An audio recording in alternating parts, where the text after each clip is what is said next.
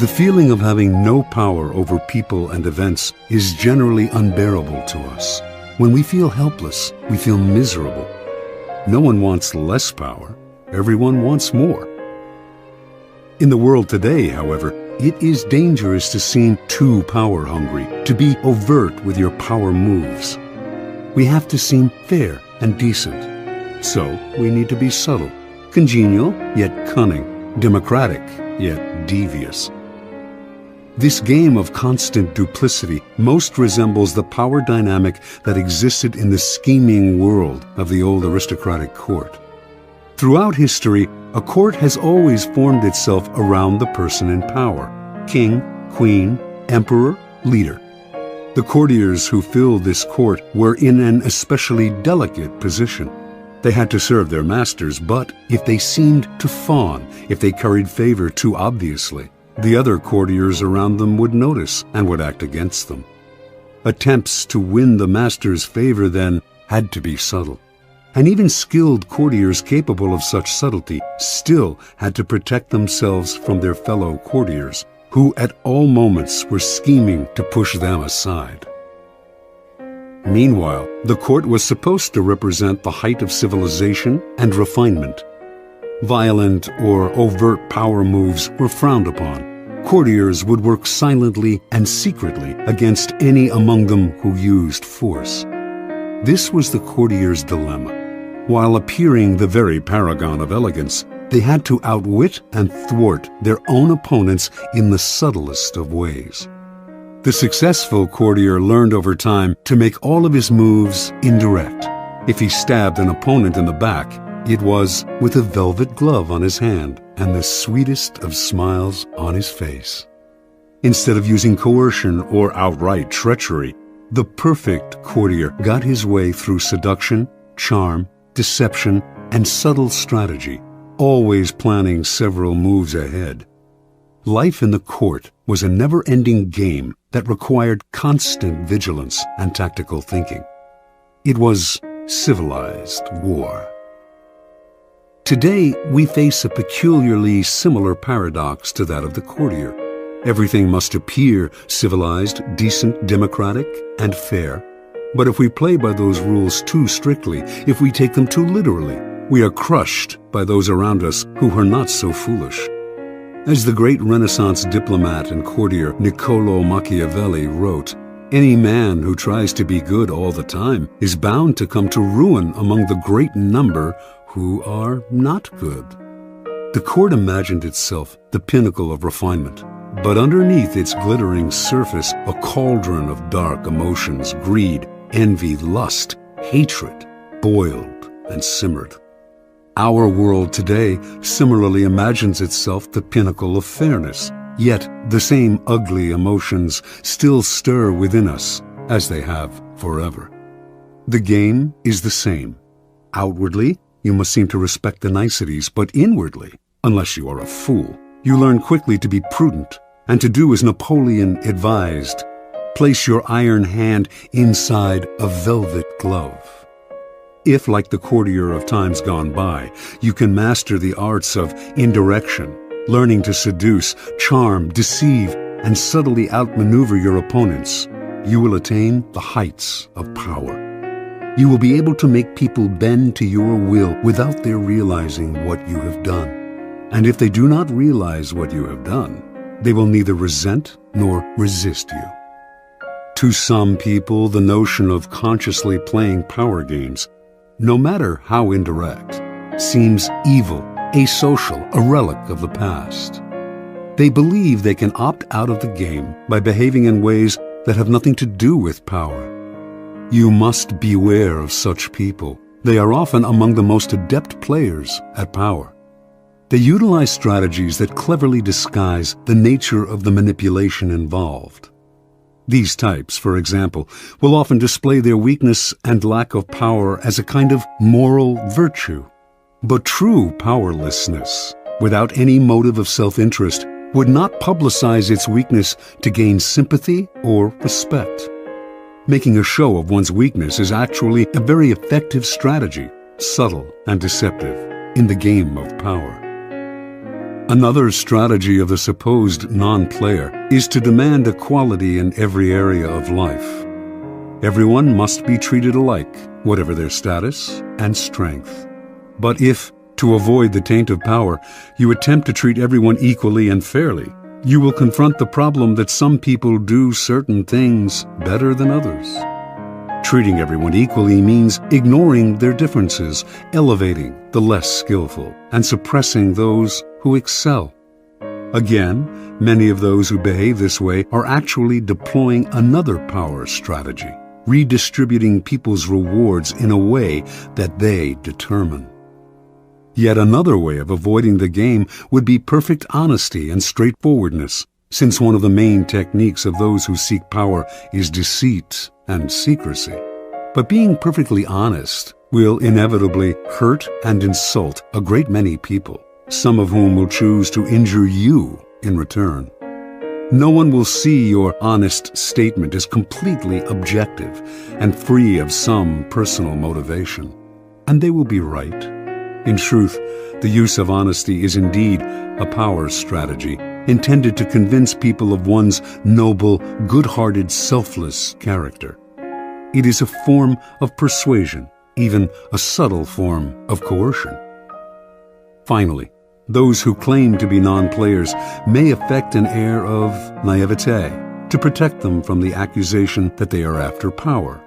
Beware again, however, for the appearance of naivete can be an effective means of deceit, and even genuine naivete is not free of the snares of power. Children may be naive in many ways, but they often act from an elemental need to gain control over those around them.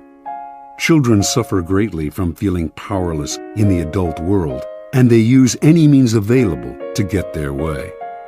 Genuinely innocent people may still be playing for power, and are often horribly effective at the game, since they are not hindered by reflection. Once again, those who make a show or display of innocence are the least innocent of all. You can recognize these supposed non-players by the way they flaunt their moral qualities, their piety, their exquisite sense of justice. But since all of us hunger for power, and almost all of our actions are aimed at gaining it, the non-players are merely throwing dust in our eyes, distracting us from their power plays with their air of moral superiority. If you observe them closely, you will see, in fact, that they are often the ones most skillful at indirect manipulation, even if some of them practice it unconsciously. And they greatly resent any publicizing of the tactics they use every day. If the world is like a giant scheming court, and we are trapped inside it, there is no use in trying to opt out of the game. That will only render you powerless, and powerlessness will make you miserable. Instead of struggling against the inevitable, instead of arguing and whining and feeling guilty, it is far better to excel at power. In fact, the better you are at dealing with power, the better friend, lover, husband, wife, and person you become. By following the route of the perfect courtier, you learn to make others feel better about themselves, becoming a source of pleasure to them. They will grow dependent on your abilities and desirous of your presence. By mastering the 48 laws in this book, you spare others the pain that comes from bungling with power, by playing with fire without knowing its properties. If the game of power is inescapable, better to be an artist than a denier or a bungler. Learning the game of power requires a certain way of looking at the world, a shifting of perspective. It takes effort and years of practice, for much of the game may not come naturally. Certain basic skills are required, and once you master these skills, you will be able to apply the laws of power more easily. The most important of these skills, and power's crucial foundation, is the ability to master your emotions. An emotional response to a situation is the single greatest barrier to power. A mistake that will cost you a lot more than any temporary satisfaction you might gain by expressing your feelings. Emotions cloud reason, and if you cannot see the situation clearly, you cannot prepare for and respond to it with any degree of control. Anger is the most destructive of emotional responses, for it clouds your vision the most. It also has a ripple effect that invariably makes situations less controllable and heightens your enemy's resolve. If you are trying to destroy an enemy who has hurt you, far better to keep him off guard by feigning friendliness than showing your anger. Love and affection are also potentially destructive in that they blind you to the often self-serving interests of those whom you least suspect of playing a power game. You cannot repress anger or love, or avoid feeling them, and you should not try. But you should be careful about how you express them. And most important, they should never influence your plans and strategies in any way. Related to mastering your emotions is the ability to distance yourself from the present moment and think objectively about the past and future. Like the double-faced Roman deity and guardian of all gates and doorways, you must be able to look in both directions at once, the better to handle danger from wherever it comes. Such is the face you must create for yourself, one face looking continuously to the future and the other to the past. For the future, the motto is, no days unalert. Nothing should catch you by surprise because you are constantly imagining problems before they arise.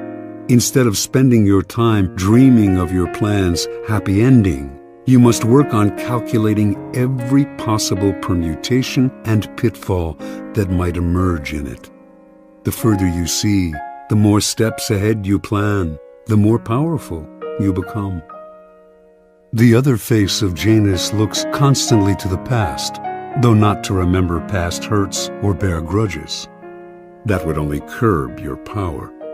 Half of the game is learning how to forget those events in the past that eat away at you and cloud your reason. The real purpose of the backward glancing eye is to educate yourself constantly. You look at the past to learn from those who came before you. The many historical examples in this book will greatly help that process. Then, having looked to the past, you look closer at hand to your own actions and those of your friends. This is the most vital school you can learn from because it comes from personal experience. You begin by examining the mistakes you have made in the past, the ones that have most grievously held you back. You analyze them in terms of the 48 laws of power, and you extract from them a lesson and an oath. I shall never repeat such a mistake.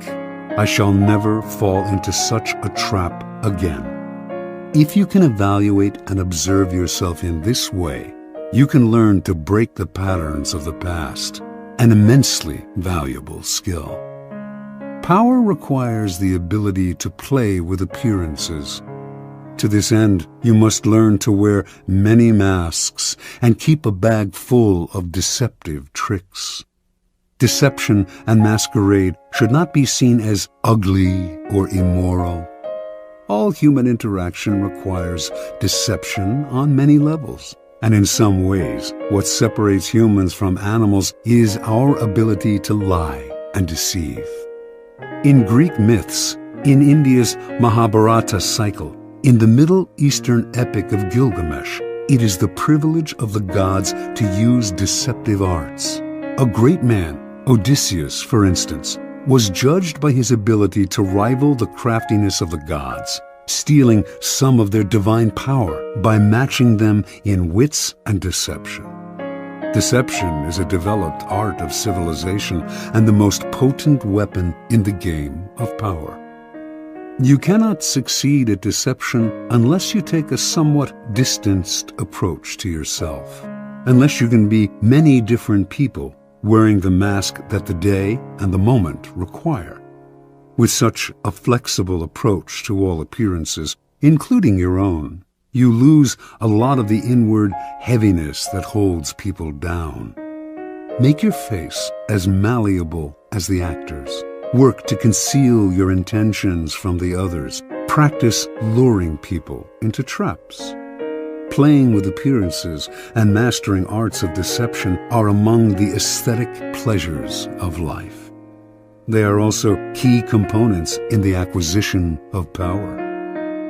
If deception is the most potent weapon in your arsenal, then patience in all things is your crucial shield.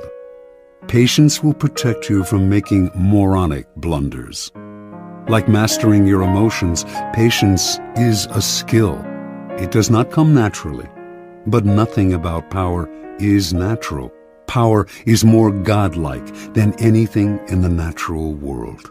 And patience is the supreme virtue of the gods who have nothing but time. Everything good will happen. The grass will grow again if you give it time and see several steps into the future. Impatience, on the other hand, only makes you look weak. It is a principal impediment to power. Power is essentially amoral, and one of the most important skills to acquire is the ability to see circumstances rather than good or evil. Power is a game. This cannot be repeated too often. And in games, you do not judge your opponents by their intentions, but by the effect of their actions.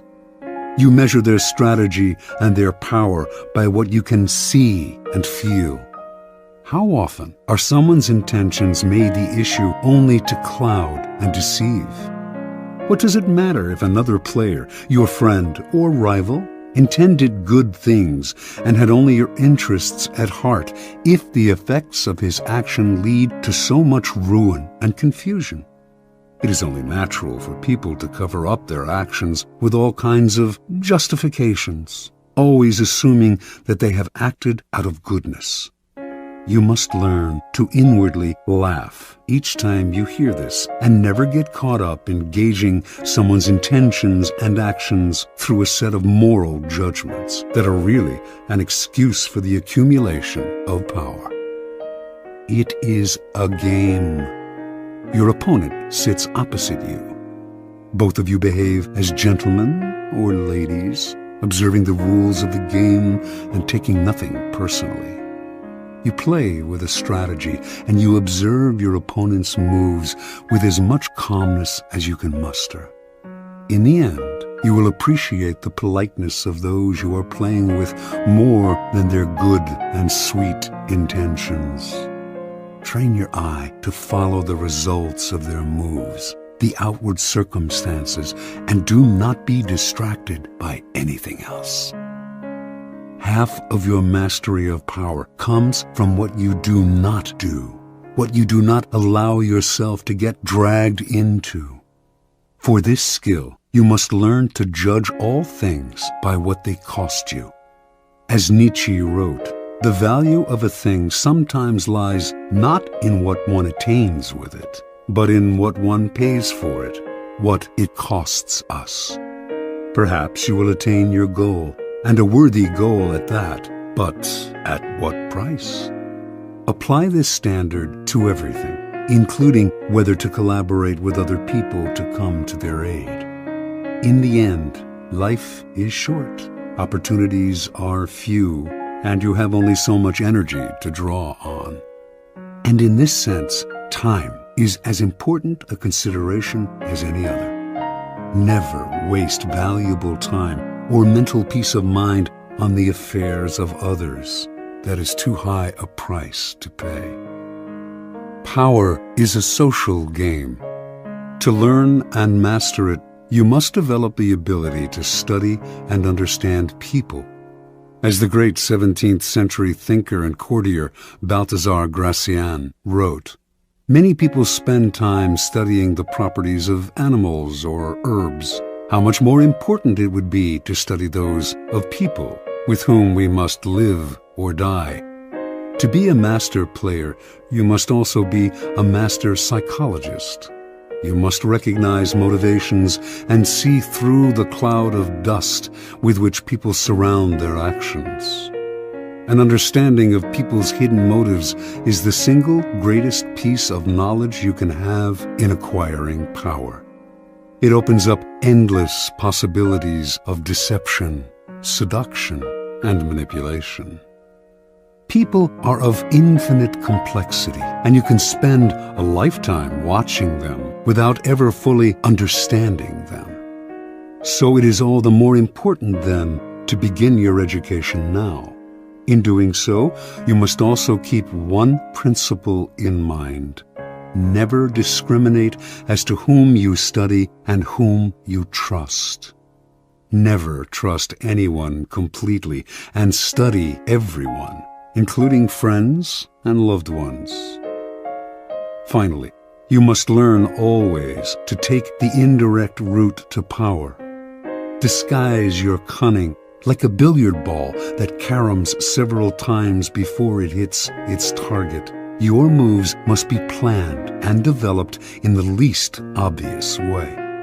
By training yourself to be indirect, you can thrive in the modern court, appearing the paragon of decency while being the consummate manipulator. Consider the 48 Laws of Power, a kind of handbook on the arts of indirection. The laws are based on the writings of men and women who have studied and mastered the game of power. These writings span a period of more than 3,000 years and were created in civilizations as disparate as ancient China and Renaissance Italy. Yet they share common threads and themes, together hinting at an essence of power that has yet to be fully articulated. The 48 Laws of Power are the distillation of this accumulated wisdom, gathered from the writings of the most illustrious strategists, statesmen, courtiers, seducers, and con artists in history. The laws have a simple premise. Certain actions almost always increase one's power, the observance of the law, while others decrease it and even ruin us, the transgression of the law. These transgressions and observances are illustrated by historical examples. The laws are timeless and definitive. The 48 Laws of Power can be used in several ways. By listening to this program straight through, you can learn about power in general. Although several of the laws may seem not to pertain directly to your life, in time you will probably find that all of them have some application and that, in fact, they are interrelated. By getting an overview of the entire subject, you will best be able to evaluate your own past actions and gain a greater degree of control over your immediate affairs. The program can also be picked apart for entertainment, for an enjoyable ride through the foibles and great deeds of our predecessors in power. A warning, however, to those who use the program for this purpose: it might be better to turn back. Power is endlessly seductive and deceptive in its own way. It is a labyrinth. Your mind becomes consumed with solving its infinite problems, and you soon realize how pleasantly lost you have become. In other words, it becomes most amusing by taking it seriously. Do not be frivolous with such a critical matter. The gods of power frown on the frivolous. They give ultimate satisfaction only to those who study and reflect, and punish those who skim the surfaces looking for a good time.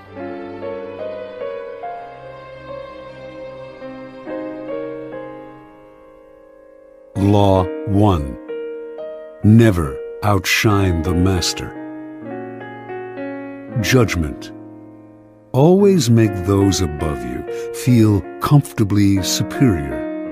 In your desire to please and impress them, do not go too far in displaying your talents, or you might accomplish the opposite, inspire fear and insecurity.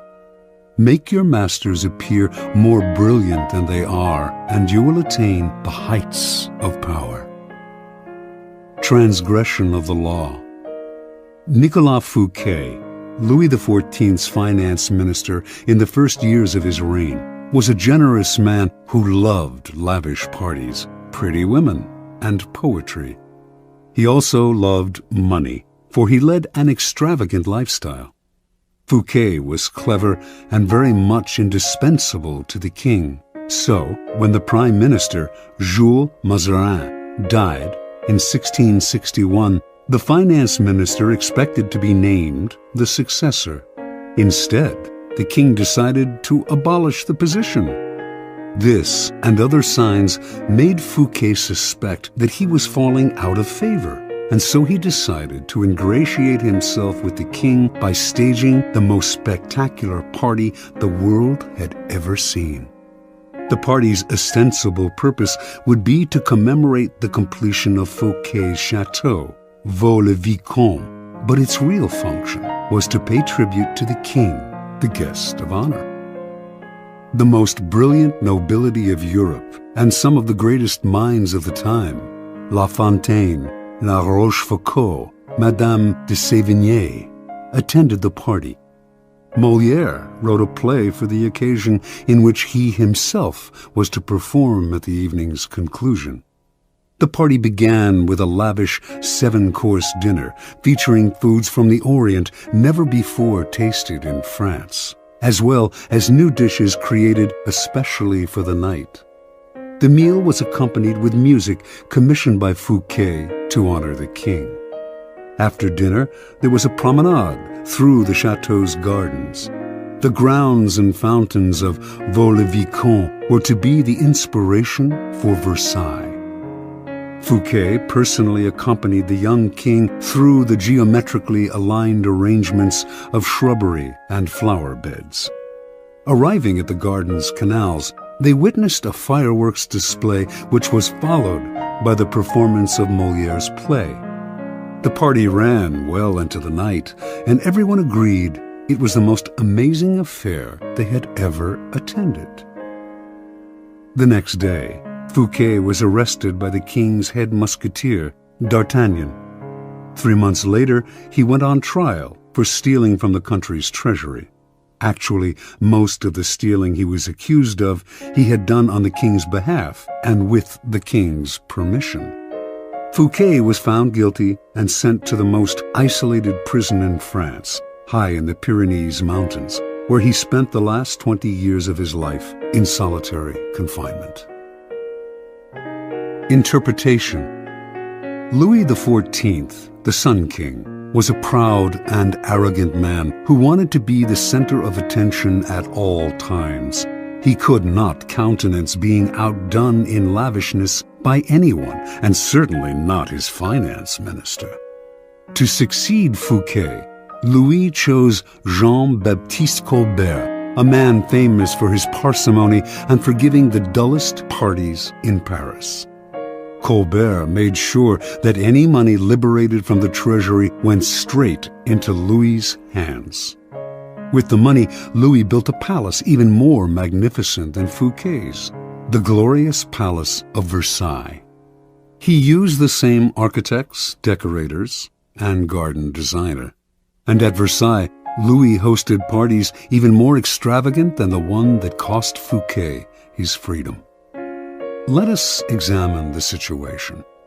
The evening of the party, as Fouquet presented spectacle on spectacle to Louis, each more magnificent than the one before, he imagined the affair as demonstrating his loyalty and devotion to the king.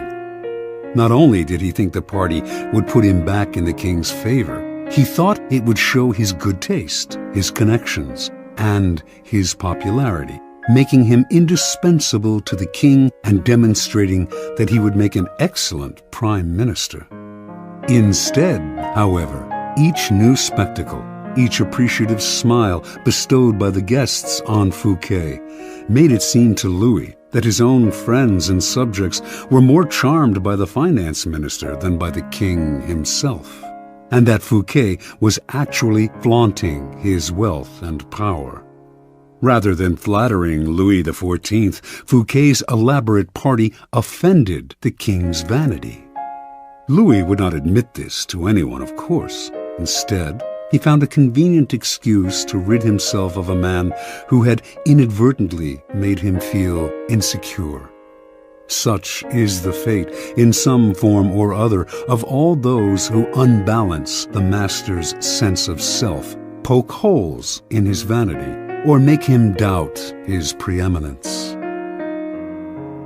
Observance of the law.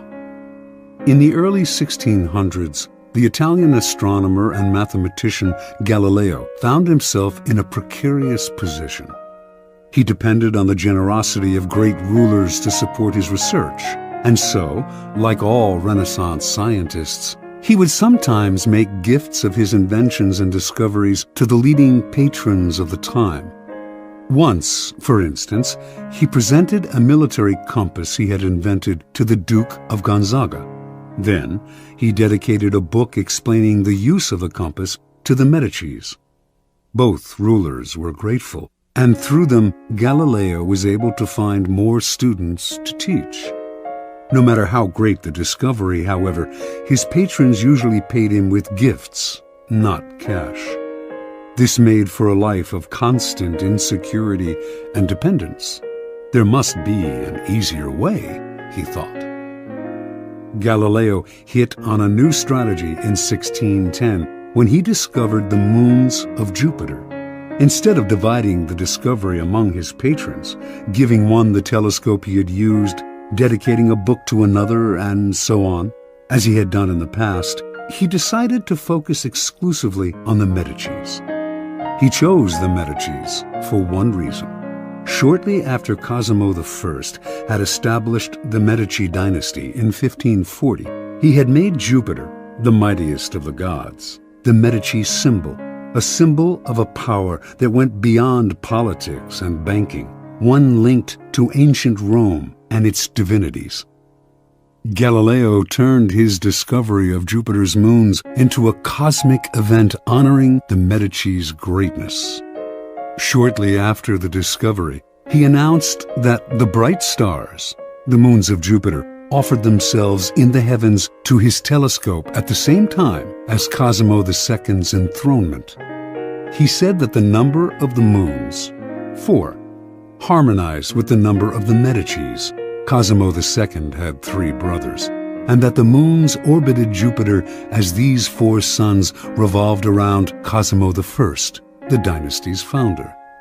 More than coincidence, this showed that the heavens themselves reflected the ascendancy of the Medici family.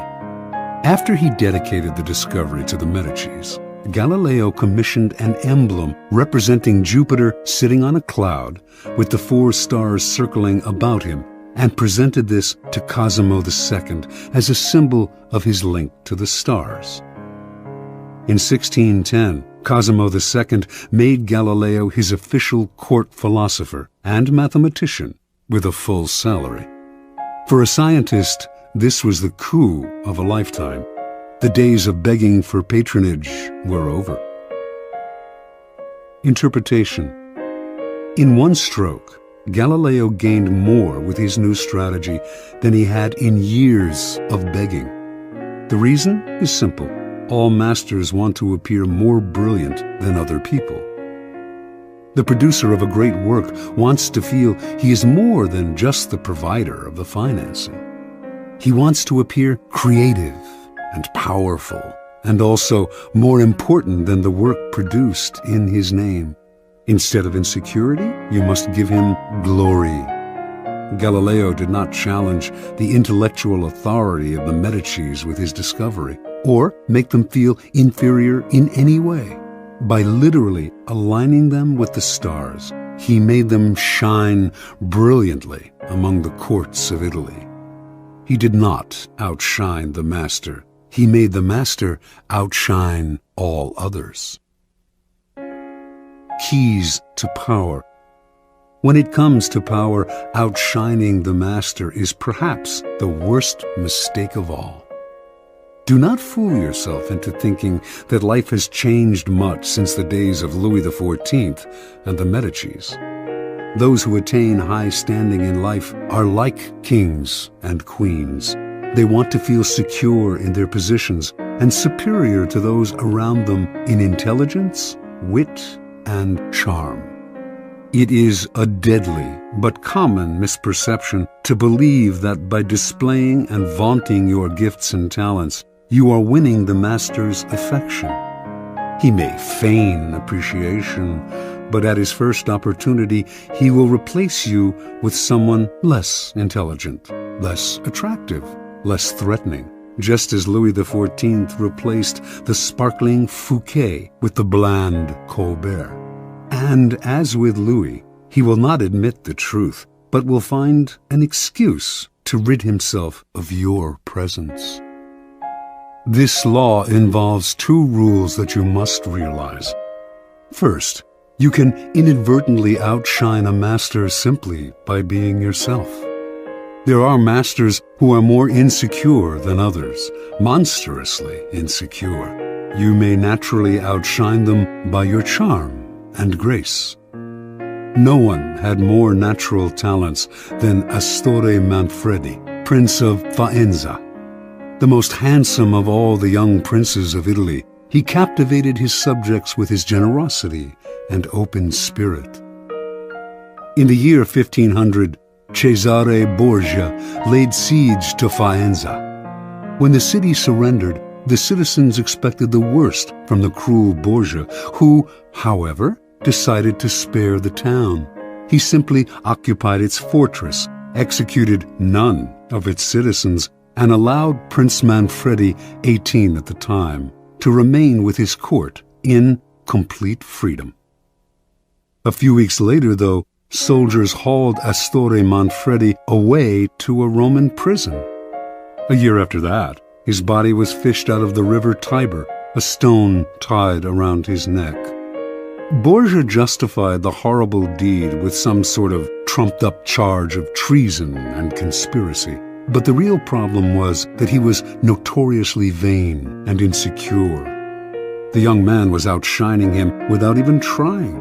Given Manfredi's natural talents, the prince's mere presence made Borgia seem less attractive and charismatic.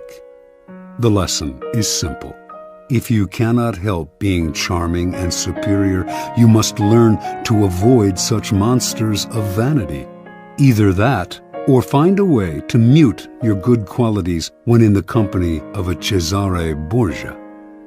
Second, never imagine that because the master loves you, you can do anything you want. Entire books could be written about favorites who fell out of favor by taking their status for granted, for daring to outshine. Knowing the dangers of outshining your master, you can turn this law to your advantage.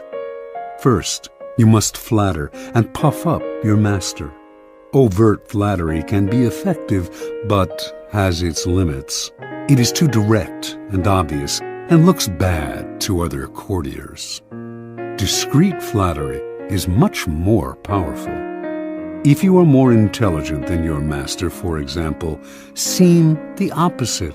Make him appear more intelligent than you. Act naive. Make it seem that you need his expertise. Commit harmless mistakes that will not hurt you in the long run, but will give you the chance to ask for his help. Masters adore such requests.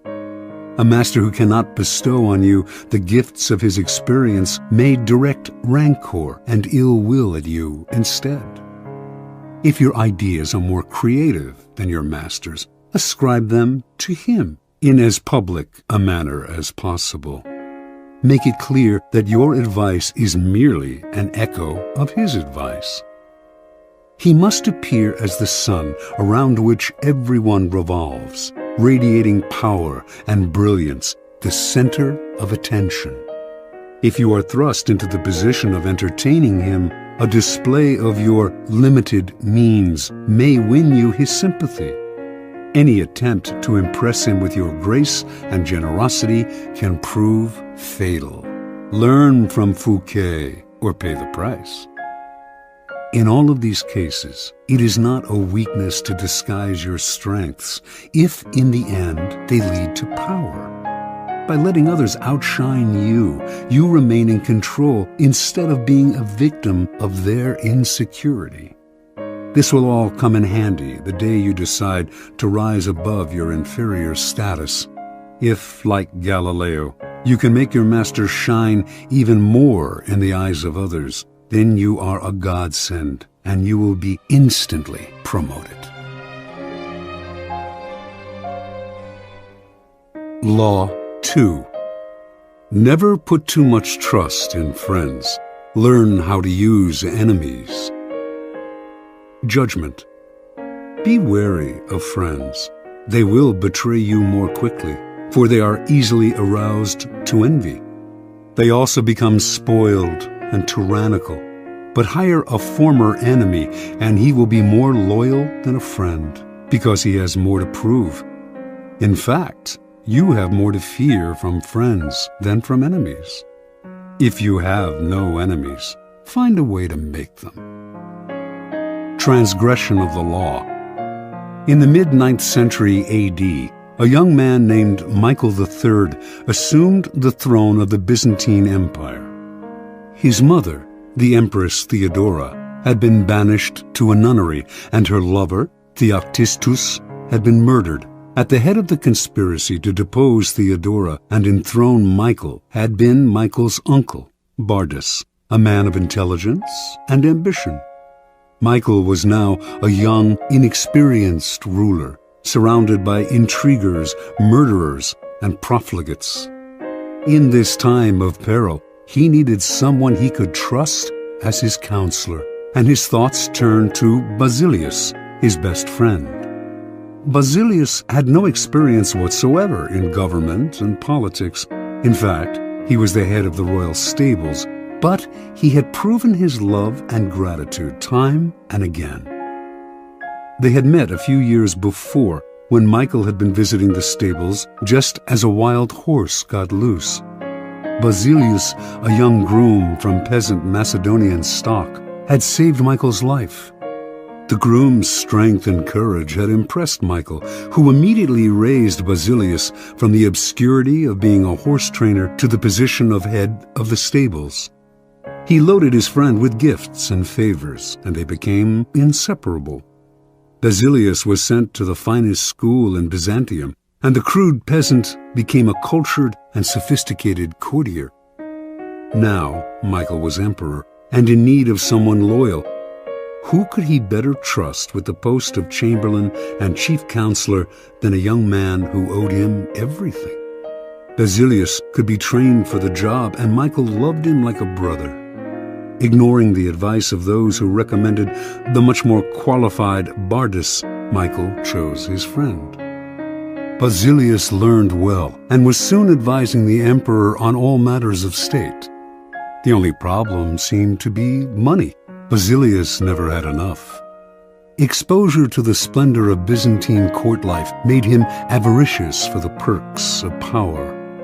Michael doubled, then tripled his salary, ennobled him, and married him off to his own mistress, Eudoxia Ingerina. Keeping such a trusted friend and advisor satisfied was worth any price. But more trouble was to come. Boldness was now head of the army, and Basilius convinced Michael that the man was hopelessly ambitious. Under the illusion that he could control his nephew, Boldness had conspired to put him on the throne, and he could conspire again, this time to get rid of Michael and assume the crown himself. Basilius poured poison into Michael's ear until the emperor agreed to have his uncle murdered. During a great horse race, Basilius closed in on Boldness in the crowd and stabbed him to death. Soon after, Basilius asked that he replace Boldness as head of the army, where he could keep control of the realm and quell rebellion. This was granted. Now Basilius's power and wealth only grew, and a few years later, Michael, in financial straits from his own extravagance, asked him to pay back some of the money he had borrowed over the years. To Michael's shock and astonishment, Basilius refused, with a look of such impudence that the emperor suddenly realized his predicament. The former stable boy had more money, more allies in the army and senate, and in the end, more power than the emperor himself.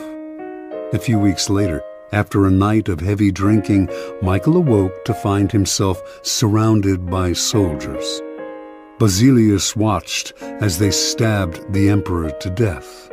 Then, after proclaiming himself emperor, he rode his horse through the streets of Byzantium, brandishing the head of his former benefactor and best friend at the end of a long pike.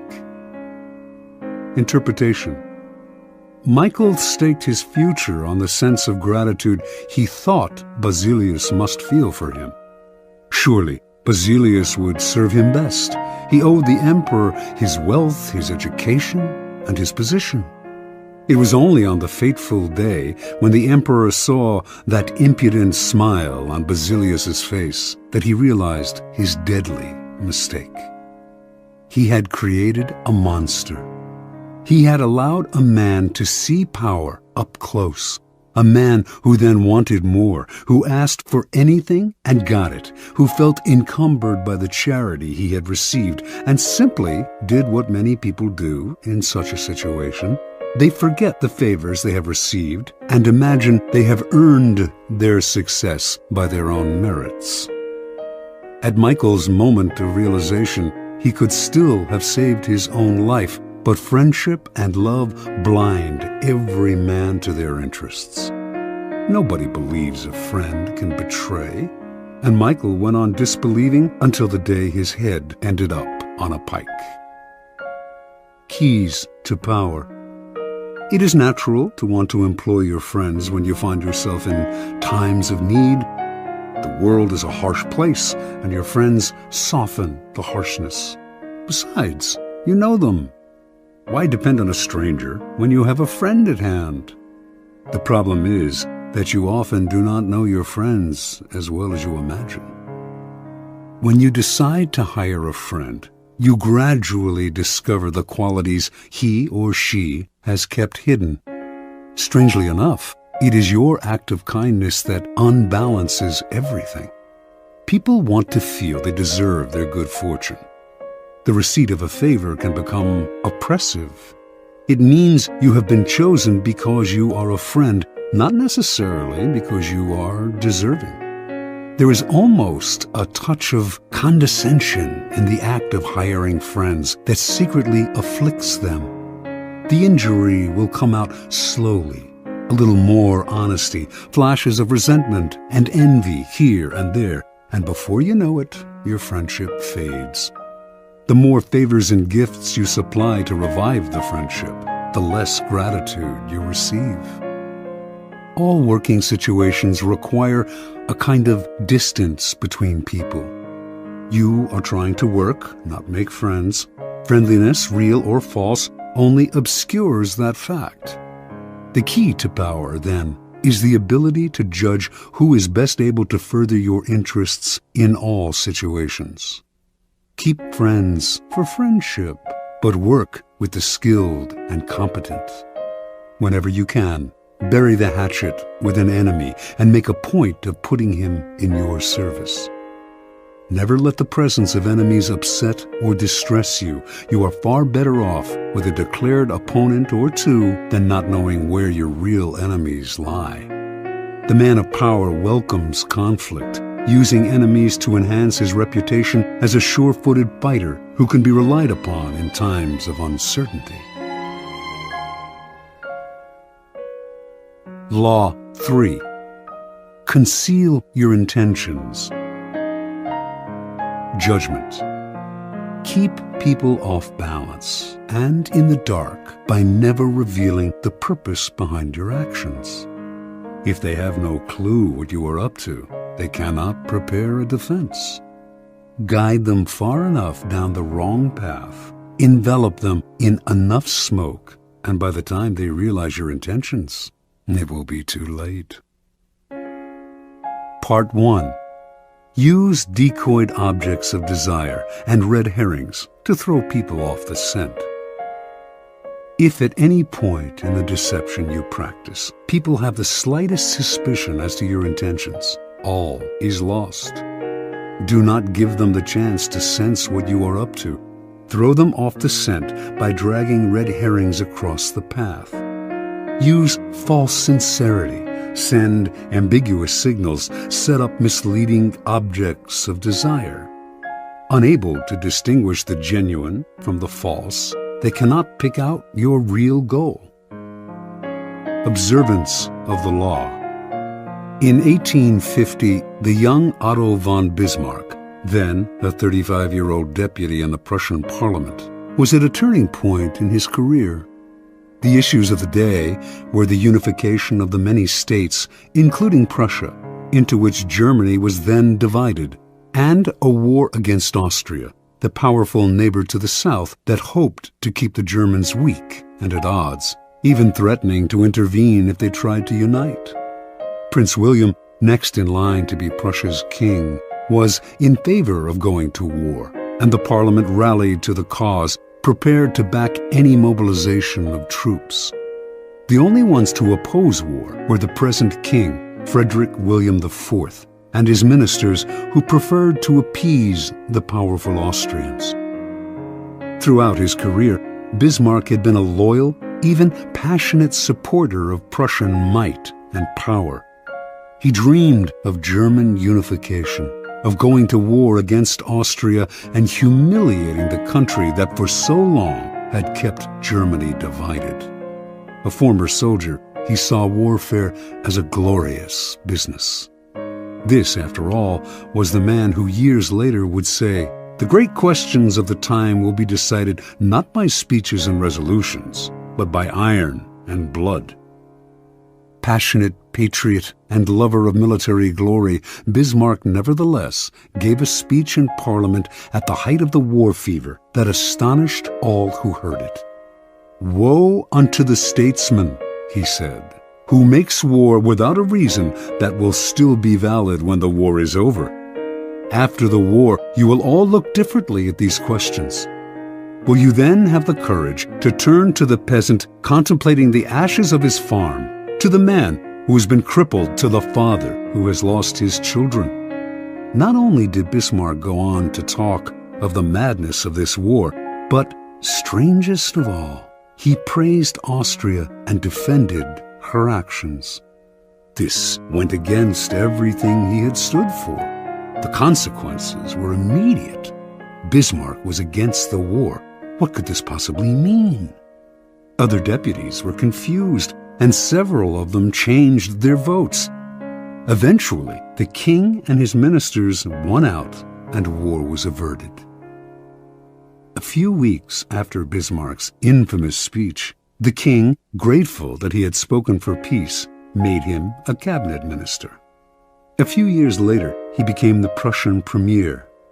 In this role, he eventually led his country and the peace-loving king into a war against Austria, crushing the former empire and establishing a mighty German state, with Prussia at its head. Interpretation. At the time of his speech in 1850, Bismarck made several calculations.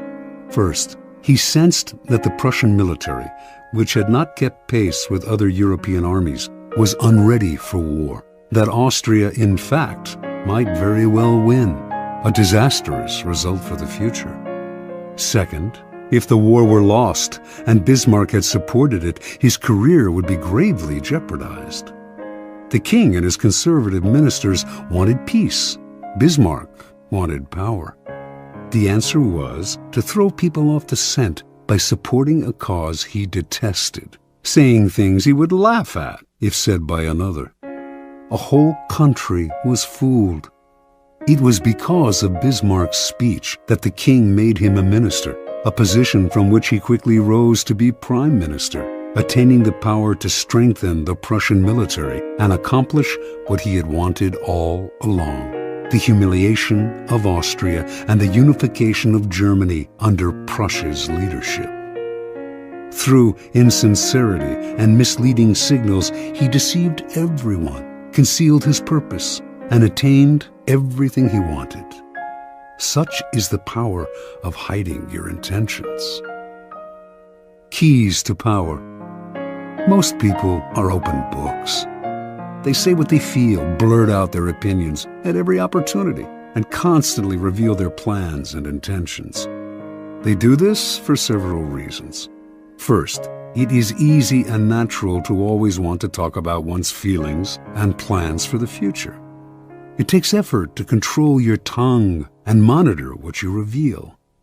Second, many believe that by being honest and open, they are winning people's hearts and showing their good nature. They are greatly deluded. Honesty is actually a blunt instrument which bloodies more than it cuts. Your honesty is likely to offend people. It is much more prudent to tailor your words, telling people what they want to hear, rather than the coarse and ugly truth of what you feel or think. More important, by being unabashedly open, you make yourself so predictable and familiar that it is almost impossible to respect or fear you, and power will not accrue to a person who cannot inspire such emotions. If you yearn for power, quickly lay honesty aside and train yourself in the art of concealing your intentions. Master the art, and you will always have the upper hand. Basic to an ability to conceal one's intentions is a simple truth about human nature. Our first instinct is to always trust appearances. We cannot go around doubting the reality of what we see and hear. Constantly imagining that appearances concealed something else would exhaust and terrify us. This fact makes it relatively easy to conceal one's intentions. Simply dangle an object you seem to desire, a goal you seem to aim for, in front of people's eyes, and they will take the appearance for reality. Once their eyes focus on the decoy, they will fail to notice what you are really up to. You can use this tactic in the following manner. Hide your intentions not by closing up, with the risk of appearing secretive and making people suspicious, but by talking endlessly about your desires and goals, just not your real ones. You will kill 3 birds with 1 stone. You appear friendly, open, and trusting. You conceal your intentions, and you send your rivals on time-consuming goose chases. Another powerful tool in throwing people off the scent is false sincerity. People easily mistake sincerity for honesty. Remember, their first instinct is to trust appearances, and since they value honesty and want to believe in the honesty of those around them, they will rarely doubt you or see through your act. Seeming to believe what you say gives your words great weight. To make your false sincerity an effective weapon in concealing your intentions, espouse a belief in honesty and forthrightness as important social values. Do this as publicly as possible. Emphasize your position on this subject by occasionally divulging some heartfelt thought, though only one that is actually meaningless or irrelevant, of course. Napoleon's minister Talleyrand was a master at taking people into his confidence by revealing some apparent secret. This feigned confidence, a decoy, would then elicit a real confidence on the other person's part. Remember, the best deceivers do everything they can to cloak their roguish qualities. They cultivate an air of honesty in one area to disguise their dishonesty in others. Honesty is merely another decoy in their arsenal of weapons. Part 2. Use smoke screens to disguise your actions. Deception is always the best strategy, but the best deceptions require a screen of smoke to distract people's attention from your real purpose. The bland exterior, like the unreadable poker face, is often the perfect smoke screen, hiding your intentions behind the comfortable and familiar.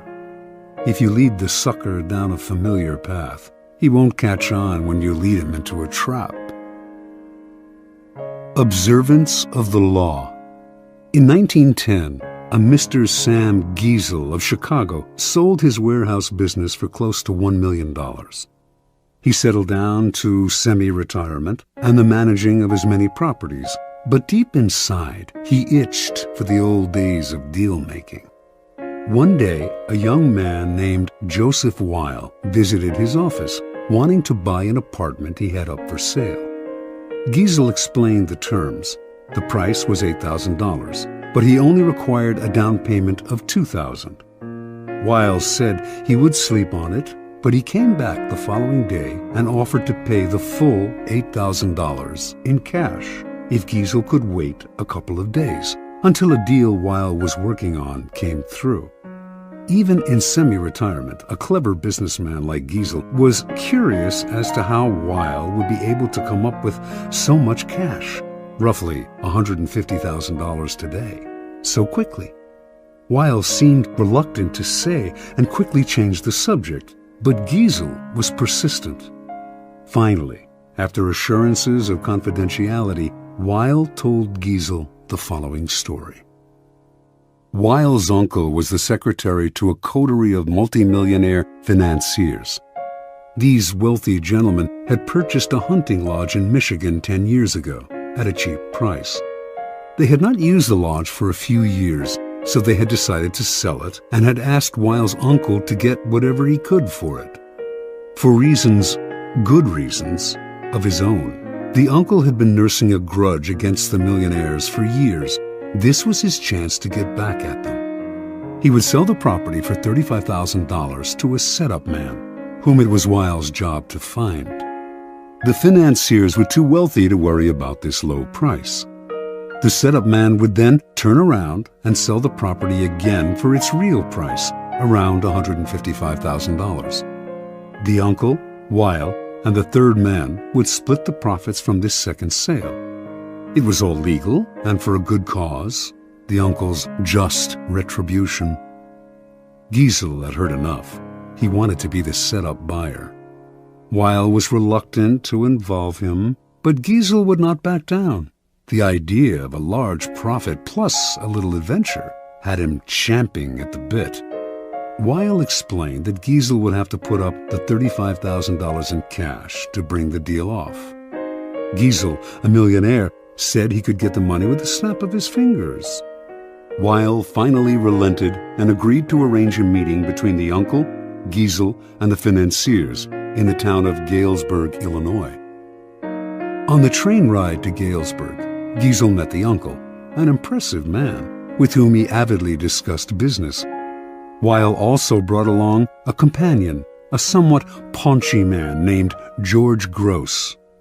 Weil explained to Giesel that he himself was a boxing trainer, that Gross was one of the promising prize fighters he trained, and that he had asked Gross to come along to make sure the fighter stayed in shape. For a promising fighter, Gross was unimpressive looking. He had gray hair and a beer belly, but Giesel was so excited about the deal that he didn't really think about the man's flabby appearance. Once in Galesburg, Weil and his uncle went to fetch the financiers, while Giesel waited in a hotel room with Gross, who promptly put on his boxing trunks. As Giesel half-watched, Gross began to shadowbox. Distracted as he was, Giesel ignored how badly the boxer wheezed after a few minutes of exercise, although his style seemed real enough. An hour later, Weil and his uncle reappeared with the financiers, an impressive, intimidating group of men, all wearing fancy suits. The meeting went well, and the financiers agreed to sell the lodge to Giesel, who had already had the $35,000 wired to a local bank. This minor business now settled, the financiers sat back in their chairs and began to banter about high finance, throwing out the name J.P. Morgan as if they knew the man. Finally, one of them noticed the boxer in the corner of the room. Weil explained what he was doing there.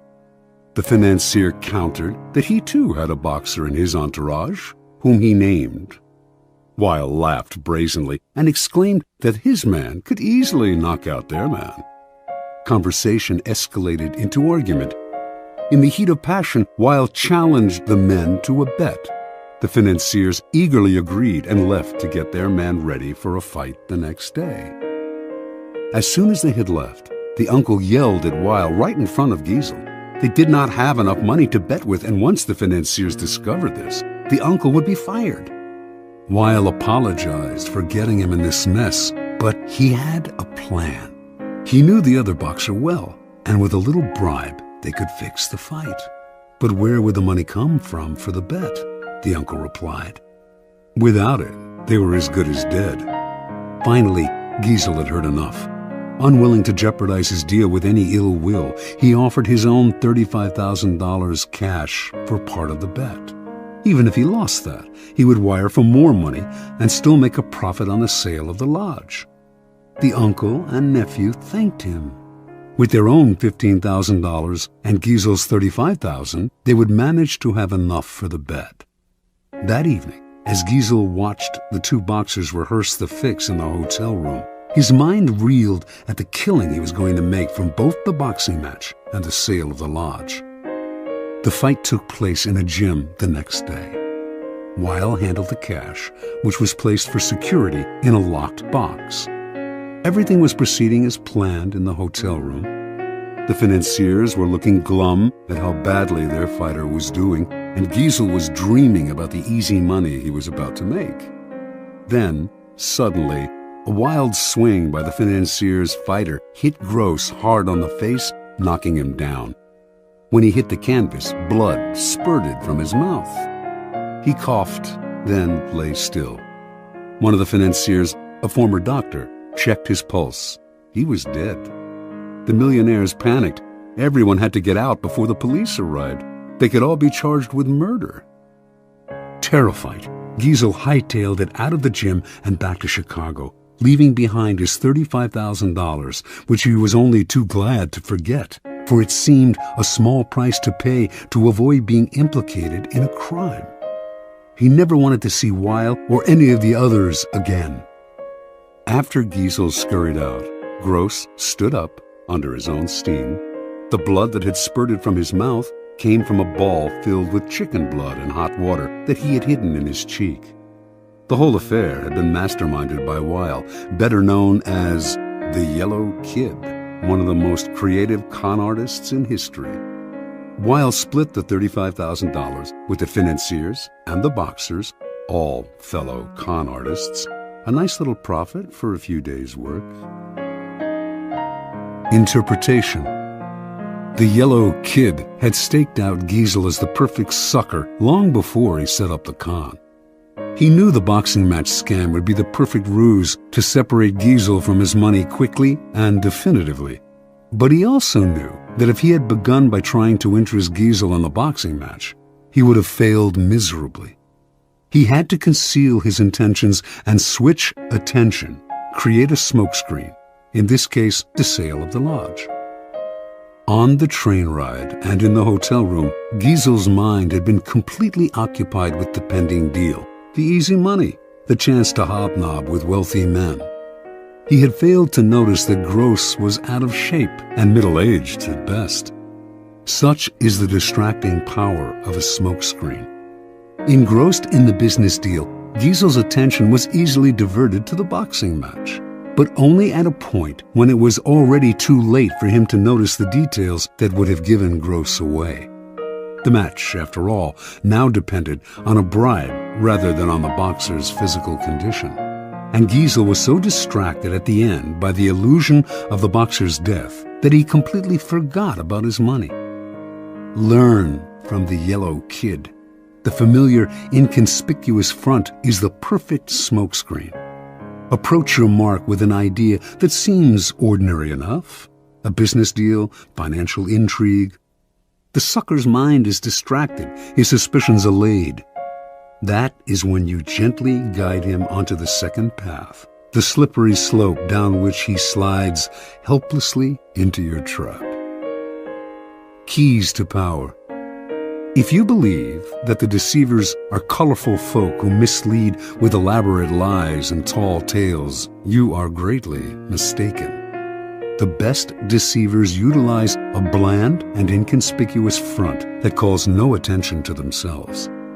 They know that extravagant words and gestures immediately raise suspicion. Instead, they envelop their mark in the familiar, the banal, the harmless. The simplest form of smokescreen is facial expression. Behind a bland, unreadable exterior, all sorts of mayhem can be planned without detection. This is a weapon that the most powerful men in history have learned to perfect. It was said that no one could read Franklin D. Roosevelt's face. Baron James Rothschild made a lifelong practice of disguising his real thoughts behind bland smiles and nondescript looks. Stendhal wrote of Talleyrand, "Never was a face less of a barometer." As one poker manual explains it, while playing his hand, the good player is seldom an actor. Instead, he practices a bland behavior that minimizes readable patterns, frustrates and confuses opponents, permits greater concentration. An adaptable concept, the smokescreen can be practiced on a number of levels, all playing on the psychological principles of distraction and misdirection. One of the most effective smokescreens is the noble gesture. People want to believe apparently noble gestures are genuine, for the belief is pleasant. They rarely notice how deceptive these gestures can be. Another effective smokescreen is the pattern, the establishment of a series of actions that seduce the victim into believing you will continue in the same way. The pattern plays on the psychology of anticipation. Our behavior conforms to patterns, or so we like to think. In 1878, the American robber baron Jay Gould created a company that began to threaten the monopoly of the telegraph company Western Union. The directors of Western Union decided to buy Gould's company up. They had to spend a hefty sum, but they figured they had managed to rid themselves of an irritating competitor. A few months later, though, Gould was at it again, complaining he had been treated unfairly. He started up a second company to compete with Western Union and its new acquisition. The same thing happened again. Western Union bought him out to shut him up. Soon the pattern began for the third time. But now Gould went for the jugular. He suddenly staged a bloody takeover struggle and managed to gain complete control of Western Union. He had established a pattern that had tricked the company's directors into thinking his goal was to be bought out at a handsome rate. Once they paid him off, they relaxed and failed to notice that he was actually playing for higher stakes. The pattern is powerful in that it deceives the other person into expecting the opposite of what you are really doing. Remember, it takes patience and humility to dull your brilliant colors, to put on the mask of the inconspicuous. Do not despair at having to wear such a bland mask. It is often your unreadability that draws people to you and makes you appear a person of power.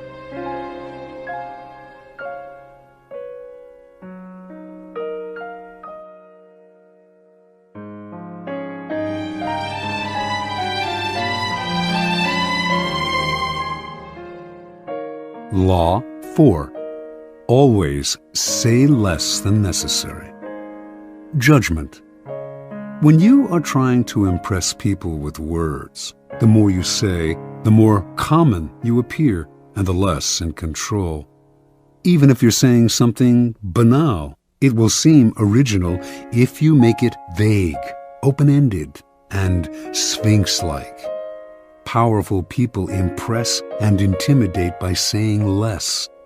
The more you say, the more likely you are to say something foolish. Observance of the law. In the court of Louis XIV, nobles and ministers would spend days and nights debating issues of state. They would confer, argue, make and break alliances, and argue again until finally the critical moment arrived. Two of them would be chosen to represent the different sides to Louis himself, who would decide what should be done. After these persons were chosen, everyone would argue some more. How should the issues be phrased? What would appeal to Louis? What would annoy him? At what time of day should the representatives approach him, and in what part of the Versailles Palace? What expression should they have on their faces? Finally, after all this was settled, the fateful moment would finally arrive. The two men would approach Louis, always a delicate matter, and when they finally had his ear, they would talk about the issue at hand, spelling out the options in detail. Louis would listen in silence, a most enigmatic look on his face. Finally, when each had finished his presentation and had asked for the king's opinion, he would look at them both and say, "I shall see." Then he would walk away. The ministers and courtiers would never hear another word on this subject from the king. They would simply see the result weeks later, when he would come to a decision and act. He would never bother to consult them on the matter again. Interpretation. Louis XIV was a man of very few words. His most famous remark is, "L'État, c'est moi." The state is me. Nothing could be more pithy, yet more eloquent. His infamous, "I shall see," was one of several extremely short phrases that he would apply to all manner of requests. Louis was not always this way. As a young man, he was known for talking at length, delighting in his own eloquence. His later taciturnity was self-imposed, an act, a mask he used to keep everybody below him off balance. No one knew exactly where he stood or could predict his reactions. No one could try to deceive him by saying what they thought he wanted to hear, because no one knew what he wanted to hear. As they talked on and on to the silent Louis, they revealed more and more about themselves, information he would later use against them to great effect.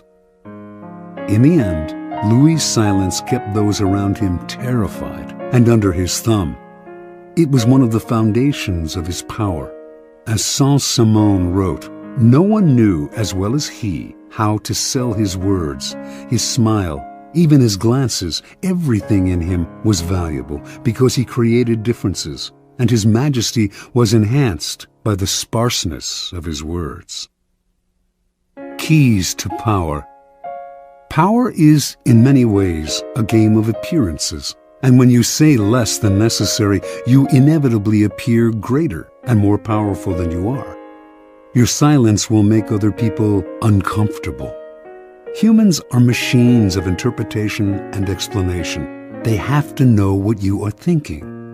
When you carefully control what you reveal, they cannot pierce your intentions or your meaning.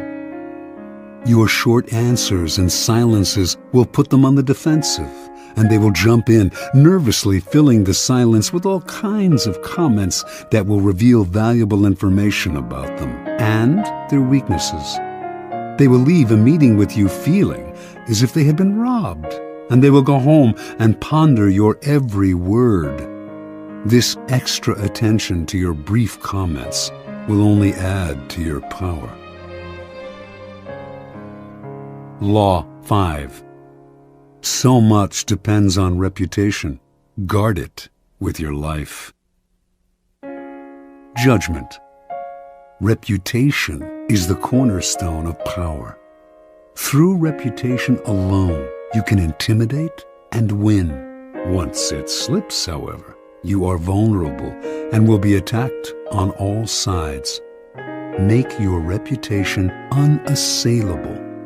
Always be alert to potential attacks and thwart them before they happen. Meanwhile, learn to destroy your enemies by opening holes in their own reputations.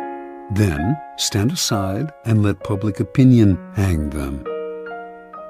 Observance of the law.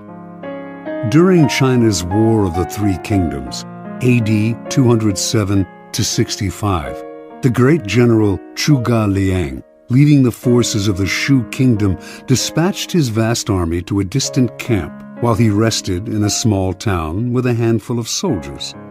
Suddenly, sentinels hurried in with the alarming news that an enemy force of over 150,000 troops under Sima Yi was approaching. With only 100 men to defend him, Zhuge Liang's situation was hopeless. The enemy would finally capture this renowned leader. Without lamenting his fate or wasting time trying to figure out how he had been caught, Liang ordered his troops to take down their flags, throw open the city gates, and hide. He himself then took a seat on the most visible part of the city's wall, wearing a Taoist robe. He lit some incense, strummed his lute, and began to chant. Minutes later, he could see the vast enemy army approaching, an endless phalanx of soldiers. Pretending not to notice them, he continued to sing and play the lute. Soon the army stood at the town gates. At its head was Sima Yi, who instantly recognized the man on the wall. Even so, as his soldiers itched to enter the unguarded town through its open gates, Sima Yi hesitated, held them back, and studied Liang on the wall. Then he ordered an immediate and speedy retreat. Interpretation. Zhuge Liang was commonly known as the Sleeping Dragon. His exploits in the War of the Three Kingdoms were legendary. Once a man claiming to be a disaffected enemy lieutenant came to his camp offering help and information. Liang instantly recognized the situation as a setup. This man was a false deserter and should be beheaded. At the last minute, though, as the axe was about to fall, Liang stopped the execution and offered to spare the man's life if he agreed to become a double agent. Grateful and terrified, the man agreed and began supplying false information to the enemy. Liang won battle after battle. The Sleeping Dragon carefully cultivated his reputation of being the cleverest man in China, one who always had a trick up his sleeve. As powerful as any weapon, this reputation struck fear into his enemy. Sima Yi had fought against Zhuge Liang dozens of times and knew him well. When he came on the empty city, with Liang praying on the wall, he was stunned. The Taoist robes, the chanting, the incense, this had to be a game of intimidation. The man was obviously taunting him, daring him to walk into a trap. The game was so obvious that for one moment it crossed Yi's mind that Liang actually was alone and desperate. But so great was his fear of Liang that he dared not risk finding out.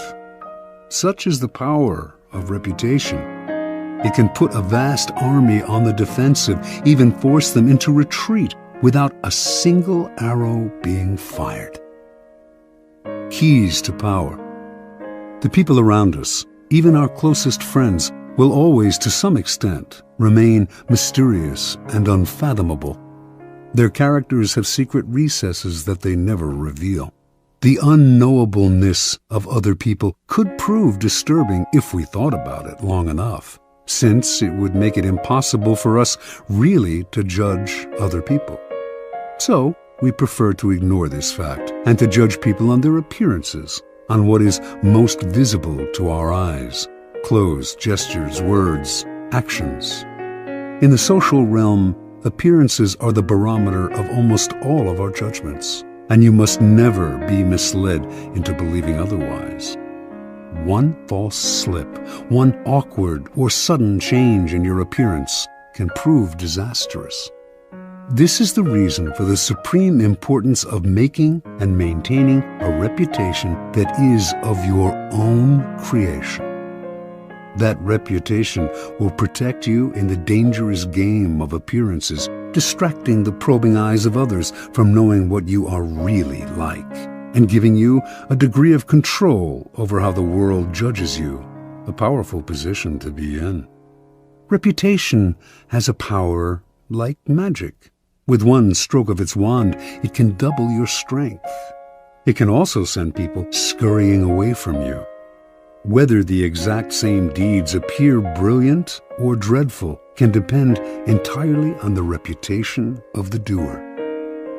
In the beginning, you must work to establish a reputation for one outstanding quality, whether generosity or honesty or cunning. This quality sets you apart and gets other people to talk about you. You then make your reputation known to as many people as possible. Subtly, though, take care to build slowly and with a firm foundation, and watch as it spreads like wildfire. Reputation is a treasure to be carefully collected and hoarded. Especially when you are first establishing it, you must protect it strictly, anticipating all attacks on it. Once it is solid, do not let yourself get angry or defensive at the slanderous comments of your enemies. That reveals insecurity, not confidence in your reputation. Take the high road instead, and never appear desperate in your self-defense. On the other hand, an attack on another man's reputation is a potent weapon, particularly when you have less power than he does.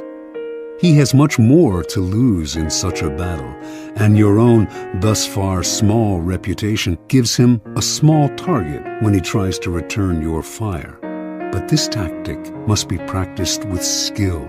You must not seem to engage in petty vengeance. If you do not break your enemy's reputation cleverly, you will inadvertently ruin your own. Law 6. Court attention at all cost. Judgment. Everything is judged by its appearance. What is unseen counts for nothing. Never let yourself get lost in the crowd then, or buried in oblivion. Stand out.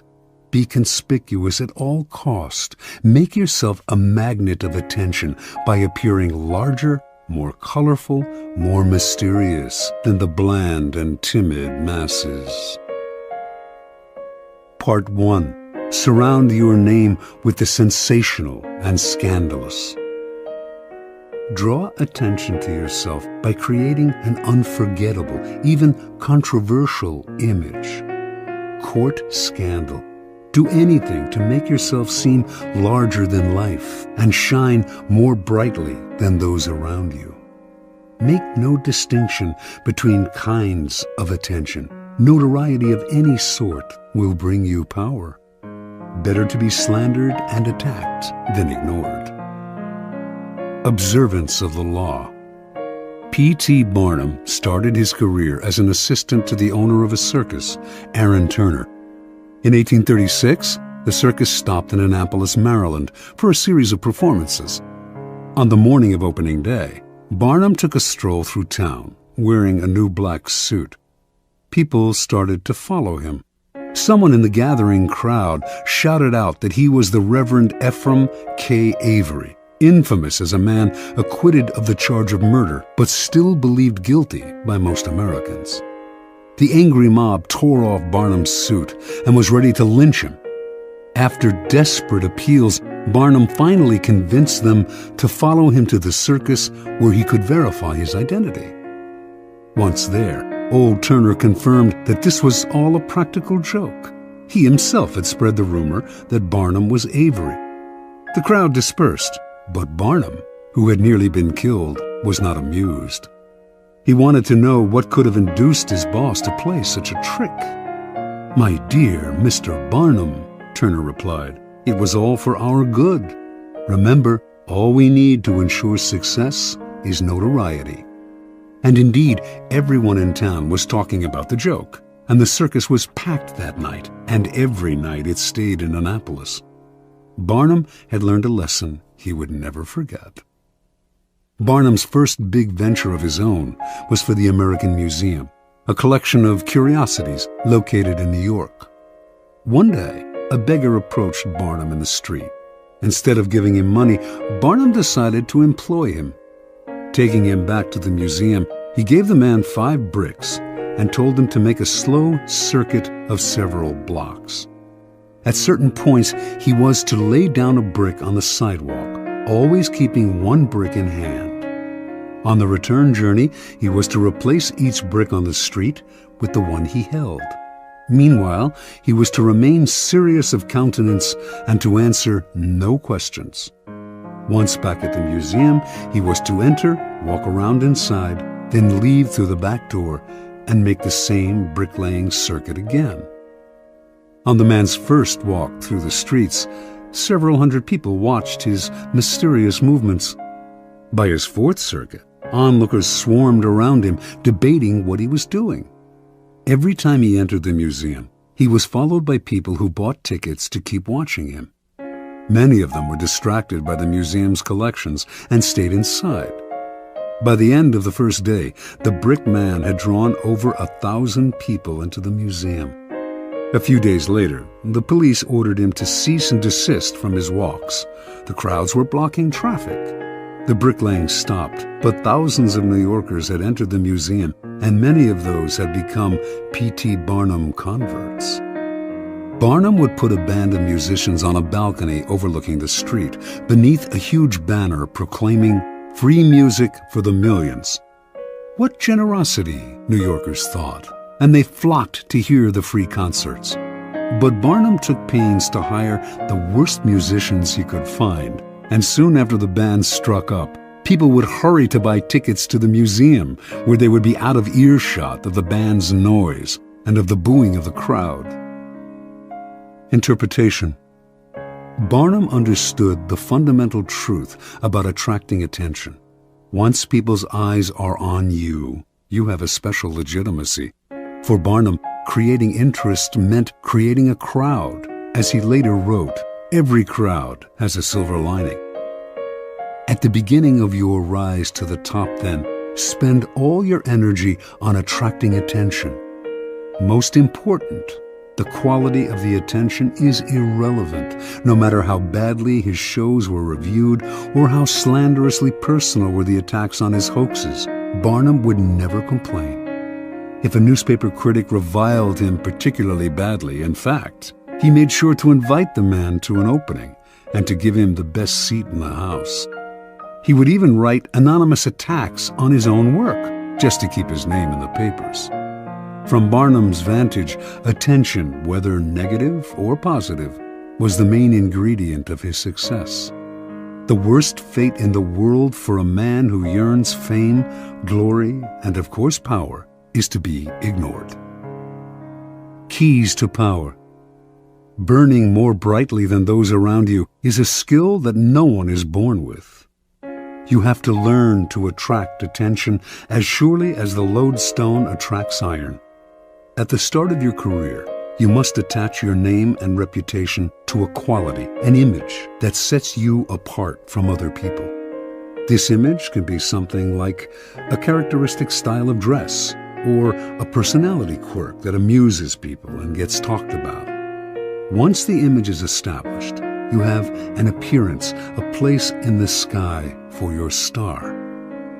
It is a common mistake to imagine that this peculiar appearance of yours should not be controversial, that to be attacked is somehow bad. Nothing could be further from the truth. To avoid being a flash in the pan and having your notoriety eclipsed by another, you must not discriminate between different types of attention. In the end, every kind will work in your favor. Once in the limelight, you must constantly renew it by adapting and varying your method of courting attention. If you don't, the public will grow tired, will take you for granted, and will move on to a newer star. The game requires constant vigilance and creativity. Part 2. Create an air of mystery. In a world growing increasingly banal and familiar, what seems enigmatic instantly draws attention. Never make it too clear what you are doing or about to do. Do not show all your cards. An air of mystery heightens your presence. It also creates anticipation. Everyone will be watching you to see what happens next. Use mystery to beguile, seduce, even frighten. Observance of the law. Beginning in 1905, rumors started to spread throughout Paris of a young Oriental girl who danced in a private home, wrapped in veils that she gradually discarded. A local journalist who had seen her dancing reported that a woman from the Far East had come to Europe laden with perfume and jewels to introduce some of the richness of the Oriental color and life into the satiated society of European cities. Soon, everyone knew the dancer's name, Mata Hari.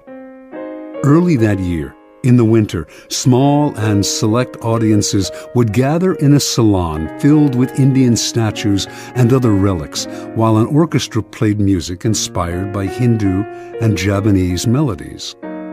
After keeping the audience waiting and wondering, Mata Hari would suddenly appear in a startling costume, a white cotton brassiere covered with Indian-type jewels, jeweled bands at the waist supporting a sarong that revealed as much as it concealed, bracelets up the arms.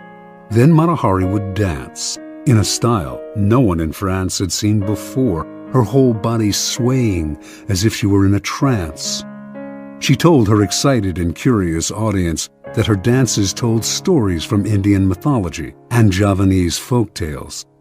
Soon, the cream of Paris, ambassadors from far-off lands, were competing for invitations to the salon, where it was rumored that Mata Hari was actually performing sacred dances in the nude. The public wanted to know more about her. She told journalists that she was actually Dutch in origin, but had grown up on the island of Java. She would also talk about time spent in India, how she had learned sacred Hindu dances there, and how Indian women can shoot straight, ride horseback, and are capable of doing logarithms and talk philosophy. By the summer of 1905, although few Parisians had actually seen Mata Hari dance, her name was on everyone's lips. As Mata Hari gave more interviews, the story of her origins kept changing. She had grown up in India. Her grandmother was the daughter of a Javanese princess. She had lived on the island of Sumatra, where she had spent her time horseback riding, gun in hand, and risking her life. No one knew anything certain about her, but journalists did not mind these changes in her biography. They compared her to an Indian goddess, a creature from the pages of Baudelaire, whatever their imagination wanted to see in this mysterious woman from the East. In August of 1905, Mata Hari performed for the first time in public. Crowds thronging to see her on opening night caused a riot. She had now become a cult figure, spawning many imitations. One reviewer wrote, "Mata Hari personifies all the poetry of India, its mysticism, its voluptuousness, its hypnotizing charm." Another noted, "If India possesses such unexpected treasures, then all Frenchmen will emigrate to the shores of the Ganges." Soon, the fame of Mata Hari and her sacred Indian dances spread beyond Paris. She was invited to Berlin, Vienna, Milan. Over the next few years, she performed throughout Europe, mixed with the highest social circles, and earned an income that gave her an independence rarely enjoyed by a woman of the period. Then, near the end of World War I, she was arrested in France, tried, convicted, and finally executed as a German spy. Only during the trial did the truth come out. Mata Hari was not from Java or India, had not grown up in the Orient, did not have a drop of Eastern blood in her body. Her real name was Margarethe Zell, and she came from the stolid northern province of Friesland, Holland. Interpretation. When Margarethe Zell arrived in Paris in 1904, she had half a franc in her pocket. She was one of the thousands of beautiful young girls who flocked to Paris every year, taking work as artists' models, nightclub dancers, or vaudeville performers at the Folies Bergère. After a few years, they would inevitably be replaced by younger girls and would often end up on the streets, turning to prostitution or else returning to the town they came from, older and chastened. Zell had higher ambitions. She had no dance experience and had never performed in the theater, but as a young girl, she had traveled with her family and had witnessed local dances in Java and Sumatra. Zell clearly understood that what was important in her act was not the dance itself, or even her face or figure, but her ability to create an air of mystery about herself. The mystery she created lay not just in her dancing, or her costumes, or the stories she would tell, or her endless lies about her origins. It lay in an atmosphere enveloping everything she did. There was nothing you could say for sure about her. She was always changing, always surprising her audience with new costumes, new dances, new stories. This air of mystery left the public always wanting to know more, always wondering about her next move. Mata Hari was no more beautiful than many of the other young girls who came to Paris, and she was not a particularly good dancer. What separated her from the mass, what attracted and held the public's attention and made her famous and wealthy, was her mystery. People are enthralled by mystery because it invites constant interpretation. They never tire of it. The mysterious cannot be grasped, and what cannot be seized and consumed creates power. Keys to power. In a world that is ever more banal, that has had its mystery and myths squeezed out of it, we secretly crave enigmas, people or things that cannot be instantly interpreted, seized, and consumed. That is the power of the mysterious. It invites layers of interpretation, excites our imagination, seduces us into believing that it conceals something marvelous. The world has become so familiar and its inhabitants so predictable that what wraps itself in mystery will almost always draw the limelight to it and make us watch it. Do not imagine that to create an air of mystery, you have to be grand and awe-inspiring. Mystery that is woven into your day-to-day demeanor and is subtle has that much more power to fascinate and attract attention. Remember, most people are up front, can be read like an open book, take little care to control their words or image, and are hopelessly predictable. By simply holding back, keeping silent, occasionally uttering ambiguous phrases, deliberately appearing inconsistent, and acting odd in the subtlest of ways, you will emanate an aura of mystery. The people around you will then magnify that aura by constantly trying to interpret you. Mysterious people put others in a kind of inferior position, that of trying to figure them out. To degrees that they can control, they also elicit the fear surrounding anything uncertain or unknown. All great leaders know that an aura of mystery draws attention to them and creates an intimidating presence. If your social position prevents you from completely wrapping your actions in mystery, you must at least learn to make yourself less obvious. Every now and then, act in a way that does not mesh with other people's perception of you. This way, you keep those around you on the defensive, eliciting the kind of attention that makes you powerful. Law 7. Get others to do the work for you, but always take the credit. Judgment. Use the wisdom, knowledge, and legwork of other people to further your own cause. Not only will such assistance save you valuable time and energy, it will give you a godlike aura of efficiency and speed.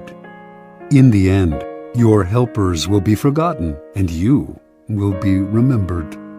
Never do yourself what others can do for you.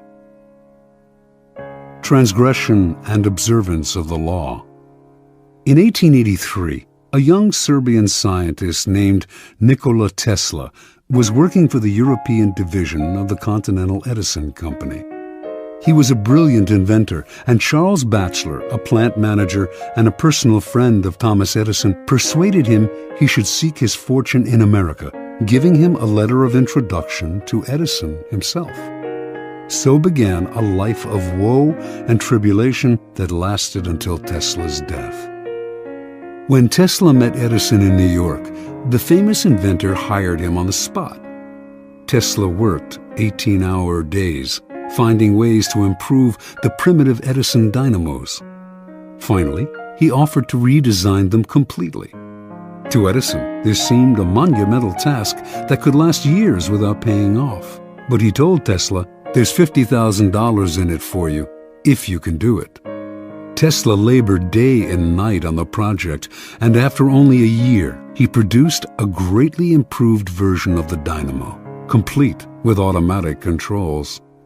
He went to Edison to break the good news and receive his $50,000. Edison was pleased with the improvement, for which he and his company would take credit. But when it came to the issue of the money, he told the young Serb, "Tesla, you don't understand our American humor," and offered a small raise instead. Tesla's obsession was to create an alternating current system, AC, of electricity. Edison believed in the direct current system, DC, and not only refused to support Tesla's research, but later did all he could to sabotage him. Tesla turned to the great Pittsburgh magnate George Westinghouse, who had started his own electricity company. Westinghouse completely funded Tesla's research and offered him a generous royalty agreement on future profits. The AC system Tesla developed is still the standard today, but after patents were filed in his name, other scientists came forward to take credit for the invention, claiming that they had laid the groundwork for him. His name was lost in the shuffle, and the public came to associate the invention with Westinghouse himself. A year later, Westinghouse was caught in a takeover bid from J. Pierpont Morgan, who made him rescind the generous royalty contract he had signed with Tesla. Westinghouse explained to the scientist that his company would not survive if it had to pay him his full royalties. He persuaded Tesla to accept the buyout of his patents for $216,000. A large sum, no doubt, but far less than the $12 million they were worth at the time. The financiers had divested Tesla of the riches, the patents, and essentially the credit for the greatest invention of his career. The name of Guglielmo Marconi is forever linked with the invention of radio. But few know that in producing his invention, he broadcast a signal across the English Channel in 1899. Marconi made use of a patent Tesla had filed in 1897, and that his work depended on Tesla's research. Once again, Tesla received no money and no credit. Tesla invented an induction motor as well as the AC power system, and he is the real father of radio. Yet, none of these discoveries bear his name.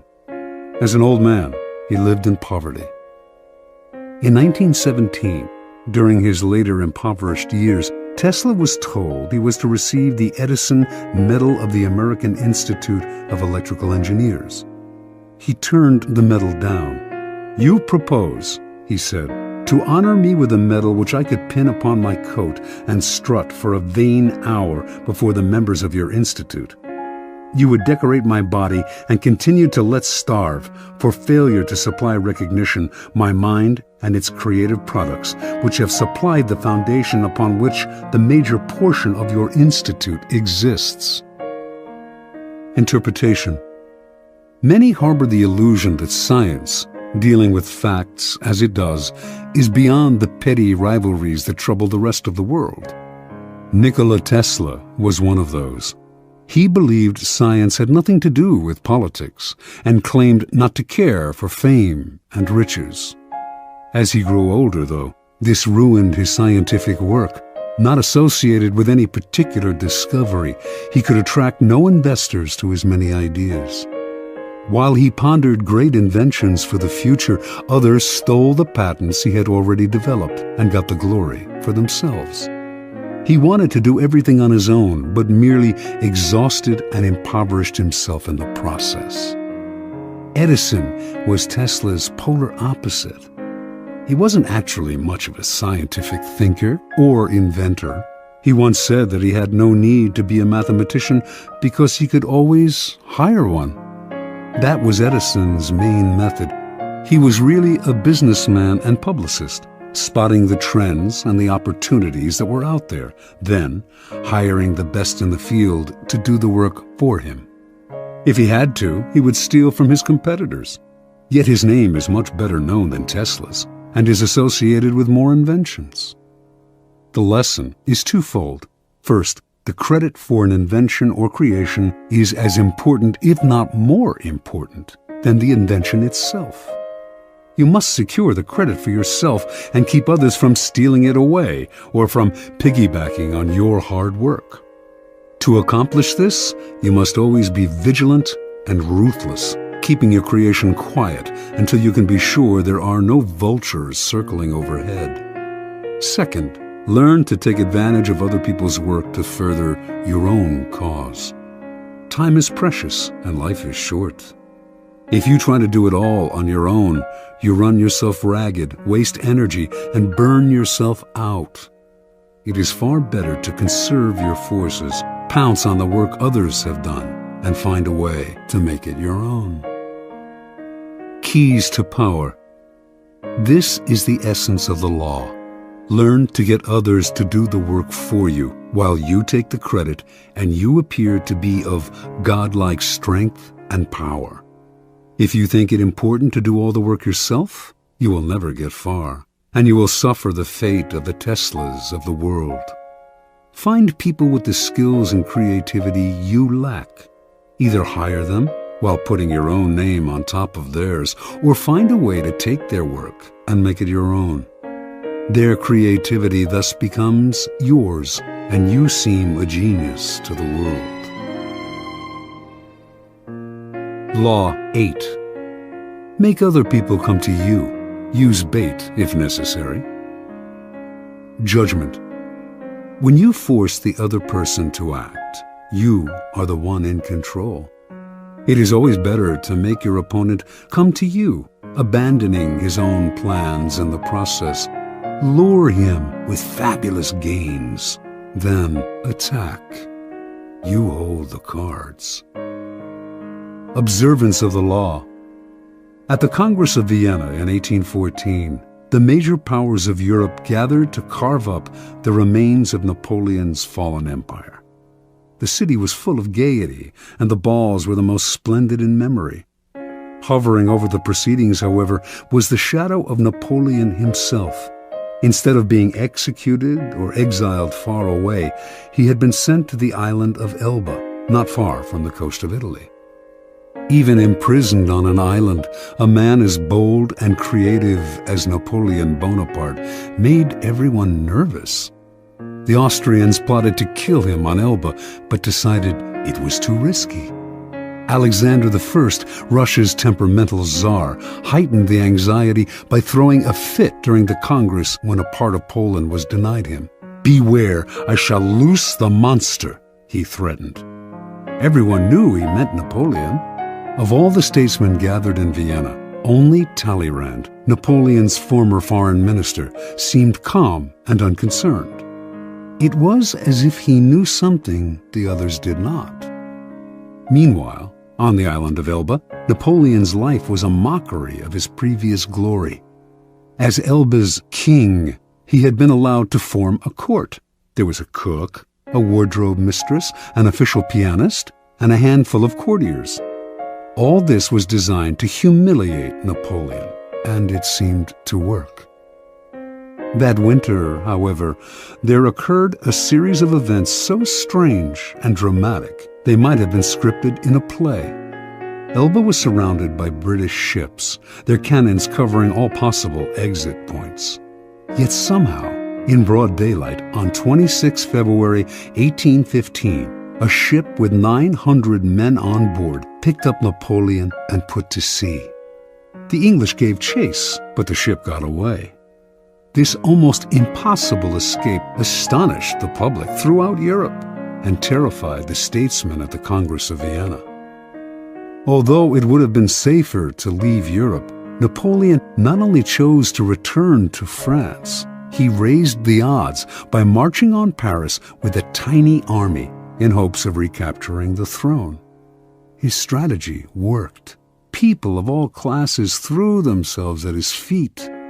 An army under Marshal Ney sped from Paris to arrest him, but when the soldiers saw their beloved former leader, they changed sides. Napoleon was declared emperor again. Volunteers swelled the ranks of his new army. Delirium swept the country. In Paris, crowds went wild. The king who had replaced Napoleon fled the country. For the next 100 days, Napoleon ruled France. Soon, however, the giddiness subsided. France was bankrupt, its resources nearly exhausted, and there was little Napoleon could do about this. At the Battle of Waterloo in June of that year, he was finally defeated for good. This time, his enemies had learned their lesson. They exiled him to the barren island of St. Helena off the west coast of Africa. There, he had no more hope of escape. Interpretation. Only years later did the facts of Napoleon's dramatic escape from Elba come to light. Before he decided to attempt this bold move, visitors to his court had told him that he was more popular in France than ever, and that the country would embrace him again. One of these visitors was Austria's General Kohler, who convinced Napoleon that if he escaped, the European powers, England included, would welcome him back into power. Napoleon was tipped off that the English would let him go, and indeed his escape occurred in the middle of the afternoon, in full view of English spyglasses. What Napoleon did not know was that there was a man behind it all, pulling the strings, and that this man was his former minister, Talleyrand. And Talleyrand was doing all this, not to bring back the glory days, but to crush Napoleon once and for all. Considering the emperor's ambition unsettling to Europe's stability, he had turned against him long ago. When Napoleon was exiled to Elba, Talleyrand had protested. Napoleon should be sent farther away, he argued, or Europe would never have peace. But no one listened. Instead of pushing his opinion, Talleyrand bided his time. Working quietly, he eventually won over Castlereagh and Metternich, the foreign ministers of England and Austria. Together, these men baited Napoleon into escaping.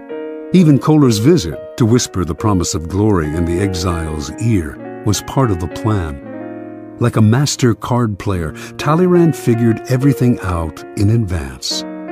He knew Napoleon would fall into the trap he had set. He also foresaw that Napoleon would lead the country into a war which, given France's weakened condition, could only last a few months. One diplomat in Vienna, who understood that Talleyrand was behind it all, said, "He has set the house ablaze in order to save it from the plague." Keys to power. How many times has this scenario played itself out in history? An aggressive leader initiates a series of bold moves that begin by bringing him much power. Slowly, however, his power reaches a peak, and soon everything turns against him. His numerous enemies band together, trying to maintain his power. He exhausts himself going in this direction and that, and inevitably he collapses. The reason for this pattern is that the aggressive person is rarely in full control. He cannot see more than a couple of moves ahead, cannot see the consequences of this bold move or that one, because he is constantly being forced to react to the moves of his ever-growing host of enemies and to the unforeseen consequences of his own rash actions. His aggressive energy is turned against him. In the realm of power, you must ask yourself, what is the point of chasing here and there, trying to solve problems and defeat my enemies if I never feel in control? Why am I always having to react to events instead of directing them? The answer is simple. Your idea of power is wrong. You have mistaken aggressive action for effective action. And most often, the most effective action is to stay back, keep calm, and let others be frustrated by the traps you lay for them, playing for long-term power rather than quick victory. Remember, the essence of power is the ability to keep the initiative, to get others to react to your moves, to keep your opponent and those around you on the defensive. When you make other people come to you, you suddenly become the one controlling the situation, and the one who has control has power. two things must happen to place you in this position. You yourself must learn to master your emotions and never to be influenced by anger. Meanwhile, however, you must play on people's natural tendency to react angrily when pushed and baited. In the long run, the ability to make others come to you is a weapon far more powerful than any tool of aggression. Manipulation is a dangerous game. Once someone suspects he is being manipulated, it becomes harder and harder to control him. But when you make your opponent come to you, you create the illusion that he is controlling the situation. He does not feel the strings that pull him, just as Napoleon imagined that he himself was the master of his daring escape and return to power.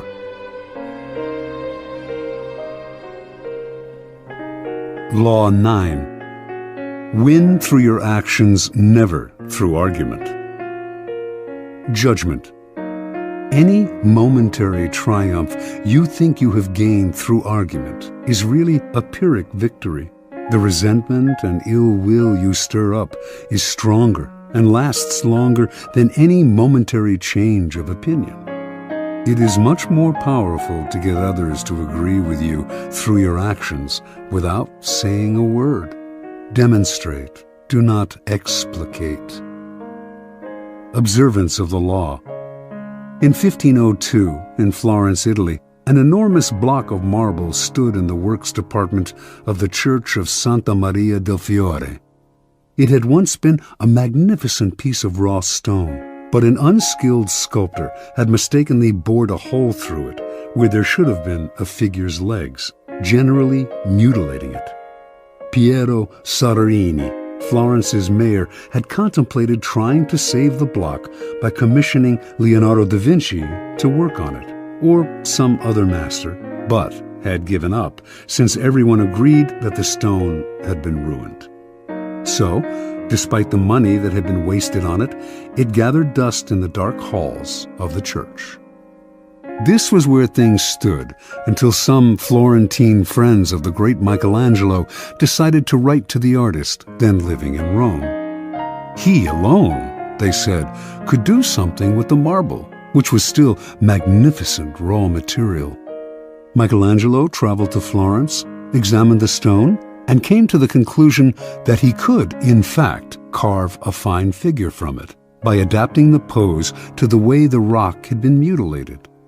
Soderini argued that this was a waste of time. Nobody could salvage such a disaster, but he finally agreed to let the artist work on it. Michelangelo decided he would depict a young David, sling in hand. Weeks later, as Michelangelo was putting the final touches on the statue, Soderini entered the studio.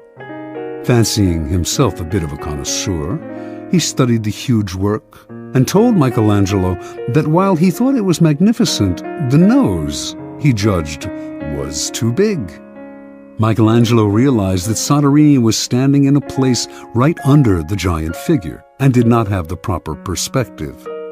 Without a word, he gestured for Soderini to follow him up the scaffolding. Reaching the nose, he picked up his chisel, as well as a bit of marble dust that lay on the planks.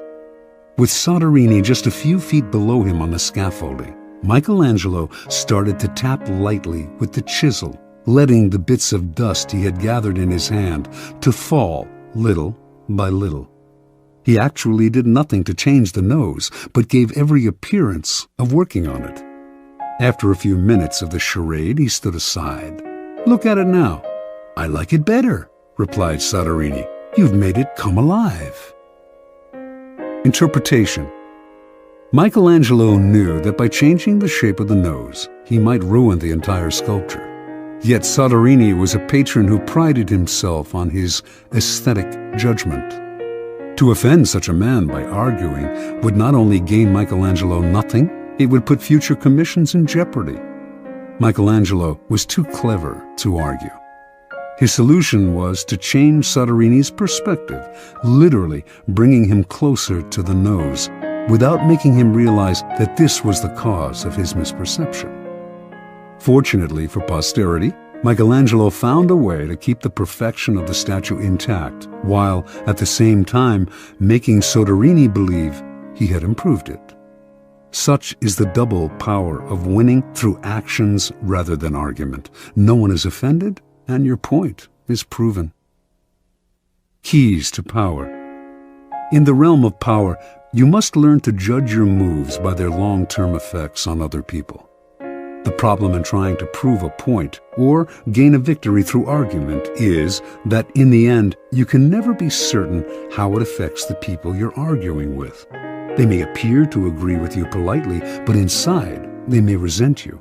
Or perhaps something you said inadvertently even offended them. Words have that insidious ability to be interpreted according to the other person's mood and insecurities.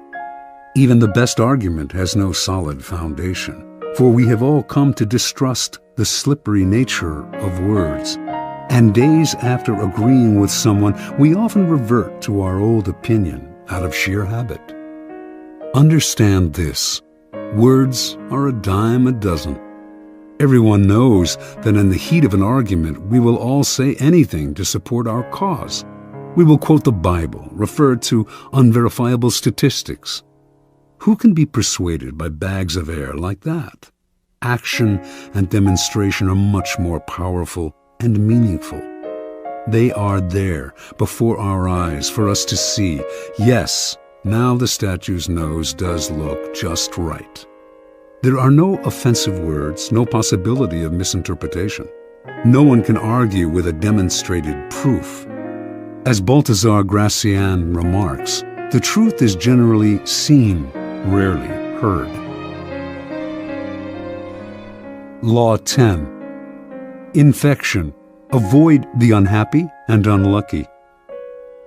Judgment. You can die from someone else's misery. Emotional states are as infectious as diseases. You may feel you are helping the drowning man, but you are only precipitating your own disaster. The unfortunate sometimes draw misfortune on themselves. They will also draw it on you. Associate with the happy and fortunate instead.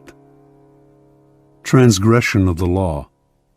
Born in Limerick, Ireland in 1818, Marie Gilbert came to Paris in the 1840s to make her fortune as a dancer and performer. Taking the name Lola Montez, her mother was of distant Spanish descent. She claimed to be a flamenco dancer from Spain. By 1845, her career was languishing, and to survive, she became a courtesan, quickly one of the more successful in Paris. Only one man could salvage Lola's dancing career: Alexandre Dujarier, owner of the newspaper with the largest circulation in France, and also the newspaper's drama critic. She decided to woo and conquer him. Investigating his habits, she discovered that he went riding every morning. An excellent horsewoman herself, she rode out one morning and accidentally ran into him. Soon they were riding together every day. A few weeks later, Lola moved into his apartment. For a while, the two were happy together. With Dujarrier's help, Lola began to revive her dancing career.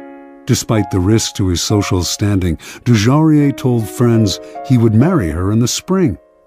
Lola had never told him that she had eloped at age 19 with an Englishman and was still legally married. Although Dujarrier was deeply in love, his life started to slide downhill.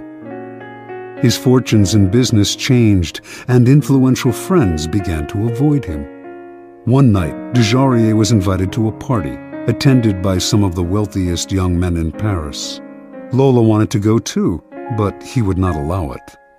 They had their first quarrel, and Dujarrier attended the party by himself. There, hopelessly drunk, he insulted an influential drama critic, Jean-Baptiste Rosemont de Beauvalon, perhaps because of something the critic had said about Lola. The following morning, Beauvalon challenged him to a duel. Beauvalon was one of the best pistol shots in France. Dujarrier tried to apologize, but the duel took place, and he was shot and killed. Thus ended the life of one of the most promising young men of Paris society. Devastated, Lola left Paris. In 1846, Lola Montez found herself in Munich, where she decided to woo and conquer King Ludwig of Bavaria. The best way to Ludwig, she discovered, was through his aide-de-camp, Count Otto von Rechberg, a man with a fondness for pretty girls. One day, when the Count was breakfasting at an outdoor cafe, Lola rode by on her horse, was accidentally thrown from the saddle, and landed at Rechberg's feet. The Count rushed to help her and was enchanted. He promised to introduce her to Ludwig. Rechberg arranged an audience with the king for Lola, but when she arrived in the anteroom, she could hear the king saying he was too busy to meet a favor-seeking stranger.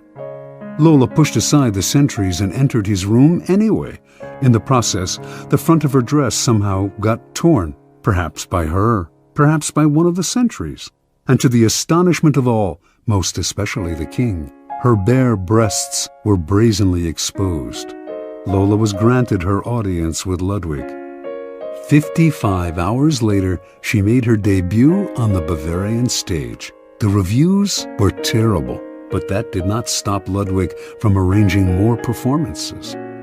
Ludwig was, in his own words, bewitched by Lola. He started to appear in public with her on his arm, and then he bought and furnished an apartment for her on one of Munich's most fashionable boulevards.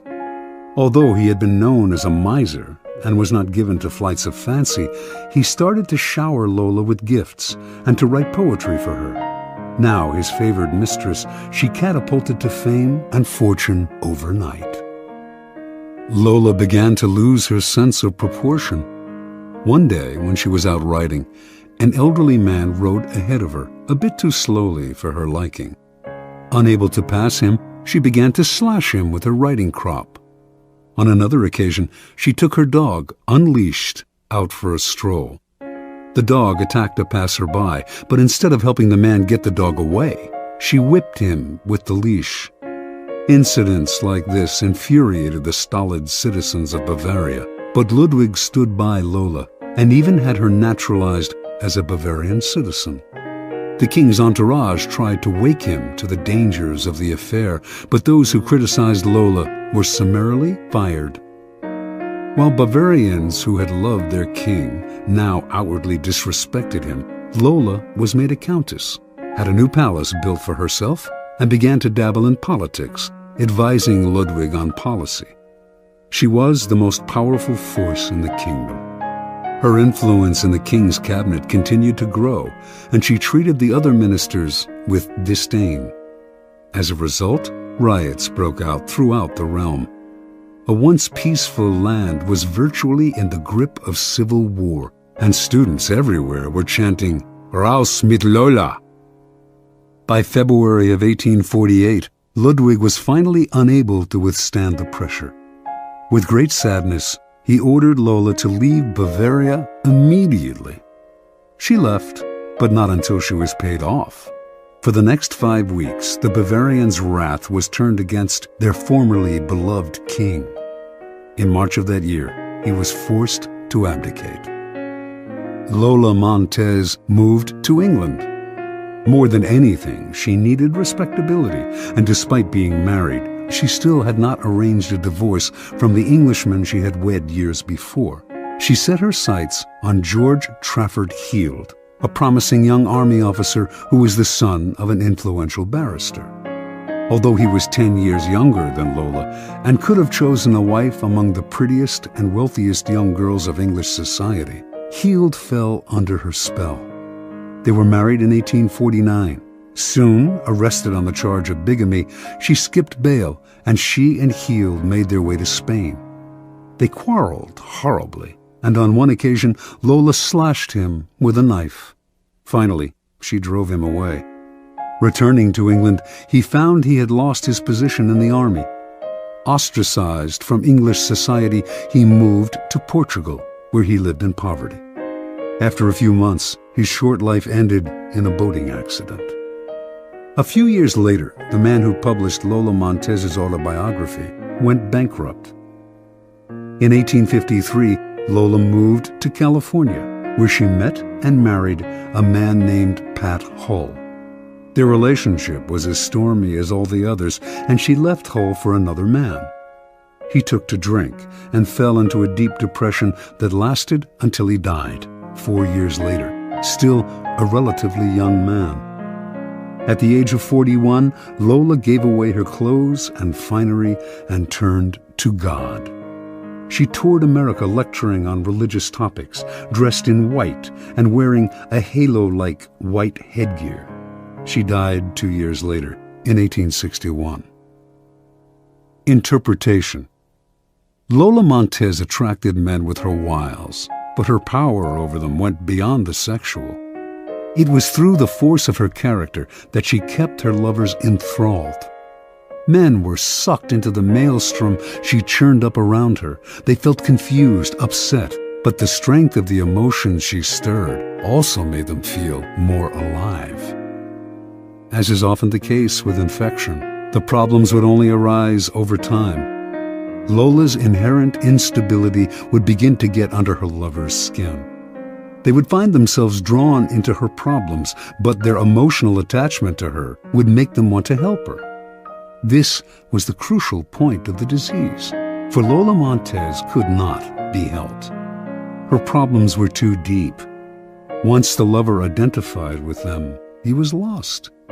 He would find himself embroiled in quarrels. The infection would spread to his family and friends, or, in the case of Ludwig, to an entire nation. You could spend a lifetime studying the pathology of infecting characters, but don't waste your time. Just learn the lesson. When you suspect you are in the presence of an infector, don't argue, don't try to help, don't pass the person on to your friends, or you will become enmeshed. Flee the infector's presence or suffer the consequences. Keys to power. Those misfortunates among us who have been brought down by circumstances beyond their control deserve all the help and sympathy we can give them. But there are others who are not born to misfortune or unhappiness, but who draw it upon themselves by their destructive actions and unsettling effect on others. It would be a great thing if we could raise them up, change their patterns, but more often than not, it is their patterns that end up getting inside and changing us. The incurably unhappy and unstable have a particularly strong infecting power because their characters and emotions are so intense. They often present themselves as victims, making it difficult, at first, to see their miseries as self-inflicted. Before you realize the real nature of their problems, you have been infected by them. Understand this. In the game of power, the people you associate with are critical. The risk of associating with infectors is that you will waste valuable time and energy trying to free yourself. Through a kind of guilt by association, you will also suffer in the eyes of others. Never underestimate the dangers of infection. Law 11. Learn to keep people dependent on you. Judgment. To maintain your independence, you must always be needed and wanted. The more you are relied on, the more freedom you have. Make people depend on you for their happiness and prosperity, and you have nothing to fear. Never teach them enough so that they can do without you. Observance of the law. When Otto von Bismarck became a deputy in the Prussian Parliament in 1847, he was 32 years old and without an ally or friend. Looking around him, he decided that the side to ally himself with was not the Parliament's liberals or conservatives, not any particular minister, and certainly not the people. It was with the king, Frederick William IV. This was an odd choice, to say the least, for Frederick was at a low point of his power. A weak, indecisive man, he consistently gave in to the liberals in Parliament. In fact, he was spineless and stood for much that Bismarck disliked personally and politically. Yet, Bismarck courted Frederick night and day. When other deputies attacked the king for his many inept moves, only Bismarck stood by him. Finally, it all paid off. In 1851, Bismarck was made a minister in the king's cabinet. Now he went to work. Time and again, he forced the king's hand, getting him to build up the military, to stand up to the liberals, to do exactly as Bismarck wished. He worked on Frederick's insecurity about his manliness, challenging him to be firm and to rule with pride. And he slowly restored the king's powers until the monarchy was once again the most powerful force in Prussia. When Frederick died in 1861, his brother William assumed the throne. William disliked Bismarck intensely and had no intention of keeping him around. But he also inherited the same situation his brother had: enemies galore who wanted to nibble his power away. He actually considered abdicating, feeling he lacked the strength to deal with this dangerous and precarious position. But Bismarck insinuated himself once again. He stood by the new king, gave him strength, and urged him into firm and decisive action. The king grew dependent on Bismarck's strong-arm tactics to keep his enemies at bay, and despite his antipathy toward the man, he soon made him his prime minister. The two quarreled often over policy. Bismarck was much more conservative, but the king understood his own dependency. Whenever the prime minister threatened to resign, the king gave in to him time after time. It was, in fact, Bismarck who set state policy. Years later, Bismarck's actions as Prussia's prime minister led the various German states to be united into one country. Now, Bismarck finagled the king into letting himself be crowned Emperor of Germany. Yet it was really Bismarck who had reached the heights of power. As right-hand man to the emperor and as imperial chancellor and knighted prince, he pulled all the levers. Interpretation. Most young and ambitious politicians looking out on the political landscape of 1840s Germany would have tried to build a power base among those with the most power. Bismarck saw different. Joining forces with the powerful can be foolish. They will swallow you up. No one will come to depend on you if they are already strong.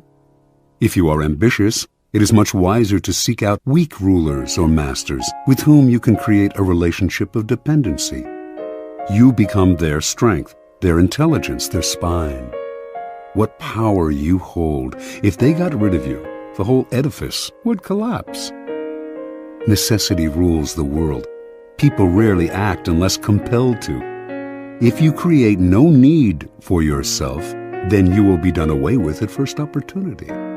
If, on the other hand, you understand the laws of power and make others depend on you for their welfare, if you can counteract their weakness with your own iron and blood, in Bismarck's phrase, then you will survive your masters as Bismarck did.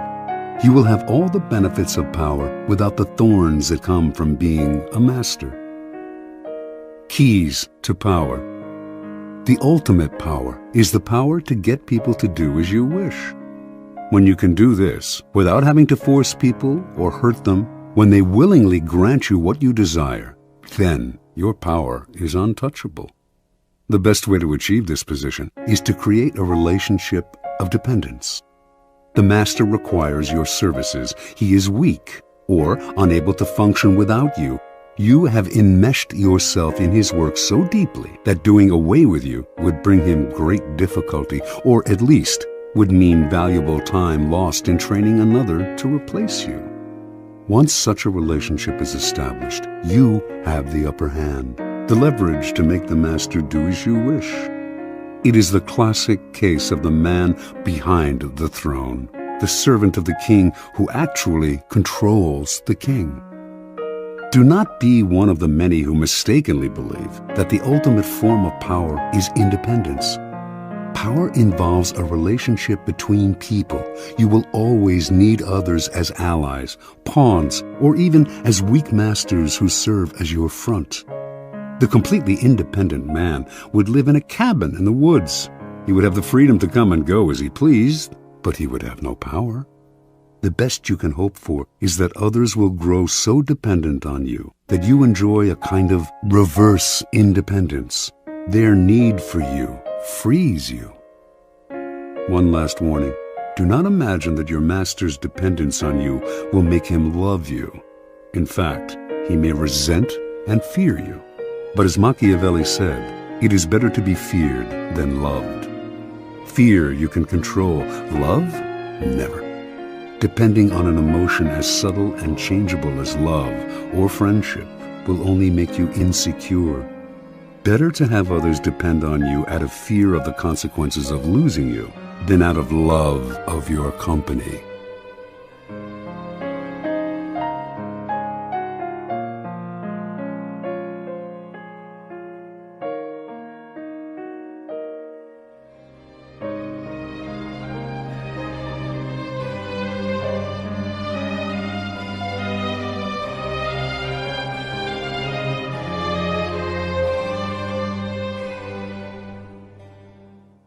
Law 12. Use selective honesty and generosity to disarm your victim. Judgment. One sincere and honest move will cover over dozens of dishonest ones. Open-hearted gestures of honesty and generosity bring down the guard of even the most suspicious people. Once your selective honesty opens a hole in their armor, you can deceive and manipulate them at will. A timely gift, a Trojan horse, will serve the same purpose. Observance of the law. Sometime in 1926, a tall, dapperly dressed man paid a visit to Al Capone, the most feared gangster of his time.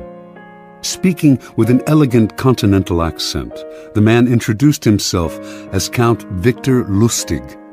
He promised that if Capone gave him $50,000, he could double it. Capone had more than enough funds to cover the investment, but he wasn't in the habit of entrusting large sums to total strangers. He looked the Count over. Something about the man was different, his classy style, his manner. And so Capone decided to play along. He counted out the bills personally and handed them to Lustig. "Okay, Count," said Capone. "Double it in 60 days like you said." Lustig left with the money, put it in a safe deposit box in Chicago, then headed to New York, where he had several other money-making schemes in progress. The $50,000 remained in the bank box untouched. Lustig made no effort to double it. 2 months later, he returned to Chicago, took the money from the box, and paid Capone another visit. He looked at the gangster's stony-faced bodyguards, smiled apologetically, and said, "Please accept my profound regrets, Mr. Capone. I'm sorry to report that the plan failed. I failed." Capone slowly stood up. He glowered at Lustig, debating which part of the river to throw him in, but the Count reached into his coat pocket, withdrew the $50,000, and placed it on the desk. "Here, sir, is your money, to the penny. Again, my sincere apologies. This is most embarrassing. Things didn't work out the way I thought they would. I would have loved to have doubled your money for you, and for myself. Lord knows I need it, but the plan just didn't materialize." Capone sagged back into his chair, confused. "I know you're a con man, Count," said Capone. "I knew it the moment you walked in here. I expected either $100,000 or nothing. But this, getting my money back, well..." "Again, my apologies, Mr. Capone," said Lustig as he picked up his hat and began to leave. "My God, you're honest," yelled Capone. "If you're on the spot, here's 5 to help you along." He counted out 5 $1,000 bills out of the $50,000. The Count seemed stunned, bowed deeply, mumbled his thanks, and left, taking the money. The $5,000 was what Lustig had been after all along. Interpretation. Count Victor Lustig, a man who spoke several languages and prided himself on his refinement and culture, was one of the great con artists of modern times. He was known for his audacity, his fearlessness, and, most important, his knowledge of human psychology. He could size up a man in minutes, discovering his weaknesses, and he had radar for suckers. Lustig knew that most men build up defenses against crooks and other troublemakers. The con artist's job is to bring those defenses down. One sure way to do this is through an act of apparent sincerity and honesty. Who will distrust a person literally caught in the act of being honest? Lustig used selective honesty many times, but with Capone, he went a step further. No normal con man would have dared such a con. He would have chosen his suckers for their meekness, for that look about them that says they will take their medicine without complaint. Con Capone, and you would spend the rest of your life, whatever remained of it, afraid. But Lustig understood that a man like Capone spends his life mistrusting others. No one around him is honest or generous, and being so much in the company of wolves is exhausting, even depressing. A man like Capone yearns to be the recipient of an honest or generous gesture, to feel that not everyone has an angle or is out to rob him. Lustig's act of selective honesty disarmed Capone because it was so unexpected. A con artist loves conflicting emotions like these, since the person caught up in them is so easily distracted and deceived. Do not shy away from practicing this law on the Capones of the world. With a well-timed gesture of honesty or generosity, you will have the most brutal and cynical beast in the kingdom eating out of your hand. Keys to power. The essence of deception is distraction. Distracting the people you want to deceive gives you the time and space to do something they won't notice. An act of kindness, generosity, or honesty is the most powerful form of distraction because it disarms other people's suspicions. It turns them into children, eagerly lapping up any kind of affectionate gesture. In ancient China, this was called giving before you take. The giving makes it hard for the other person to notice the taking. It is a device with infinite practical uses. Brazenly taking something from someone is dangerous, even for the powerful. The victim will plot revenge. It is also dangerous simply to ask for what you need, no matter how politely. Unless the other person sees some gain for themselves, they may come to resent your neediness. Learn to give before you take. It softens the ground, takes the bite out of a future request, or simply creates a distraction. And the giving can take many forms: an actual gift, a generous act, a kind favor, an honest admission, whatever it takes. Selective honesty is best employed on your first encounter with someone. We are all creatures of habit, and our first impressions last a long time. If someone believes you are honest at the start of your relationship, it takes a lot to convince them otherwise. This gives you room to maneuver. A single act of honesty is often not enough. What is required is a reputation for honesty built on a series of acts. But these can be quite inconsequential. Once this reputation is established, as with first impression, it is hard to shake. Selective kindness should also be part of your arsenal of deception. Selective kindness will often break down even the most stubborn foe. Aiming right for the heart, it corrodes the will to fight back. Remember, by playing on people's emotions, calculated acts of kindness can turn a Capone into a gullible child. As with any emotional approach, the tactic must be practiced with caution. If people see through it, their disappointed feelings of gratitude and warmth will become the most violent hatred and distrust. Unless you can make the gesture seem sincere and heartfelt, do not play with fire. Law 13. When asking for help, appeal to people's self-interest, never to their mercy or gratitude. Judgment. If you need to turn to an ally for help, do not bother to remind him of your past assistance and good deeds. He will find a way to ignore you. Instead, uncover something in your request or in your alliance with him. that will benefit him and emphasize it out of all proportion. He will respond enthusiastically when he sees something to be gained for himself. Observance of the law. In 433 BC, just before the Peloponnesian War, the island of Courtier, later called Corfu, and the Greek city-state of Corinth stood on the brink of conflict. Both sides sent ambassadors to Athens to try to win over the Athenians to their side. The stakes were high, since whoever had Athens on his side was sure to win, and whoever won the war would certainly give the defeated side no mercy. Courtier spoke first. Its ambassador began by admitting that the island had never helped Athens before, and in fact had allied itself with Athens' enemies. There were no ties of friendship or gratitude between Courtier and Athens. Yes, the ambassador admitted, he had come to Athens now out of fear and concern for Courtier's safety. The only thing he could offer was an alliance of mutual interests.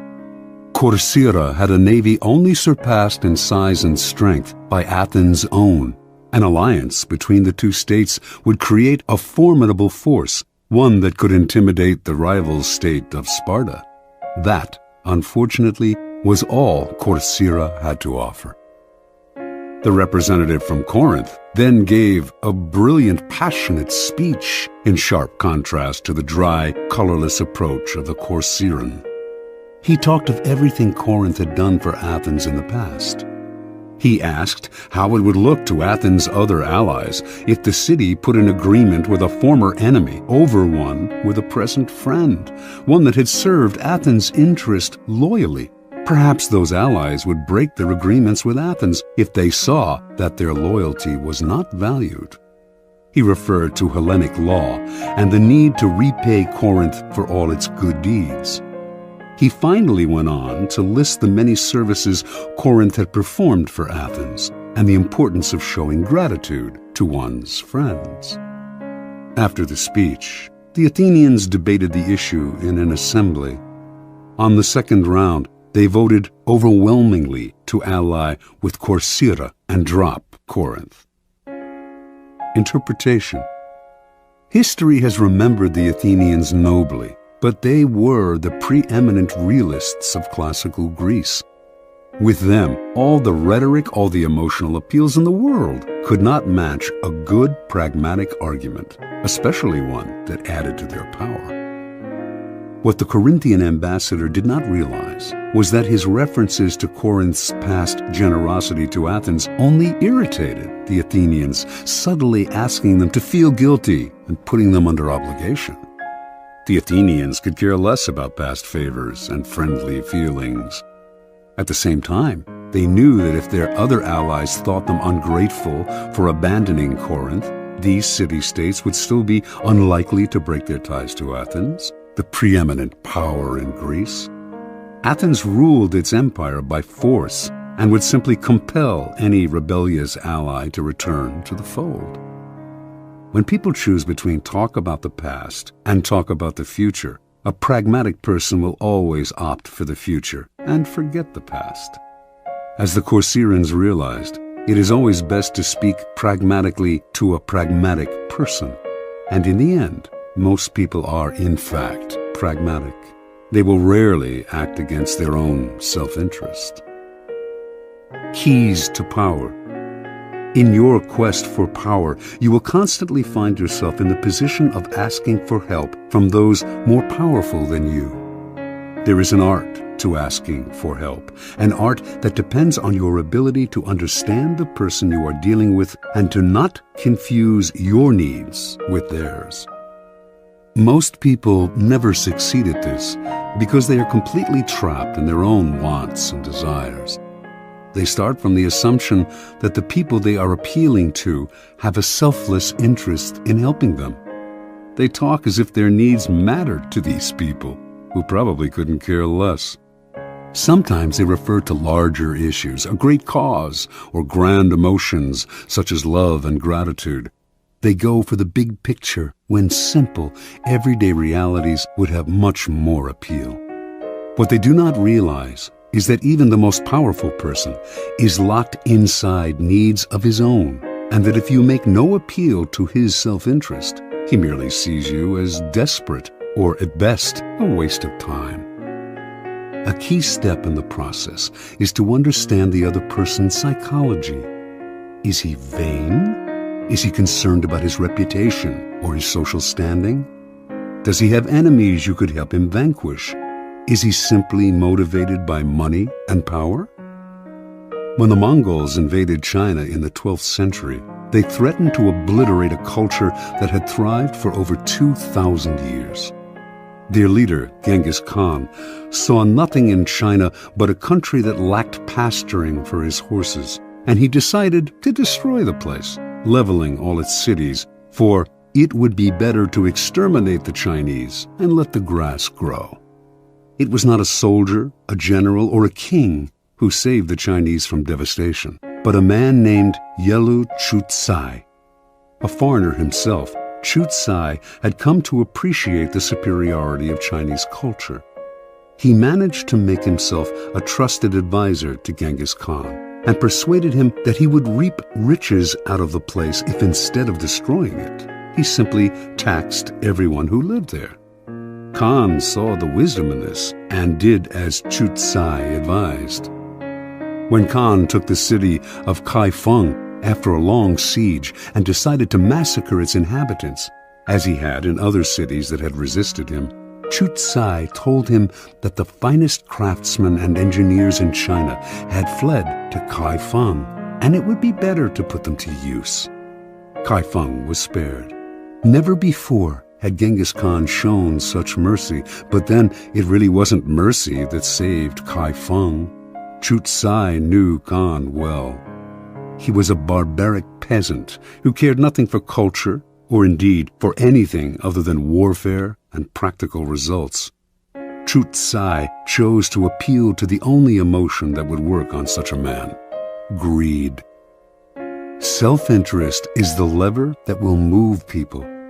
Once you make them see how you can in some way meet their needs or advance their cause, their resistance to your requests for help will magically fall away. At each step on the way to acquiring power, you must train yourself to think your way inside the other person's mind, to see their needs and interests, to get rid of the screen of your own feelings that obscure the truth. Master this art, and there will be no limits to what you can accomplish. Law 14. Pose as a friend, work as a spy. Judgment.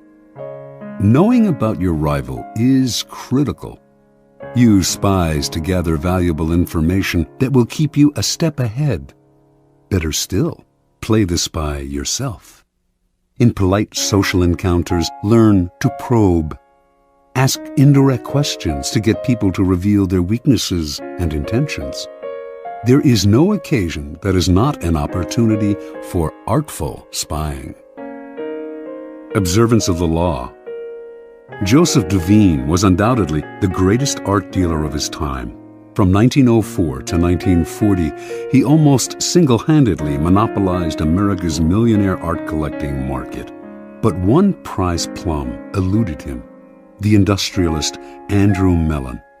Before he died, Duveen was determined to make Mellon a client. Duveen's friends said this was an impossible dream. Mellon was a stiff, taciturn man. The stories he had heard about the congenial, talkative Duveen rubbed him the wrong way. He had made it clear he had no desire to meet the man. Yet Duveen told his doubting friends, "Not only will Mellon buy from me, but he will buy only from me." For several years, he tracked his prey, learning the man's habits, tastes, phobias. To do this, he secretly put several of Mellon's staff on his own payroll, worming valuable information out of them. By the time he moved into action, he knew Mellon about as well as Mellon's wife did. In 1921, Mellon was visiting London and staying in a palatial suite on the 3rd floor of Claridge's Hotel.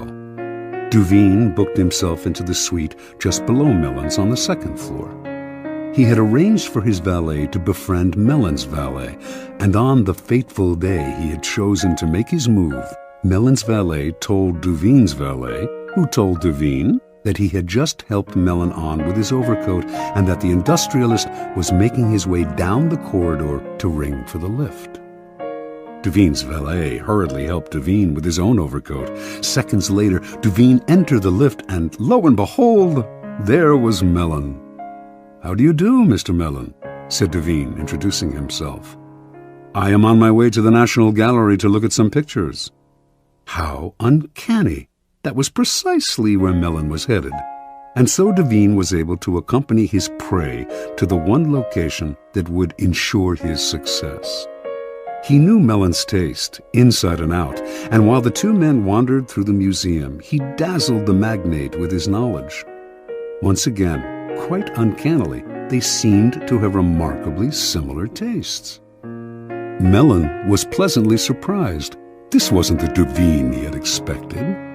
The man was charming and agreeable, and clearly had exquisite taste. When they returned to New York, Mellon visited Duveen's exclusive gallery and fell in love with the collection. Everything, surprisingly enough, seemed to be precisely the kind of work he wanted to collect.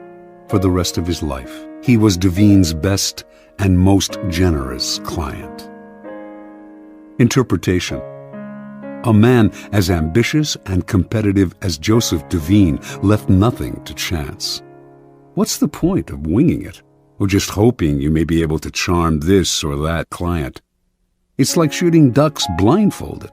Arm yourself with a little knowledge and your aim improves. Mellon was the most spectacular of Duveen's catches, but he spied on many a millionaire.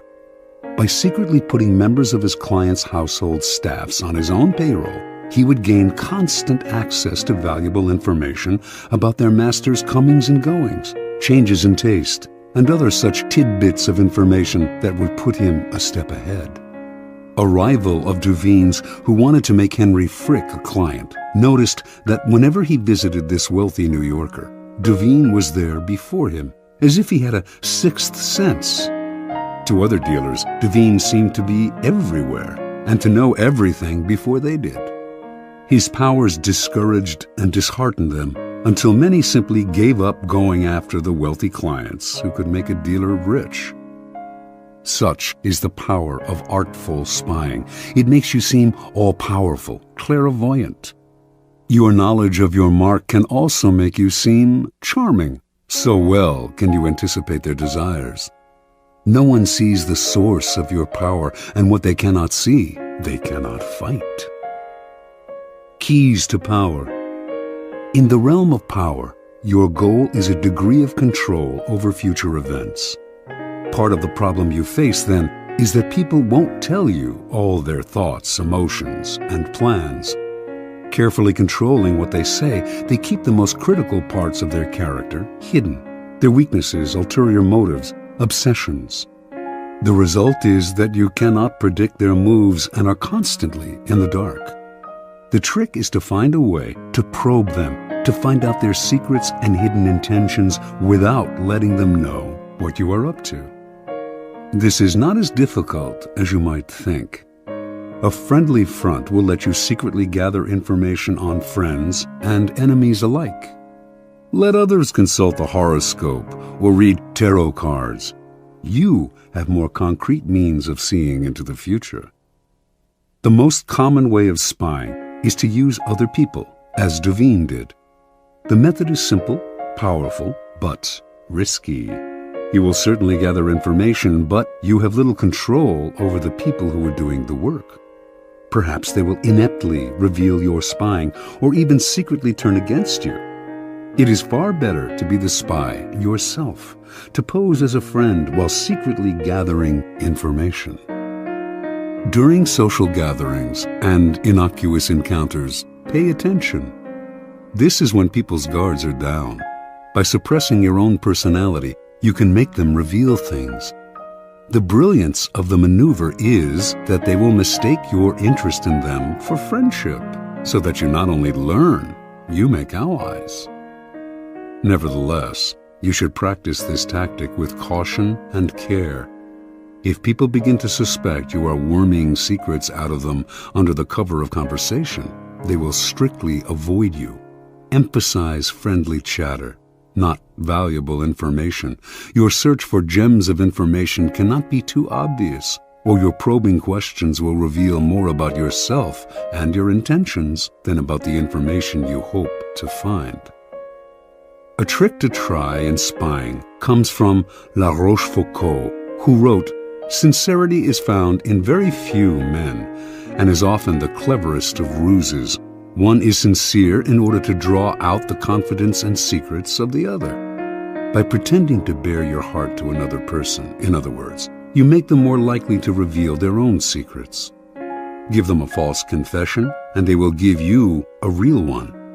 Another trick was identified by the philosopher Arthur Schopenhauer, who suggested vehemently contradicting people you're in conversation with as a way of irritating them, stirring them up so that they lose some of the control over their words. In their emotional reaction, they will reveal all kinds of truths about themselves, truths you can later use against them. Another method of indirect spying is to test people, to lay little traps that make them reveal things about themselves. Khosroes II, a notoriously clever 7th century king of the Persians, had many ways of seeing through his subjects without raising suspicion. If he noticed, for instance, that 2 of his courtiers had become particularly friendly, he would call one of them aside and say he had information that the other was a traitor and would soon be killed. The king would tell the courtier he trusted him more than anyone and that he must keep this information secret. Then he would watch the 2 men carefully. If he saw that the second courtier had not changed in his behavior toward the king, he would conclude that the first courtier had kept the secret, and he would quickly promote the man, later taking him aside to confess, "I meant to kill your friend because of certain information that had reached me, but when I investigated the matter, I found it was untrue." If, on the other hand, the second courtier started to avoid the king, acting aloof and tense, Khosroes would know that the secret had been revealed. He would ban the second courtier from his court, letting him know that the whole business had only been a test, but that even though the man had done nothing wrong, he could no longer trust him. The first courtier, however, had revealed the secret, and him Khosroes would ban from his entire kingdom. It may seem an odd form of spying that reveals not empirical information, but a person's character. Often, however, it is the best way of solving problems before they arise. By tempting people into certain acts, you learn about their loyalty, their honesty, and so on. And this kind of knowledge is often the most valuable of all. Armed with it, you can predict their actions in the future.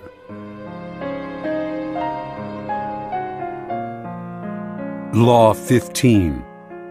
Crush your enemy totally. Judgment. All great leaders since Moses have known that a feared enemy must be crushed completely. Sometimes they have learned this the hard way.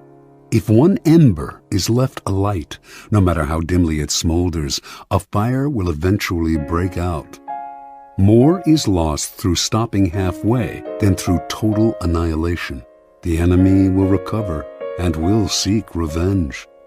Crush him, not only in body, but in spirit. Transgression of the law. No rivalry between leaders is more celebrated in Chinese history than the struggle between Xiang Yu and Liu Bang. These 2 generals began their careers as friends, fighting on the same side. Xiang Yu came from the nobility, large and powerful, given to bouts of violence and temper, a bit dull-witted. He was yet a mighty warrior who always fought at the head of his troops. Liu Bang came from peasant stock. He had never been much of a soldier and preferred women and wine to fighting. In fact, he was something of a scoundrel, but he was wily, and he had the ability to recognize the best strategists, keeping them as his advisors, and listen to their advice. He had risen in the army through these strengths.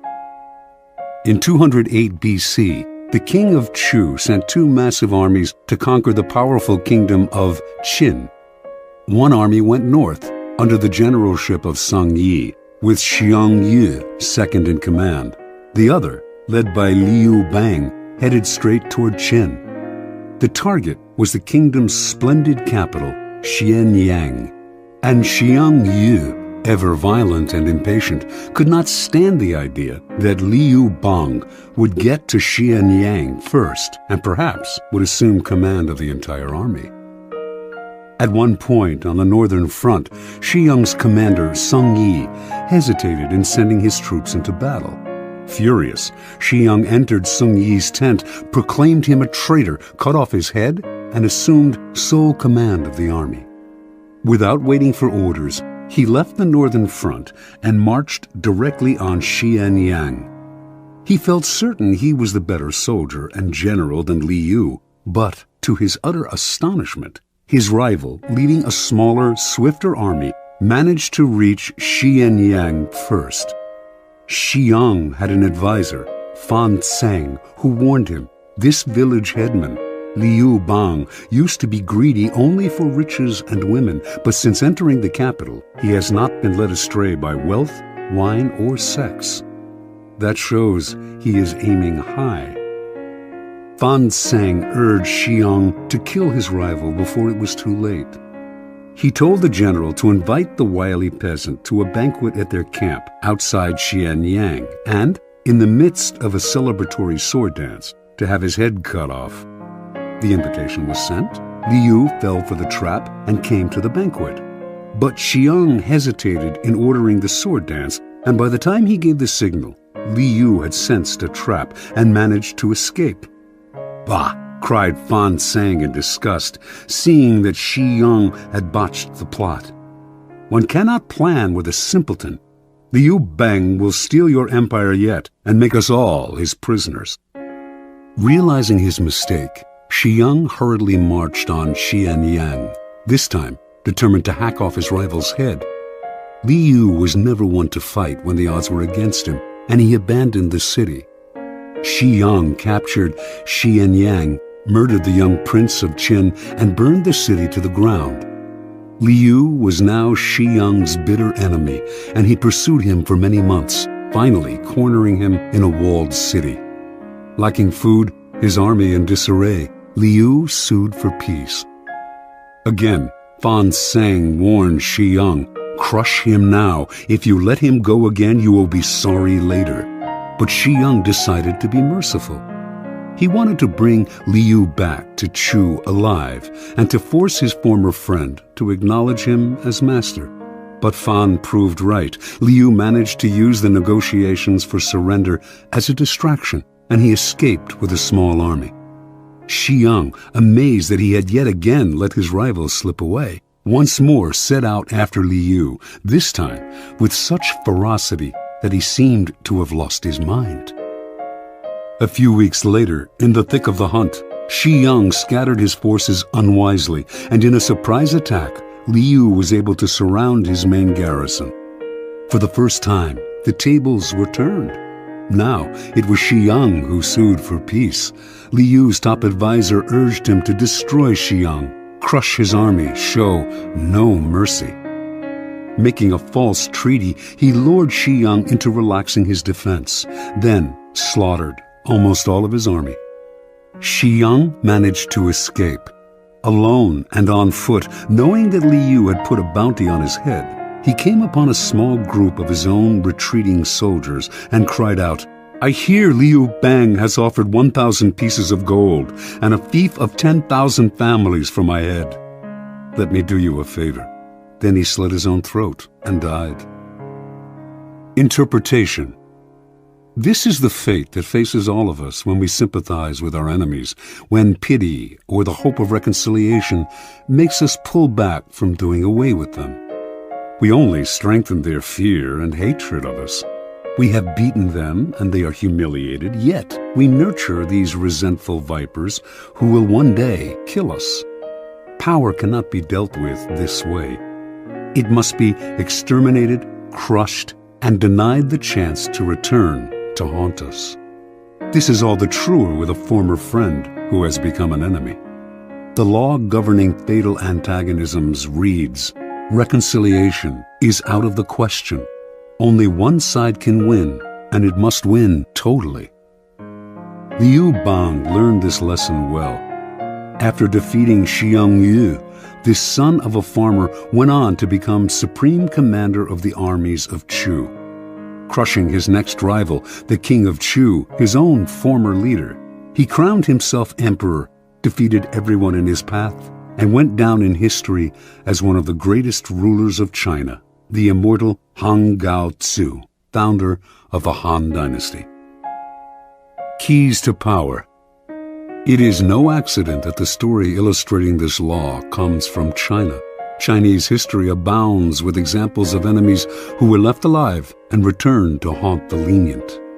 Crush the enemy is a key strategic tenet of Sun Tzu, the 4th century BC author of The Art of War.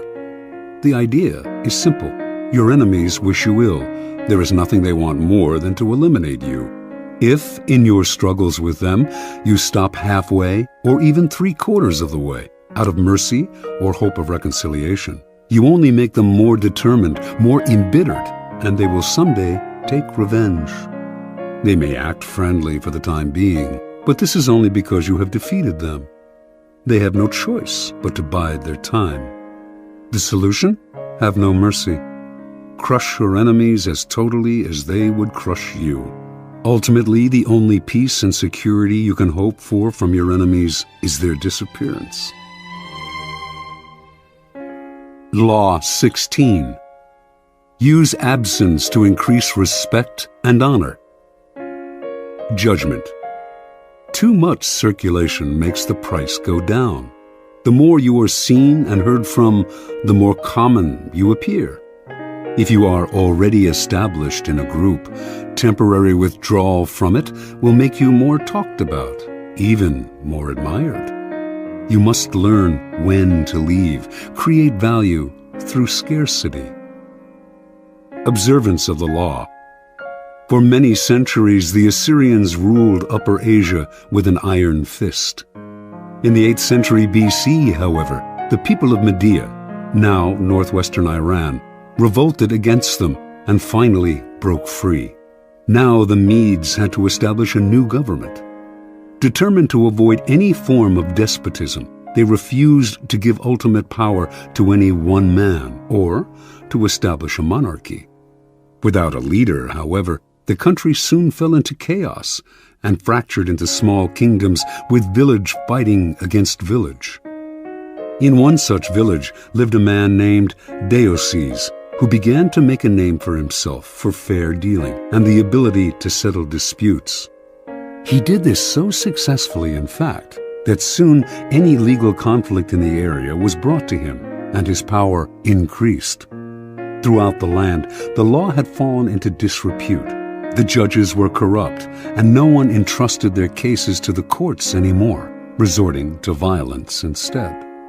When news spread of Deosi's wisdom, incorruptibility, and unshakable impartiality, Median villages far and wide turned to him to settle all manner of cases. Soon he became the sole arbiter of justice in the land. At the height of his power, Deosis suddenly decided he had had enough. He would no longer sit in the chair of judgment, would hear no more suits, settle no more disputes between brother and brother, village and village. Complaining that he was spending so much time dealing with other people's problems that he had neglected his own affairs, he retired. The country once again descended into chaos. With the sudden withdrawal of a powerful arbiter like Deosis, crime increased and contempt for the law was never greater. The Medes held a meeting of all the villages to decide how to get out of their predicament. "We cannot continue to live in this country under these conditions," said one tribal leader. "Let us appoint one of our number to rule so that we can live under orderly government rather than losing our homes altogether in the present chaos." And so, despite all that the Medes had suffered under the Assyrian despotism, they decided to set up a monarchy and name a king. And the man they most wanted to rule, of course, was the fair-minded Deoces. He was hard to convince, for he wanted nothing more to do with the village's infighting and bickering. But the Medes begged and pleaded. Without him, the country had descended into a state of lawlessness. Deoces finally agreed. Yet, he also imposed conditions. An enormous palace was to be constructed for him. He was to be provided with bodyguards, and a capital city was to be built from which he could rule. All of this was done, and Deoces settled into his palace. In the center of the capital, the palace was surrounded by walls and completely inaccessible to ordinary people. Deoces then established the terms of his rule. Admission to his presence was forbidden. Communication with the king was only possible through messengers. No one in the royal court could see him more than once a week, and then only by permission. Deoces ruled for 53 years, extended the Median Empire, and established the foundation for what would later be the Persian Empire, under his great-great-grandson Cyrus. During Deoces' reign, the people's respect for him gradually turned into a form of worship. He was not a mere mortal, they believed, but the son of a god. Interpretation. Deoces was a man of great ambition. He determined early on that the country needed a strong ruler and that he was the man for the job. In a land plagued with anarchy, the most powerful man is the judge and arbiter, so Deoces began his career by making his reputation as a man of impeccable fairness. At the height of his power as a judge, however, Deoces realized the truth of the law of absence and presence. By serving so many clients, he had become too noticeable, too available, and had lost the respect he had earlier enjoyed. People were taking his services for granted. The only way to regain the veneration and power he wanted was to withdraw completely and let the Medes taste what life was like without him. As he expected, they came begging for him to rule. Once Deoces had discovered the truth of this law, he carried it to its ultimate realization.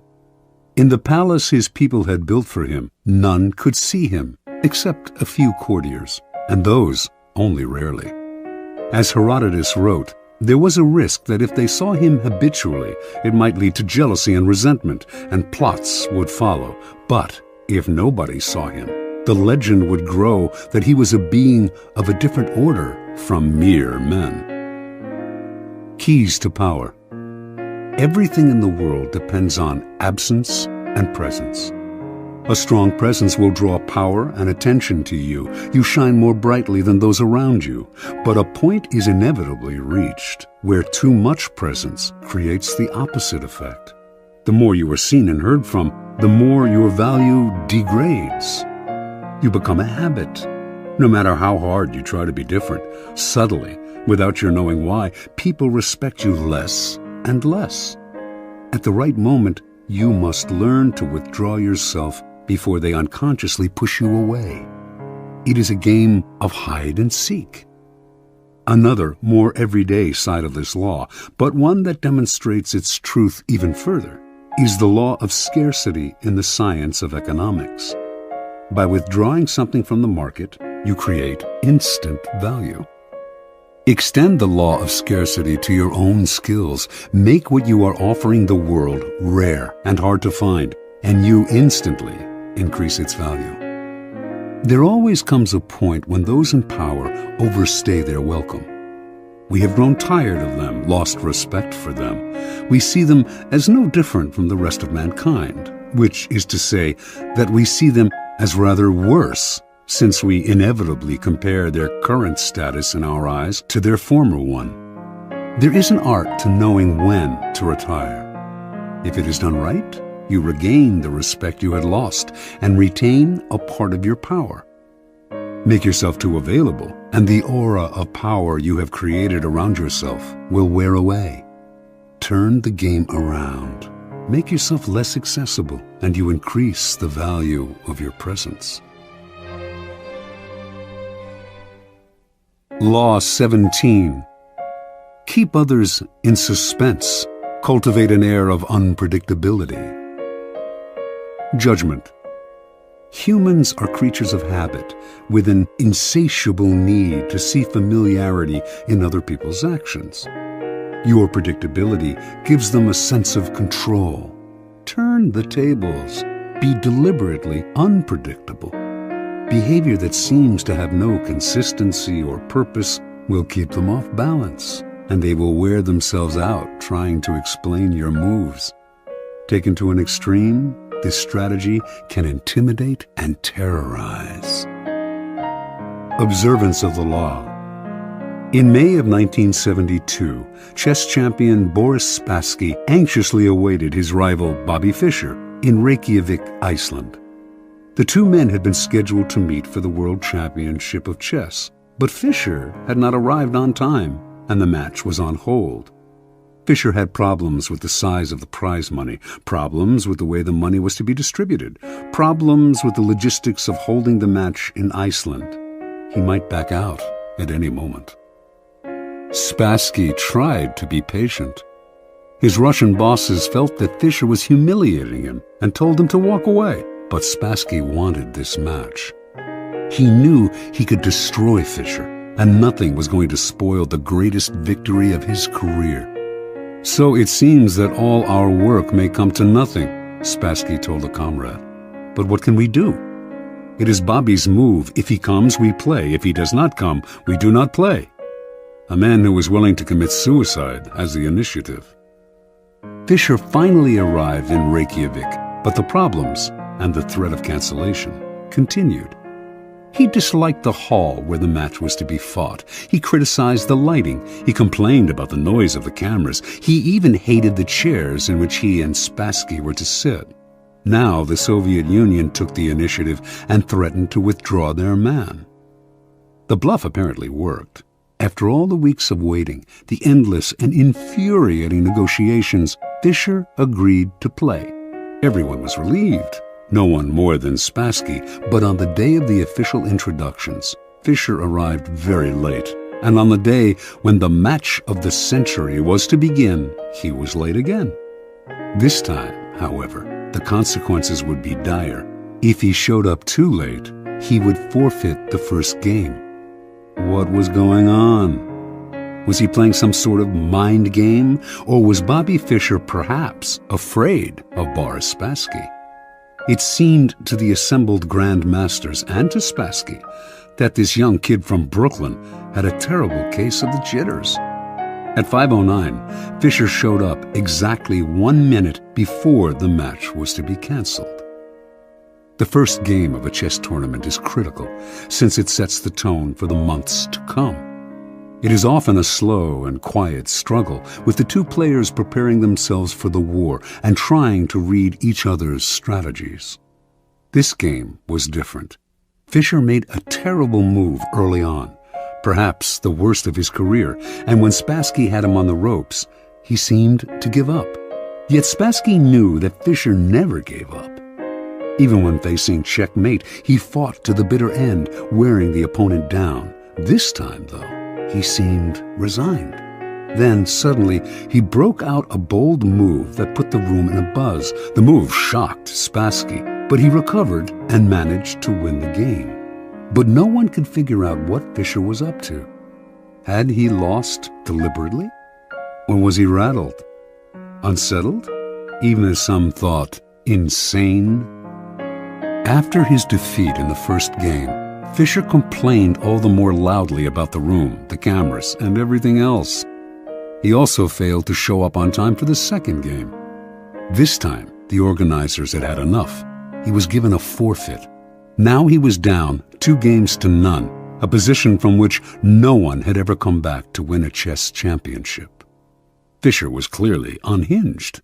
Yet, in the third game, as all those who witnessed it remember, he had a ferocious look in his eye, a look that clearly bothered Spassky. And despite the hole he had dug for himself, he seemed supremely confident. He did make what appeared to be another blunder, as he had in the first game, but his cocky air made Spassky smell a trap. Yet, despite the Russians' suspicions, He could not figure out the trap, and before he knew it, Fischer had checkmated him. In fact, Fischer's unorthodox tactics had completely unnerved his opponent. At the end of the game, Fischer leaped up and rushed out, yelling to his confederates as he smashed a fist into his palm, "I'm crushing him with brute force." In the next games, Fischer pulled moves that no one had seen from him before, moves that were not his style. Now Spassky started to make blunders. After losing the 6th game, he started to cry. One grandmaster said, "After this, Spassky's got to ask himself if it's safe to go back to Russia." After the 8th game, Spassky decided he knew what was happening. Bobby Fischer was hypnotizing him. He decided not to look Fischer in the eye. He lost anyway. After the 14th game, he called a staff conference and announced, "An attempt is being made to control my mind." He wondered whether the orange juice they drank at the chess table could have been drugged. Maybe chemicals were being blown into the air. Finally, Spassky went public, accusing the Fischer team of putting something in the chairs that was altering Spassky's mind. The KGB went on alert. Boris Spassky was embarrassing the Soviet Union. The chairs were taken apart and x-rayed. A chemist found nothing unusual in them. The only things anyone found anywhere, in fact, were 2 dead flies in the lighting fixture. Spassky began to complain of hallucinations. He tried to keep playing, but his mind was unraveling. He could not go on. On September 2nd, he resigned. Although still relatively young, he never recovered from this defeat. Interpretation. In previous games between Fischer and Spassky, Fischer had not fared well. Spassky had an uncanny ability to read his opponent's strategy and use it against him. Adaptable and patient, he would build attacks that would defeat not in 7 moves, but in 70. He defeated Fischer every time they played because he saw much further ahead and because he was a brilliant psychologist who never lost control. One master said, "He doesn't just look for the best move, he looks for the move that will disturb the man he is playing." Fischer, however, finally understood that this was one of the keys to Spassky's success. He played on your predictability, defeated you at your own game. Everything Fischer did for the championship match was an attempt to put the initiative on his side and to keep Spassky off balance. Clearly, the endless waiting had an effect on Spassky's psyche. Most powerful of all, though, were Fischer's deliberate blunders and his appearance of having no clear strategy. In fact, he was doing everything he could to scramble his old patterns, even if it meant losing the first match and forfeiting the second. Spassky was known for his sang-froid and level-headedness, but for the first time in his life, he could not figure out his opponent. He slowly melted down until at the end, he was the one who seemed insane. Chess contains the concentrated essence of life. First, because to win, you have to be supremely patient and far-seeing. And second, because the game is built on patterns, whole sequences of moves that have been played before and will be played again with slight alterations in any one match. Your opponent analyzes the patterns you are playing and uses them to try to foresee your moves. Allowing him nothing predictable to base his strategy on gives you a big advantage. In chess, as in life, when people cannot figure out what you are doing, they are kept in a state of terror, waiting, uncertain, confused. Keys to power. Nothing is more terrifying than the sudden and unpredictable. That is why we are so frightened by earthquakes and tornadoes. We do not know when they will strike. After one has occurred, we wait in terror for the next one. To a lesser degree, this is the effect that unpredictable human behavior has on us. Animals behave in set patterns, which is why we are able to hunt and kill them. Only man has the capacity consciously to alter his behavior, to improvise and overcome the weight of routine and habit. Yet, most men do not realize this power. They prefer the comforts of routine, of giving in to the animal nature that has them repeating the same compulsive actions time and time again. They do this because it requires no effort. and because they mistakenly believe that if they do not unsettle others, they will be left alone. Understand, a person of power instills a kind of fear by deliberately unsettling those around him to keep the initiative on his side. You sometimes need to strike without warning to make others tremble when they least expect it. It is a device that the powerful have used for centuries. Unpredictability is most often the tactic of the master, but the underdog, too, can use it to great effect. If you find yourself outnumbered or cornered, throw in a series of unpredictable moves. Your enemies will be so confused that they will pull back or make a tactical blunder. People are always trying to read the motives behind your actions and to use your predictability against you. Throw in a completely inexplicable move and you put them on the defensive. Because they do not understand you, they are unnerved, and in such a state, you can easily intimidate them. Unpredictability is not only a weapon of terror. Scrambling your patterns on a day-to-day basis will cause a stir around you and stimulate interest. People will talk about you, ascribe motives and explanations that have nothing to do with the truth, but that keep you constantly in their minds. In the end, the more capricious you appear, the more respect you will garner. Only the terminally subordinate act in a predictable manner. Law 18. Do not build fortresses to protect yourself. Isolation is dangerous. Judgment. The world is dangerous and enemies are everywhere. Everyone has to protect themselves. A fortress seems the safest, but isolation exposes you to more dangers than it protects you from. It cuts you off from valuable information. It makes you conspicuous and an easy target. Better to circulate among people, find allies, mingle. You are shielded from your enemies by the crowd. Transgression of the law. Qin Shi Huangdi, the first emperor of China in 221 to 210 BC, was the mightiest man of his day. His empire was vaster and more powerful than that of Alexander the Great. He had conquered all of the kingdoms surrounding his own kingdom of Qin and unified them into one massive realm called China. But in the last years of his life, few, if anyone, saw him.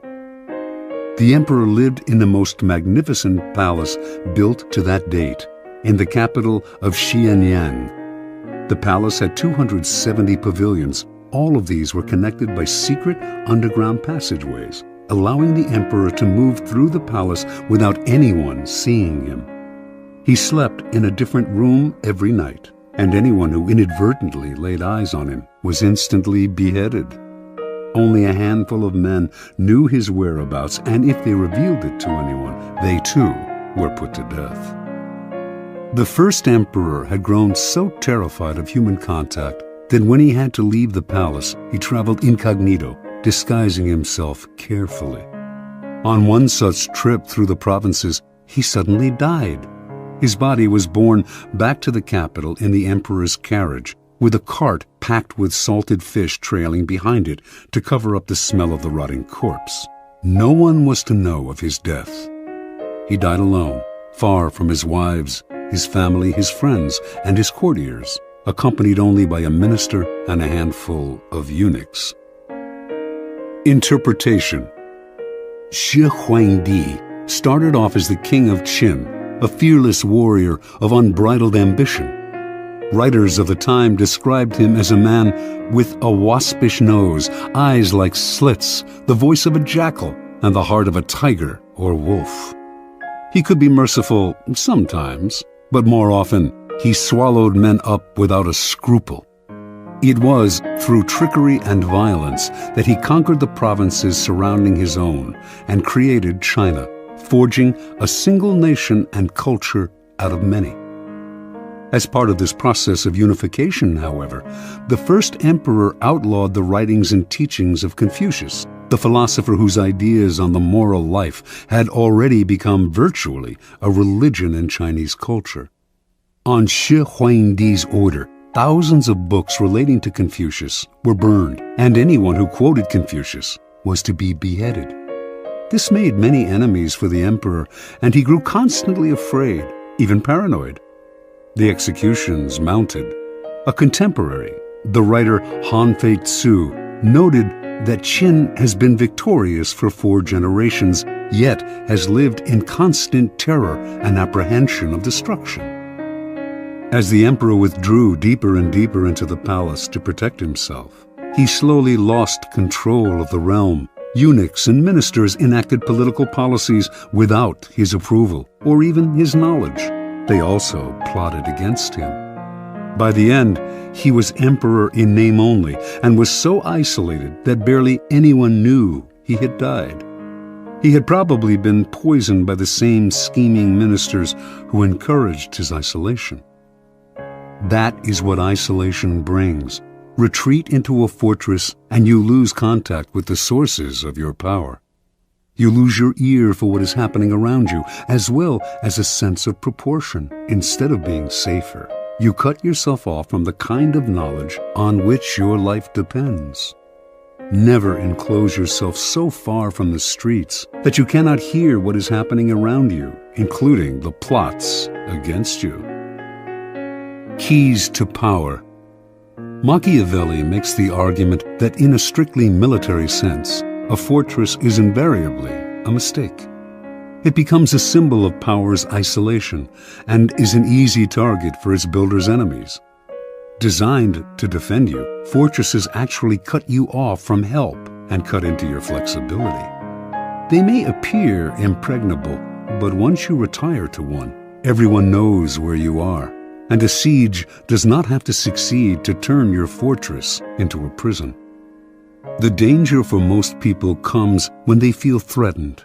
In such times, they tend to retreat and close ranks to find security in a kind of fortress.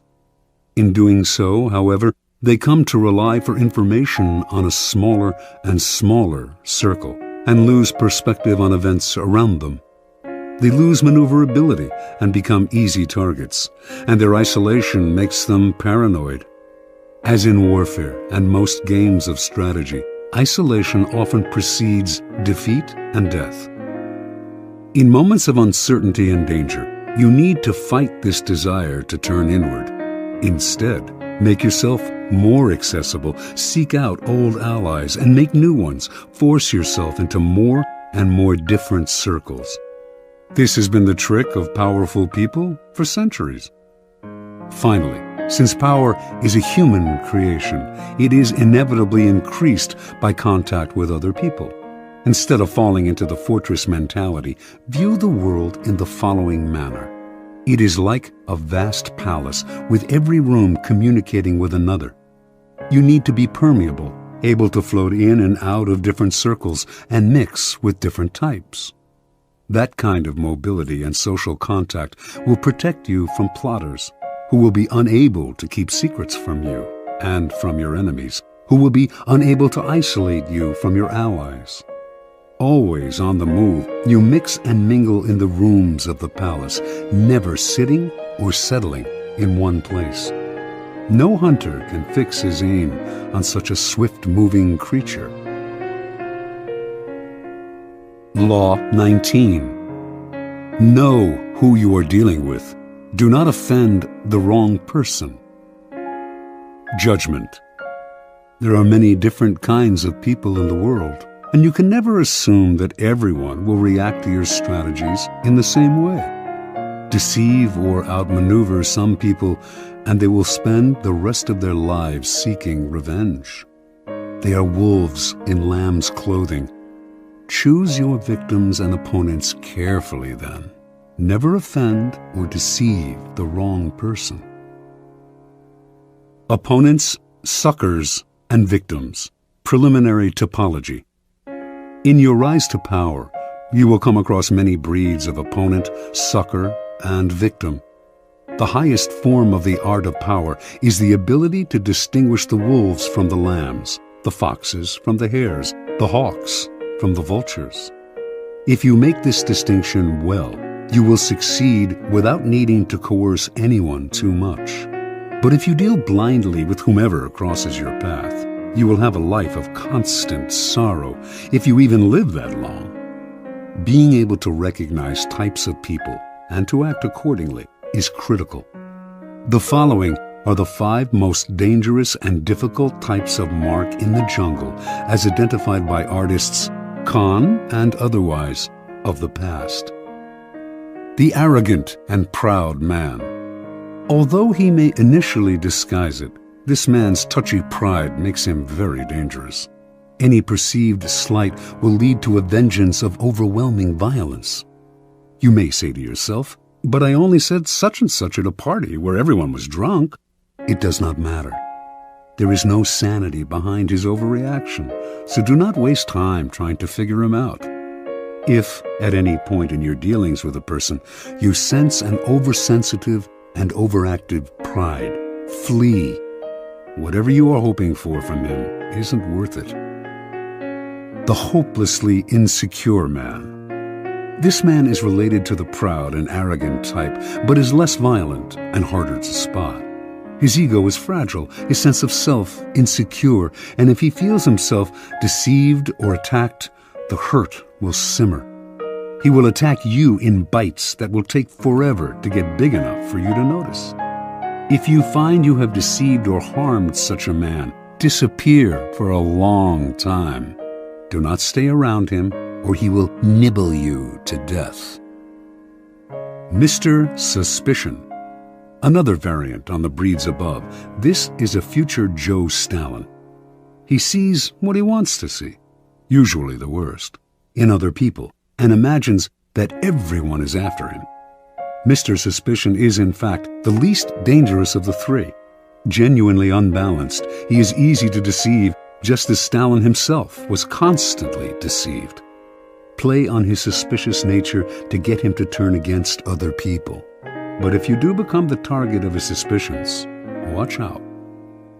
The serpent with a long memory. If hurt or deceived, this man will show no anger on the surface. He will calculate and wait. Then, when he is in a position to turn the tables, he will exact a revenge marked by a cold-blooded shrewdness. Recognize this man by his calculation and cunning in the different areas of his life. He is usually cold and unaffectionate. Be doubly careful of this snake, and if you have somehow injured him, either crush him completely or get him out of your sight. The plain, unassuming, and often unintelligent man. Ah, your ears prick up when you find such a tempting victim. But this man is a lot harder to deceive than you imagine. Falling for a ruse often takes intelligence and imagination, a sense of the possible rewards. The blunt man will not take the bait because he does not recognize it. He is that unaware. The danger with this man is not that he will harm you or seek revenge, but merely that he will waste your time, energy, resources, and even your sanity in trying to deceive him. Have a test ready for a mark, a joke, a story. If his reaction is utterly literal, this is the type you are dealing with. Continue at your own risk. Transgression of the law. In the early part of the 13th century, Muhammad, the Shah of Khwarezm, managed after many wars to forge a huge empire, extending west to present-day Turkey and south to Afghanistan. The empire's center was the great Asian capital of Samarkand. The Shah had a powerful, well-trained army and could mobilize 200,000 warriors within days. In 1219, Muhammad received an embassy from a new tribal leader to the east, Genghis Khan. The embassy included all sorts of gifts to the great Muhammad, representing the finest goods from Khan's small but growing Mongol empire. Genghis Khan wanted to reopen the Silk Route to Europe and offered to share it with Muhammad, while promising peace between the two empires. Muhammad did not know this upstart from the east, who, it seemed to him, was extremely arrogant to try to talk as an equal to one so clearly his superior. He ignored Khan's offer. Khan tried again. This time, he sent a caravan of 100 camels filled with the rarest articles he had plundered from China. Before the caravan reached Muhammad, however, Inalchik, the governor of a region bordering on Samarkand, seized it for himself and executed its leaders. Genghis Khan was sure that this was a mistake, that Inalchik had acted without Muhammad's approval.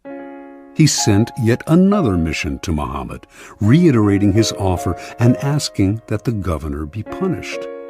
This time, Muhammad himself had one of the ambassadors beheaded and sent the other two back with shaved heads, a horrifying insult in the Mongol code of honor. Khan sent a message to the Shah. "You have chosen war. What will happen, and what is to be, we know not. Only God knows." Mobilizing his forces, in 1220 he attacked Inalchik's province, where he seized the capital, captured the governor, and ordered him executed by having molten silver poured into his eyes and ears. Over the next year, Khan led a series of guerrilla-like campaigns against the Shah's much larger army. His method was totally novel for the time. His soldiers could move very fast on horseback and had mastered the art of firing with bow and arrow while mounted. The speed and flexibility of his forces allowed him to deceive Muhammad as to his intentions and the directions of his movements. Eventually, he managed first to surround Samarkand, then to seize it. Muhammad fled, and a year later died, his vast empire broken and destroyed.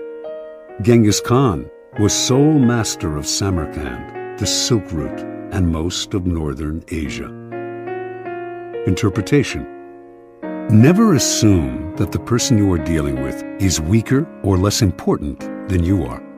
Some men are slow to take offense, which may make you misjudge the thickness of their skin and fail to worry about insulting them.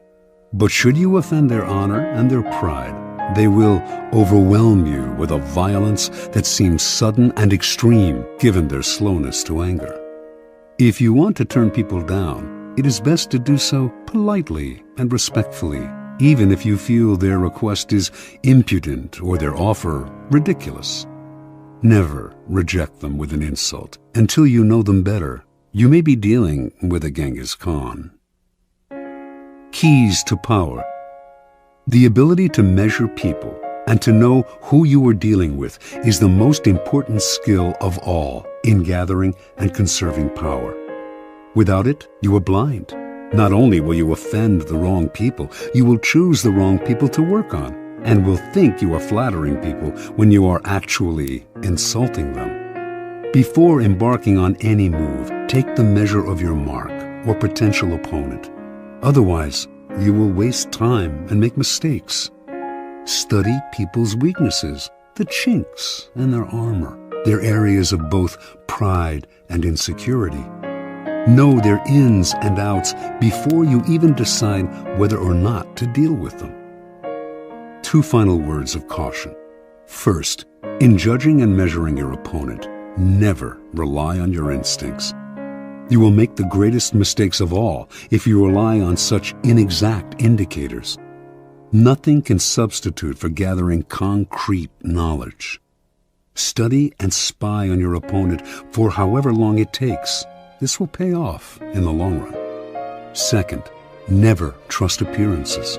Anyone with a serpent's heart can use a show of kindness to cloak it. A person who is blustery on the outside is often really a coward. Learn to see through appearances and their contradictions. Never trust the version that people give of themselves. It is utterly unreliable.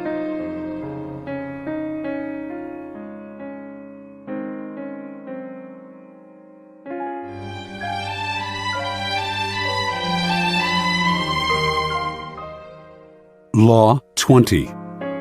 Do not commit to anyone. Judgment. It is the fool who always rushes to take sides. Do not commit to any side or cause but yourself. By maintaining your independence, you become the master of others, playing people against one another, making them pursue you. Part 1. Do not commit to anyone, but be courted by all. If you allow people to feel they possess you to any degree, you lose all power over them. By not committing your affections, they will only try harder to win you over. Stay aloof, and you gain the power that comes from their attention and frustrated desire. Play the virgin queen. Give them hope, but never satisfaction. Observance of the law. When Queen Elizabeth I ascended the throne of England in 1558, there was much to do about her finding a husband. The issue was debated in Parliament and was a main topic of conversation among Englishmen of all classes. They often disagreed as to whom she should marry, but everyone thought she should marry as soon as possible, for a queen must have a king and must bear heirs for the kingdom. The debates raged on for years. Meanwhile, the most handsome and eligible bachelors in the realm, Sir Robert Dudley, the Earl of Essex, Sir Walter Raleigh, vied for Elizabeth's hand.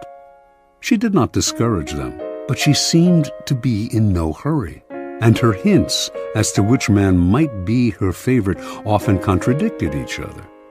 In 1566, Parliament sent a delegation to Elizabeth urging her to marry before she was too old to bear children. She did not argue, nor did she discourage the delegation, but she remained a virgin nonetheless. The delicate game that Elizabeth played with her suitors slowly made her the subject of innumerable sexual fantasies and the object of cultish worship. The court physician, Simon Forman, used his diary to describe his dreams of deflowering her. Painters represented her as Diana and other goddesses. The poet Edmund Spenser and others wrote eulogies to the Virgin Queen. She was referred to as the world's empress, that virtuous Virgo who rules the world and sets the stars in motion. In conversation with her, her many male suitors would employ bold sexual innuendo, a dare that Elizabeth did not discourage. She did all she could to stir their interest and simultaneously keep them at bay. Throughout Europe, kings and princes knew that a marriage with Elizabeth would seal an alliance between England and any nation. The King of Spain wooed her, as did the Prince of Sweden and the Archduke of Austria. She politely refused them all. The great diplomatic issue of Elizabeth's day was posed by the revolt of the Flemish and Dutch lowlands, which were then possessions of Spain. Should England break its alliance with Spain and choose France as its main ally on the continent, thereby encouraging Flemish and Dutch independence? By 1570, it had come to seem that an alliance with France would be England's wisest course. France had two eligible men of noble blood, the Dukes of Anjou and Alençon, brothers of the French king. Would either of them marry Elizabeth? Both had advantages, and Elizabeth kept the hopes of both alive. The issue simmered for years. The Duke of Anjou made several visits to England, kissed Elizabeth in public, even called her by pet names. She appeared to requite his affections. Meanwhile, as she flirted with the two brothers, a treaty was signed that sealed peace between France and England. By 1582, Elizabeth felt she could break off the courtship. In the case of the Duke of Anjou in particular, she did so with great relief. For the sake of diplomacy, she had allowed herself to be courted by a man whose presence she could not stand and whom she found physically repulsive. Once peace between France and England was secure, she dropped the unctuous Duke as politely as she could. By this time, Elizabeth was too old to bear children. She was accordingly able to live the rest of her life as she desired, and she died the Virgin Queen. She left no direct heir, but ruled through a period of incomparable peace and cultural fertility. Interpretation. Elizabeth knew that marriage can often lead to a female ruler's undoing. By marrying and committing to an alliance with one party or nation, the queen becomes embroiled in conflicts that are not of her choosing. conflicts which may eventually overwhelm her or lead her into a futile war. Also, the husband becomes the de facto ruler and often tries to do away with his wife, the queen. She had two goals as a ruler: to avoid marriage and to avoid war. She managed to combine these goals by dangling the possibility of marriage in order to forge alliances. The moment she committed to any single suitor would have been the moment she lost her power. She had to emanate mystery and desirability, never discouraging anyone's hopes, but never yielding. Through this lifelong game of flirting and withdrawing, Elizabeth dominated the country and every man who sought to conquer her. As the center of attention, she was in control. Keeping her independence above all, Elizabeth protected her power and made herself an object of worship. Keys to power. When you hold yourself back, you incur not anger, but a kind of respect. You instantly seem powerful because you make yourself ungraspable rather than succumbing to the group or to the relationship, as most people do. This aura of power only grows with time. As your reputation for independence grows, more and more people will come to desire you, wanting to be the one who gets you to commit. Desire is like a virus. If we see that someone is desired by other people, we tend to find this person desirable too. The moment you commit, the magic is gone. You become like everyone else.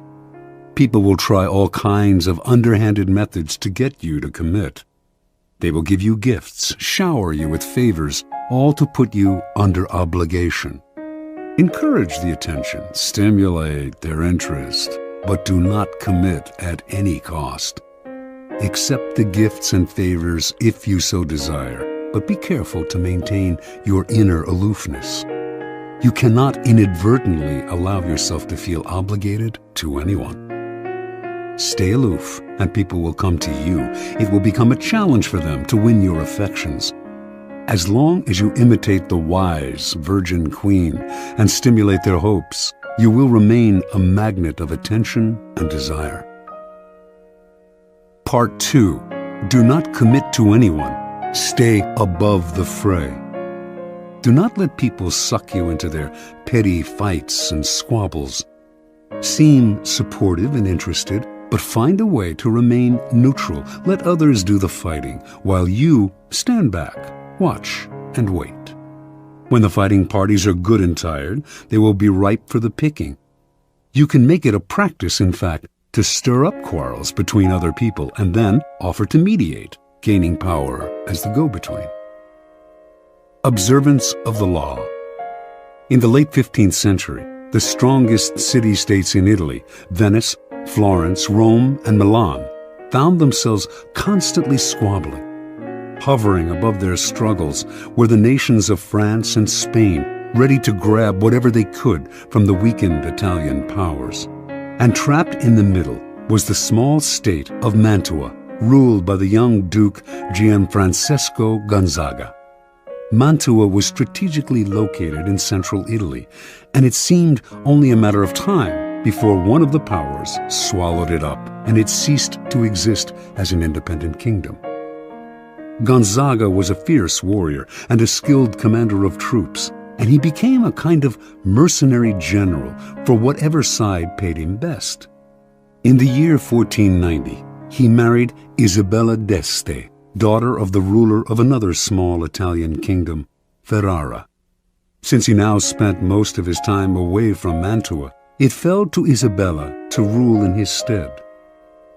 Isabella's first true test as ruler came in 1498, when King Louis XII of France was preparing armies to attack Milan. In their usual perfidious fashion, the Italian states immediately looked for ways to profit from Milan's difficulties. Pope Alexander VI promised not to intervene, thereby giving the French carte blanche. The Venetians signaled that they would not help Milan either, and in exchange for this, they hoped the French would give them Mantua. The ruler of Milan, Lodovico Sforza, suddenly found himself alone and abandoned. He turned to Isabella d'Este, one of his closest friends, also rumored to be his lover, and begged her to persuade Duke Gonzaga to come to his aid. Isabella tried, but her husband balked, for he saw Sforza's cause as hopeless. And so, in 1499, Louis swooped down on Milan and took it with ease. Isabella now faced a dilemma. If she stayed loyal to Lodovico, the French would now move against her. But if, instead, she allied herself with France, she would make enemies elsewhere in Italy, compromising Mantua once Louis eventually withdrew. And if she looked to Venice or Rome for help, they would simply swallow up Mantua under the cloak of coming to her aid. Yet, she had to do something.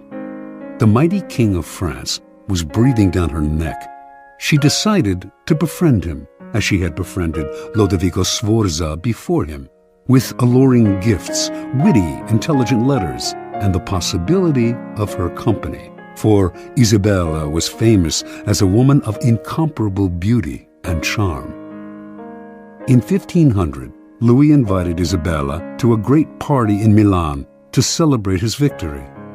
Leonardo da Vinci built an enormous mechanical lion for the affair. When the lion opened its mouth, it spewed fresh lilies, the symbols of French royalty. At the party, Isabella wore one of her celebrated dresses. She had by far the largest wardrobe of any of the Italian princesses. And just as she had hoped, she charmed and captivated Louis, who ignored all the other ladies vying for his attention. She soon became his constant companion, and in exchange for her friendship, he pledged to protect Mantua's independence from Venice. As one danger receded, however, another, more worrying one arose, this time from the south, in the form of Cesare Borgia.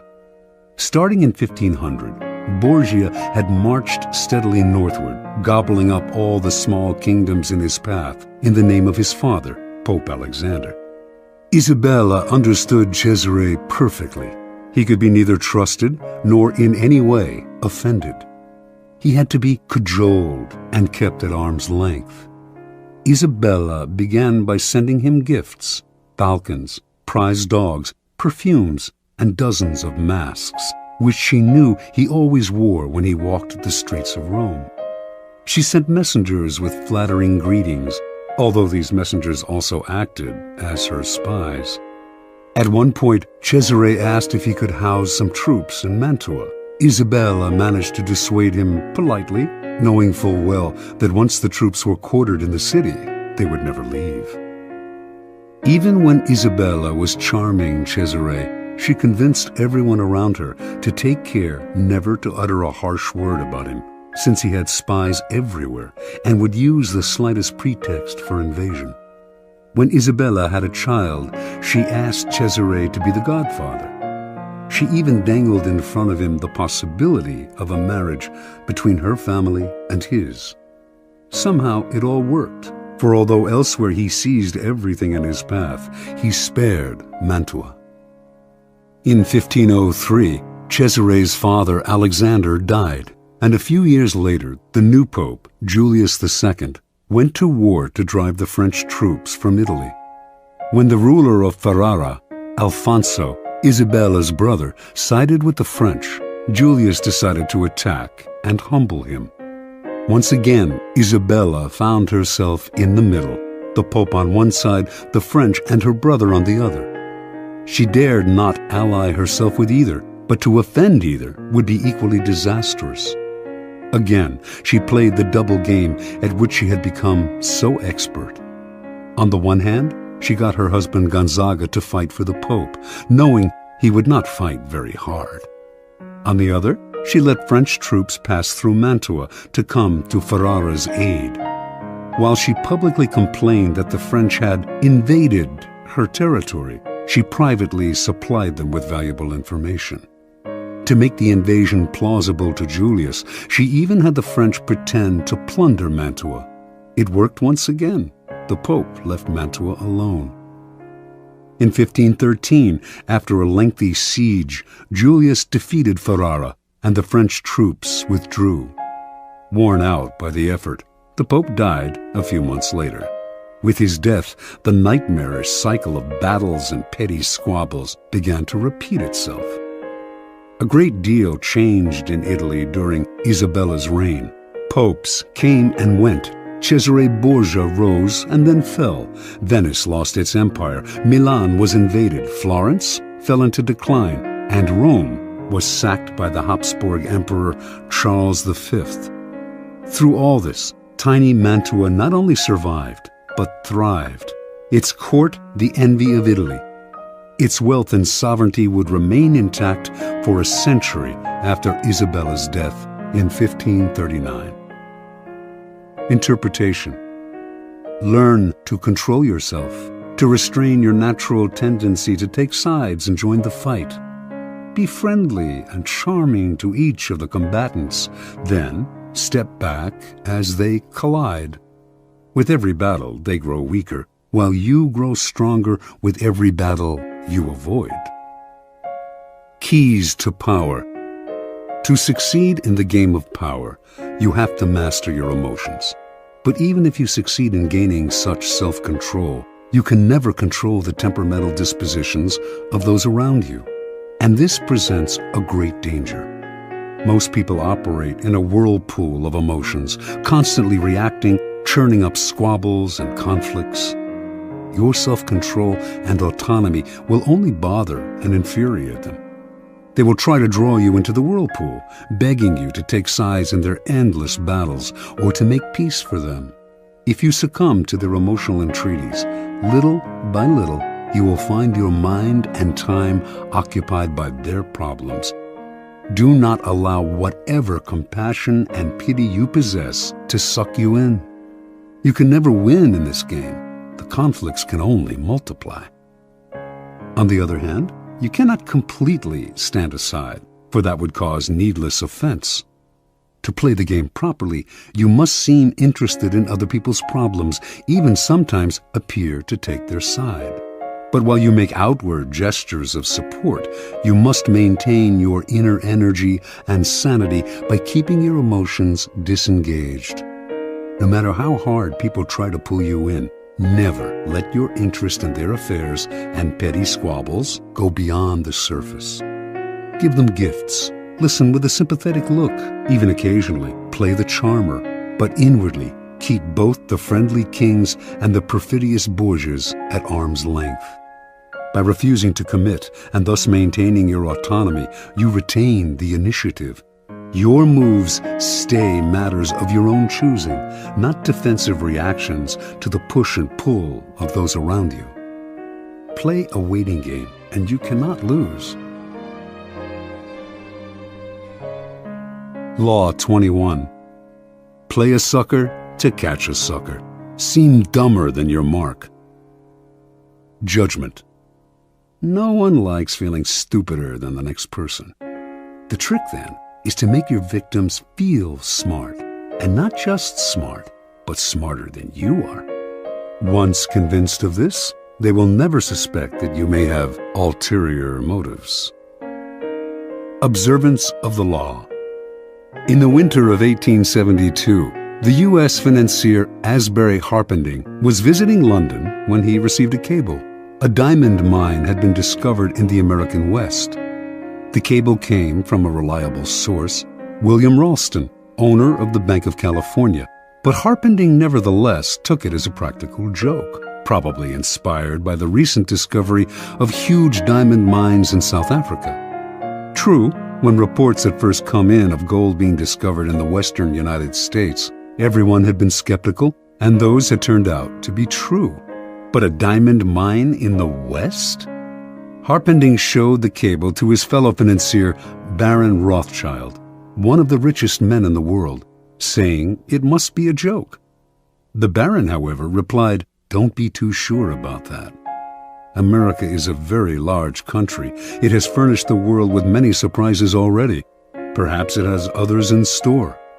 Harpending promptly took the first ship back to the States. When Harpending reached San Francisco, There was an excitement in the air, recalling the gold rush days of the late 1840s. Two crusty prospectors named Philip Arnold and John Slack had been the ones to find the diamond mine. They had not divulged its location in Wyoming, but had led a highly respected mining expert to it several weeks back, taking a circular route so he could not guess his whereabouts.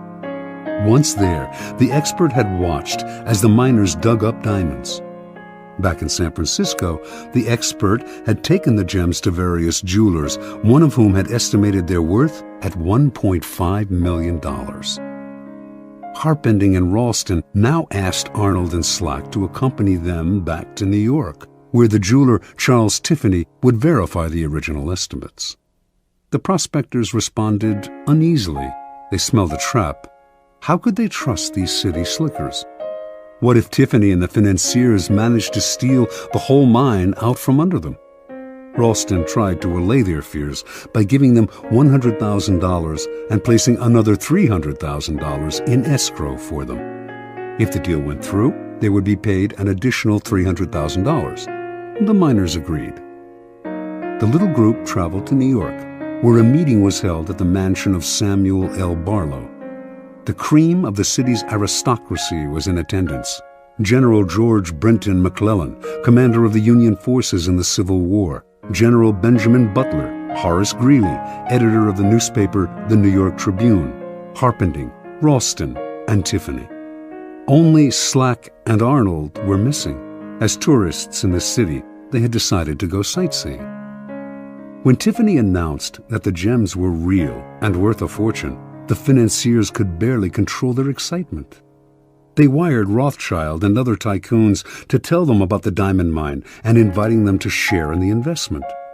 At the same time, they also told the prospectors that they wanted one more test. They insisted that a mining expert of their choosing accompany Slack and Arnold to the site to verify its wealth. The prospectors reluctantly agreed. In the meantime, they said, they had to return to San Francisco. The jewels that Tiffany had examined, they left with Harpending for safekeeping. Several weeks later, a man named Louis Janin, the best mining expert in the country, met the prospectors in San Francisco. Janin was a born skeptic who was determined to make sure that the mine was not a fraud. Accompanying Janin were Harpending and several other interested financiers.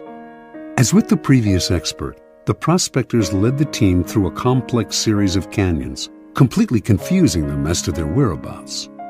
Arriving at the site, the financiers watched in amazement as Janin dug the area up, leveling anthills, turning over boulders, and finding emeralds, rubies, sapphires, and most of all, diamonds. The dig lasted 8 days, and by the end, Janin was convinced. He told the investors that they now possessed the richest field in mining history. With 100 men and proper machinery, he told them, I would guarantee to send out $1 million in diamonds every 30 days. Returning to San Francisco a few days later, Ralston, Harpending, and Company acted fast to form a $10 million corporation of private investors. First, however, they had to get rid of Arnold and Slack. That meant hiding their excitement. They certainly did not want to reveal the field's real value. So they played possum. Who knows if Janin is right, they told the prospectors. The mine may not be as rich as we think. This just made the prospectors angry. Trying a different tactic, the financiers told the two men that if they insisted on having shares in the mine, they would end up being fleeced by the unscrupulous tycoons and investors who would run the corporation. Better, they said, to take the $700,000 already offered, an enormous sum at the time, and put their greed aside.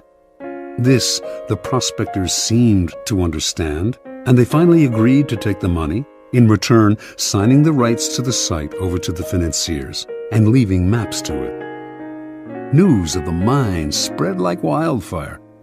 Prospectors fanned out across Wyoming. Meanwhile, Harpending and Group began spending the millions they had collected from their investors, buying equipment, hiring the best men in the business, and furnishing luxurious offices in New York and San Francisco. A few weeks later, on their first trip back to the site, they learned the hard truth.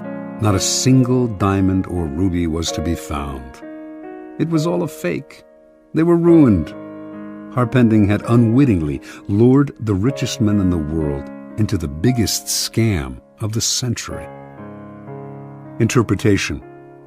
Arnold and Slack pulled off their stupendous con, not by using a fake engineer or bribing Tiffany.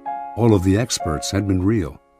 All of them honestly believed in the existence of the mine and in the value of the gems. What had fooled them all was nothing else than Arnold and Slack themselves. The two men seemed to be such rubes, such hayseeds, so naive, that no one for an instant had believed them capable of an audacious scam. The prospectors had simply observed the law of appearing more stupid than the mark, the deceiver's first commandment. The logistics of the con were quite simple. Months before Arnold and Slack announced the discovery of the diamond mine, they traveled to Europe, where they purchased some real gems for around $12,000, part of the money they had saved from their days as gold miners. They then salted the mine with these gems, which the first expert dug up and brought to San Francisco. The jewelers who had appraised these stones, including Tiffany himself, had gotten caught up in the fever and had grossly overestimated their value. Then Ralston gave the prospectors $100,000 as security, and immediately after their trip to New York, they simply went to Amsterdam, where they bought sacks of uncut gems before returning to San Francisco. The second time they salted the mine, there were many more jewels to be found. The effectiveness of the scheme, however, rested not on tricks like these, but on the fact that Arnold and Slack played their parts to perfection. On their trip to New York, where they mingled with millionaires and tycoons, they played up their clodhopper image, wearing pants and coats a size or two too small, and acting incredulous at everything they saw in the big city. No one believed that these country simpletons could possibly be conning the most devious, unscrupulous financiers of the time. Keys to power. Given how important the idea of intelligence is to most people's vanity, it is critical never inadvertently to insult or impugn a person's brain power. That is an unforgivable sin, but if you can make this iron rule work for you, it opens up all sorts of avenues of deception. Subliminally reassure people that they are more intelligent than you are, or even that you are a bit of a moron, and you can run rings around them. The feeling of intellectual superiority you give them will disarm their suspicion muscles. Intelligence is the obvious quality to downplay, but why stop there? Taste and sophistication rank close to intelligence on the vanity scale, make people feel they are more sophisticated than you are, and their guard will come down. As Arnold and Slack knew, an air of complete naivete can work wonders. Those fancy financiers were laughing at them behind their backs. But who laughed loudest in the end? In general, then, always make people believe they are smarter and more sophisticated than you are. They will keep you around because you make them feel better about themselves, and the longer you are around, the more opportunities you will have to deceive them. Law 22. Use the surrender tactic. Transform weakness into power. Judgment. When you are weaker, never fight for honor's sake. Choose surrender instead. Surrender gives you time to recover, time to torment and irritate your conqueror, time to wait for his power to wane. Do not give him the satisfaction of fighting and defeating you. Surrender first.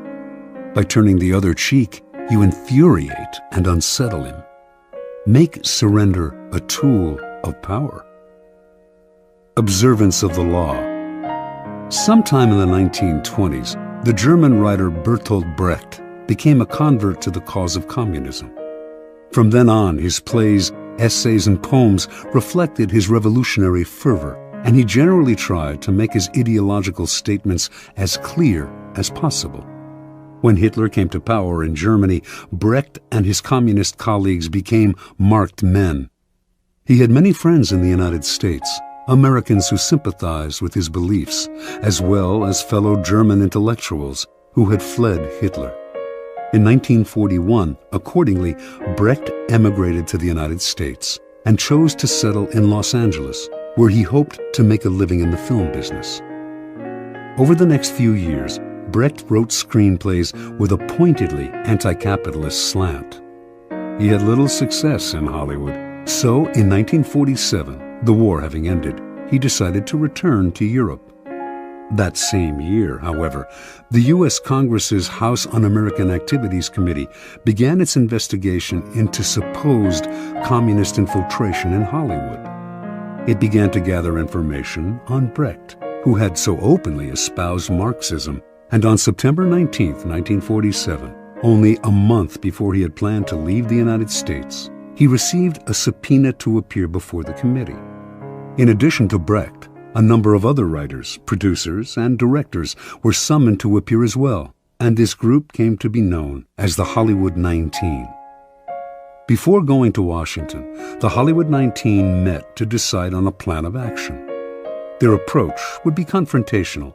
Instead of answering questions about their membership, or lack of it, in the Communist Party, they would read prepared statements that would challenge the authority of the committee and argue that its activities were unconstitutional.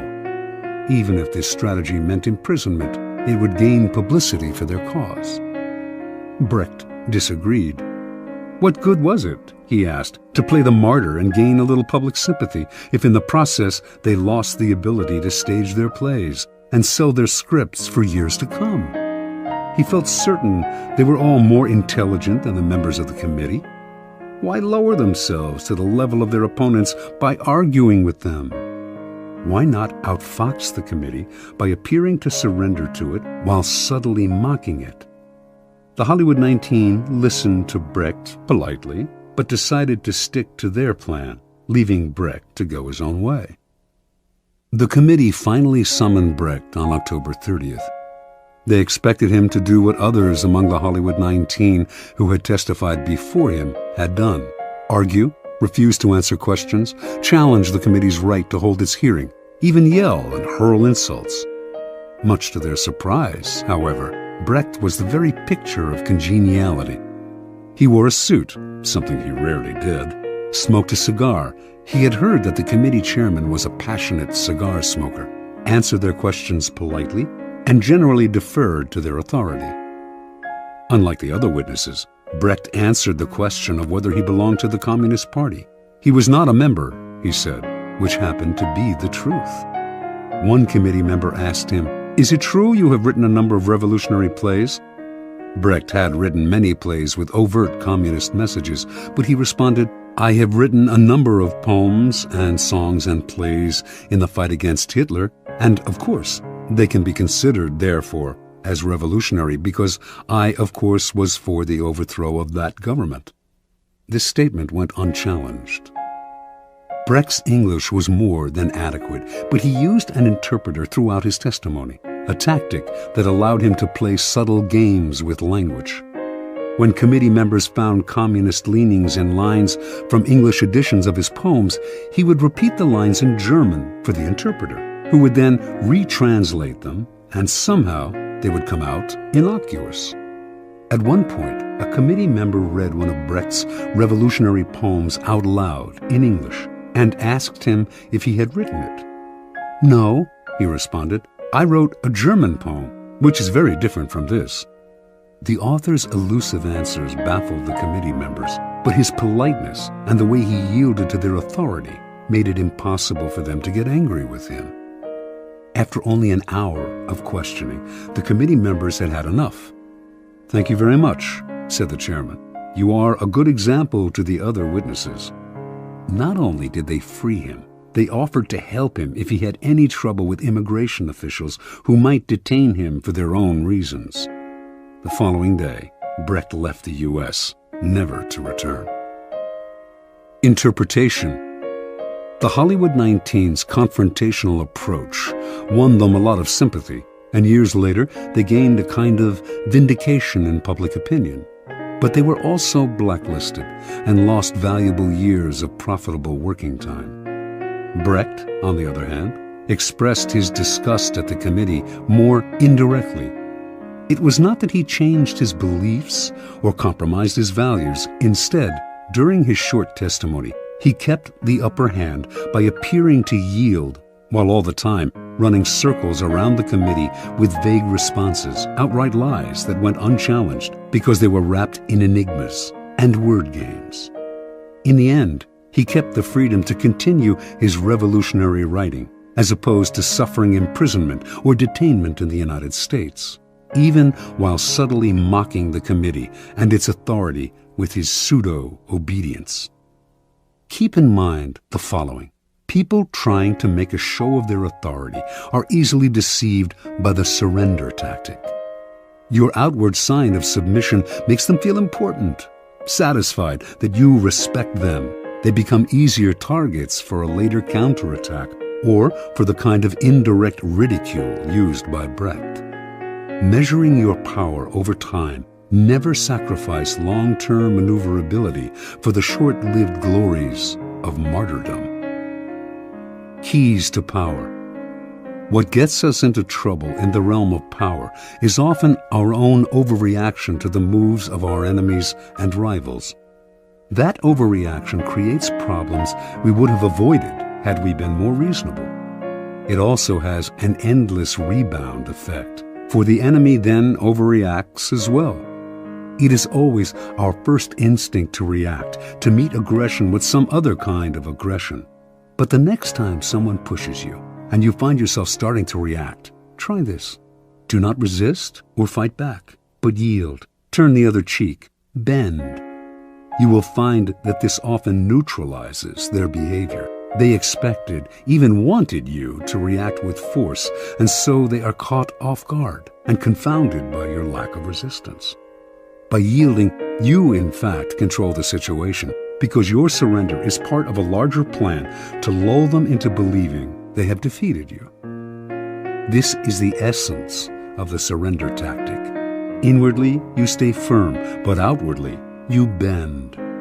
Deprived of a reason to get angry, your opponents will often be bewildered instead, and they are unlikely to react with more violence, which would demand a reaction from you. Instead, you are allowed the time and space to plot the counter moves that will bring them down.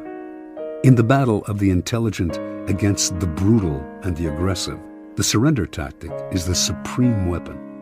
It does require self-control. Those who genuinely surrender give up their freedom and may be crushed by the humiliation of their defeat. You have to remember that you only appear to surrender, like the animal that plays dead to save its hide. Power is always in flux. Since the game is, by nature, fluid and an arena of struggle, those with power almost always find themselves eventually on the downward swing. If you find yourself temporarily weakened, the surrender tactic is perfect for raising yourself up again. It disguises your ambition. It teaches you patience and self-control, key skills in the game, and it puts you in the best possible position for taking advantage of your oppressor's sudden slide. If you run away or fight back, in the long run, you cannot win. If you surrender, you will almost always emerge victorious. Law 23. Concentrate your forces. Judgment. Conserve your forces and energies by keeping them concentrated at their strongest point. You gain more by finding a rich mine and mining it deeper than by flitting from one shallow mine to another. Intensity defeats extensity every time.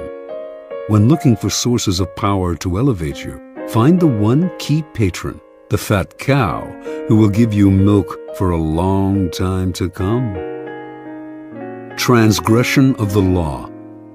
In China, in the early 6th century BC, the kingdom of Wu began a war with the neighboring northern provinces of the Middle Kingdom.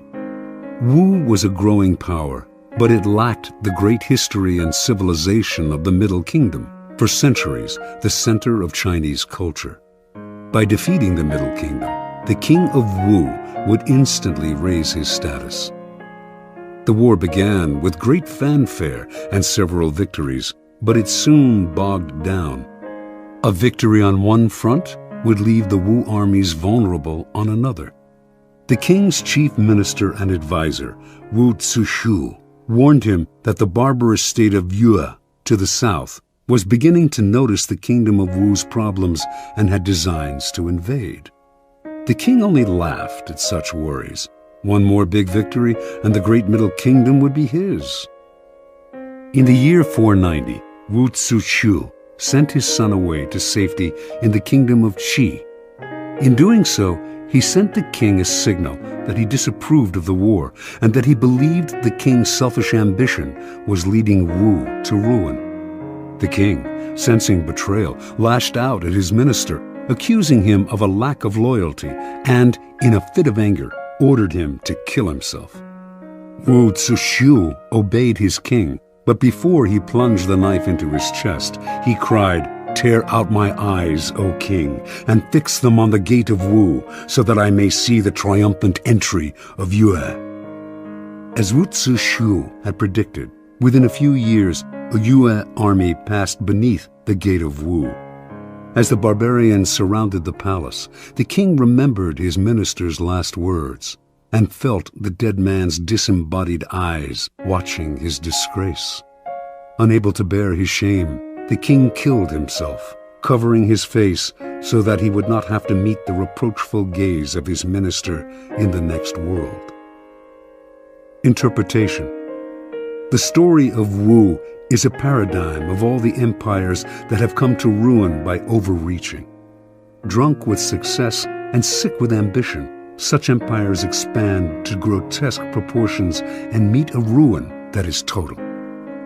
For the Chinese, the fate of the kingdom of Wu serves as an elemental lesson on what happens when you dissipate your forces on several fronts, losing sight of distant dangers for the sake of present gain. If you are not in danger, says Sun Tzu, do not fight. It is almost a physical law.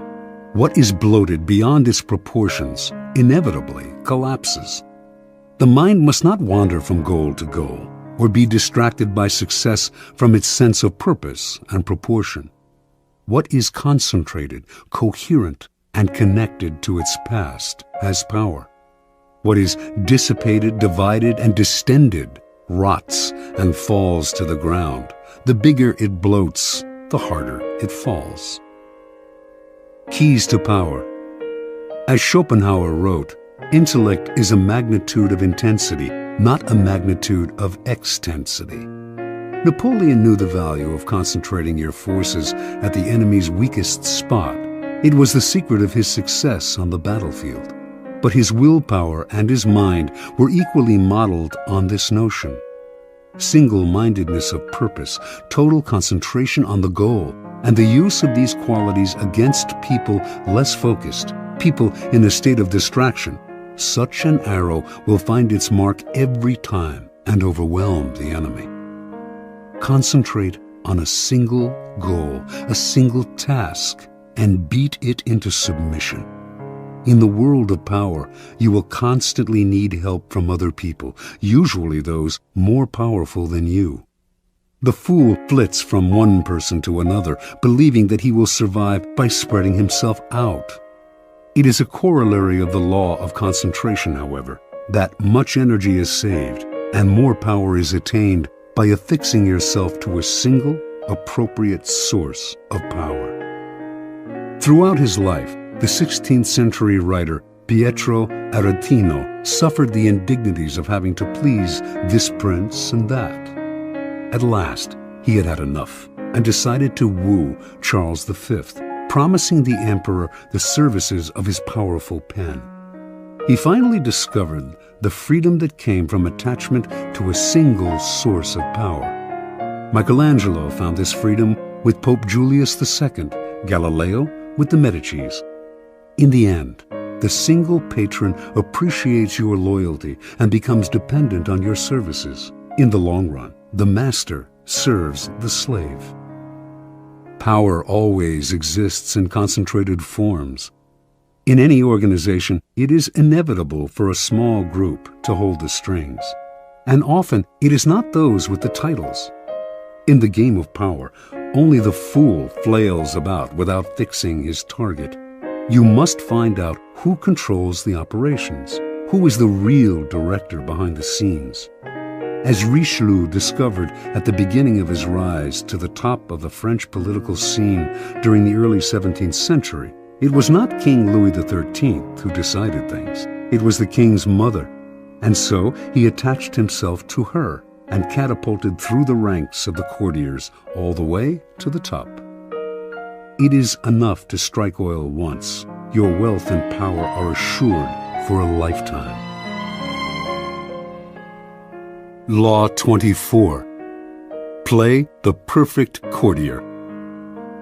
Judgment. The perfect courtier thrives in a world where everything revolves around power and political dexterity. He has mastered the art of indirection. He flatters, yields to superiors, and asserts power over others in the most oblique and graceful manner. Learn and apply the laws of courtiership, and there will be no limit to how far you can rise in the court. Court society. It is a fact of human nature that the structure of a court society forms itself around power. In the past, the court gathered around the ruler and had many functions. Besides keeping the ruler amused, it was a way to solidify the hierarchy of royalty, nobility, and the upper classes, and to keep the nobility both subordinate and close to the ruler, so that he could keep an eye on them. The court serves power in many ways, but most of all, it glorifies the ruler, providing him with a microcosmic world that must struggle to please him. To be a courtier was a dangerous game. A 19th century Arab traveler to the court of Darfur, in what is now Sudan, reported that courtiers there had to do whatever the Sultan did. If he were injured, they had to suffer the same injury. If he fell off his horse during a hunt, they fell too. Mimicry like this appeared in courts all over the world.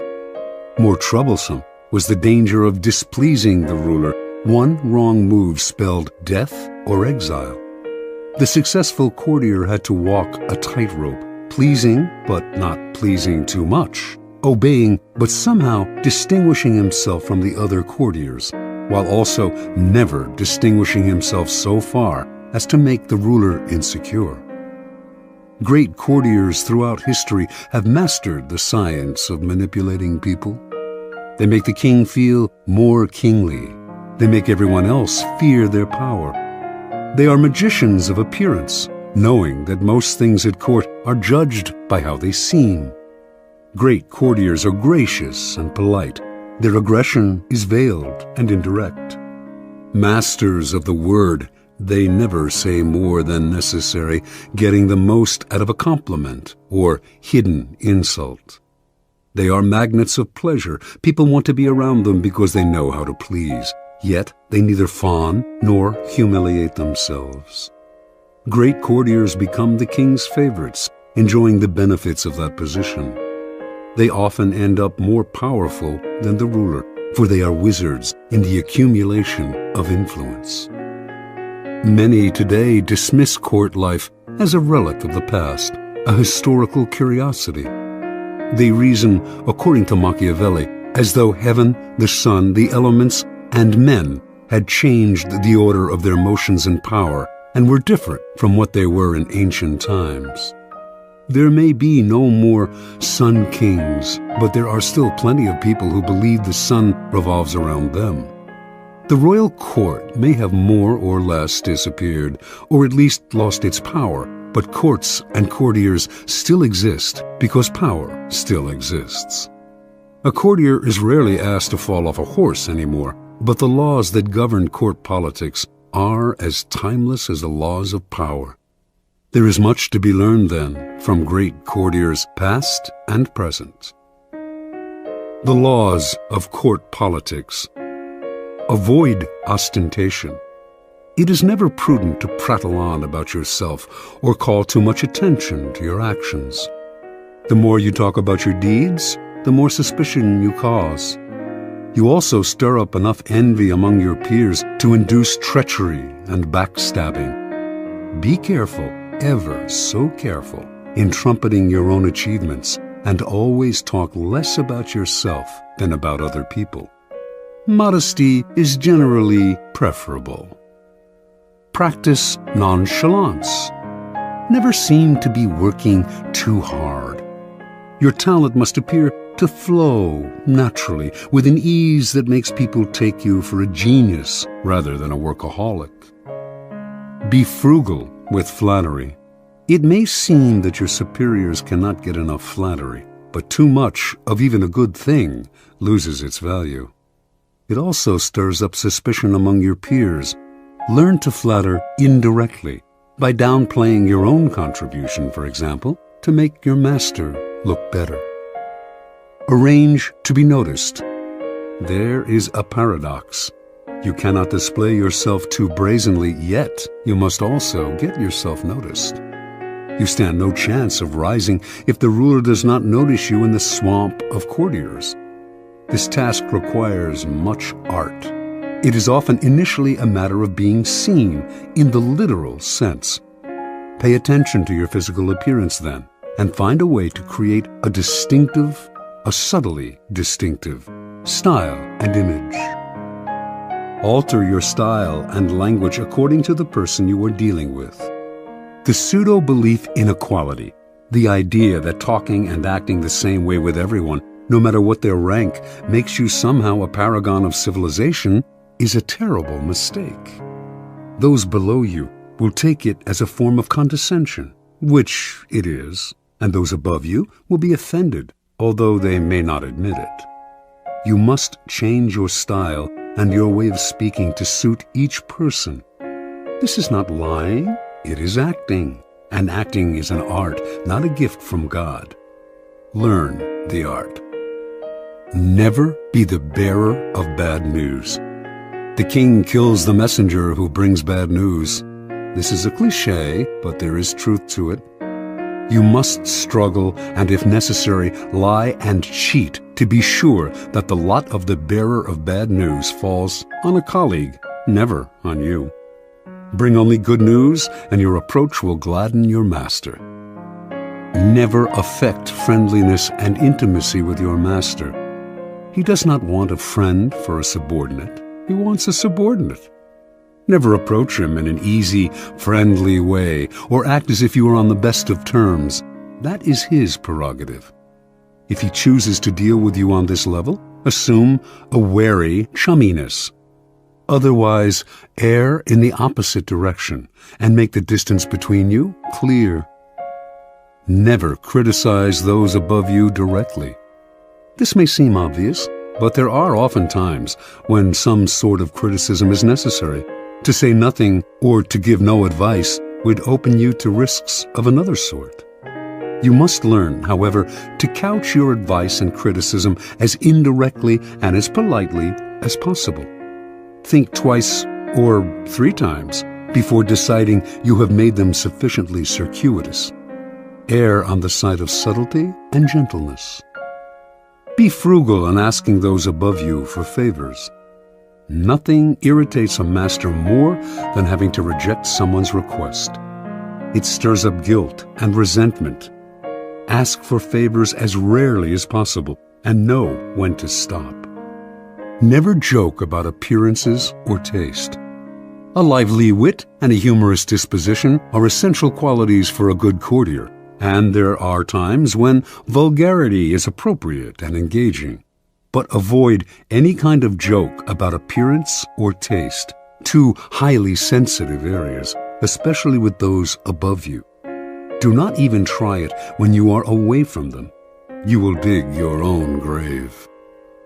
Do not be the court cynic. If you constantly criticize your equals or subordinates, some of that criticism will rub off on you, hovering over you like a gray cloud wherever you go. People will groan at each new cynical comment, and you will irritate them. By expressing modest admiration for other people's achievements, you paradoxically call attention to your own. The ability to express wonder and amazement and seem like you mean it is a rare and dying talent, but one still greatly valued. Be self-observant. The mirror is a miraculous invention. Without it, you would commit great sins against beauty and decorum. You also need a mirror for your actions. This can sometimes come from other people telling you what they see in you, but that is not the most trustworthy method. You must be the mirror, training your mind to see yourself as others see you. Are you acting too obsequious? Are you trying too hard to please? Do you seem desperate for attention, giving the impression that you are on the decline? Be observant about yourself, and you will avoid a mountain of blunders. Master your emotions. As an actor in a great play, you must learn to cry and laugh on command and when it is appropriate. You must be able both to disguise your anger and frustration and to fake your contentment and agreement.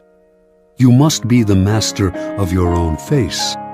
Call it lying if you like, but if you prefer to not play the game and to always be honest and upfront, do not complain when others call you obnoxious and arrogant. Fit the spirit of the times.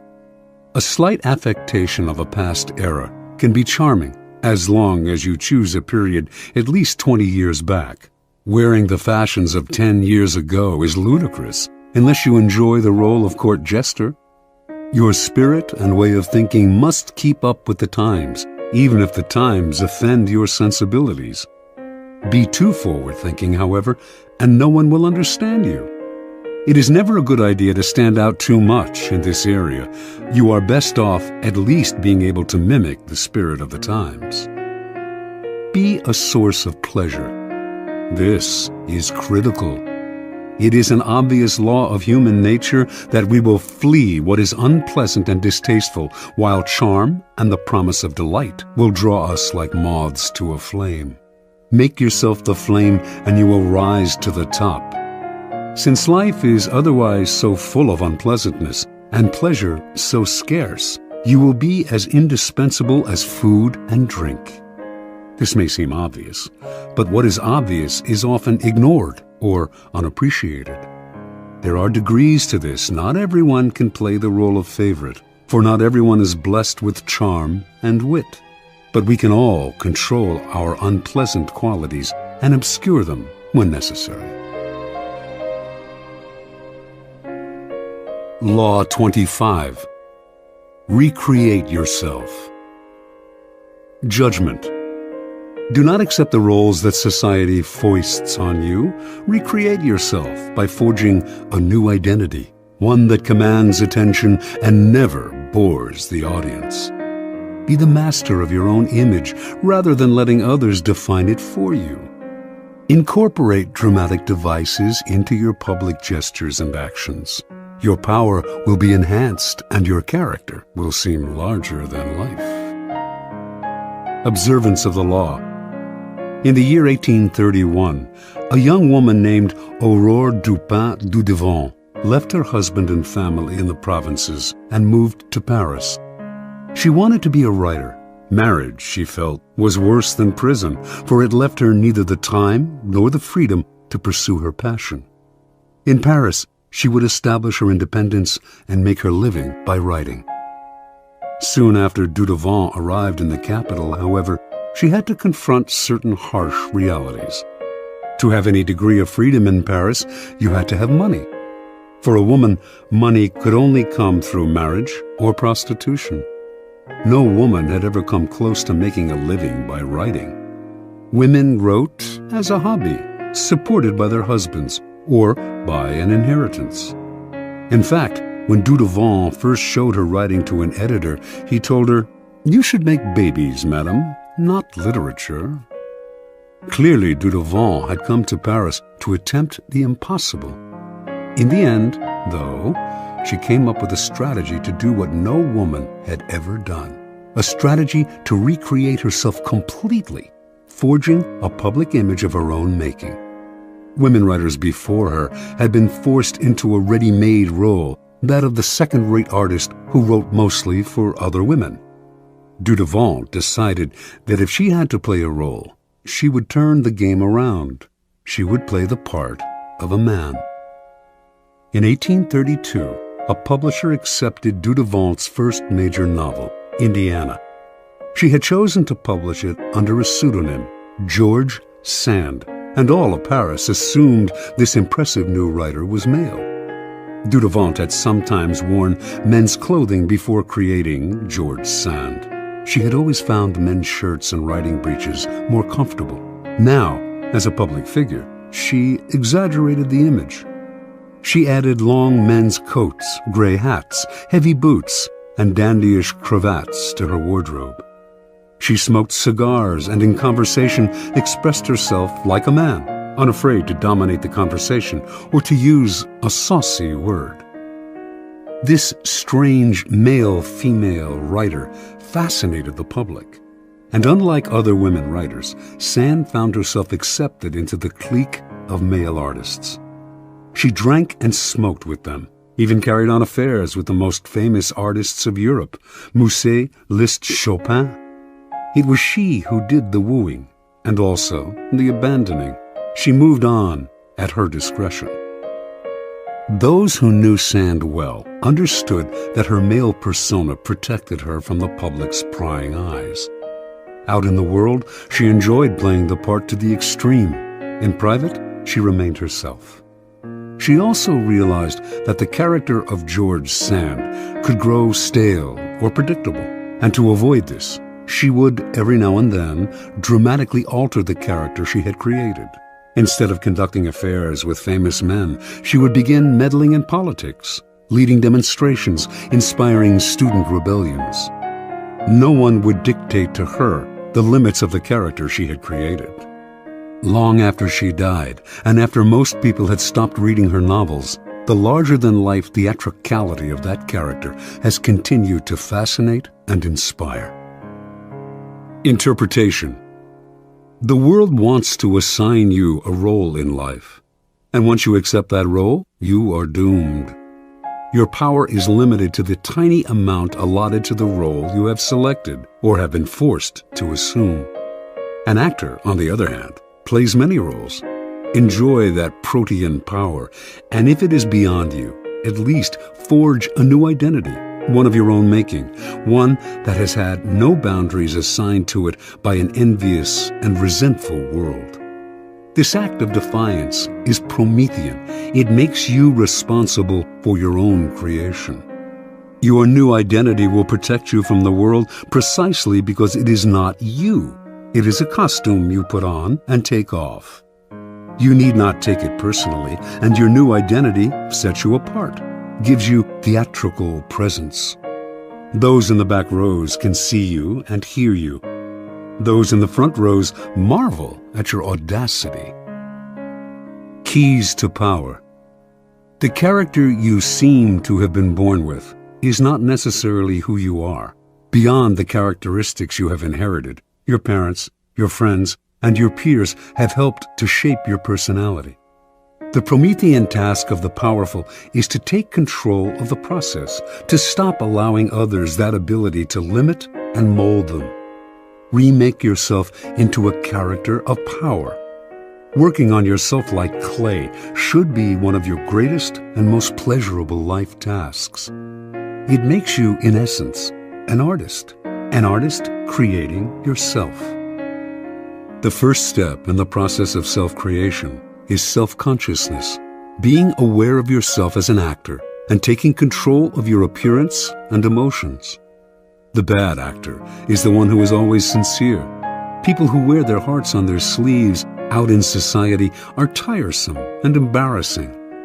Their sincerity notwithstanding, it is hard to take them seriously. Good actors control themselves better.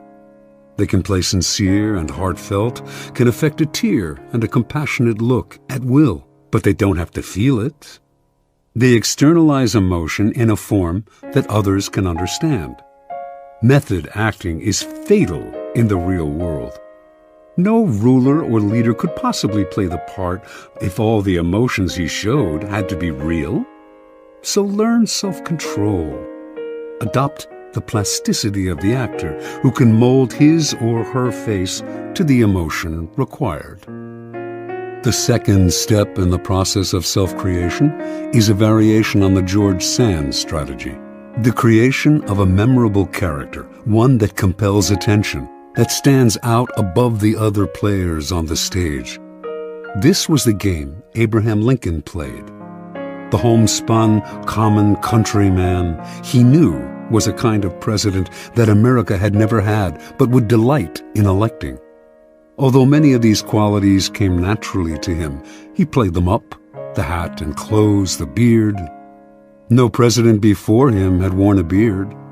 Lincoln was also the first president to use photographs to spread his image, helping to create the icon of the homespun president. You must appreciate the importance of stage entrances and exits. When Cleopatra first met Caesar in Egypt, she arrived rolled up in a carpet, which she arranged to have unfurled at his feet. Your own entrances and exits should be crafted and planned as carefully. Remember that overacting can be counterproductive. It is another way of spending too much effort trying to attract attention. The actor Richard Burton discovered early in his career that by standing totally still on stage, he drew attention to himself and away from the other actors. It is less what you do that matters clearly than how you do it. Your gracefulness and imposing stillness on the social stage count for more than overdoing your part and moving around too much. Finally, learn to play many roles, to be whatever the moment requires. Adapt your mask to the situation. Be protean in the faces you wear. Bismarck played this game to perfection. To a liberal, he was a liberal. To a hawk, he was a hawk. He could not be grasped, and what cannot be grasped cannot be consumed. Law 26. Keep your hands clean. Judgment. You must seem a paragon of civility and efficiency. Your hands are never soiled by mistakes and nasty deeds. Maintain such a spotless appearance by using others as unwitting pawns and screens to disguise your involvement. Part 1. Conceal your mistakes. Have a scapegoat around to take the blame. Our good name and reputation depend more on what we conceal than on what we reveal. Everyone makes mistakes, but those who are truly clever manage to hide them and to make sure someone else is blamed. A convenient scapegoat should always be kept around for such moments. Observance of the law. Near the end of the 2nd century AD, as China's mighty Han Empire slowly collapsed, the great general and imperial minister Cao Cao emerged as the most powerful man in the country. Seeking to extend his power base and to rid himself of the last of his rivals, Cao Cao began a campaign to take control of the strategically vital Central Plain. During the siege of a key city, he slightly miscalculated the timing for supplies of grain to arrive from the capital. As he waited for the shipment to come in, the army ran low on food, and Cao Cao was forced to order the chief of commissariat to reduce its rations. Cao Cao kept a tight rein on the army and ran a network of informers. His spies soon reported that the men were complaining, grumbling that he was living well while they themselves had barely enough to eat. Perhaps Cao Cao was keeping the food for himself, they murmured. If the grumbling spread, Cao Cao could have a mutiny on his hands. He summoned the chief of commissariat to his tent. "I want to ask you to lend me something, and you must not refuse," Cao Cao told the chief. "What is it?" the chief replied. "I want the loan of your head to show to the troops," said Cao Cao. "But I've done nothing wrong," cried the chief. "I know," said Cao Cao with a sigh, "but if I do not put you to death, there will be a mutiny. Do not grieve. After you're gone, I'll look after your family." Put this way, the request left the chief no choice. So he resigned himself to his fate and was beheaded that very day. Seeing his head on public display, the soldiers stopped grumbling. Some saw through Tao Tao's gesture, but kept quiet, stunned and intimidated by his violence. And most accepted his version of who was to blame, preferring to believe in his wisdom and fairness than in his incompetence and cruelty. Interpretation. Occasional mistakes are inevitable. The world is just too unpredictable. People of power, however, are undone not by the mistakes they make, but by the way they deal with them. Like surgeons, they must cut away the tumor with speed and finality. Excuses satisfy no one, and apologies make everyone uncomfortable. The mistake does not vanish with an apology. It deepens and festers. Better to cut it off instantly, distract attention from yourself, and focus attention on a convenient scapegoat before people have time to ponder your responsibility or your possible incompetence. Keys to power. The use of scapegoats is as old as civilization itself, and examples of it can be found in cultures around the world. The main idea behind these sacrifices is the shifting of guilt and sin to an outside figure, object, animal, or man, which is then banished or destroyed. The bloody sacrifice of the scapegoat seems a barbaric relic of the past, but the practice lives on to this day, if indirectly and symbolically.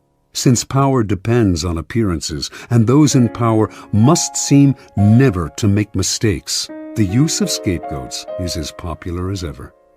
What modern leader will take responsibility for his blunders? He searches out others to blame, a scapegoat to sacrifice. When Mao Zedong's Cultural Revolution failed miserably, he made no apologies or excuses to the Chinese people. Instead, like Tao Tao before him, he offered up scapegoats, including his own personal secretary and high-ranking member of the party, Chen Bo-da. Franklin D. Roosevelt had a reputation for honesty and fairness. Throughout his career, however, he faced many situations in which being the nice guy would have spelled political disaster, yet he could not be seen as the agent of any foul play. For 20 years, then, his secretary, Lewis Howe, handled the backroom deals, the manipulation of the press, the underhanded campaign maneuvers. And whenever a mistake was committed, or a dirty trick contradicting Roosevelt's carefully crafted image became public, Howe served as a scapegoat and never complained. Finally, history has time and again shown the value of using a close associate as a scapegoat. This is known as the fall of the favorite. Most kings had a personal favorite at court, a man whom they singled out, sometimes for no apparent reason, and lavished with favors and attention. But this court favorite could serve as a convenient scapegoat in case of a threat to the king's reputation. The public would readily believe in the scapegoat's guilt. Why would the king sacrifice his favorite unless he were guilty? And the other courtiers, resentful of the favorite anyway, would rejoice at his downfall. The king, meanwhile, would rid himself of a man who by that time had probably learned too much about him, perhaps becoming arrogant and even disdainful of him. Choosing a close associate as a scapegoat has the same value as the fall of the favorite. You may lose a friend or aide, but in the long-term scheme of things, it is more important to hide your mistakes than to hold on to someone who one day will probably turn against you. Besides, you can always find a new favorite to take his place. Part 2. Make use of the cat's paw. In the fable, the monkey grabs the paw of his friend, the cat, and uses it to fish chestnuts out of the fire, thus getting the nuts he craves without hurting himself. If there is something unpleasant or unpopular that needs to be done, it is far too risky for you to do the work yourself. You need a cat's paw, someone who does the dirty, dangerous work for you. The cat's paw grabs what you need, hurts whom you need hurt, and keeps people from noticing that you are the one responsible. Let someone else be the executioner or the bearer of bad news, while you bring only joy and glad tidings.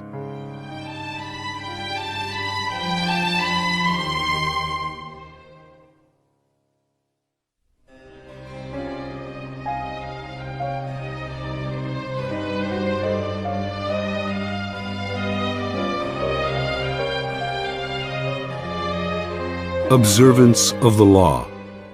In 59 BC, the future Queen Cleopatra of Egypt, then 10 years old, witnessed the overthrow and banishment of her father, Ptolemy XII, at the hand of his eldest daughters, her own sisters. One of the daughters, Berenice, emerged as the leader of the rebellion, and to ensure that she would now rule Egypt alone, she imprisoned her other sisters and murdered her own husband.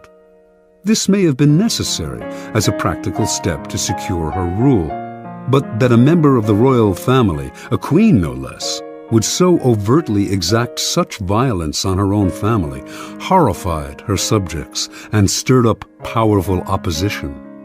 4 years later, this opposition was able to return Ptolemy to power, and he promptly had Berenice and the other elder sisters beheaded. In 51 BC, Ptolemy died, leaving 4 remaining children as heirs. As was the tradition in Egypt, the eldest son, Ptolemy XIII, only 10 at the time, married the elder sister, Cleopatra, now 18, and the couple took the throne together as king and queen. None of the 4 children felt satisfied with this. Everyone, including Cleopatra, wanted more power. A struggle emerged between Cleopatra and Ptolemy, each trying to push the other to the side.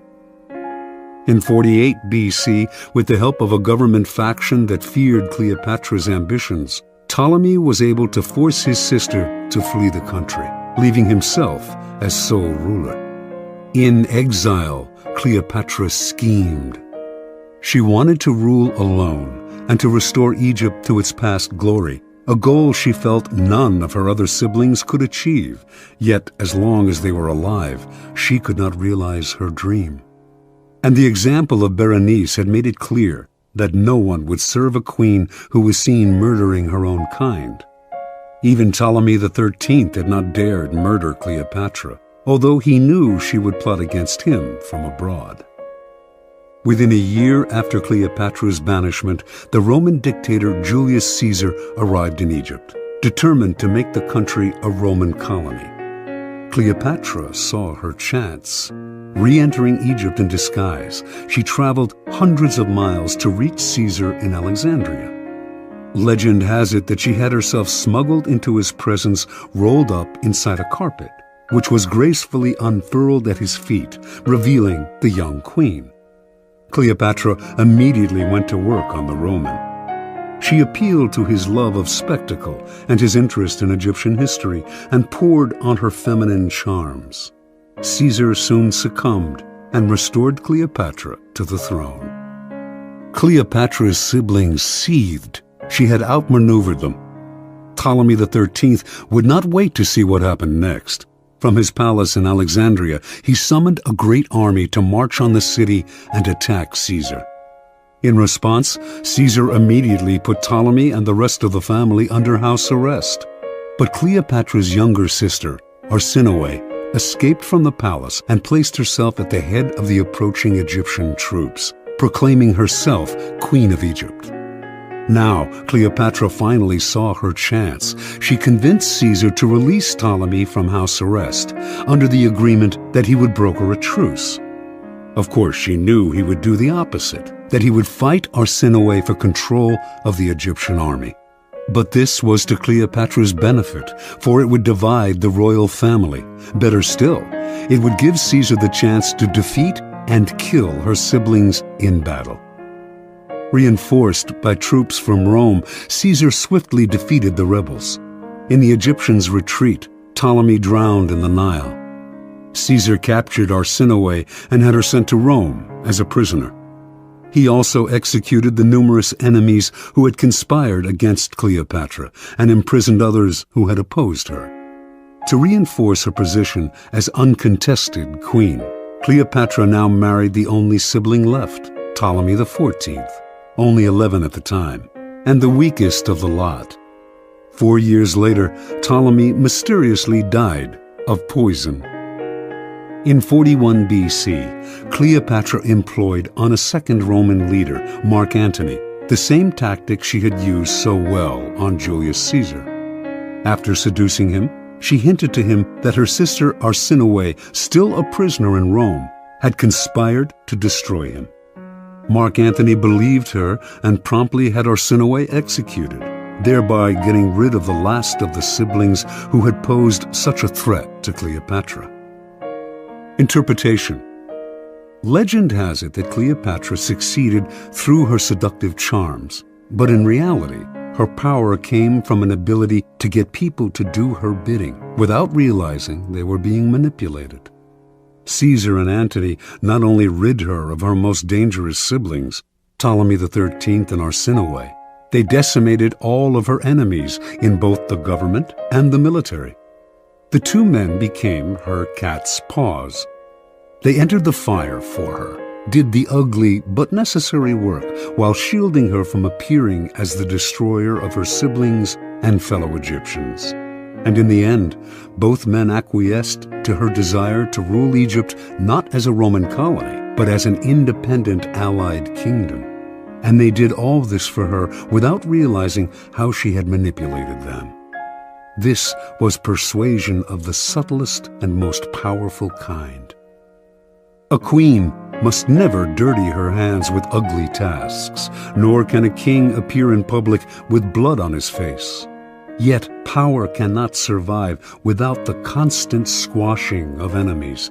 There will always be dirty little tasks that have to be done to keep you on the throne. Like Cleopatra, you need a cat's paw. This will usually be a person from outside your immediate circle, who will therefore be unlikely to realize how he or she is being used. You will find these dupes everywhere, people who enjoy doing you favors, especially if you throw them a minimal bone or two in exchange.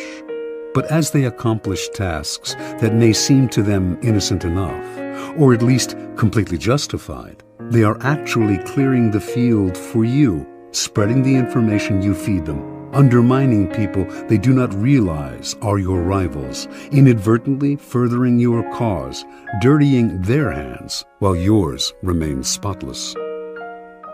Keys to power. As a leader, you may imagine that constant diligence and the appearance of working harder than anyone else signify power. Actually, though, they have the opposite effect. They imply weakness. Why are you working so hard? Perhaps you are incompetent and have to put in extra effort just to keep up. Perhaps you are one of those people who does not know how to delegate and has to meddle in everything.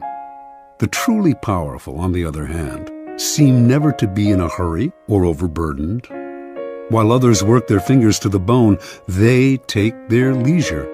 They know how to find the right people to put in the effort while they save their energy and keep their hands out of the fire. Similarly, you may believe that by taking on the dirty work yourself, involving yourself directly in unpleasant actions, you impose your power and instill fear.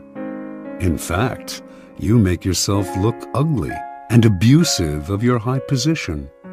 Truly powerful people keep their hands clean. Only good things surround them, and the only announcements they make are of glorious achievements. You will often find it necessary, of course, to expend energy or to effect an evil but necessary action. But you must never appear to be this action's agent. Find a cat's paw.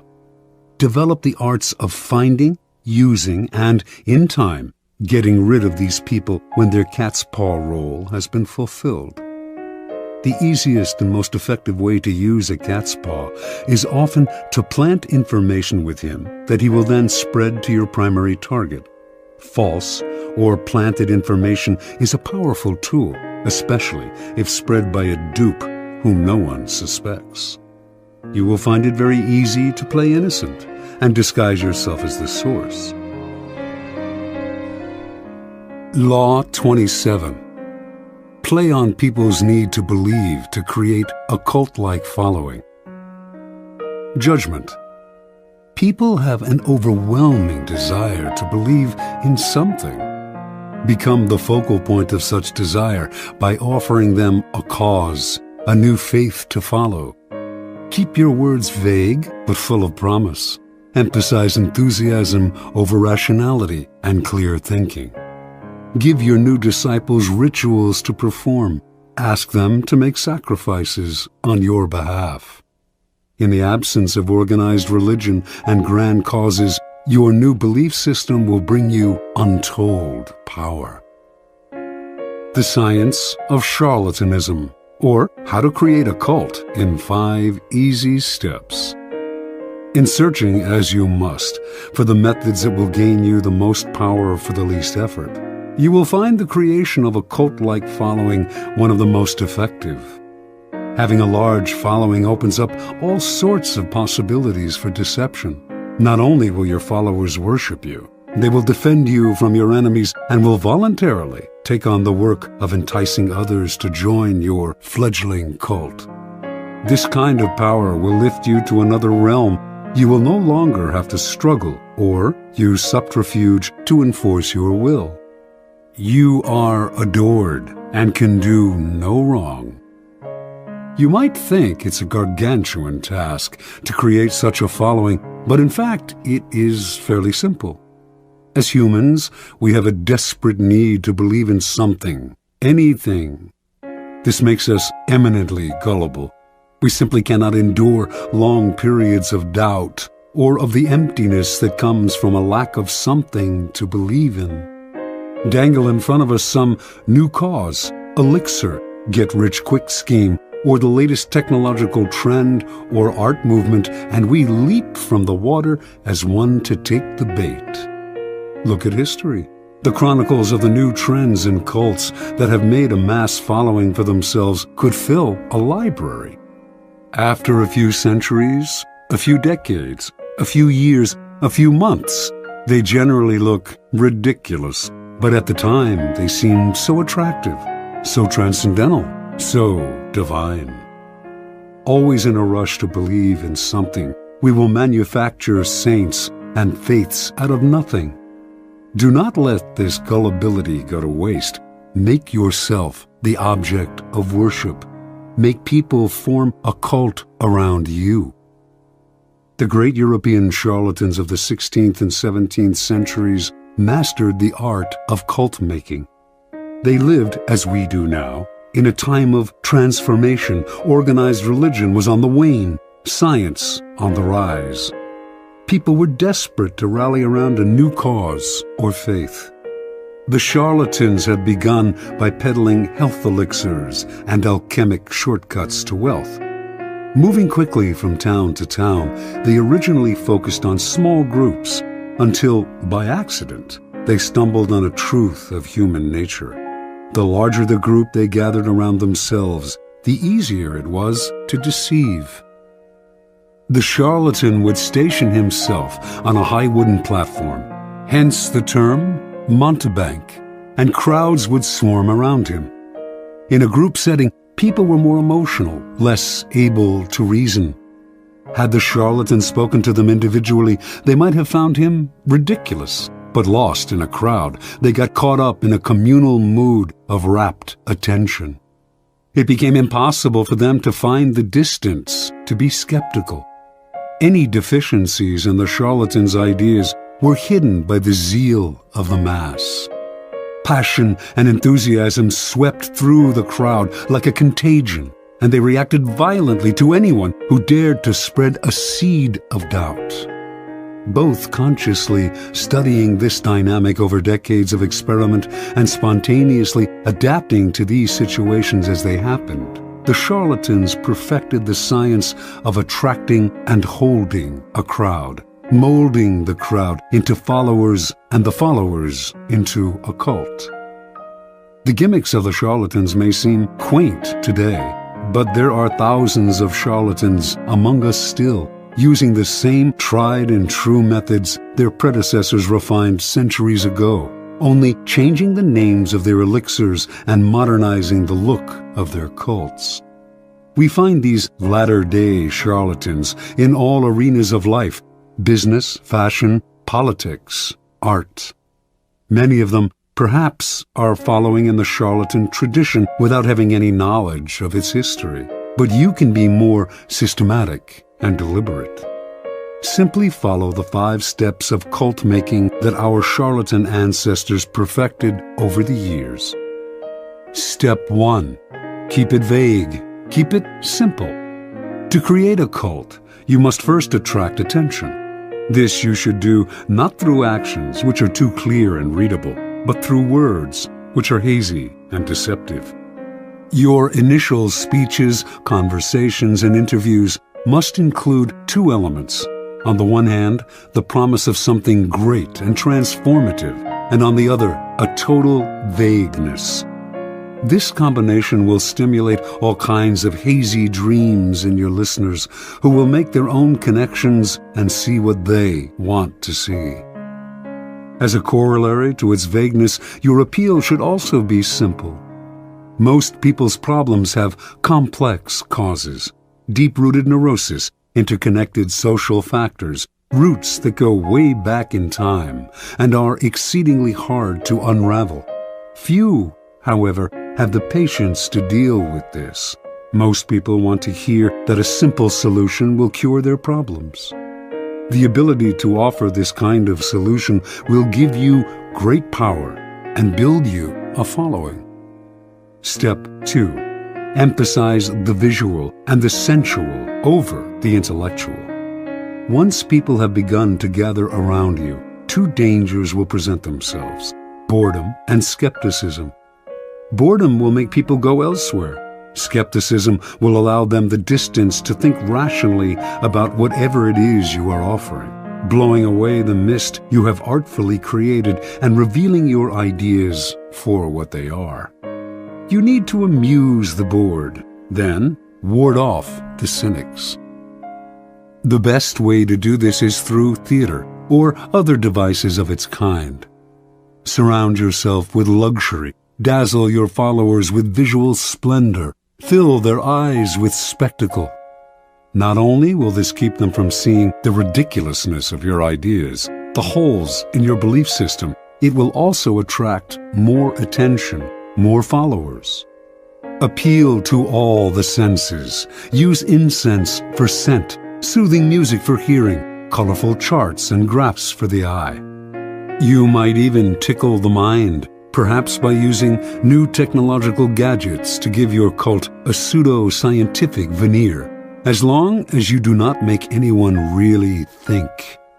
Use the exotic, distant cultures, strange customs to create theatrical effects and to make the most banal and ordinary affairs seem signs of something extraordinary.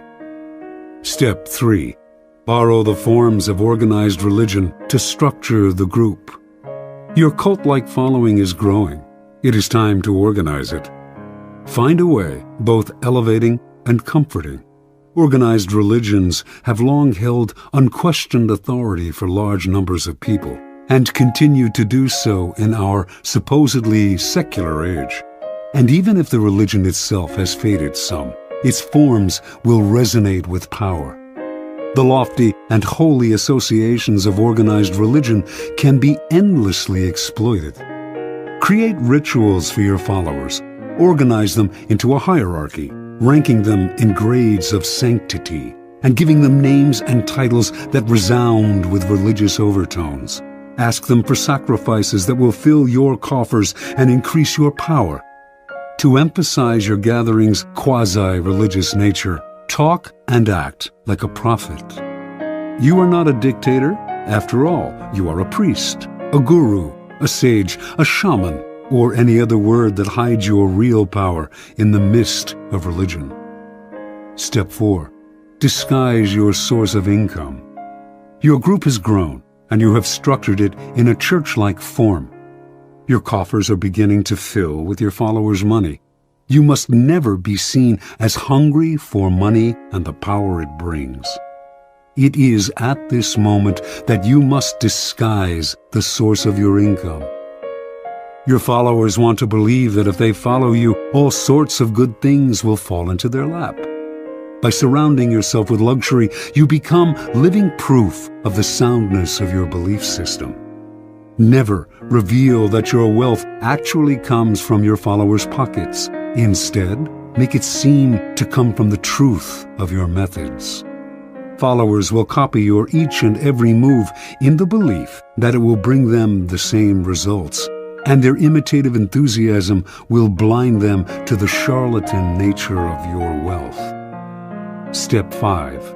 Set up an us versus them dynamic.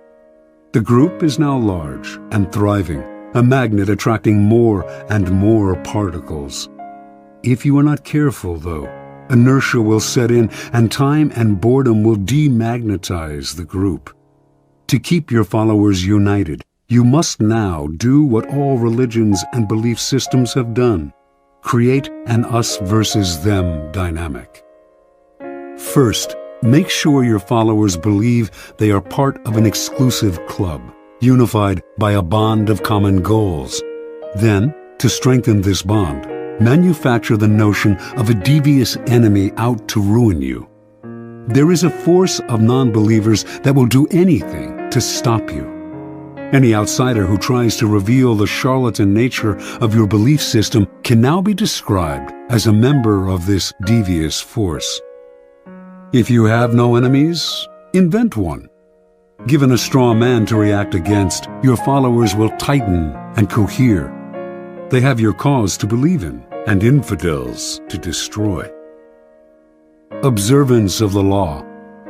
In the year 1653, a 27-year-old Milan man named Francesco Giuseppe Borri claimed to have had a vision. He went around town telling one and all that the Archangel Michael had appeared to him and announced that he had been chosen to be the Capitano Generale of the army of the new Pope, an army that would seize and revitalize the world. The Archangel had further revealed that Borri now had the power to see people's souls, and that he would soon discover the Philosopher's Stone, a long sought-after substance that could change base metals into gold. Friends and acquaintances who heard Borri explain the vision and who witnessed the change that had come over him were impressed, for Borri had previously devoted himself to a life of wine, women, and gambling. Now he gave all that up, plunging himself into the study of alchemy and talking only of mysticism and the occult.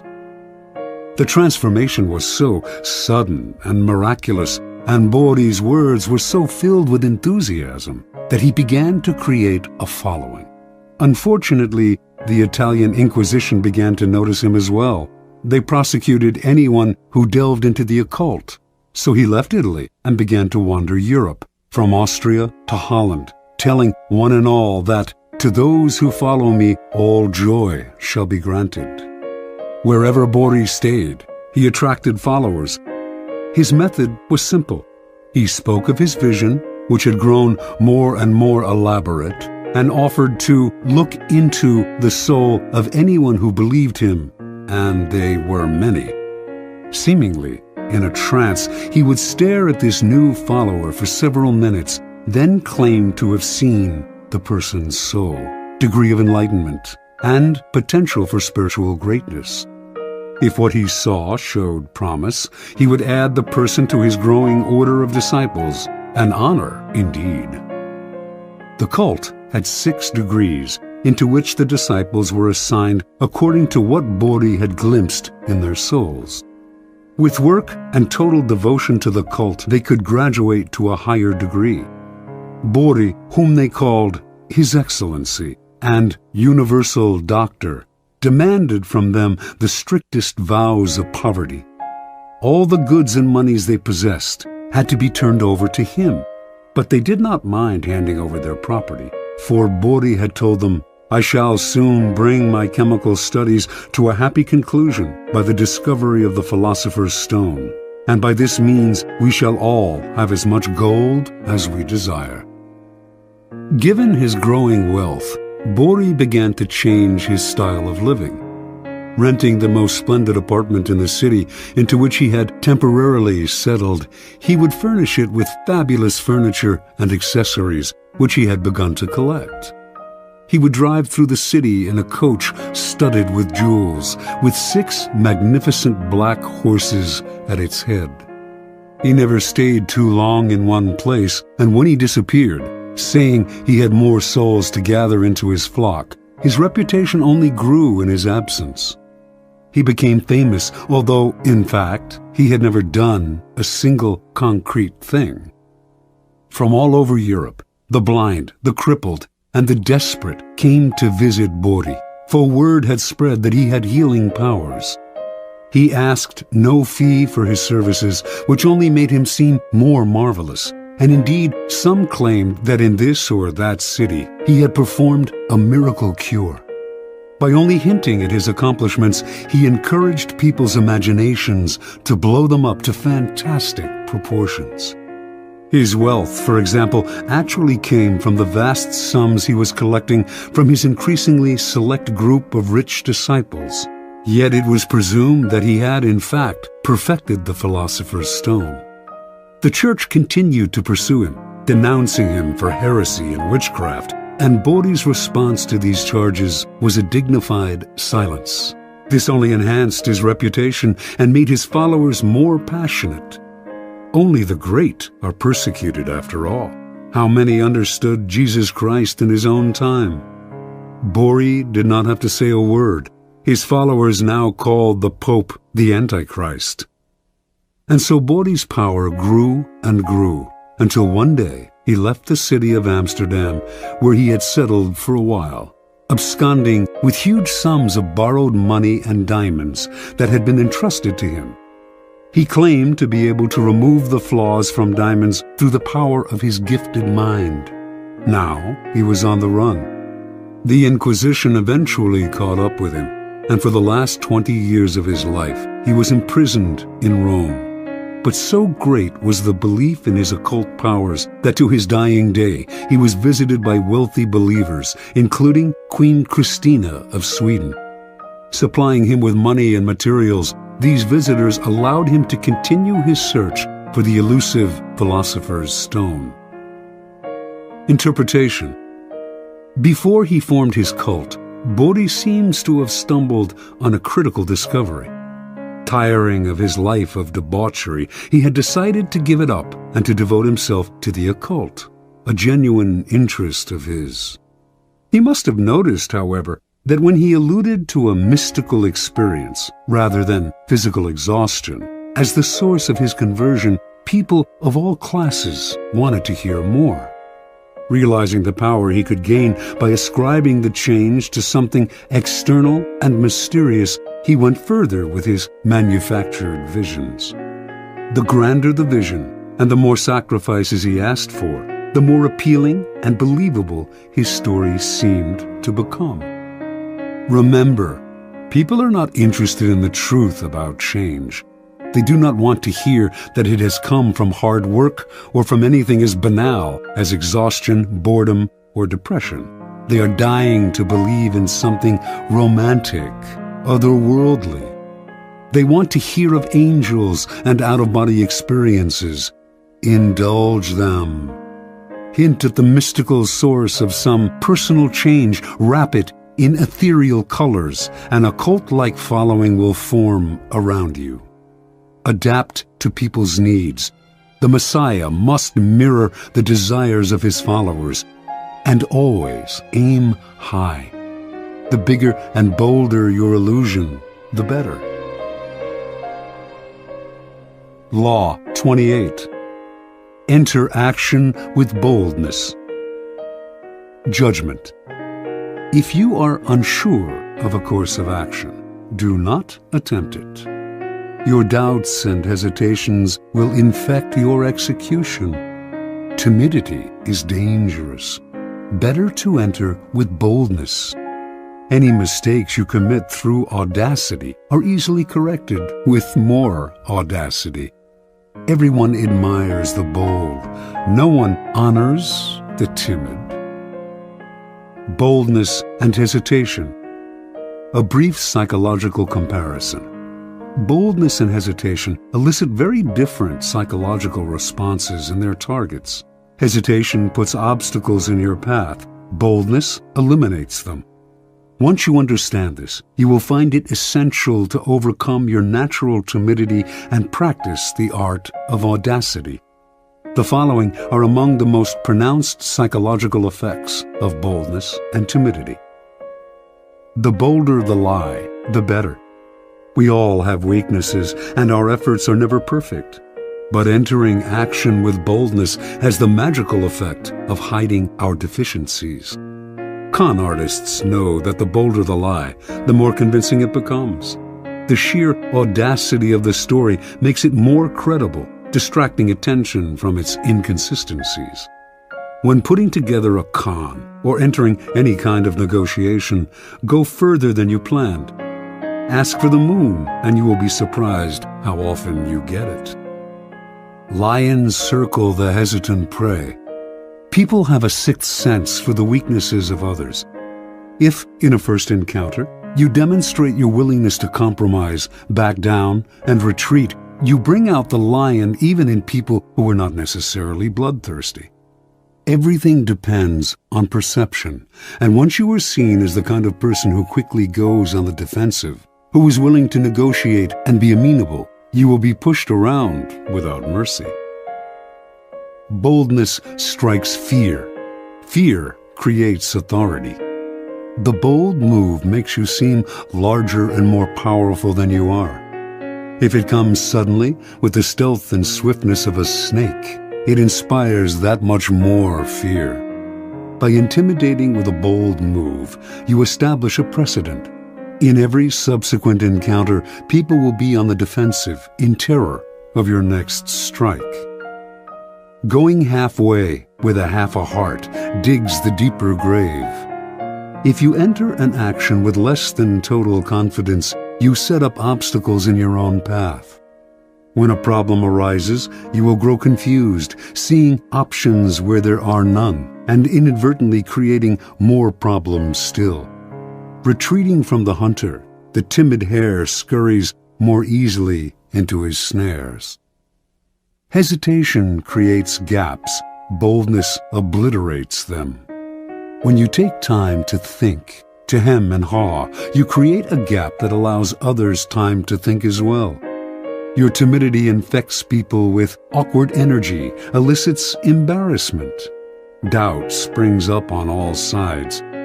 Boldness destroys such gaps. The swiftness of the move and the energy of the action leave others no space to doubt and worry. In seduction, hesitation is fatal.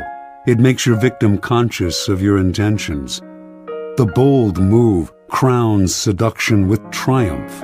It leaves no time for reflection. Audacity separates you from the herd. Boldness gives you presence and makes you seem larger than life. The timid fade into the wallpaper. The bold draw attention, and what draws attention draws power. We cannot keep our eyes off the audacious. We cannot wait to see their next bold move. Observance of the law. In 1514, the 22-year-old Pietro Aretino was working as a lowly assistant scullion to a wealthy Roman family.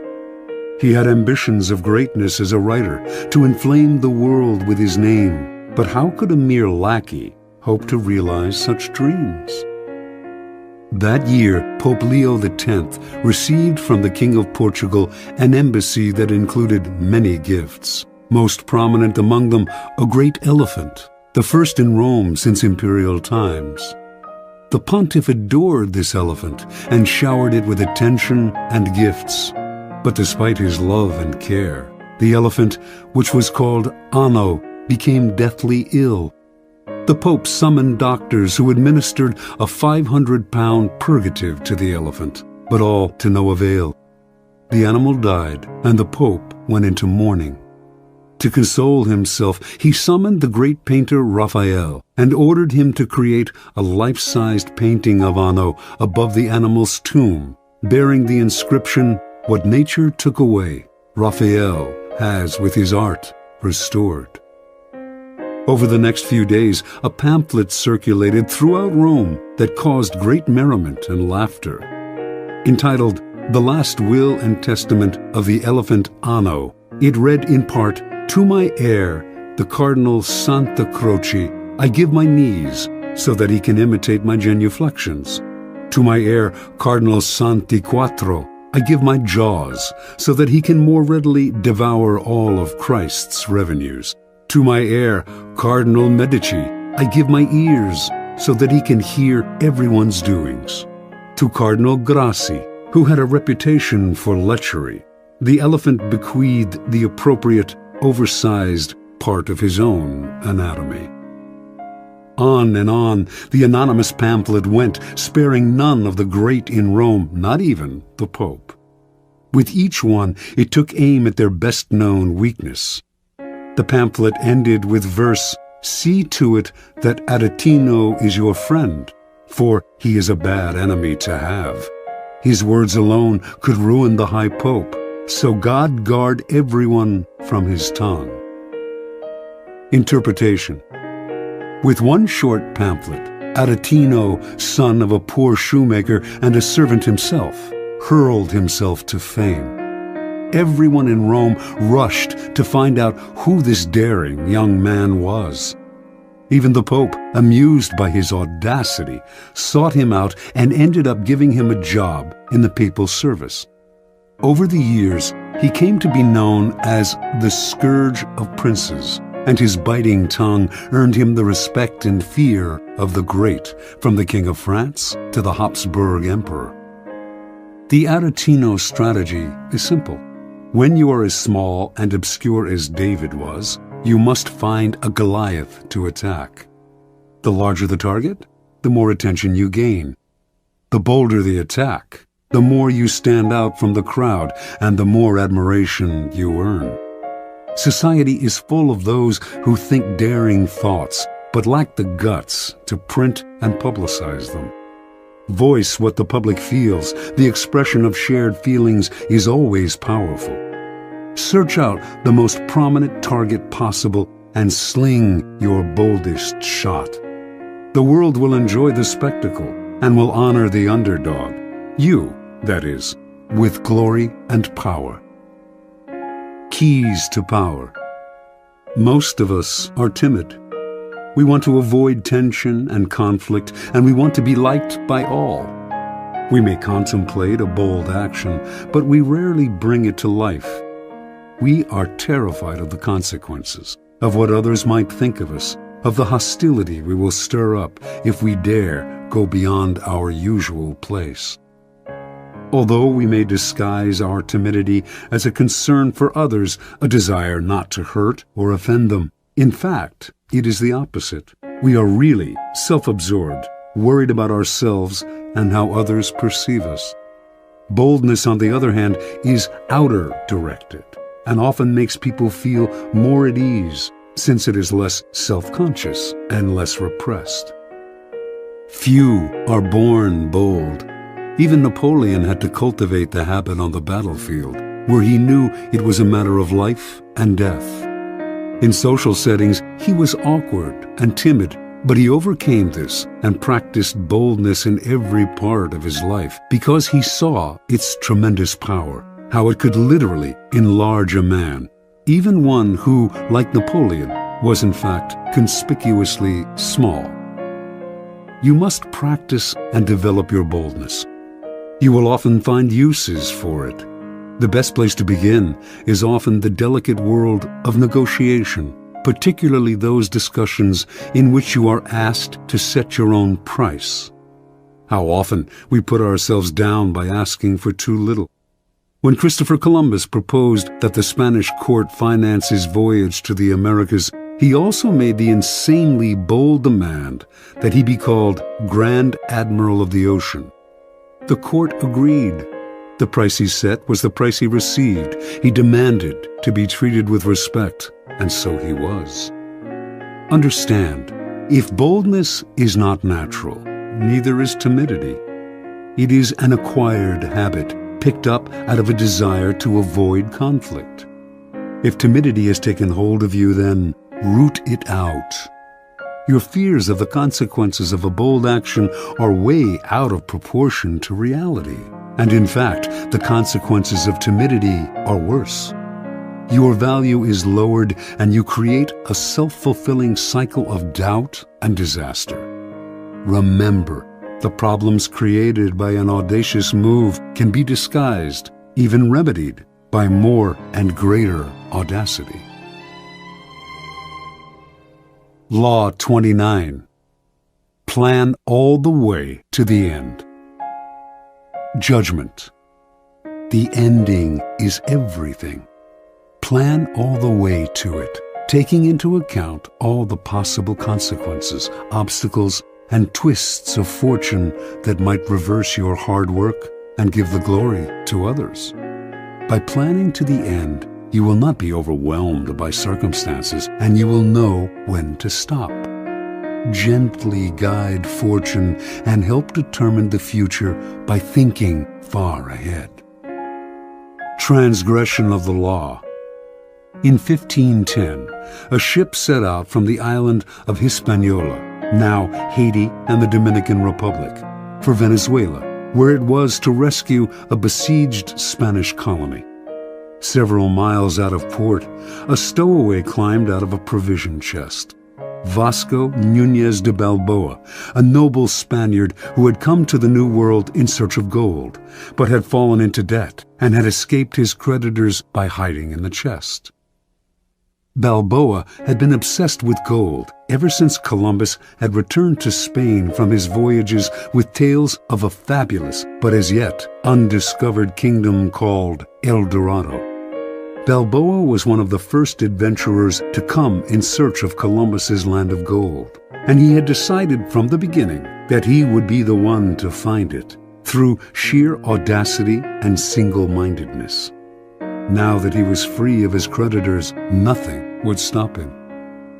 Unfortunately, the ship's owner, a wealthy jurist named Francisco Fernandez de Incisco, was furious when told of the stowaway, and he ordered that Balboa be left on the first island they came across.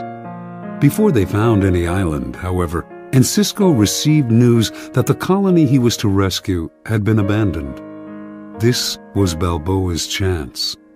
He told the sailors of his previous voyages to Panama and of the rumors he had heard of gold in the area. The excited sailors convinced Incisco to spare Balboa's life and to establish a colony in Panama. Weeks later, they named their new settlement Darien. Darien's first governor was Incisco, but Balboa was not a man to let others steal the initiative. He campaigned against Incisco among the sailors, who eventually made it clear that they preferred him as governor. Incisco fled to Spain, fearing for his life. Months later, when a representative of the Spanish crown arrived to establish himself as the new official governor of Darien, he was turned away. On his return voyage to Spain, this man drowned. The drowning was accidental, but under Spanish law, Balboa had murdered the governor and usurped his position. Balboa's bravado had got him out of scrapes before, but now his hopes of wealth and glory seemed doomed. To lay claim to El Dorado, should he discover it, he would need the approval of the Spanish king, which, as an outlaw, he would never receive. There was only one solution. Panamanian Indians had told Balboa of a vast ocean on the other side of the Central American Isthmus, and had said that by traveling south upon this western coast, he would reach a fabulous land of gold, called by a name that to his ears sounded like Biru.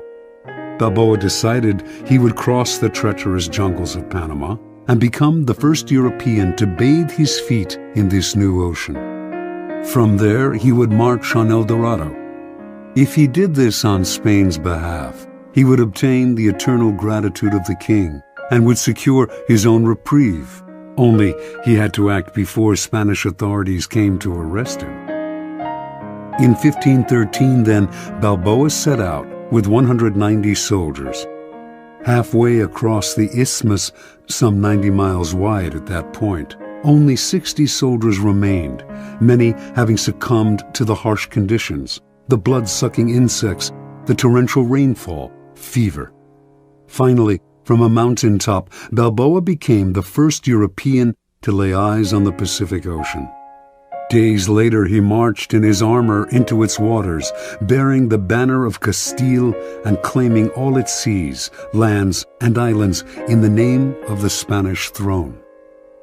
Indians from the area greeted Balboa with gold, jewels, and precious pearls, the like of which he had never seen. When he asked where these had come from, the Indians pointed south to the land of the Incas. But Balboa had only a few soldiers left. For the moment, he decided he should return to Darien, send the jewels and gold to Spain as a token of goodwill, and ask for a large army to aid him in the conquest of El Dorado. When news reached Spain of Balboa's bold crossing of the isthmus, his discovery of the Western Ocean, and his planned conquest of El Dorado, the former criminal became a hero. He was instantly proclaimed governor of the new land. But before the king and queen received word of his discovery, they had already sent a dozen ships under the command of a man named Pedro Arias Davila, Pedrerius, with orders to arrest Balboa for murder and to take command of the colony. By the time Pedrerius arrived in Panama, he had learned that Balboa had been pardoned and that he was to share the governorship with the former outlaw.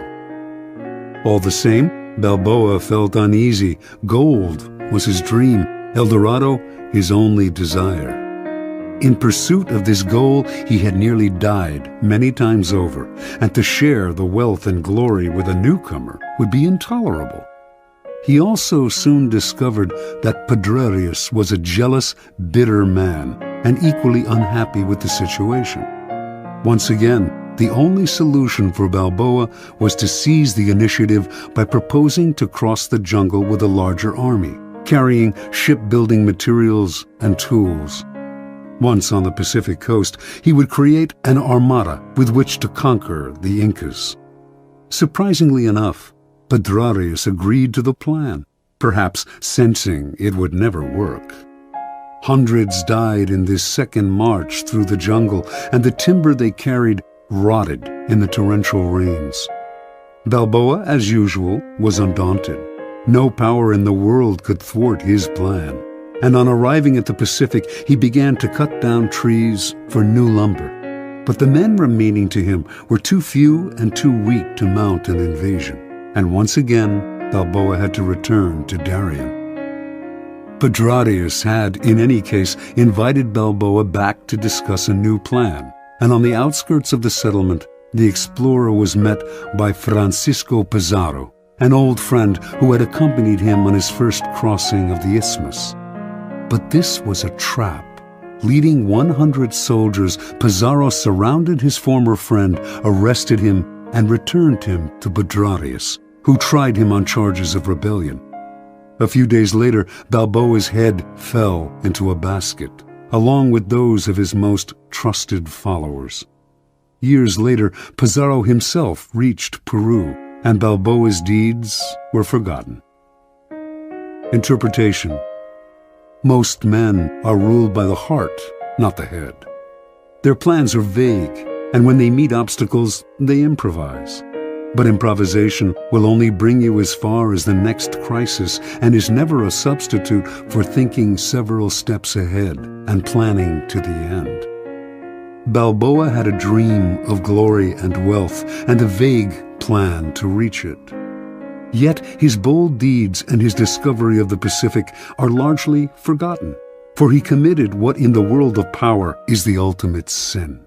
He went part way, leaving the door open for others to take over. A real man of power would have had the prudence to see the dangers in the distance, the rivals who would want to share in the conquests, the vultures that would hover once they heard the word gold. Balboa should have kept his knowledge of the Incas secret until after he had conquered Peru. Only then would his wealth and his head have been secure. Once Pedrarius arrived on the scene, a man of power and prudence would have schemed to kill or imprison him and to take over the army he had brought for the conquest of Peru. But Balboa was locked in the moment, always reacting emotionally, never thinking ahead. What good is it to have the greatest dream in the world if others reap the benefits and the glory? Never lose your head over a vague, open-ended dream. Plan to the end. Keys to power. Most people believe that they are, in fact, aware of the future, that they are planning and thinking ahead. They are usually deluded. What they are really doing is succumbing to their desires, to what they want the future to be. Their plans are vague, based on their imaginations, rather than their reality. They may believe they are thinking all the way to the end, but they are really only focusing on the happy ending and deluding themselves by the strength of their desire. The ending is everything. It is the end of the action that determines who gets the glory, the money, the prize. Your conclusion must be crystal clear, and you must keep it constantly in mind. You must also figure out how to ward off the vultures circling overhead, trying to live off the carcass of your creation. And you must anticipate the many possible crises that will tempt you to improvise. When you see several steps ahead and plan your moves all the way to the end, you will no longer be tempted by emotion or by the desire to improvise. Your clarity will rid you of the anxiety and vagueness that are the primary reasons why so many fail to conclude their actions successfully. You see the ending and you tolerate no deviation. Law 30. Make your accomplishments seem effortless. Judgment. Your actions must seem natural and executed with ease. All the toil and practice that go into them, and also all the clever tricks, must be concealed. When you act effortlessly, as if you could do much more. Avoid the temptation of revealing how hard you work. It only raises questions. Teach no one your tricks, or they will be used against you. Observance of the law. The great escape artist Harry Houdini once advertised his act as the impossible possible, and indeed those who witnessed his dramatic escapes felt that what he did on stage contradicted common sense ideas of human capacity. Over the years, Houdini escaped from the chained carcass of an embalmed sea monster, a half-octopus, half-whale-like beast that had beached near Boston.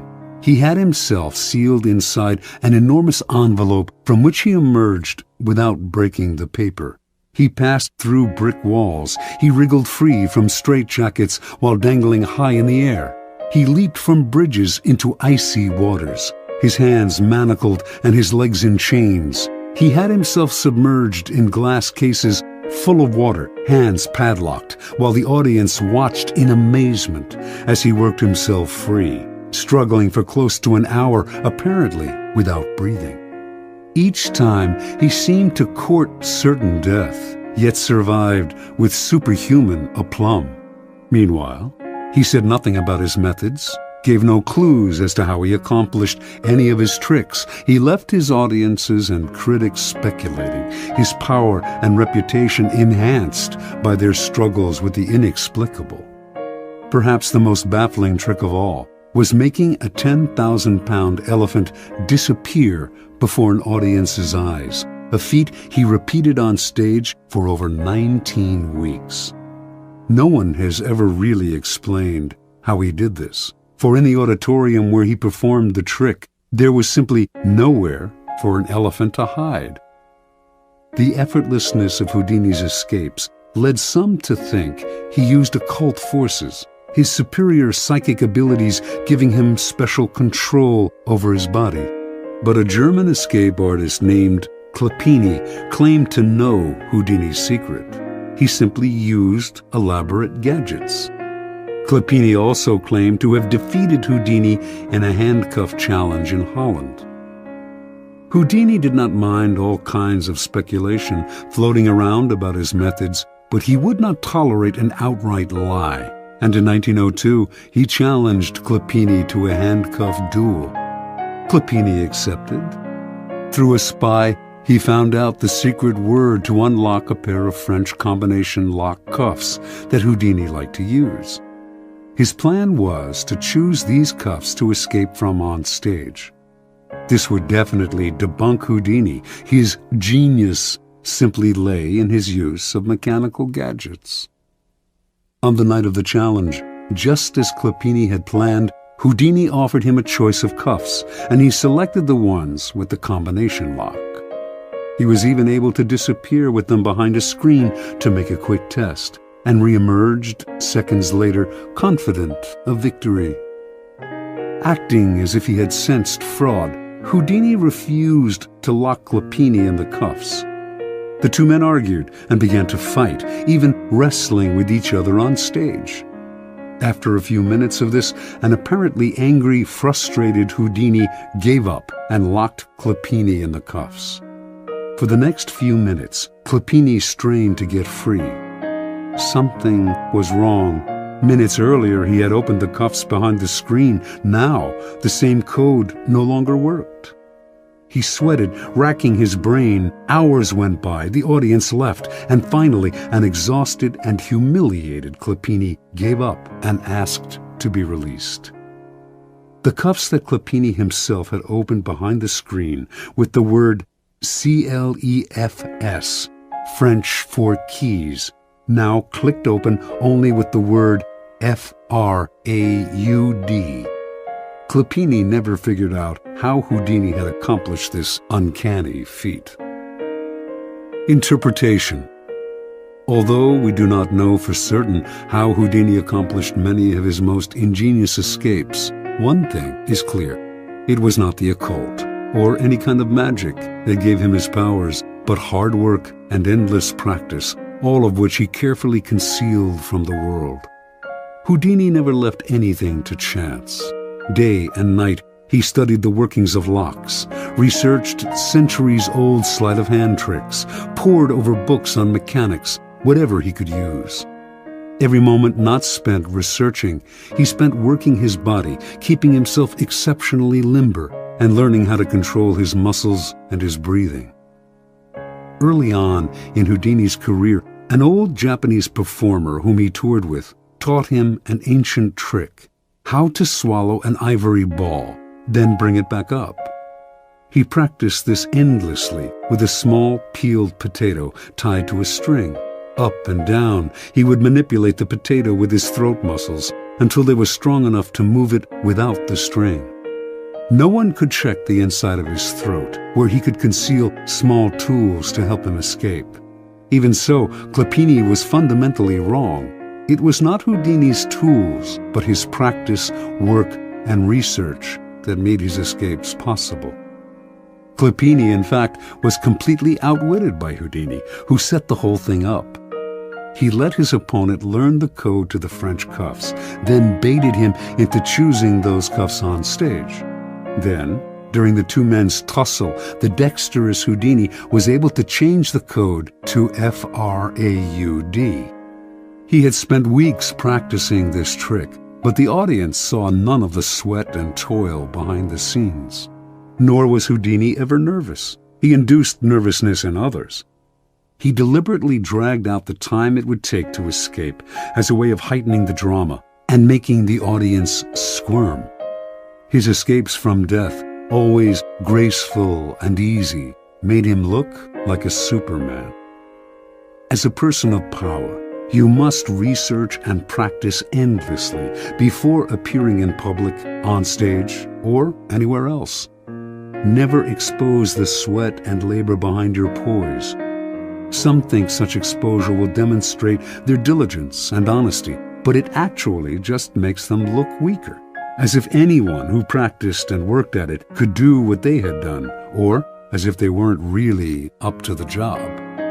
Keep your effort and your tricks to yourself, and you seem to have the grace and ease of a god. One never sees the source of a god's power revealed. One only sees its effects. Keys to Power. In the Book of the Courtier, published in 1528, Baldassare Castiglione describes the highly elaborate and codified manners of the perfect court citizen. And yet, Castiglione explains the courtier must execute these gestures with what he calls sprezzatura, the capacity to make the difficult seem easy. He urges the courtier to practice in all things a certain nonchalance which conceals all artistry and makes whatever one says or does seem uncontrived and effortless. We all admire the achievement of some unusual feat, but if it is accomplished naturally and gracefully, our admiration increases tenfold. Whereas to labor at what one is doing and to make bones over it shows an extreme lack of grace and causes everything, whatever it's worth, to be discounted. The idea of sprezzatura is relevant to all forms of power, for power depends vitally on appearances and the illusions you create. Your public actions are like artworks. They must have visual appeal, must create anticipation, even entertain. When you reveal the inner workings of your creation, you become just one more mortal among others. What is understandable is not awe-inspiring. We tell ourselves we could do as well if we had the money and time. Avoid the temptation of showing how clever you are. It is far more clever to conceal the mechanisms of your cleverness. There is another reason for concealing your shortcuts and tricks. When you let this information out, you give people ideas they can use against you. You lose the advantages of keeping silent. We tend to want the world to know what we have done. We want our vanity gratified by having our hard work and cleverness applauded. And we may even want sympathy for the hours it has taken to reach our point of artistry. Learn to control this propensity to blab, for its effect is often the opposite of what you expected. Remember, the more mystery surrounds your actions, the more awesome your power seems. You appear to be the only one who can do what you do, and the appearance of having an exclusive gift is immensely powerful.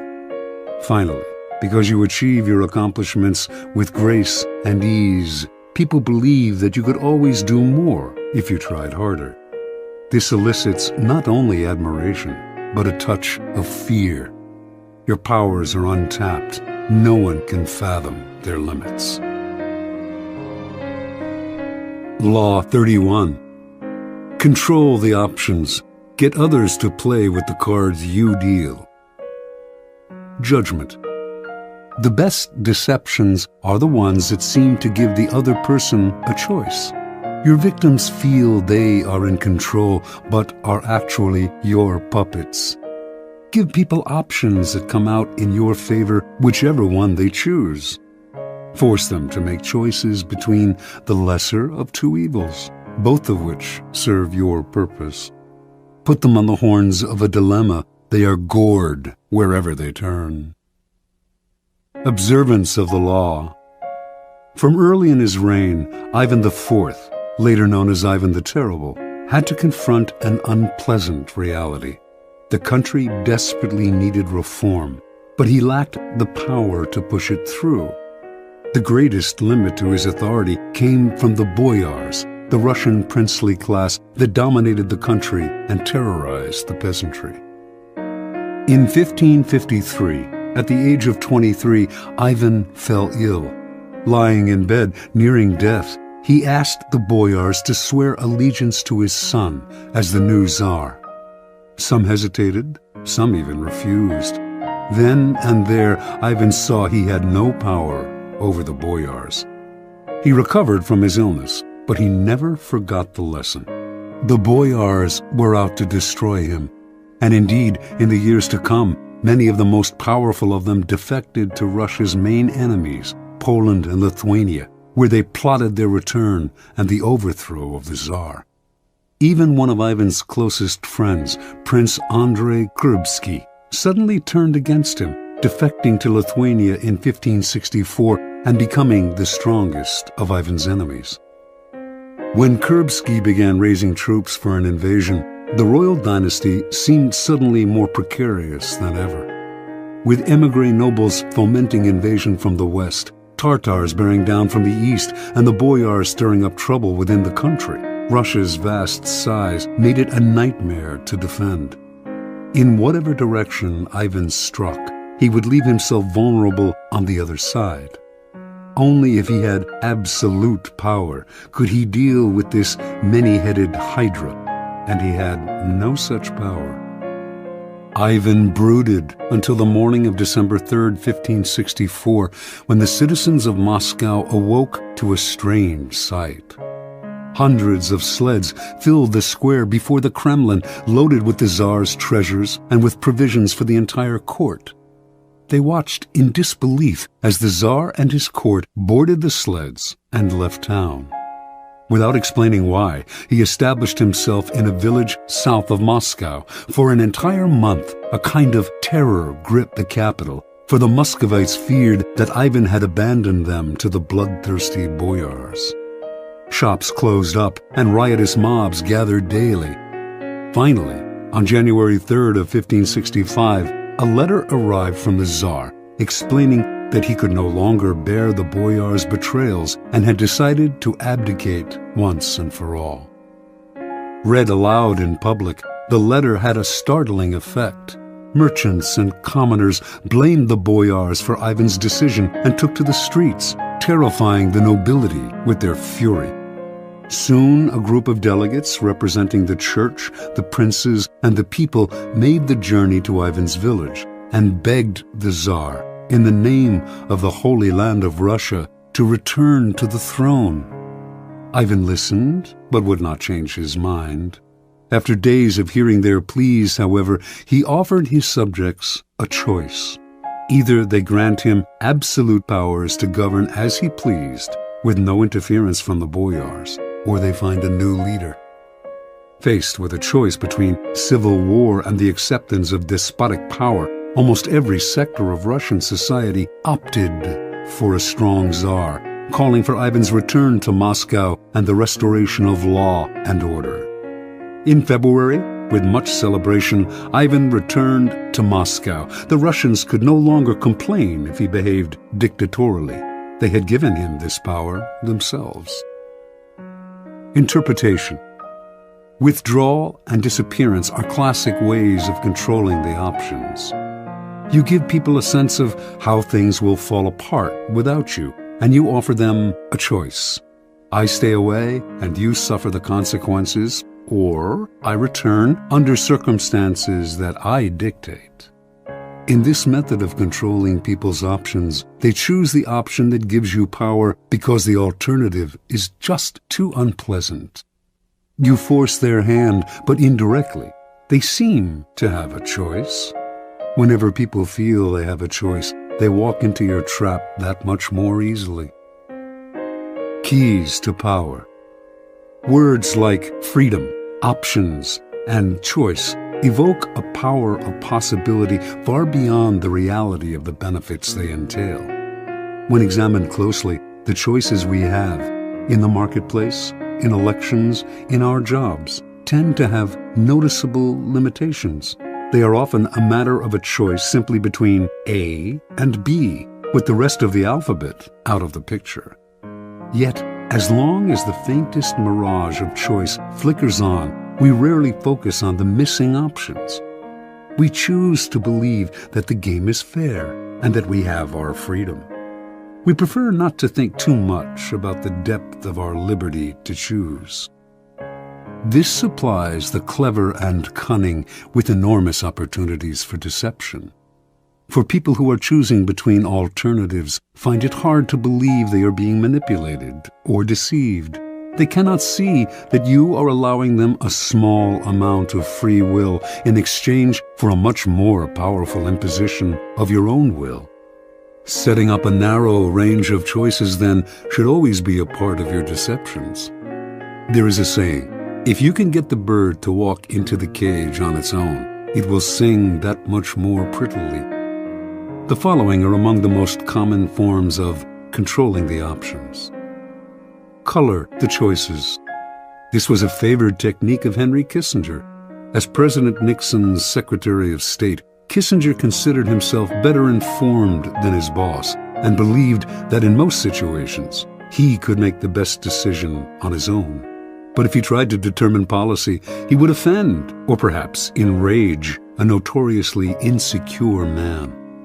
So Kissinger would propose 3 or 4 choices of action for each situation and would present them in such a way that the one he preferred always seemed the best solution compared to the others.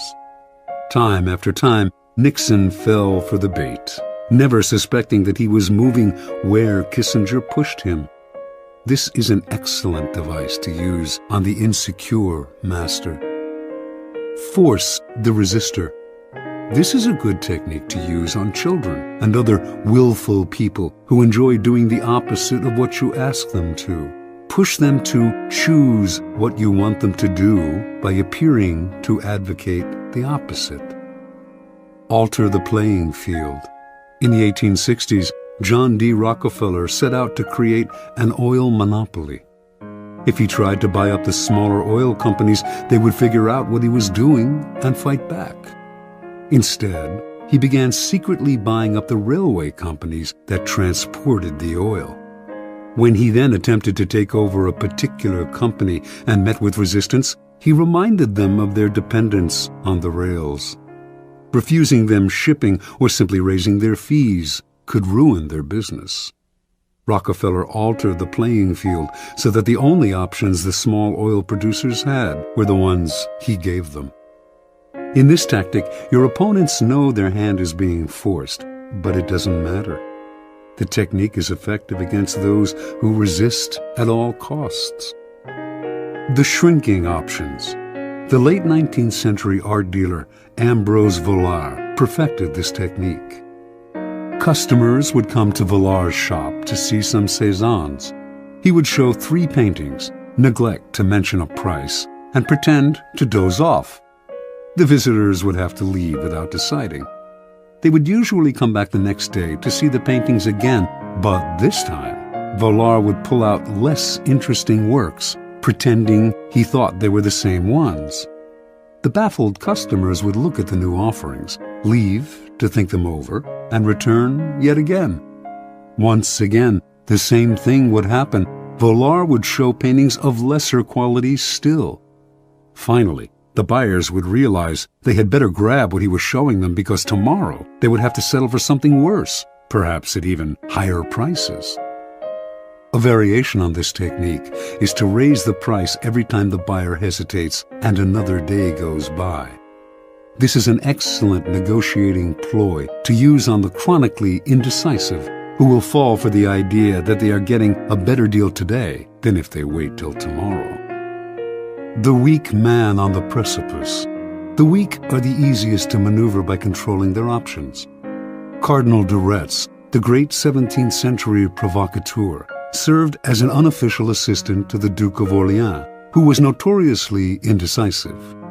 It was a constant struggle to convince the Duke to take action. He would hem and haw, weigh the options, and wait until the last moment, giving everyone around him an ulcer.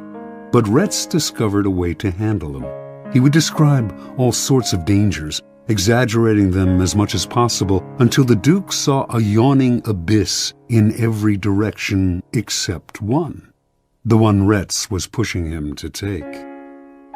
This tactic is similar to color the choices, but with the weak, you have to be more aggressive. Work on their emotions, use fear and terror to propel them into action. Try reason, and they will always find a way to procrastinate. The horns of a dilemma. This idea was demonstrated by General William Sherman's infamous march through Georgia during the American Civil War. Although the Confederates knew what direction Sherman was heading in, they never knew if he would attack from the left or the right, for he divided his army into two wings, and if the rebels retreated from one wing, they found themselves facing the other. This is a classic trial lawyer's technique. The lawyer leads the witness to decide between two possible explanations of an event, both of which poke a hole in their story. They have to answer the lawyer's questions, but whatever they say, they hurt themselves. The key to this move is to strike quickly, deny the victim the time to think of an escape. As they wriggle between the horns of the dilemma, they dig their own grave. Understand, in your struggles with your rivals, it will often be necessary for you to hurt them. And if you are clearly the agent of their punishment, expect a counterattack. Expect revenge. If, however, they seem to themselves to be the agents of their own misfortune, they will submit quietly. When Ivan left Moscow for his rural village, the citizens asking him to return agreed to his demand for absolute power. Over the years to come, they resented him less for the terror he unleashed on the country because, after all, they had granted him his power themselves. This is why it is always good to allow your victims their choice of poison and to cloak your involvement in providing it to them as far as possible.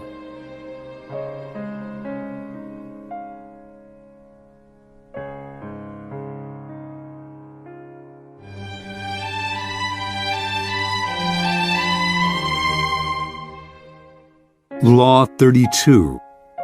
Play to people's fantasies. Judgment. The truth is often avoided because it is ugly and unpleasant. Never appeal to truth and reality unless you are prepared for the anger that comes from disenchantment. Life is so harsh and distressing that people who can manufacture romance or conjure up fantasy are like oases in the desert. Everyone flocks to them. There is great power in tapping into the fantasies of the masses. Observance of the law. The city-state of Venice was prosperous for so long that its citizens felt their small republic had destiny on its side. In the Middle Ages and High Renaissance, its virtual monopoly on trade to the East made it the wealthiest city in Europe. Under a beneficent republican government, Venetians enjoyed liberties that few other Italians had ever known. Yet, in the 16th century, their fortunes suddenly changed. The opening of the New World transferred power to the Atlantic side of Europe, to the Spanish and Portuguese, and later the Dutch and English. Venice could not compete economically, and its empire gradually dwindled. The final blow was the devastating loss of a prized Mediterranean possession, the island of Cyprus, captured from Venice by the Turks in 1570. Now, noble families went broke in Venice, and banks began to fold. A kind of gloom and desperation settled over the citizens. They had known a glittering past, had either lived through it or heard stories about it from their elders. The closeness of the glory years was humiliating. The Venetians half believed that the goddess Fortune was only playing a joke on them, and that the old days would soon return. For the time being, though, what could they do? In 1589, rumors began to swirl around Venice of the arrival not far away of a mysterious man called Il Bragadino, a master of alchemy, a man who had won incredible wealth through his ability, it was said, to multiply gold through the use of a secret substance. The rumors spread quickly because a few years earlier, a Venetian nobleman passing through Poland had heard a learned man prophesy that Venice would recover her past glory and power if she could find a man who understood the alchemic art of manufacturing gold. And so, as word reached Venice of the gold this Bragadino possessed, he clinked gold coins continuously in his hands, and golden objects filled his palace. Some began to dream. Through him, their city would prosper again. Members of Venice's most important noble families accordingly went together to Brescia, where Bragadino lived. They toured his palace and watched in awe as he demonstrated his gold-making abilities, taking a pinch of seemingly worthless minerals and transforming it into several ounces of gold dust. The Venetian Senate prepared to debate the idea of extending an official invitation to Bragadino to stay in Venice at the city's expense, when word suddenly reached them that they were competing with the Duke of Mantua for his services.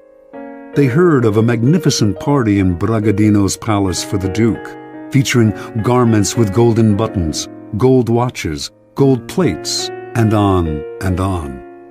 Worried they might lose Bragadino to Mantua, the Senate voted almost unanimously to invite him to Venice, promising him the mountain of money he would need to continue living in his luxurious style, but only if he came right away.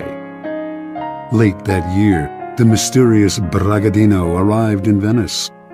With his piercing dark eyes under thick brows, and the two enormous black mastiffs that accompanied him everywhere, he was forbidding and impressive. He took up residence in a sumptuous palace on the island of Giudecca, with the Republic funding his banquets, his expensive clothes, and all his other whims. A kind of alchemy fever spread through Venice. On street corners, hawkers would sell coal, distilling apparatus, bellows, how-to books on the subject.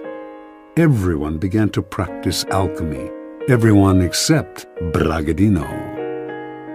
The alchemist seemed to be in no hurry to begin manufacturing the gold that would save Venice from ruin. Strangely enough, this only increased his popularity and following. People thronged from all over Europe, even Asia, to meet this remarkable man. Months went by, with gifts pouring in to Bragadino from all sides. Still, he gave no sign of the miracle that the Venetians confidently expected him to produce. Eventually, the citizens began to grow impatient, wondering if he would wait forever. At first, the senators warned them not to hurry him. He was a capricious devil who needed to be cajoled. Finally, though, the nobility began to wonder too, and the Senate came under pressure to show a return on the city's ballooning investment. Bragadino had only scorn for the doubters, but he responded to them. He had, he said, already deposited in the city's mint the mysterious substance with which he multiplied gold. He could use this substance up all at once and produce double the gold, but the more slowly the process took place, the more it would yield. If left alone for 7 years, sealed in a casket, the substance would multiply the gold in the mint 30 times over. Most of the senators agreed to wait to reap the gold mine Bragadino promised. Others, however, were angry. 7 more years of this man living royally at the public trough? And many of the common citizens of Venice echoed these sentiments. Finally, the alchemist's enemies demanded he produce a proof of his skills, a substantial amount of gold, and soon. Lofty, apparently devoted to his art, Bragadino responded that Venice, in its impatience, had betrayed him and would therefore lose his services. He left town, going first to nearby Padua, then, in 1590, to Munich, at the invitation of the Duke of Bavaria, who, like the entire city of Venice, had known great wealth but had fallen into bankruptcy through his own profligacy, and hoped to regain his fortune through the famous alchemist's services. And so Bragadino resumed the comfortable arrangement he had known in Venice, and the same pattern repeated itself. Interpretation. The young Cypriot Mamounia had lived in Venice for several years before reincarnating himself as the alchemist Bragadino. He saw how gloom had settled on the city, how everyone was hoping for a redemption from some indefinite source. At first, Mamounia did not use vulgar demonstrations to convince people of his alchemic skill. his sumptuous palace, his opulent garments, the clink of gold in his hands, all these provided a superior argument to anything rational. And these established the cycle that kept him going. His obvious wealth confirmed his reputation as an alchemist, so that patrons like the Duke of Mantua gave him money, which allowed him to live in wealth, which reinforced his reputation as an alchemist, and so on. Only once this reputation was established, and dukes and senators were fighting over him, did he resort to the trifling necessity of a demonstration. By then, however, people were easy to deceive. They wanted to believe. The Venetian senators who watched him multiply gold wanted to believe so badly that they failed to notice the glass pipe up his sleeve from which he slipped gold dust into his pinches of minerals. Brilliant and capricious, he was the alchemist of their fantasies, and once he had created an aura like this, no one noticed his simple deceptions. People rarely believe that their problems arise from their own misdeeds and stupidity. Someone or something out there is to blame, the other, the world, the gods, and so salvation comes from the outside as well. Had Bragadino arrived in Venice armed with a detailed analysis of the reasons behind the city's economic decline, and of the hard-nosed steps that it could take to turn things around, he would have been scorned. The reality was too ugly, and the solution too painful. Mostly the kind of hard work that the citizens' ancestors had mustered to create an empire. Fantasy, on the other hand, in this case the romance of alchemy, was easy to understand and infinitely more palatable. To gain power, you must be a source of pleasure for those around you, and pleasure comes from playing to people's fantasies. Never promise a gradual improvement through hard work. Rather, promise the moon, the great and sudden transformation, the pot of gold. Keys to power. Fantasy can never operate alone. It requires the backdrop of the humdrum and the mundane. It is the oppressiveness of reality that allows fantasy to take root and bloom. In 16th century Venice, the reality was one of decline and loss of prestige. The corresponding fantasy described a sudden recovery of past glories through the miracle of alchemy. While the reality only got worse, the Venetians inhabited a happy dream world in which their city restored its fabulous wealth and power overnight, turning dust into gold. The person who can spin a fantasy out of an oppressive reality has access to untold power. As you search for the fantasy that will take hold of the masses, then, keep your eye on the banal truths that weigh heavily on us all. Never be distracted by people's glamorous portraits of themselves and their lives. Search and dig for what really imprisons them. Once you find that, you have the magical key that will put great power in your hands. Remember, the key to fantasy is distance. The distant has allure and promise, seems simple and problem-free. What are you offering then should be ungraspable. Never let it become oppressively familiar. It is the mirage in the distance, withdrawing as the sucker approaches. Never be too direct in describing the fantasy. Keep it vague.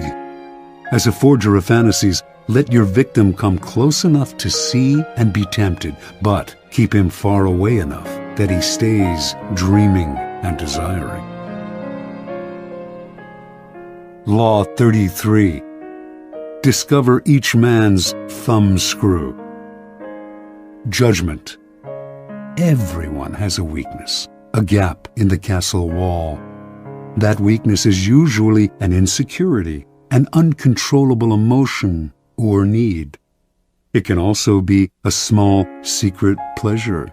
Either way, once found, it is a thumbscrew you can turn to your advantage. Finding the thumbscrew, a strategic plan of action. We all have resistances. We live with a perpetual armor around ourselves to defend against change and the intrusive actions of friends and rivals. We would like nothing more than to be left to do things our own way. Constantly butting up against these resistances will cost you a lot of energy. One of the most important things to realize about people, though, is that they all have a weakness, some part of their psychological armor that will not resist, that will bend to your will if you find it and push on it. Some people wear their weaknesses openly, others disguise them. Those who disguise them are often the ones most effectively undone through that one chink in their armor. In planning your assault, keep these principles in mind. Pay attention to gestures and unconscious signals. As Sigmund Freud remarked, no mortal can keep a secret. If his lips are silent, he chatters with his fingertips. Betrayal oozes out of him at every pore. This is a critical concept in the search for a person's weakness. It is revealed by seemingly unimportant gestures and passing words. The key is not only what you look for, but where and how you look. Everyday conversation supplies the richest mine of weaknesses, so train yourself to listen. Start by always seeming interested. The appearance of a sympathetic ear will spur anyone to talk. A clever trick, often used by the 19th century French statesman Talleyrand, is to appear to open up to the other person, to share a secret with them. It can be completely made up, or it can be real, but of no great importance to you. The important thing is that it should seem to come from the heart. This will usually elicit a response that is not only as frank as yours, but more genuine, a response that reveals a weakness. If you suspect that someone has a particular soft spot, probe for it indirectly. If, for instance, you sense that a man has a need to be loved, openly flatter him. If he laps up your compliments, no matter how obvious, you are on the right track. Train your eye for details, how someone tips a waiter, what delights a person, the hidden messages in clothes. Find people's idols, the things they worship and will do anything to get. Perhaps you can be the supplier of their fantasies. Find the helpless child. Most weaknesses begin in childhood, before the self builds up compensatory defenses. Perhaps the child was pampered or indulged in a particular area, or perhaps a certain emotional need went unfulfilled. As he or she grows older, the indulgence or the deficiency may be buried, but never disappears. Knowing about a childhood need gives you a powerful key to a person's weakness. One sign of this weakness is that when you touch on it, the person will often act like a child. Be on the lookout, then, for any behavior that should have been outgrown. If your victims or rivals went without something important, such as parental support when they were children, supply it, or its facsimile. If they reveal a secret taste, a hidden indulgence, indulge it. In either case, they will be unable to resist you. Look for contrasts. An overt trait often conceals its opposite. People who thump their chests are often big cowards. A prudish exterior may hide a lascivious soul.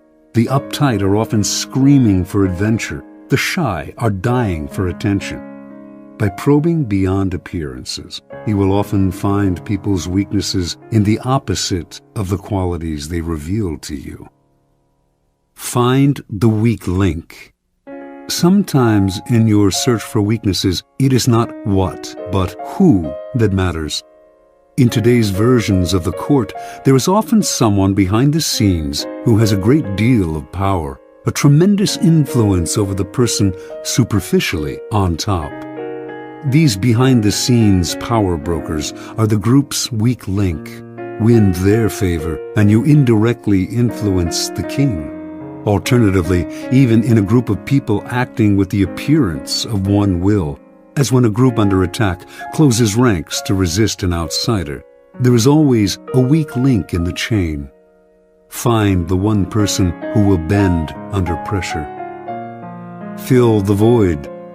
The two main emotional voids to fill are insecurity and unhappiness. The insecure are suckers for any kind of social validation. As for the chronically unhappy, look for the roots of their unhappiness. The insecure and the unhappy are the people least able to disguise their weaknesses. The ability to fill their emotional voids is a great source of power and an indefinitely prolongable one. Feed on uncontrollable emotions.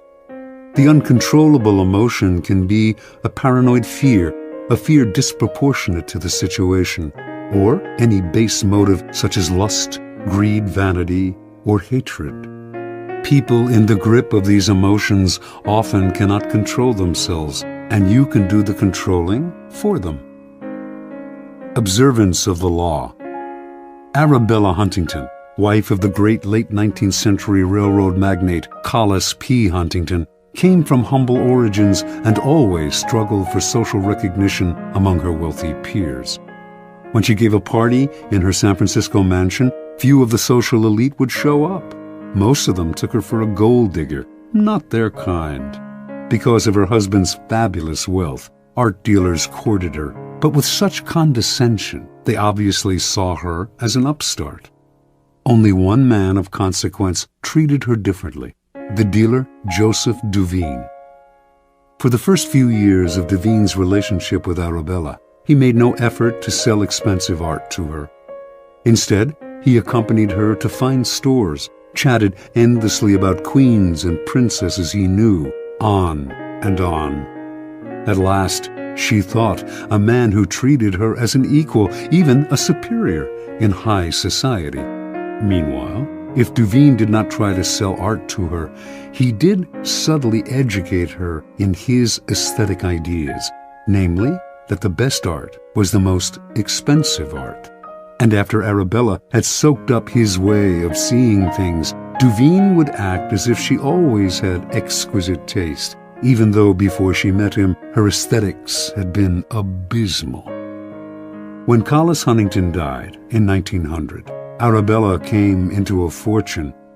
She suddenly started to buy expensive paintings by Rembrandt and Velázquez, for example, and only from Duveen. Years later, Duveen sold her Gainsborough's Blue Boy for the highest price ever paid for a work of art at the time, an astounding purchase for a family that previously had shown little interest in collecting. Interpretation. Joseph Duveen instantly understood Arabella Huntington and what made her tick. She wanted to feel important, at home in society. Intensely insecure about her lower-class background, she needed confirmation of her new social status. Duveen waited. Instead of rushing into trying to persuade her to collect art, he subtly went to work on her weaknesses. He made her feel that she deserved his attention not because she was the wife of one of the wealthiest men in the world, but because of her own special character, and this completely melted her. Duveen never condescended to Arabella. Rather than lecturing to her, he instilled his ideas in her indirectly. The result was one of his best and most devoted clients, and also the sale of the Blue Boy. People's need for validation and recognition, their need to feel important, is the best kind of weakness to exploit. First, it is almost universal. Second, exploiting it is so very easy. All you have to do is find ways to make people feel better about their taste, their social standing, their intelligence. Once the fish are hooked, you can reel them in again and again for years. You are filling a positive role, giving them what they cannot get on their own. They may never suspect that you are turning them like a thumbscrew, and if they do, they may not care, because you are making them feel better about themselves, and that is worth any price. Law 34. Be royal in your own fashion. Act like a king to be treated like one. Judgment. The way you carry yourself will often determine how you are treated. In the long run, appearing vulgar or common will make people disrespect you. For a king respects himself and inspires the same sentiment in others. By acting regally and confident of your powers, you make yourself seem destined to wear a crown. Observance of the law. When Christopher Columbus was trying to find funding for his legendary voyages, many around him believed he came from the Italian aristocracy. This view was passed into history through a biography written after the explorer's death by his son, which describes him as a descendant of a Count Colombo of the castle of Cuccaro in Montferrat.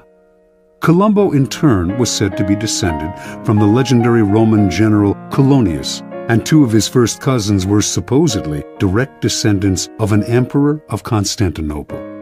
An illustrious background indeed. But it was nothing more than illustrious fantasy, for Columbus was actually the son of Domenico Colombo, a humble weaver who had opened a wine shop when Christopher was a young man, and who then made his living by selling cheese. Columbus himself had created the myth of his noble background, because from early on he felt that destiny had singled him out for great things, and that he had a kind of royalty in his blood. Accordingly, he acted as if he were indeed descended from noble stock.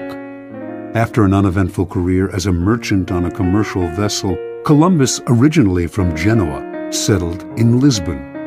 Using the fabricated story of his noble background, he married into an established Lisbon family that had excellent connections with Portuguese royalty. Through his in-laws, Columbus finagled a meeting with the King of Portugal, João II, whom he petitioned to finance a westward voyage aimed at discovering a shorter route to Asia. In return for announcing that any discoveries he achieved would be made in the king's name, Columbus wanted a series of rights: the title Grand Admiral of the Ocean Sea, the office of Viceroy over any lands he found, and 10% of the future commerce with such lands.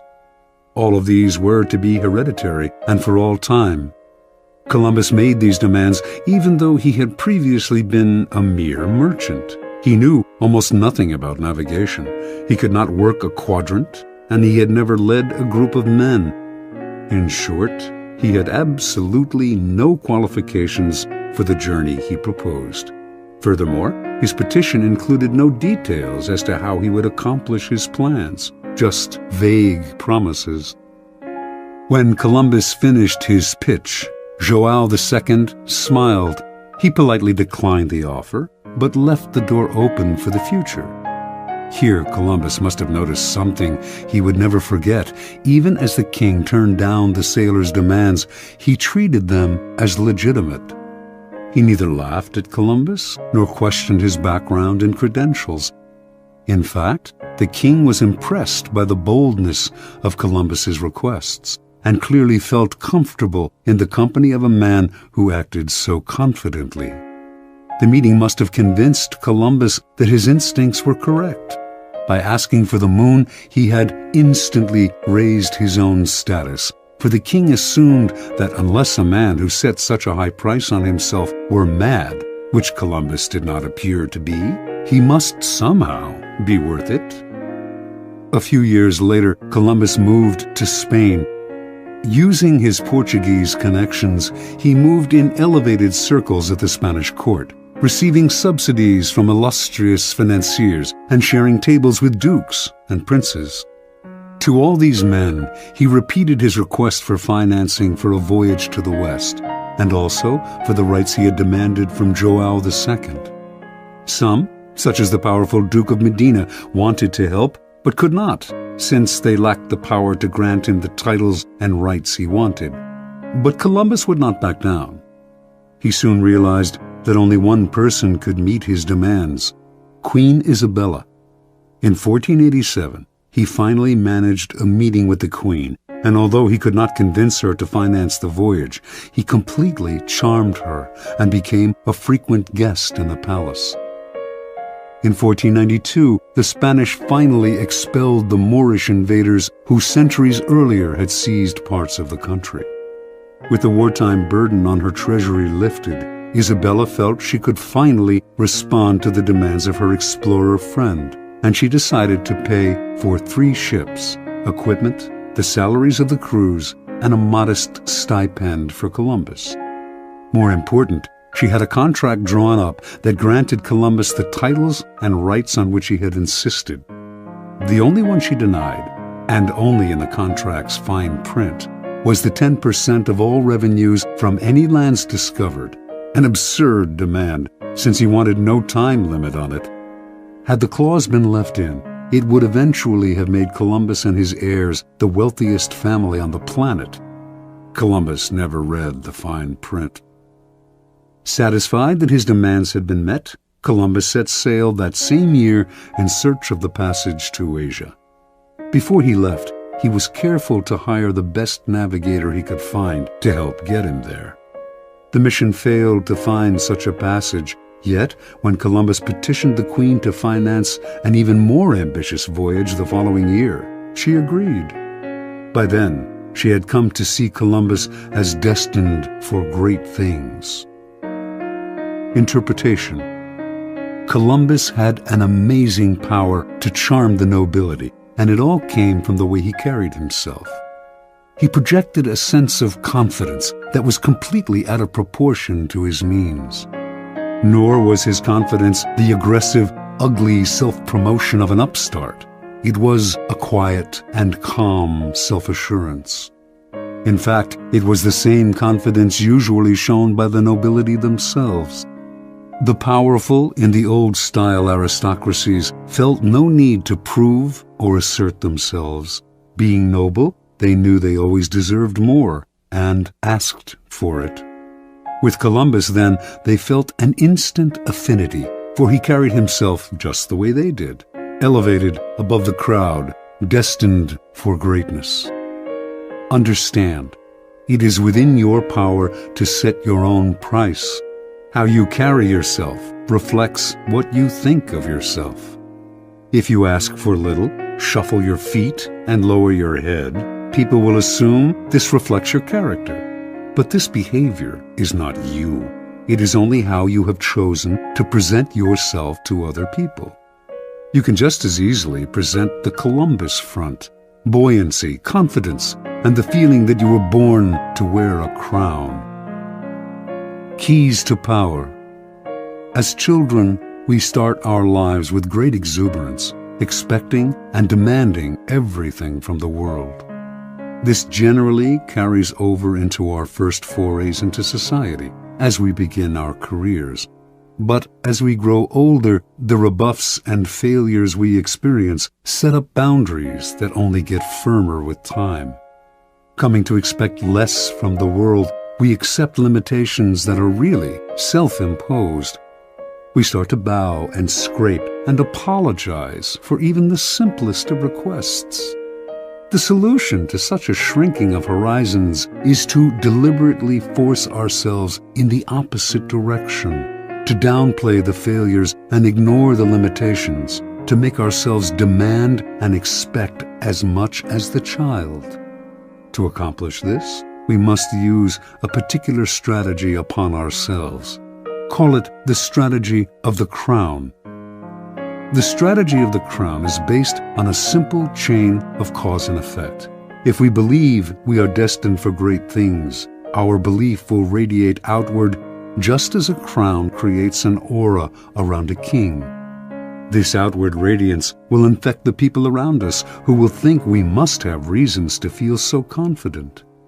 People who wear crowns seem to feel no inner sense of the limits to what they can ask for or what they can accomplish. This too radiates outward. Limits and boundaries disappear. Use the strategy of the crown, and you will be surprised how often it bears fruit. Take as an example those happy children who ask for whatever they want and get it. Their high expectations are their charm. Adults enjoy granting their wishes, just as Isabella enjoyed granting the wishes of Columbus. Law 35. Master the art of timing. Judgment. Never seem to be in a hurry. Hurrying betrays a lack of control over yourself and over time. Always seem patient, as if you know that everything will come to you eventually. Become a detective of the right moment. Sniff out the spirit of the times, the trends that will carry you to power. Learn to stand back when the time is not yet ripe, and to strike fiercely when it has reached fruition. Observance of the law. Starting out in life as a nondescript French seminary school teacher, Joseph Fouché wandered from town to town for most of the decade of the 1780s, teaching mathematics to young boys. Yet, he never completely committed himself to the church, never took his vows as a priest. He had bigger plans. Patiently waiting for his chance, he kept his options open. And when the French Revolution broke out in 1789, Fouché waited no longer. He got rid of his cassock, grew his hair long, and became a revolutionary. For this was the spirit of the times. To miss the boat at this critical moment could have spelt disaster. Fouché did not miss the boat. Befriending the revolutionary leader Robespierre, he quickly rose in the rebel ranks. In 1792, the town of Nantes elected Fouché to be its representative to the National Convention, created that year to frame a new constitution for a French republic. When Fouché arrived in Paris to take his seat at the convention, a violent rift had broken out between the moderates and the radical Jacobins. Fouché sensed that in the long run, neither side would emerge victorious. Power rarely ends up in the hands of those who start a revolution or even of those who further it. Power sticks to those who bring it to a conclusion. That was the side Fouché wanted to be on. His sense of timing was uncanny. He started as a moderate, for moderates were in the majority. When the time came to decide on whether or not to execute Louis XVI, however, he saw that the people were clamoring for the king's head, so he cast the deciding vote for the guillotine. Now he had become a radical. Yet, as tensions came to the boil in Paris, he foresaw the danger of being too closely associated with any one faction, so he accepted a position in the provinces where he could lay low for a while. A few months later, he was assigned to the post of proconsul in Lyon, where he oversaw the execution of dozens of aristocrats. At a certain moment, however, he called a halt to the killings, sensing that the mood of the country was turning, and despite the blood already on his hands, the citizens of Lyon hailed him as a savior from what had become known as the Terror. So far, Fouché had played his cards brilliantly, but in 1794, his old friend Robespierre recalled him to Paris to account for his actions in Lyon. Robespierre had been the driving force behind the Terror. He had sent heads on both the right and the left rolling, and Fouché, whom he no longer trusted, seemed destined to provide the next head. Over the next few weeks, a tense struggle ensued, while Robespierre railed openly against Fouché, accusing him of dangerous ambitions and calling for his arrest. The crafty Fouché worked more indirectly, quietly gaining support among those who were beginning to tire of Robespierre's dictatorial control. Fouché was playing for time. He knew that the longer he survived, the more disaffected citizens he could rally against Robespierre. He had to have broad support before he moved against the powerful leader. He rallied support among both the moderates and the Jacobins, playing on the widespread fear of Robespierre. Everyone was afraid of being the next to go to the guillotine.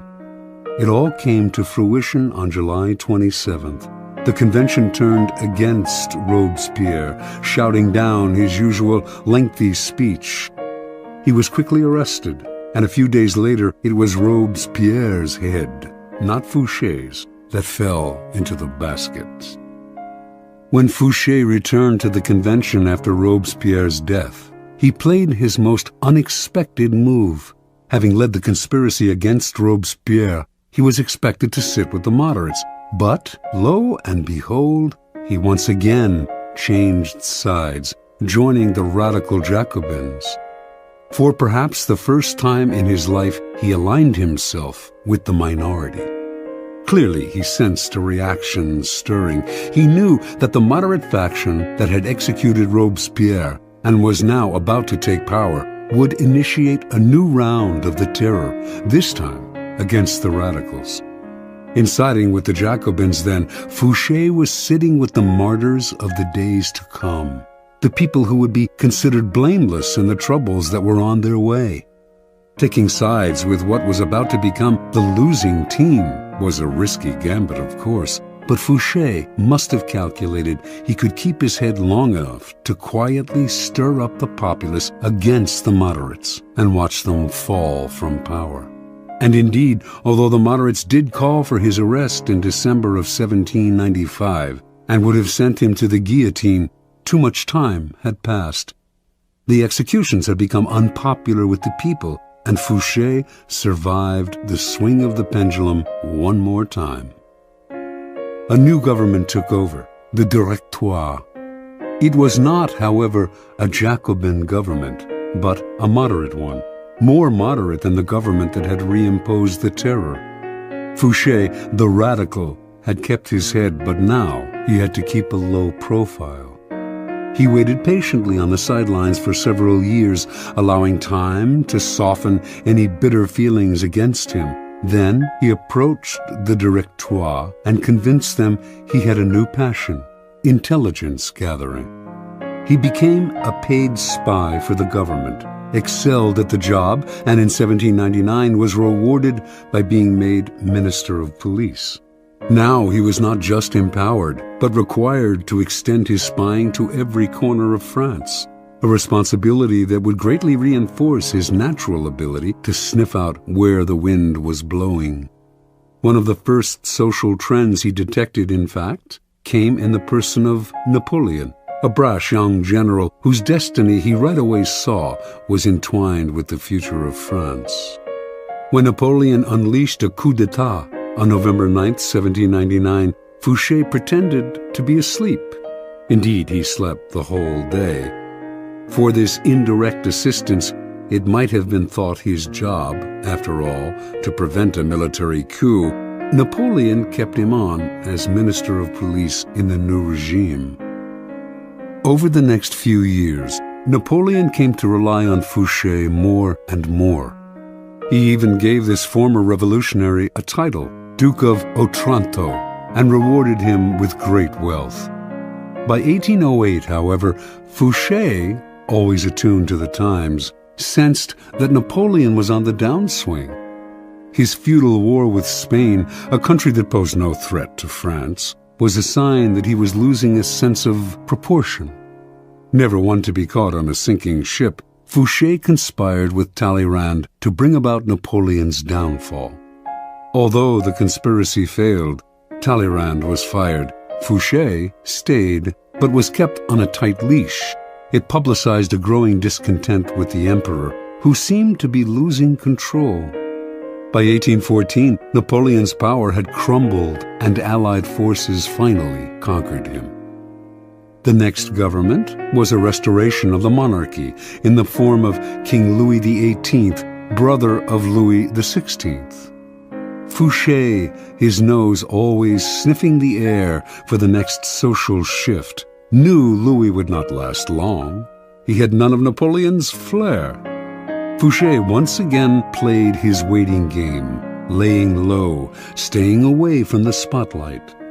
Sure enough, in February of 1815, Napoleon escaped from the island of Elba, where he had been imprisoned. Louis XVIII panicked. His policies had alienated the citizenry who were clamoring for Napoleon's return. So Louis turned to the one man who could maybe have saved his hide, Fouché, the former radical who had sent his brother Louis XVI to the guillotine, but was now one of the most popular and widely admired politicians in France. Fouché, however, would not side with a loser. He refused Louis's request for help by pretending that his help was unnecessary, by swearing that Napoleon would never return to power, although he knew otherwise. A short time later, of course, Napoleon and his new citizen army were closing in on Paris. Seeing his reign about to collapse, feeling that Fouché had betrayed him, and certain that he did not want this powerful and able man on Napoleon's team, King Louis ordered the minister's arrest and execution. On March 16, 1815, policemen surrounded Fouché's coach on a Paris boulevard. Was this finally his end? Perhaps, but not immediately. Fouché told the police that an ex-member of government could not be arrested on the street. They fell for the story and allowed him to return home. Later that day, though, they came to his house and once again declared him under arrest. Fouché nodded, but would the officers be so kind as allow a gentleman to wash and to change his clothes before leaving his house for the last time? They gave their permission. Fouché left the room, and the minutes went by. Fouché did not return. Finally, the policemen went into the next room, where they saw a ladder against an open window leading down to the garden below. That day and the next, the police combed Paris for Fouché, but by then, Napoleon's cannons were audible in the distance, and the king and all the king's men had to flee the city. As soon as Napoleon entered Paris, Fouché came out of hiding. He had cheated the executioner once again. Napoleon greeted his former minister of police and gladly restored him to his old post. During the 100 days that Napoleon remained in power, until Waterloo, it was essentially Fouché who governed France. After Napoleon fell, Louis XVIII returned to the throne, and like a cat with 9 lives, Fouché stayed on to serve in yet another government. By then, his power and influence had grown so great that not even the king dared challenge him. Interpretation. In a period of unprecedented turmoil, Joseph Fouché thrived through his mastery of the art of timing. He teaches us a number of key lessons. First, it is critical to recognize the spirit of the times. Fouché always looked 2 steps ahead, found the wave that would carry him to power, and rode it. You must always work with the times, anticipate their twists and turns, and never miss the boat. Sometimes the spirit of the times is obscure. Recognize it not by what is loudest and most obvious in it, but by what lies hidden and dormant. Look forward to the Napoleons of the future rather than holding on to the ruins of the past. Second, recognizing the prevailing winds does not necessarily mean running with them. Any potent social movement creates a powerful reaction, and it is wise to anticipate what that reaction will be, as Fouché did after the execution of Robespierre. Rather than ride the cresting wave of the moment, wait for the tide's ebb to carry you back to power. Upon occasion, bet on the reaction that is brewing and place yourself in the vanguard of it. Finally, Fouché had remarkable patience. Without patience as your sword and shield, your timing will fail and you will inevitably find yourself a loser. When the times were against Fouché, he did not struggle, get emotional, or strike out rashly.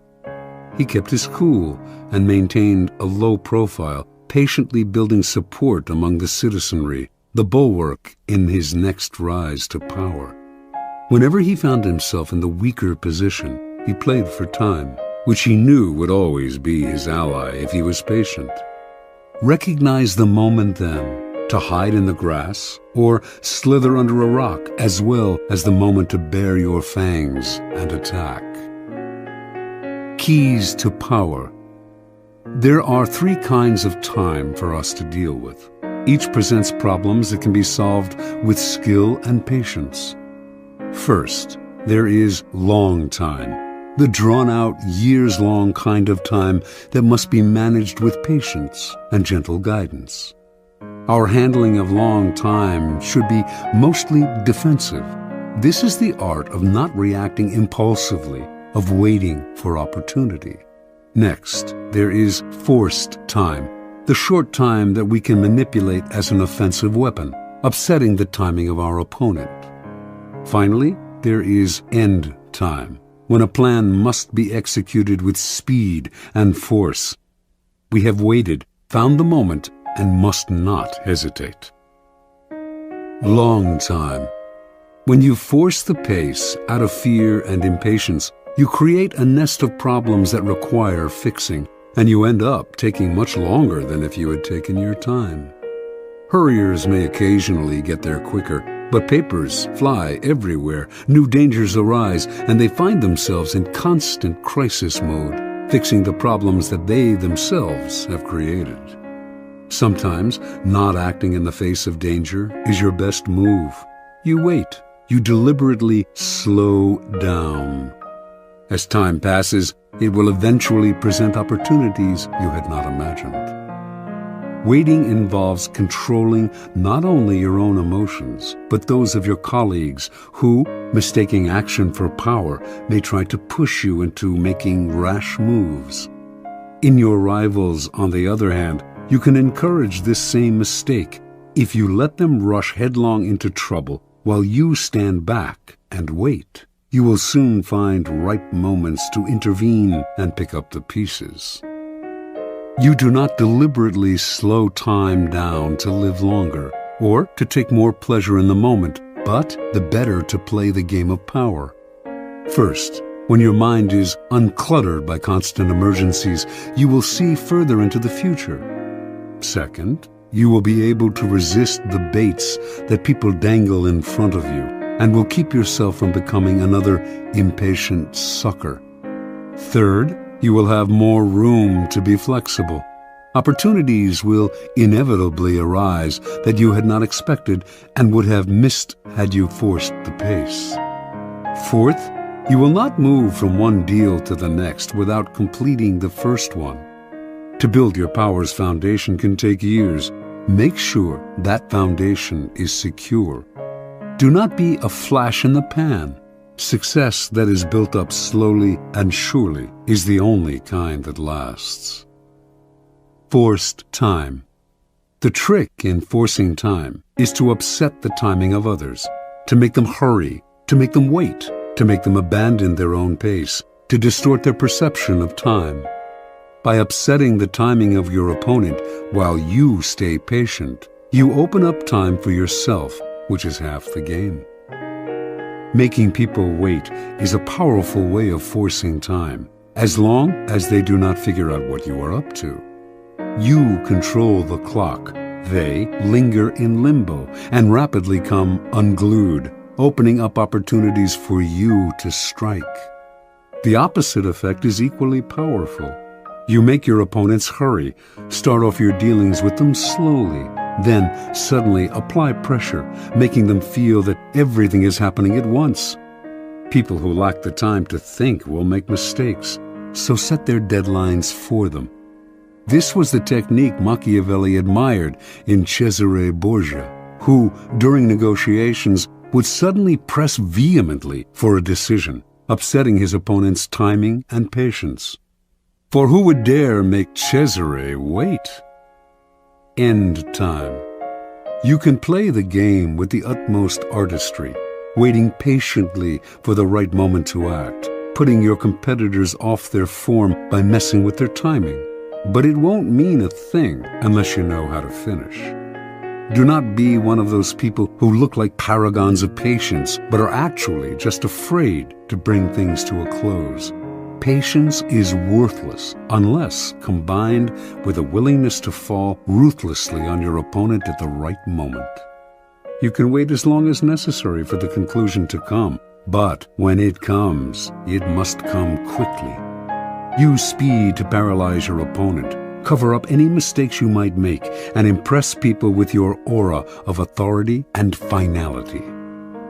With the patience of a snake charmer, You draw the snake out with calm and steady rhythms. Once the snake is out, though, would you dangle your foot above its deadly head? There is never a good reason to allow the slightest hitch in your endgame. Your mastery of timing can really only be judged by how you work with end time, how you quickly change the pace and bring things to a swift and definitive conclusion. Law 36. Disdain things you cannot have. Ignoring them is the best revenge. Judgment. By acknowledging a petty problem, you give it existence and credibility. The more attention you pay an enemy, the stronger you make him, and a small mistake is often made worse and more visible when you try to fix it. It is sometimes best to leave things alone. If there is something you want but cannot have, show contempt for it. The less interest you reveal, the more superior you seem. Observance of the law. In the year 1527, King Henry VIII of England decided he had to find a way to get rid of his wife, Catherine of Aragon. Catherine had failed to produce a son, a male heir who would ensure the continuance of his dynasty, and Henry thought he knew why. He had read in the Bible the passage, "And if a man shall take his brother's wife, it is an unclean thing. He hath uncovered his brother's nakedness. They shall be childless." Before marrying Henry, Catherine had married his older brother Arthur, but Arthur had died 5 months later. Henry had waited an appropriate time, then had married his brother's widow. Catherine was the daughter of King Ferdinand and Queen Isabella of Spain, and by marrying her, Henry had kept alive a valuable alliance. Now, however, Catherine had to assure him that her brief marriage with Arthur had never been consummated. Otherwise, Henry would view their relationship as incestuous and their marriage as null and void. Catherine insisted that she had remained a virgin through her marriage to Arthur, and Pope Clement VII supported her by giving his blessing to the union, which he could not have done had he considered it incestuous. Yet, after years of marriage to Henry, Catherine had failed to produce a son, and in the early 1520s she had entered menopause. To the king, this could only mean one thing. She had lied about her virginity. Their union was incestuous, and God had punished them. There was another reason why Henry wanted to get rid of Catherine. He had fallen in love with a younger woman, Anne Boleyn. Not only was he in love with her, but if he married her, he could still hope to sire a legitimate son. The marriage to Catherine had to be annulled. For this, however, Henry had to apply to the Vatican, but Pope Clement would never annul their marriage. By the summer of 1527, rumors spread throughout Europe that Henry was about to attempt the impossible, to annul his marriage against Clement's wishes. Catherine would never abdicate, let alone voluntarily enter a nunnery, as Henry had urged her. But Henry had his own strategy. He stopped sleeping in the same bed with Catherine, since he considered her his sister-in-law, not his lawful wife. He insisted on calling her Princess Dowager of Wales, her title as Arthur's widow. Finally, in 1531, he banished her from court and shipped her off to a distant castle. The Pope ordered him to return her to court on pain of excommunication, the most severe penalty a Catholic could suffer. Henry not only ignored this threat, he insisted that his marriage to Catherine had been dissolved, and in 1533 he married Anne Boleyn. Clement refused to recognize the marriage, but Henry did not care. He no longer recognized the Pope's authority and proceeded to break with the Roman Catholic Church, establishing the Church of England in its stead, with the king as the head of the new church. And so, not surprisingly, the newly formed Church of England proclaimed Anne Boleyn England's rightful queen. The Pope tried every threat in the book, but nothing worked. Henry simply ignored him. Clement fumed. No one had ever treated him so contemptuously. Henry had humiliated him, and he had no power of recourse. Even excommunication, which he constantly threatened but never carried out, would no longer matter. Catherine, too, felt the devastating sting of Henry's disdain. She tried to fight back, but in appealing to Henry, her words fell on deaf ears, and soon they fell on no one's. Isolated from the court, ignored by the king, mad with anger and frustration, Catherine slowly deteriorated and finally died in January of 1536 from a cancerous tumor of the heart. Interpretation. When you pay attention to a person, the two of you become partners of sorts, each moving in step to the actions and reactions of the other. In the process, you lose your initiative. It is a dynamic of all interactions. By acknowledging other people, even if only to fight with them, you open yourself to their influence. Had Henry locked horns with Catherine, he would have found himself mired in endless arguments that would have weakened his resolve and eventually worn him down. Had he set out to convince Clement to change his verdict on the marriage's validity, or tried to compromise and negotiate with him, he would have gotten bogged down in Clement's favorite tactic, playing for time, promising flexibility, but actually getting what popes always got, their way. Henry would have none of this. He played a devastating power game, total disdain. By ignoring people, you cancel them out.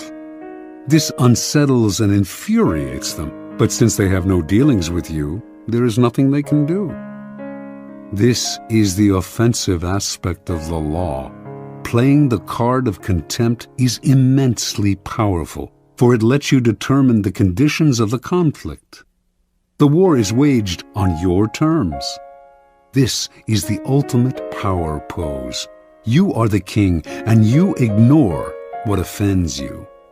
Watch how this tactic infuriates people.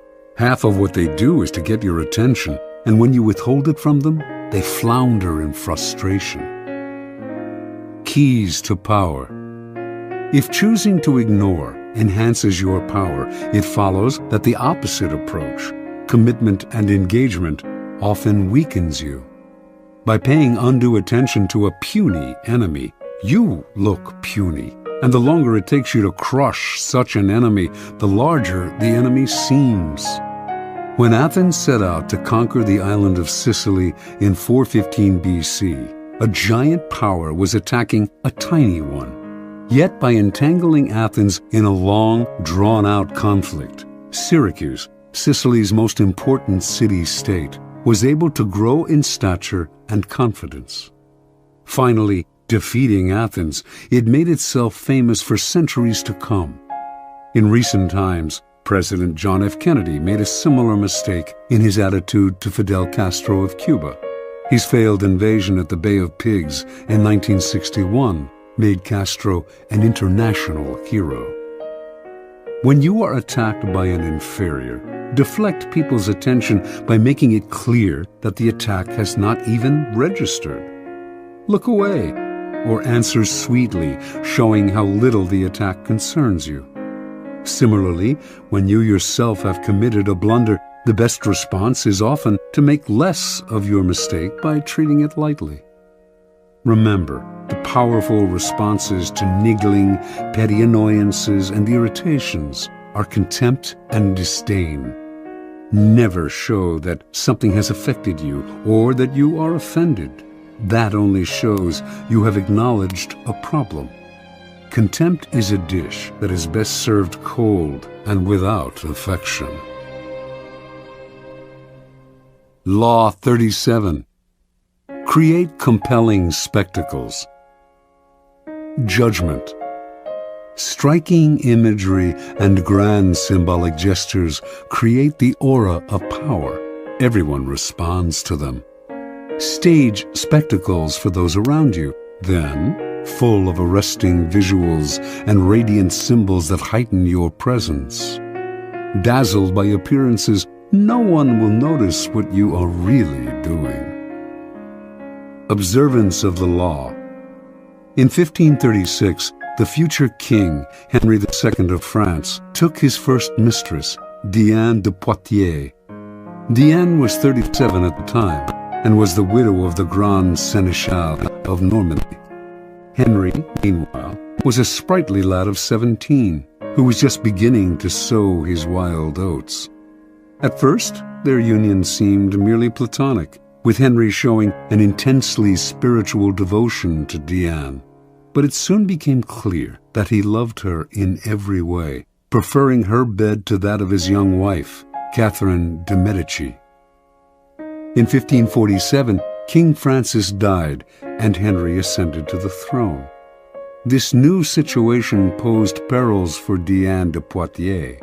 She had just turned 48, and despite her notorious cold baths and rumored youth potions, she was beginning to show her age. Now that Henry was king, perhaps he would return to the Queen's bed and do as other kings had done, choose mistresses from the bevy of beauties who made the French court the envy of Europe.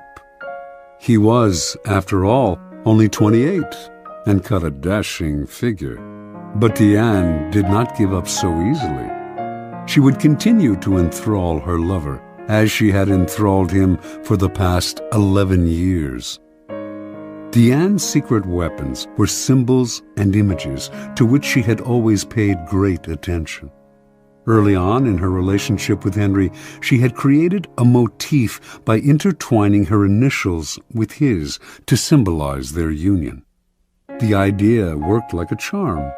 Henry put this insignia everywhere, on his royal robes, on monuments, on churches, on the facade of the Louvre, then the royal palace in Paris. Diane's favorite colors were black and white, which she wore exclusively, and wherever it was possible, the insignia appeared in these colors. Everyone recognized the symbol and its meaning. Soon after Henry took the throne, however, Diane went still further. She decided to identify herself with the Roman goddess Diana, her namesake. Diana was the goddess of the hunt, the traditional royal pastime, and the particular passion of Henry. Equally important, in Renaissance art, she symbolized chastity and purity. For a woman like Diane to identify herself with this goddess would instantly call up those images in the court, giving her an air of respectability. Symbolizing her chaste relationship with Henry, it would also set her apart from the adulterous liaisons of royal mistresses past. To effect this association, Diane began by completely transforming her castle at Aunay. She razed the building's structure and in its place erected a magnificent Doric-columned edifice modeled after a Roman temple. It was made in white Normandy stone, flecked with black silex, reproducing Diane's trademark colors of black and white. The insignia of her and Henry's initials appeared on the columns, the doors, the windows, the carpet. Meanwhile, symbols of Diana, crescent moons, stags, and hounds, adorned the gates and facade. Inside, enormous tapestries depicting episodes in the life of the goddess lay on the floors and hung on the walls. In the garden stood the famous Goujon sculpture Diane Chasseresse, which is now in the Louvre, and which had an uncanny resemblance to Diane de Poitiers. Paintings and other depictions of Diana appeared in every corner of the castle. Aunay overwhelmed Henry, who soon was trumpeting the image of Diane de Poitiers as a Roman goddess. In 1548, when the couple appeared together in Lyon for a royal celebration, the townspeople welcomed them with a tableau vivant depicting a scene with Diana the huntress. France's greatest poet of the period, Pierre de Ronsard, began to write verses in honor of Diana. Indeed, a kind of cult of Diana sprang up, all inspired by the king's mistress. It seemed to Henry that Diane had given herself a kind of divine aura, and as if he were destined to worship her for the rest of his life. And until his death in 1559, he did remain faithful to her, making her a duchess, giving her untold wealth, and displaying an almost religious devotion to his first and only mistress. Interpretation. Diane de Poitiers, a woman from a modest bourgeois background, managed to captivate Henry for over 20 years. By the time she died, she was well into her 60s, yet his passion for her only increased with the years. She knew the king well. He was not an intellectual, but a lover of the outdoors.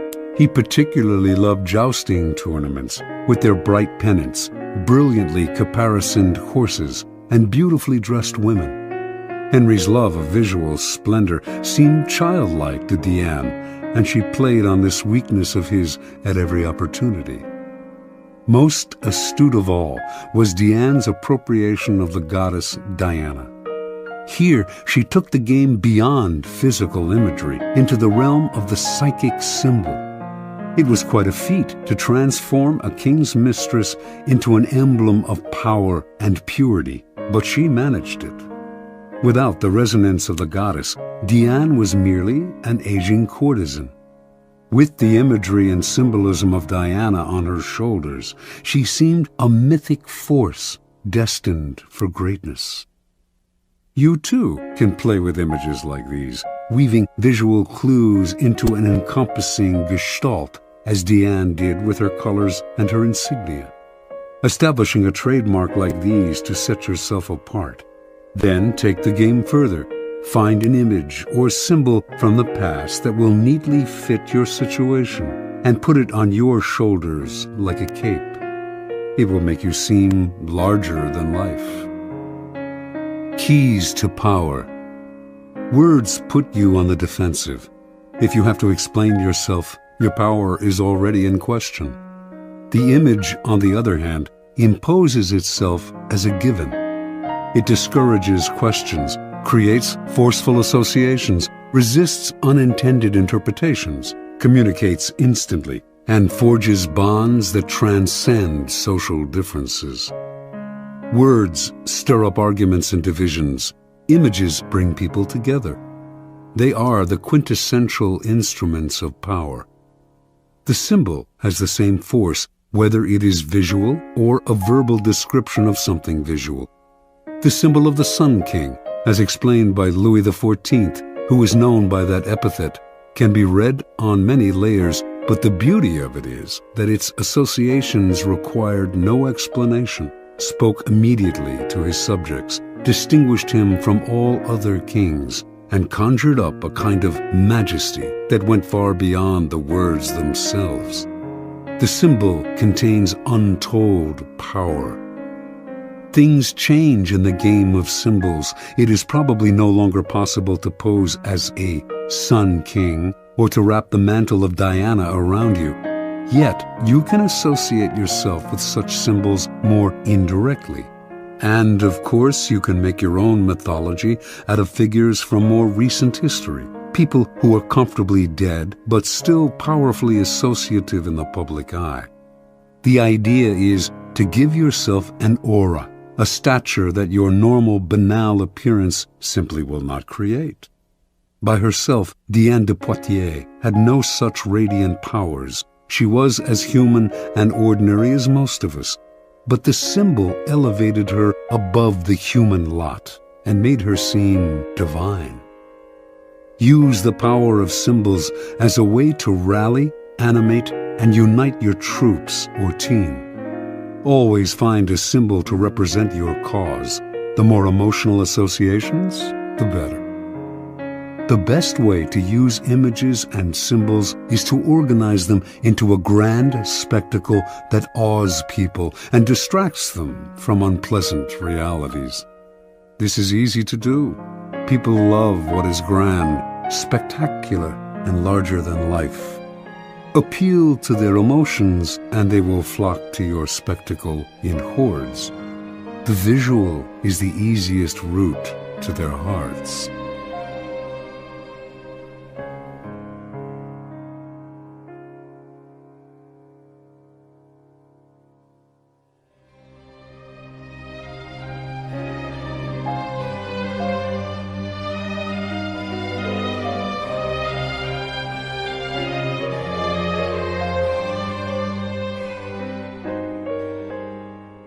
Law 38. Think as you like, but behave like others. Judgment. If you make a show of going against the times, flaunting your unconventional ideas and unorthodox ways, people will think that you only want attention and that you look down upon them. They will find a way to punish you for making them feel inferior. It is far safer to blend in and nurture the common touch. Share your originality only with tolerant friends and those who are sure to appreciate your uniqueness. Transgression of the law. Around the year 478 BC, the city of Sparta sent an expedition to Persia, led by the young Spartan nobleman Pausanias.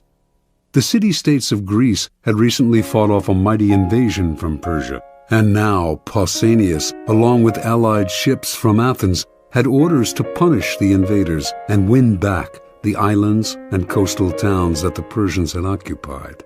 Both the Athenians and the Spartans had great respect for Pausanias. He had proven himself as a fearless warrior with a flair for the dramatic. With amazing speed, Pausanias and his troops took Cyprus, then moved on to the mainland of Asia Minor known as the Hellespont and captured Byzantium, modern-day Istanbul. Now, master of part of the Persian Empire, Pausanias began to show signs of behavior that went beyond his normal flamboyance.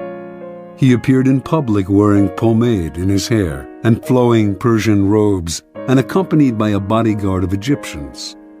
He held lavish banquets in which he sat in the Persian manner and demanded to be entertained. He stopped seeing his old friends, entered into communication with the Persian king Xerxes, and all in all affected the style and manner of a Persian dictator. Clearly, power and success had gone to Pausanias' head. His army, Athenians and Spartans alike, at first thought this is a passing fancy. He had always been a bit exaggerated in his gestures, but when he flaunted his disdain for the Greek's simple way of life and insulted the common Greek soldier, they began to feel he had gone too far. Although there was no concrete evidence for this, rumors spread that he had gone over to the other side, and that he dreamed of becoming a kind of Greek Xerxes. To quell the possibility of mutiny, the Spartans relieved Pausanias of his command and called him home. Pausanias, however, continued to dress in the Persian style, even in Sparta. After a few months, he independently hired a trireme and returned to the Hellespont, telling his compatriots he was going to continue the fight against the Persians. Actually, however, he had different plans: to make himself ruler of all Greece with the aid of Xerxes himself. The Spartans declared him a public enemy and sent a ship to capture him. Pausanias surrendered, certain that he could clear himself of the charges of treason. It did come out during the trial that during his reign as commander he had offended his fellow Greeks time and again, erecting monuments, for instance, in his own name, rather than those of the cities whose troops had fought alongside him, as was the custom. Yet Pausanias proved right. Despite the evidence of his numerous contacts with the enemy, the Spartans refused to imprison a man of such noble birth and let him go. Now thinking himself untouchable, Pausanias hired a messenger to take a letter to Xerxes, but the messenger instead took the letter to the Spartan authorities. These men wanted to find out more, so they had the messenger arrange to meet Pausanias in a temple where they could hide and listen behind a partition. What Pausanias said shocked them. They had never heard such contempt for their ways spoken so brazenly by one of their own, and they made arrangements for his immediate arrest. On his way home from the temple, Pausanias got word of what had happened. He ran to another temple to hide, but the authorities followed him there and placed sentries all around. Pausanias refused to surrender. Unwilling to forcibly remove him from the sacred temple, the authorities kept him trapped inside until he eventually died of starvation. Interpretation. At first glance, it might seem that Pausanias simply fell in love with another culture, a phenomenon as old as time. Never comfortable with the asceticism of the Spartans, he found himself enthralled by the Persian love of luxury and sensual pleasure. He put on Persian robes and perfumes with a sense of deliverance from Greek discipline and simplicity. This is how it appears when people adopt a culture in which they were not raised. Often, however, there is also something else at play. People who flaunt their infatuation with a different culture are expressing a disdain and contempt for their own. They are using the outward appearance of the exotic to separate themselves from the common folk who unquestioningly follow the local customs and laws, and to express their sense of superiority. Otherwise, they would act with more dignity, showing respect for those who do not share their desires. Indeed, their need to show their difference so dramatically often makes them disliked by the people whose beliefs they challenge, indirectly and subtly, perhaps, but offensively nonetheless. Cultures have norms that reflect centuries of shared beliefs and ideals. Do not expect to scoff at such things with impunity. You will be punished somehow, even if just through isolation, a position of real powerlessness. Many of us, like Pausanias, feel the siren call of the exotic, the foreign. Measure and moderate this desire. Flaunting your pleasure in alien ways of thinking and acting will reveal a different motive to demonstrate your superiority over your fellows. Keys to power. Wise and clever people learn early on that they can display conventional behavior and mouth conventional ideas without having to believe in them. The power these people gain from blending in is that of being left alone to have the thoughts they want to have, and to express them to the people they want to express them to, without suffering isolation or ostracism. Once they have established themselves in a position of power, they can try to convince a wider circle of the correctness of their ideas, perhaps working indirectly. Make a show of blending in, even going so far as to be the most zealous advocate of the prevailing orthodoxy. If you stick to conventional appearances in public, few will believe you think differently in private. Do not be so foolish as to imagine that in our own time the old orthodoxies are gone. Jonas Salk, for instance, thought science had gotten past politics and protocol, and so, in his search for a polio vaccine, he broke all the rules, going public with the discovery before showing it to the scientific community, taking credit for the vaccine without acknowledging the scientists who had paved the way, making himself a star. The public may have loved him, but scientists shunned him.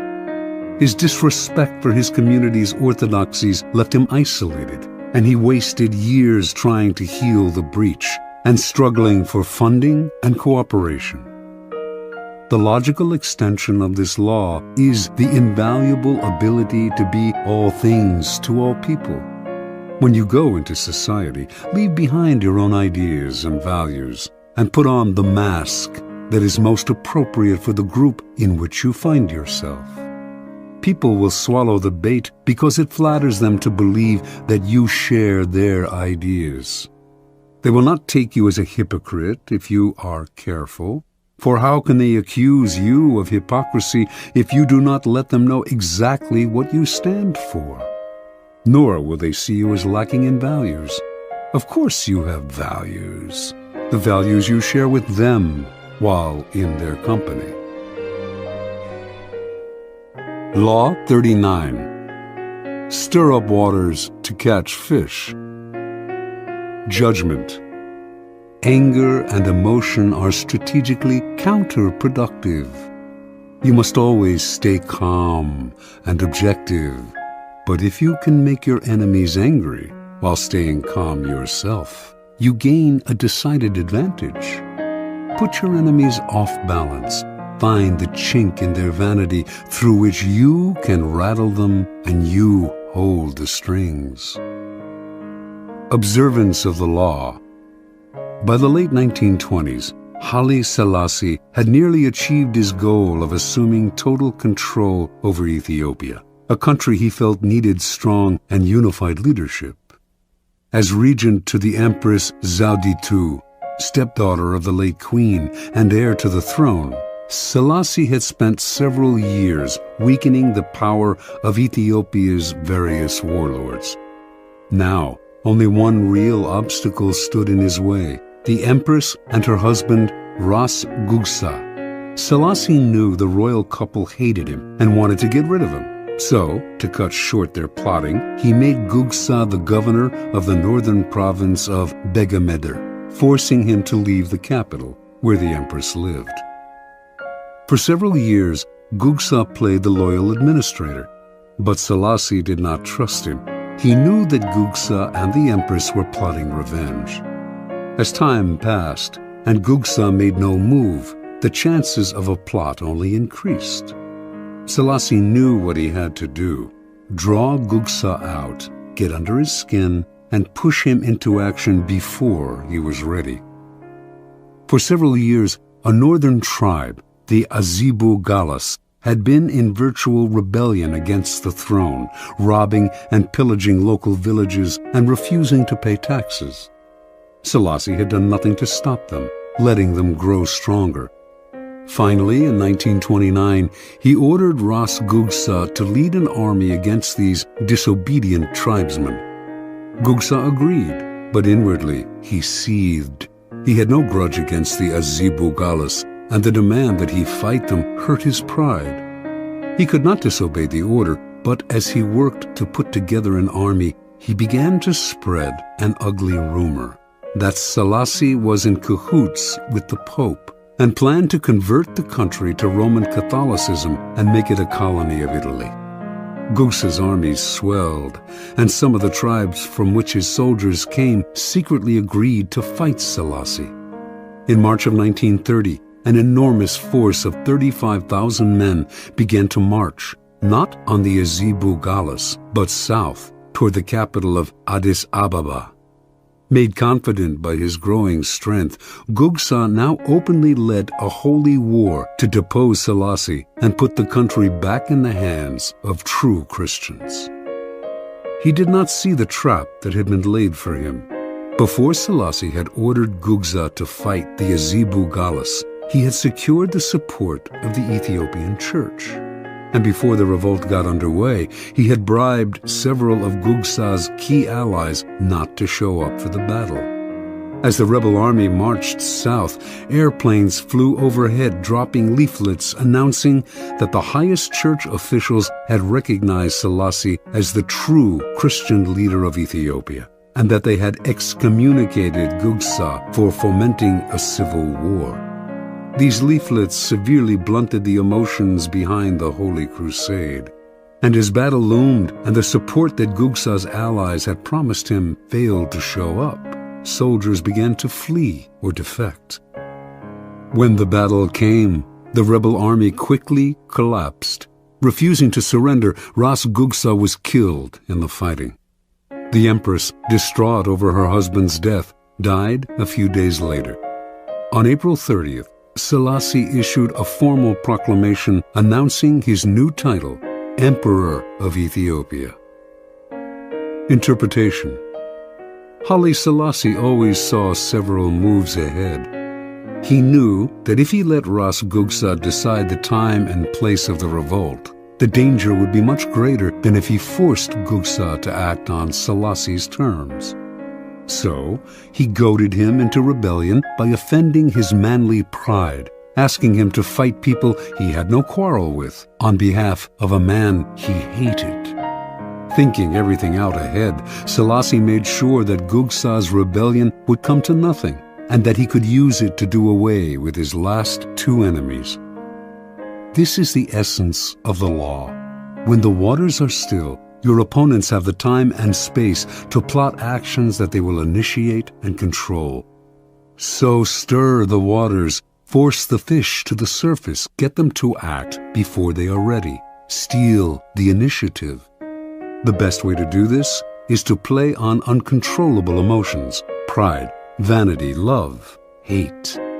Once the water is stirred up, the little fish cannot help but rise to the bait. The angrier they become, the less control they have, and finally, they are caught in the whirlpool you have made, and they drown. Keys to power. Angry people usually end up looking ridiculous, for their response seems out of proportion to what occasioned it.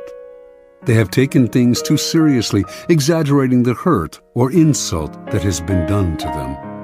They are so sensitive to slight that it becomes comical how much they take personally. More comical still is their belief that their outbursts signify power. The truth is the opposite.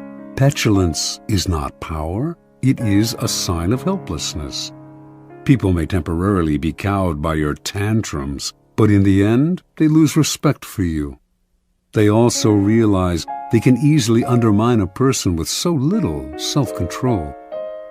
If a person explodes with anger at you, and it seems out of proportion to what you did to them, you must remind yourself that it is not exclusively directed at you. Do not be so vain. The cause is much larger, goes way back in time, involves dozens of prior hurts, and is actually not worth the bother to understand. Instead of seeing it as a personal grudge, look at the emotional outburst as a disguised power move, an attempt to control or punish you, cloaked in the form of hurt feelings and anger. This shift of perspective will let you play the game of power with more clarity and energy. Instead of overreacting and becoming ensnared in people's emotions, you will turn their loss of control to your advantage. You keep your head while they are losing theirs. Once you train yourself not to take matters personally and to control your emotional responses, you will have placed yourself in a position of tremendous power. Now you can play with the emotional responses of other people. Stir the insecure into action by impugning their manhood and by dangling the prospect of an easy victory before their faces. With the arrogant, too, you can appear weaker than you are, taunting them into a rash action. Law 40. Despise the free lunch. Judgment. What is offered for free is dangerous. It usually involves either a trick or a hidden obligation. What has worth is worth paying for. By paying your own way, you stay clear of gratitude, guilt, and deceit. It is also often wise to pay the full price. There is no cutting corners with excellence. Be lavish with your money and keep it circulating, for generosity is a sign and a magnet for power. Money and power. In the realm of power, everything must be judged by its cost, and everything has a price. What is offered for free or at bargain rates often comes with a psychological price tag. Complicated feelings of obligation, compromises with quality, the insecurity those compromises bring, on and on. The powerful learn early to protect their most valuable resources, independence and room to maneuver. By paying the full price, they keep themselves free of dangerous entanglements and worries.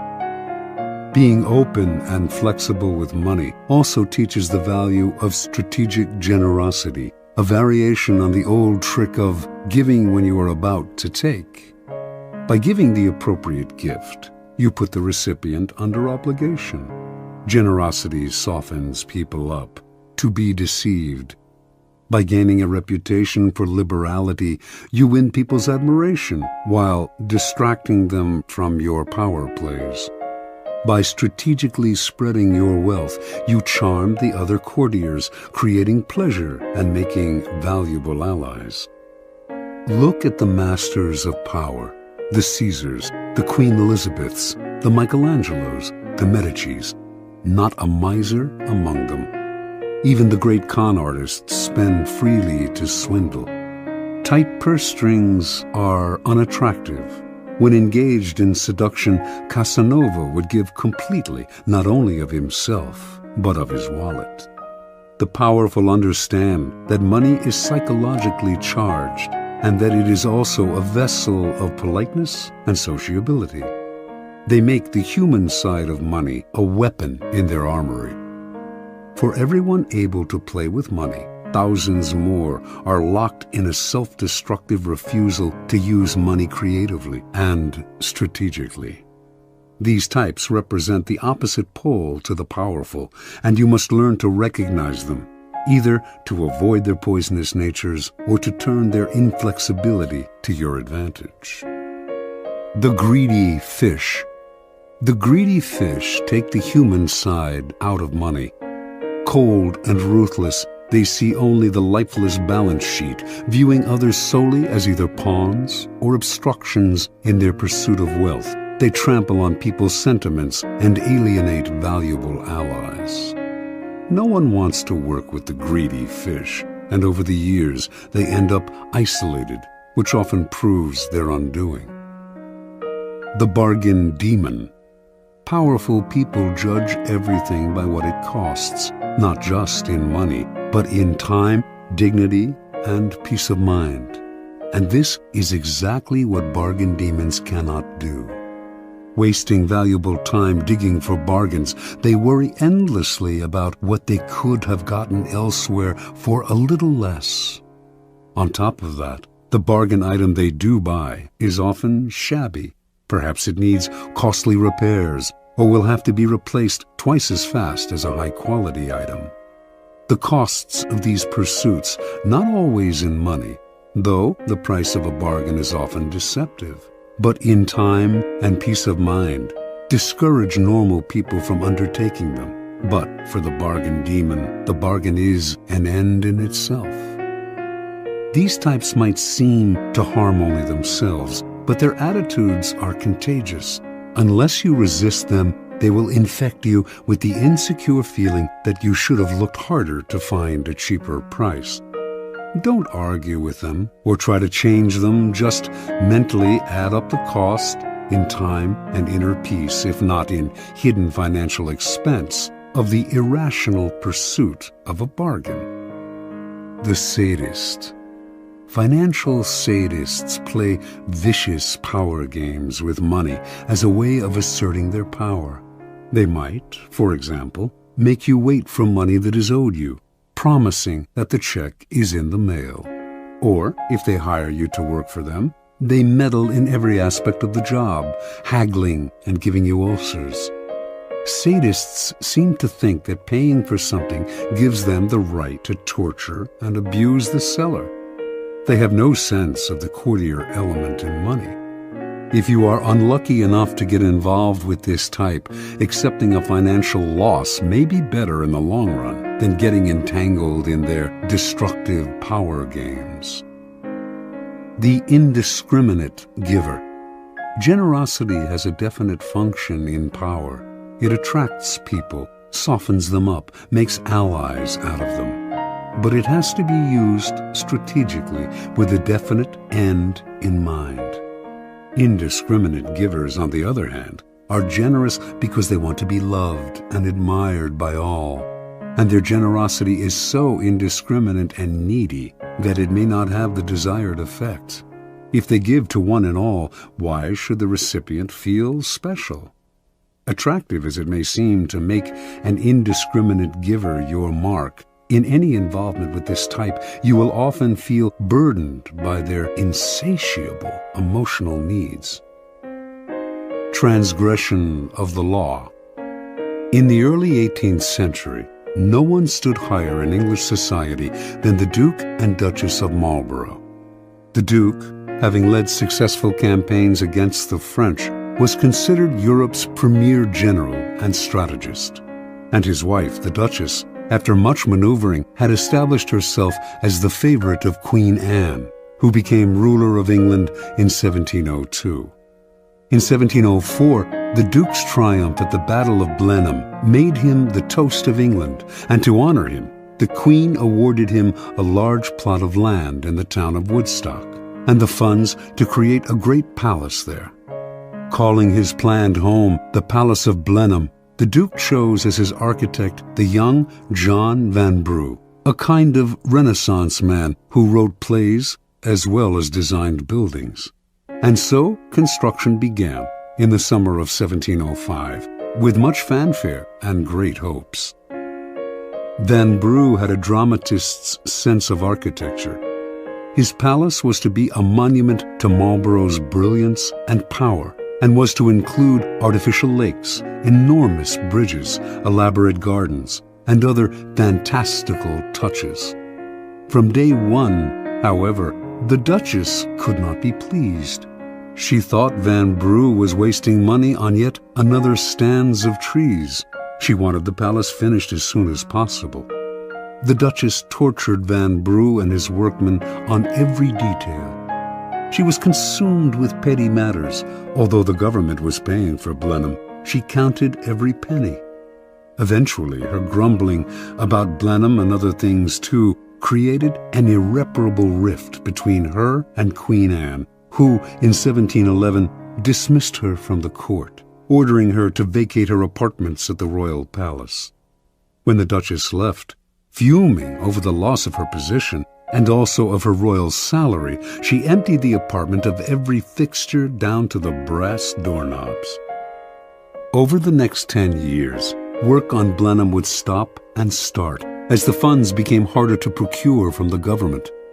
The Duchess thought Vanbrugh was out to ruin her. She quibbled over every carload of stone and bushel of lime, counted every extra yard of iron railing or foot of wainscot, hurling abuse at the wasteful workmen, contractors, and surveyors. Marlborough, old and weary, wanted nothing more than to settle into the palace in his last years. But the project became bogged down in a swamp of litigation. The workmen suing the Duchess for wages, the Duchess suing the architect right back. In the midst of this interminable wrangling, the Duke died. He had never spent a night in his beloved Blenheim.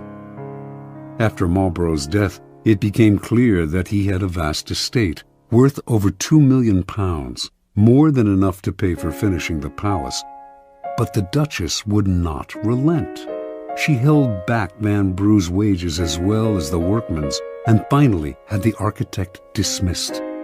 The man who took his place finished Blenheim in a few years, following Vanbrugh's designs to the letter. Vanbrugh died in 1726, locked out of the palace by the Duchess, unable to set foot in his greatest creation. Foreshadowing the Romantic movement, Blenheim had started a whole new trend in architecture, but had given its creator a 20-year nightmare. Interpretation. For the Duchess of Marlborough, money was a way to play sadistic power games. She saw the loss of money as a symbolic loss of power. With Vanbrugh, her contortions went deeper still. He was a great artist, and she envied his power to create, to attain a fame outside her reach. She may not have had his gifts, but she did have the money to torture and abuse him over the pettiest details, to ruin his life. This kind of sadism, however, bears an awful price. It made construction that should have lasted 10 years take 20. It poisoned many a relationship, alienated the Duchess from the court, deeply pained the Duke, who wanted only to live peacefully in Blenheim, created endless lawsuits, and took years off Vanbrugh's life. Finally, too, posterity had the last word. Vanbrugh is recognized as a genius, while the Duchess is forever remembered for her consummate cheapness. The powerful must have grandeur of spirit. They can never reveal any pettiness. And money is the most visible arena in which to display either grandeur or pettiness. Best spend freely then, and create a reputation for generosity, which in the end will pay great dividends. Never let financial details blind you to the bigger picture of how people perceive you. Their resentment will cost you in the long run, and if you want to meddle in the work of creative people under your hire, at least pay them well. Your money will buy their submission better than your displays of power. Law 41. Avoid stepping into a great man's shoes. Judgment.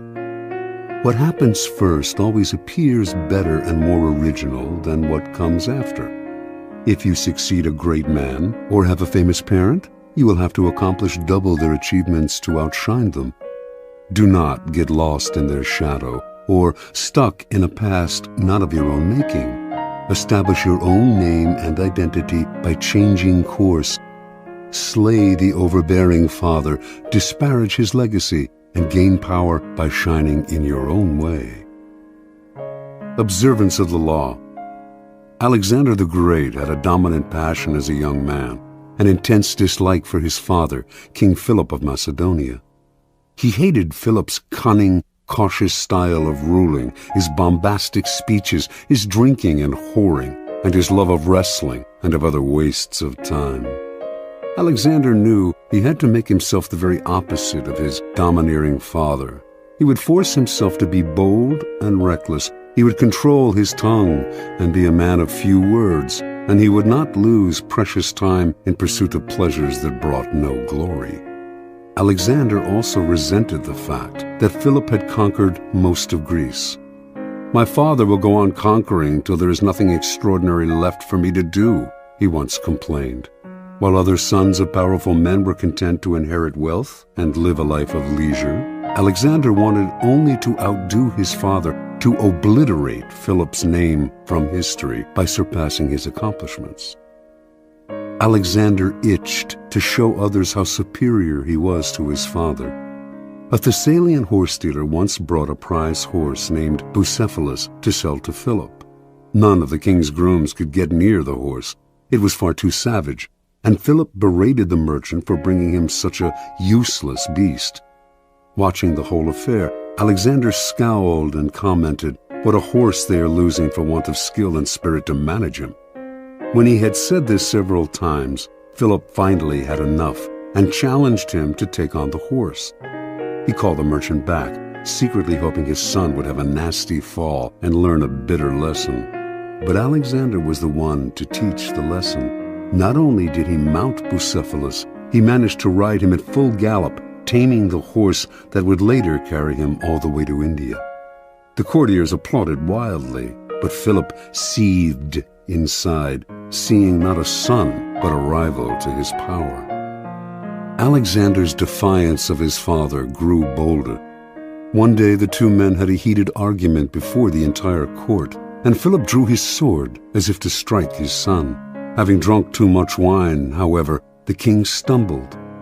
Alexander pointed at his father and jeered, "Men of Macedonia, see there the man who is preparing to pass from Europe to Asia? He cannot pass from one table to another without falling." When Alexander was 18, a disgruntled courtier murdered Philip. As word of the regicide spread through Greece, city after city rose up in rebellion against their Macedonian rulers. Philip's advisors counseled Alexander, now the king, to proceed cautiously, to do as Philip had done and conquer through cunning. But Alexander would do things his way. He marched to the furthest reaches of the kingdom, suppressed the rebellious towns, and reunited the empire with brutal efficiency. As a young rebel grows older, his struggle against the father often wanes, and he gradually comes to resemble the very man he wanted to defy. But Alexander's loathing of his father did not end with Philip's death. Once he had consolidated Greece, he set his eyes on Persia, the prize that had eluded his father, who had dreamed of conquering Asia. If he defeated the Persians, Alexander would finally surpass Philip in glory and fame. Alexander crossed into Asia with an army of 35,000 to face a Persian force numbering over 1 million.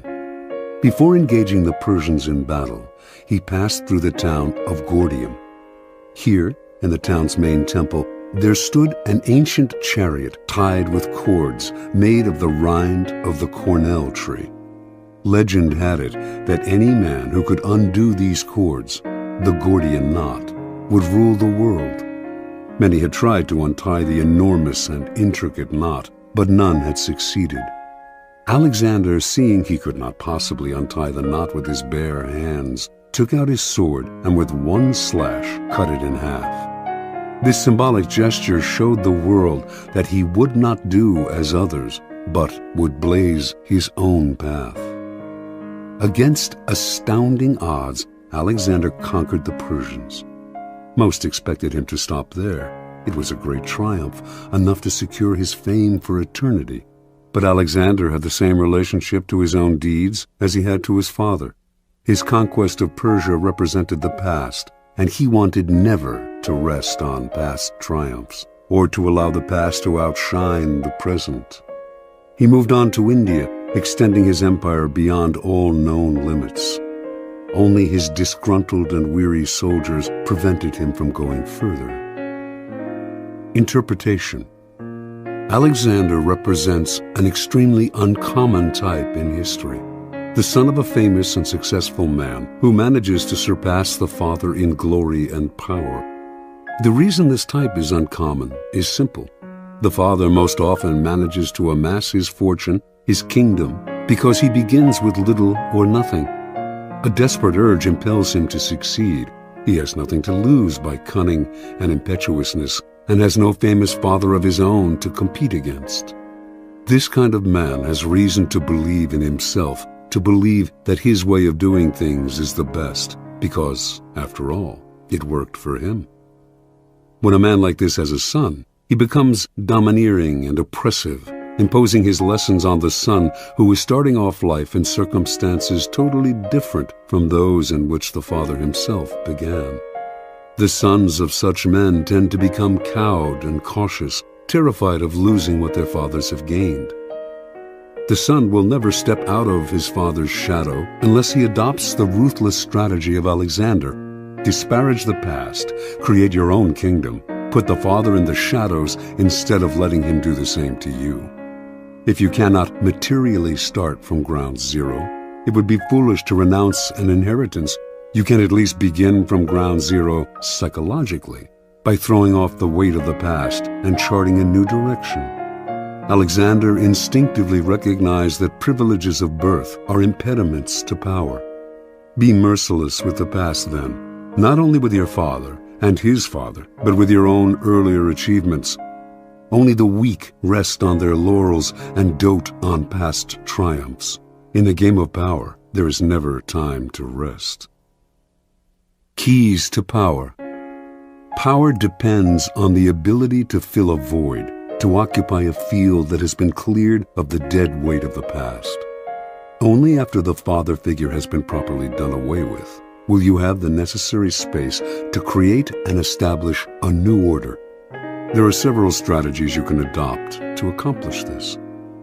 Perhaps the simplest way to escape the shadow of the past is simply to belittle it, playing on the timeless antagonism between the generations, stirring up the young against the old.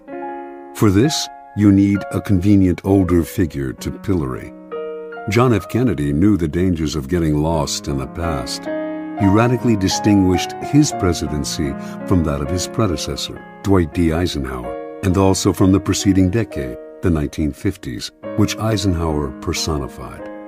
Kennedy, for instance, would not play the dull and fatherly game of golf, a symbol of retirement and privilege, and Eisenhower's passion. Instead, he played football on the White House lawn. In every aspect, his administration represented vigor and youth, as opposed to the stodgy Eisenhower. Kennedy had discovered an old truth. The young are easily set against the old, since they yearn to make their own place in the world and resent the shadow of their fathers. Never let yourself be seen as following your predecessor's path. If you do, you will never surpass him. You must physically demonstrate your difference by establishing a style and symbolism that sets you apart. When General Douglas MacArthur assumed command of American forces in the Philippines during World War II, an assistant handed him a book containing the various precedents established by the commanders before him, the methods that had been successful for them. MacArthur asked the assistant how many copies there were of this book. 6, the assistant answered. Well, the general replied, you get all those 6 copies together and burn them, every one of them. I'll not be bound by precedents. Anytime a problem comes up, I'll make the decision at once, immediately. Adopt this ruthless strategy toward the past. Burn all the books and train yourself to react to circumstances as they happen. You may believe that you have separated yourself from the predecessor or father figure, but as you grow older, you must be eternally vigilant, lest you become the father you had rebelled against. Finally, plenitude and prosperity tend to make us lazy and inactive. When our power is secure, we have no need to act. This is a serious danger, especially for those who achieve success and power at an early age. You must be prepared to return to square one psychologically, rather than growing fat and lazy with prosperity. Pablo Picasso could deal with success, but only by constantly changing the style of his painting, often breaking completely with what had made him successful before. How often our early triumphs turn us into a kind of caricature of ourselves. Powerful people recognize these traps. Like Alexander the Great, they struggle constantly to recreate themselves. The father must not be allowed to return. He must be slain at every step of the way. Law 42. Strike the shepherd and the sheep will scatter. Judgment. Trouble can often be traced to a single strong individual, the stirrer, the arrogant underling, the poisoner of goodwill. If you allow such people room to operate, others will succumb to their influence. Do not wait for the troubles they cause to multiply. Do not try to negotiate with them. They are irredeemable. Neutralize their influence by isolating or banishing them. Strike at the source of the trouble, and the sheep will scatter. Observance of the law. Near the end of the 6th century BC, the city-state of Athens overthrew the series of petty tyrants who had dominated its politics for decades. It established instead a democracy that was to last over a century, a democracy that became the source of its power and its proudest achievement. But as the democracy evolved, so did a problem the Athenians had never faced: how to deal with those who did not concern themselves with the cohesion of a small city surrounded by enemies, who did not work for its greater glory, but thought of only themselves and their own ambitions and petty intrigues. The Athenians understood that these people, if left alone, would sow dissension, divide the city into factions, and stir up anxieties, all of which could lead to the ruin of their democracy. Violent punishment no longer suited the new, civilized order that Athens had created. Instead, the citizens found another, more satisfying and less brutal way to deal with the chronically selfish. Every year, they would gather in the marketplace and write on a piece of earthenware, an ostrakon, the name of an individual they wanted to see banished from the city for 10 years. If a particular name appeared on 6,000 ballots, that person would instantly be exiled. If no one received 6,000 votes, the person with the most ostraka recording his name would suffer the 10-year ostracism. This ritual expulsion became a kind of festival. What a joy to be able to banish those irritating, anxiety-inducing individuals who wanted to rise above the group they should have served. In 490 BC, Aristides, one of the great generals of Athenian history, helped defeat the Persians at the Battle of Marathon. Meanwhile, off the battlefield, his fairness as a judge had earned him the nickname the Just. But as the years went by, the Athenians came to dislike him. He made such a show of his righteousness, and this, they believed, disguised his feelings of superiority and scorn for the common folk. His omnipresence in Athenian politics became obnoxious. The citizens grew tired of hearing him called the Just. They feared that this was just the type of man, judgmental, haughty, who would eventually stir up fierce divisions among them. In 482 BC, despite Aristides' invaluable expertise in the continuing war with the Persians, they collected the Ostraca and had him banished.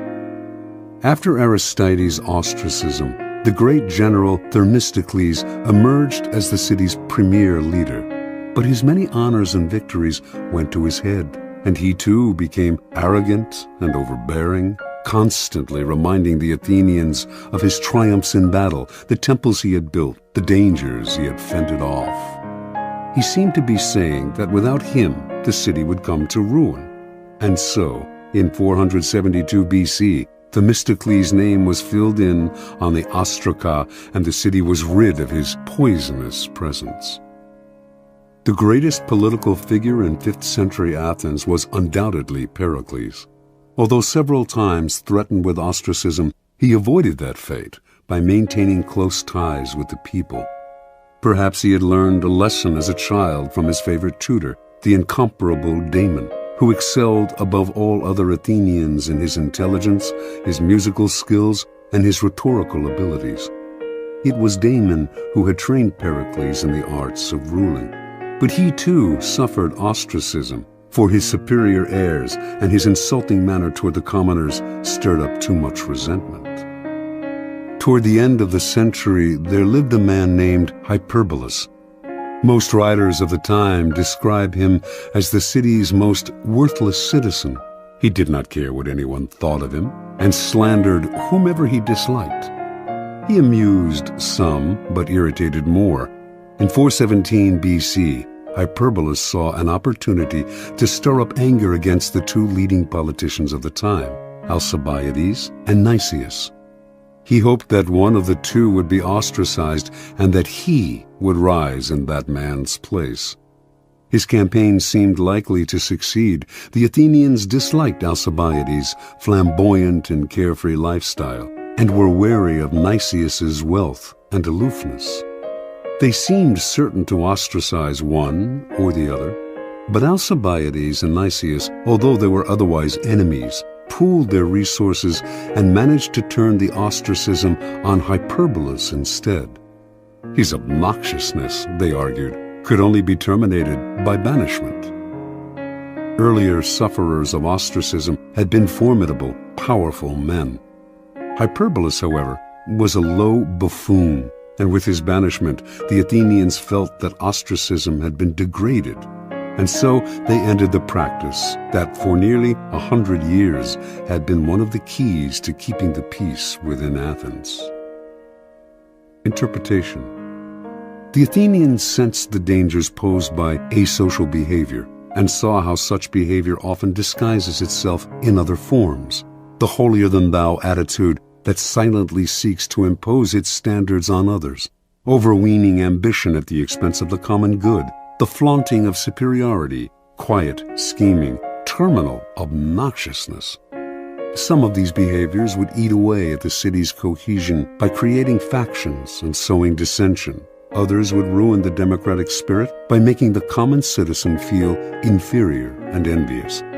The Athenians did not try to re-educate people who acted in these ways, or to absorb them somehow into the group, or to impose a violent punishment that would only create other problems. The solution was quick and effective. Get rid of them. Within any group, trouble can most often be traced to a single source, the unhappy, chronically dissatisfied one who will always stir up dissension and infect the group with his or her ill ease. Before you know what hit you, the dissatisfaction spreads. Act before it becomes impossible to disentangle one strand of misery from another, or to see how the whole thing started. First, recognize troublemakers by their overbearing presence or by their complaining nature. Once you spot them, do not try to reform them or appease them. That will only make things worse. Do not attack them, whether directly or indirectly, for they are poisonous in nature and will work underground to destroy you. Do as the Athenians did. Banish them before it is too late. Separate them from the group before they become the eye of a whirlpool. Do not give them time to stir up anxieties and sow discontent. Do not give them room to move. Let one person suffer so that the rest can live in peace. Keys to power. In the past, an entire nation would be ruled by a king and his handful of ministers. Only the elite had any power to play with. Over the centuries, power has gradually become more and more diffused and democratized. This has created, however, a common misperception that groups no longer have centers of power, that power is spread out and scattered among many people. Actually, however, power has changed in its numbers, but not in its essence. There may be fewer mighty tyrants commanding the power of life and death over millions, but there remain thousands of petty tyrants ruling smaller realms and enforcing their will through indirect power games, charisma, and so on. In every group, power is concentrated in the hands of one or two people, for this is one area in which human nature will never change. People will congregate around a single, strong personality like stars orbiting a sun. To labor under the illusion that this kind of power center no longer exists is to make endless mistakes, waste energy and time, and never hit the target. Powerful people never waste time. Outwardly, they may play along with the game, pretending that power is shared among many, but inwardly, they keep their eyes on the inevitable few in the group who hold the cards. These are the ones they work on. When troubles arise, they look for the underlying cause, the single, strong character who started the stirring and whose isolation or banishment will settle the waters again. In his family therapy practice, Dr. Milton H. Erickson found that if the family dynamic was unsettled and dysfunctional, there was inevitably one person who was the stirrer, the troublemaker. In his sessions, he would symbolically isolate this rotten apple by seating him or her apart from the others, if only by a few feet. Slowly, the other family members would see the physically separate person as the source of their difficulty.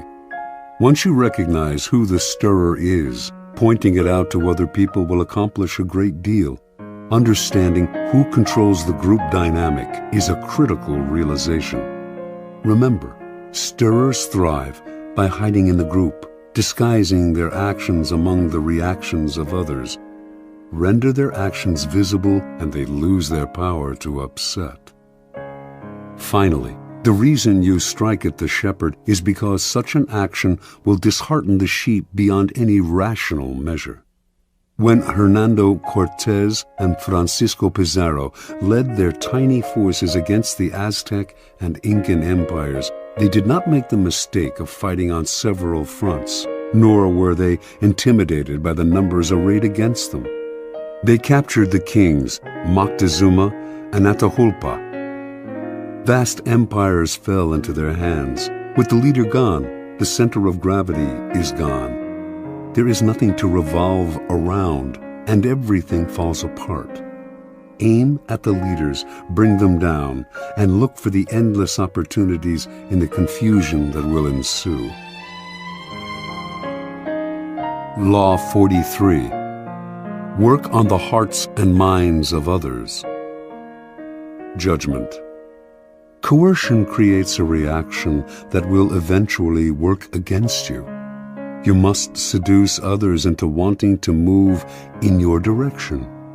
A person you have seduced becomes your loyal pawn, and the way to seduce others is to operate on their individual psychologies and weaknesses.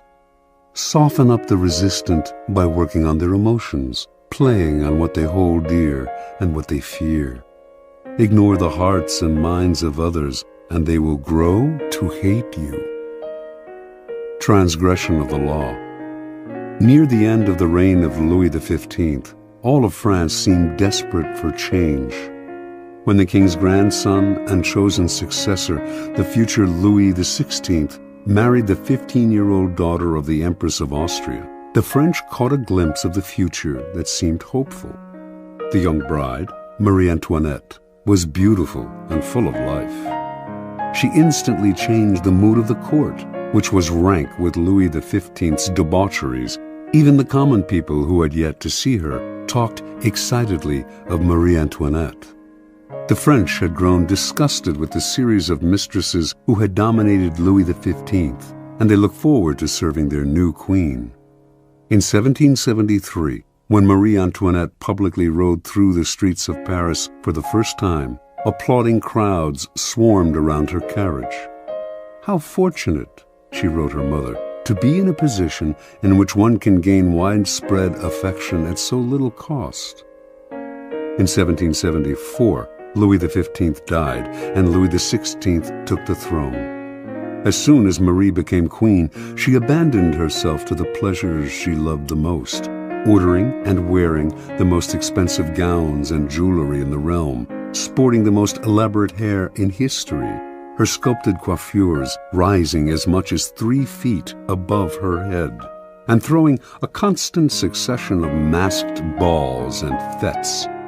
All of these whims she paid for on credit, never concerning herself with the cost or who paid the bills.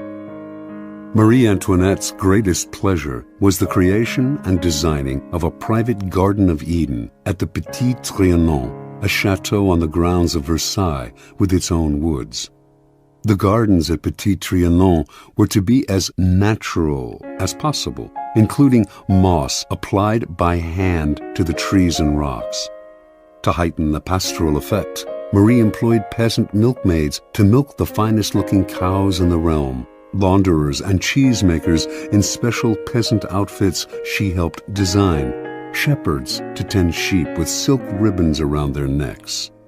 When the queen inspected the barns, she would watch her milkmaids squeezing milk into porcelain vases made at the Royal Ceramic Works. To pass the time, Marie would gather flowers in the woods around the Petit Trianon, or watch her good peasants doing their chores. The place became a separate world, its community limited to Marie's chosen favorites. With each new whim of Marie's, the cost of maintaining the Petit Trianon soared. Meanwhile, France itself was deteriorating. There was famine and widespread discontent. Even socially insulated courtiers seethed with resentment. The queen treated them like children. Only her favorites mattered, and these were becoming fewer and fewer. But Marie did not concern herself with this. Not once throughout her reign did she read a minister's report. Not once did she tour the provinces and rally the people to her side. Not once did she mingle among the Parisians or receive a delegation from them. She did none of these things because, as queen, she felt the people owed her their affection, and she was not required to love them in return. In 1784, the queen became embroiled in a scandal. As part of an elaborate swindle, the most expensive diamond necklace in Europe had been purchased under her name, and during the swindler's trial, her lavish lifestyle became public. People heard about the money she spent on jewels and dresses and masked dances. They gave her the nickname Madame Deficit, and from then on, she became the focus of the people's growing resentment. When she appeared in her box at the opera, the audience greeted her with hisses. Even the court turned against her, for while she had been running up her huge expenditures, the country was headed for ruin. 5 years later, in 1789, an unprecedented event took place, the beginning of the French Revolution. The queen did not worry. Let the people have their little rebellion, she seemed to think. It would soon quiet down, and she would be able to resume her life of pleasure. That year, the people marched on Versailles, forcing the royal family to quit the palace and take residence in Paris. This was a triumph for the rebels, but it offered the queen an opportunity to heal the wounds she had opened and establish contact with the people. The queen, however, had not learned her lesson. Not once would she leave the palace during her stay in Paris. Her subjects could rot in hell for all she cared. In 1792, the royal couple was moved from the palace to a prison as the revolution officially declared the end of the monarchy. The following year, Louis XVI was tried, found guilty, and guillotined. As Marie Antoinette awaited the same fate, hardly a soul came to her defense. Not one of her former friends in the court, not one of Europe's other monarchs, who, as members of their own country's royal families, had all the reason in the world to show that revolution did not pay. Not even her own family in Austria, including her brother, who now sat on the throne. She had become the world's pariah. In October of 1793, she finally knelt at the guillotine, unrepentant and defiant to the bitter end. Interpretation. From early on, Marie Antoinette acquired the most dangerous of attitudes. As a young princess in Austria, she was endlessly flattered and cajoled. As the future queen of the French court, she was the center of everyone's attention. She never learned to charm or please other people, to become attuned to their individual psychologies. She never had to work to get her way, to use calculation or cunning or the arts of persuasion. And like everyone who was indulged from an early age, she evolved into a monster of insensitivity. Marie became the focus of an entire country's dissatisfaction because it is so infuriating to meet with a person who makes no effort to seduce you or attempt to persuade you, even if only for the purpose of deception. And do not imagine that she represents a bygone era, or that she is even rare. Her type is today more common than ever. Such types live in their own bubble. They seem to feel they are born kings and queens, and that attention is owed them. They do not consider anyone else's nature, but bulldoze over people with the self-righteous arrogance of a Marie Antoinette. Pampered and indulged as children, as adults, they still believe that everything must come to them. Convinced of their own charm, they make no effort to charm, seduce, or gently persuade. In the realm of power, such attitudes are disastrous. At all times, you must attend to those around you, gauging their particular psychology, tailoring your words to what you know will entice and seduce them. This requires energy and art. The higher your station, the greater the need to remain attuned to the hearts and minds of those below you, creating a base of support to maintain you at the pinnacle. Without that base, your power will teeter, and at the slightest change of fortune, those below will gladly assist in your fall from grace. Keys to power. In the game of power, you are surrounded by people who have absolutely no reason to help you unless it is in their interest to do so. And if you have nothing to offer their self-interest, you are likely to make them hostile, for they will see in you just one more competitor, one more waster of their time. Those that overcome this prevailing coldness are the ones who find the key that unlocks the stranger's heart and mind, seducing him into their corner, if necessary, softening them up for a punch. But most people never learn this side of the game. When they meet someone new, rather than stepping back and probing to see what makes this person unique, they talk about themselves, eager to impose their own willpower and prejudices. They argue, boast, and make a show of their power. They may not know it, but they are secretly creating an enemy, a resistor, because there is no more infuriating feeling than having your individuality ignored, your own psychology unacknowledged. It makes you feel lifeless and resentful. Remember, the key to persuasion is softening people up and breaking them down, gently. Seduce them with a two-pronged approach. Work on their emotions and play on their intellectual weaknesses. Be alert to both what separates them from everyone else, their individual psychology, and what they share with everyone else, their basic emotional responses. Aim at the primary emotions: love, hate, jealousy. Once you move their emotions, you have reduced their control, making them more vulnerable to persuasion. Mao Zedong always appealed to popular emotions and spoke in the simplest terms. Educated and well-read himself, in his speeches he used visceral metaphors, voicing the public's deepest anxieties and encouraging them to vent their frustrations in public meetings. Rather than arguing the practical aspects of a particular program, he would describe how it would affect them on the most primitive, down-to-earth level. Do not believe that this approach works only with the illiterate and unschooled. It works on one and all. All of us are mortal and face the same dreadful fate, and all of us share the desire for attachment and belonging. Stir up these emotions and you captivate our hearts. Finally, learn to play the numbers game. The wider your support base, the stronger your power.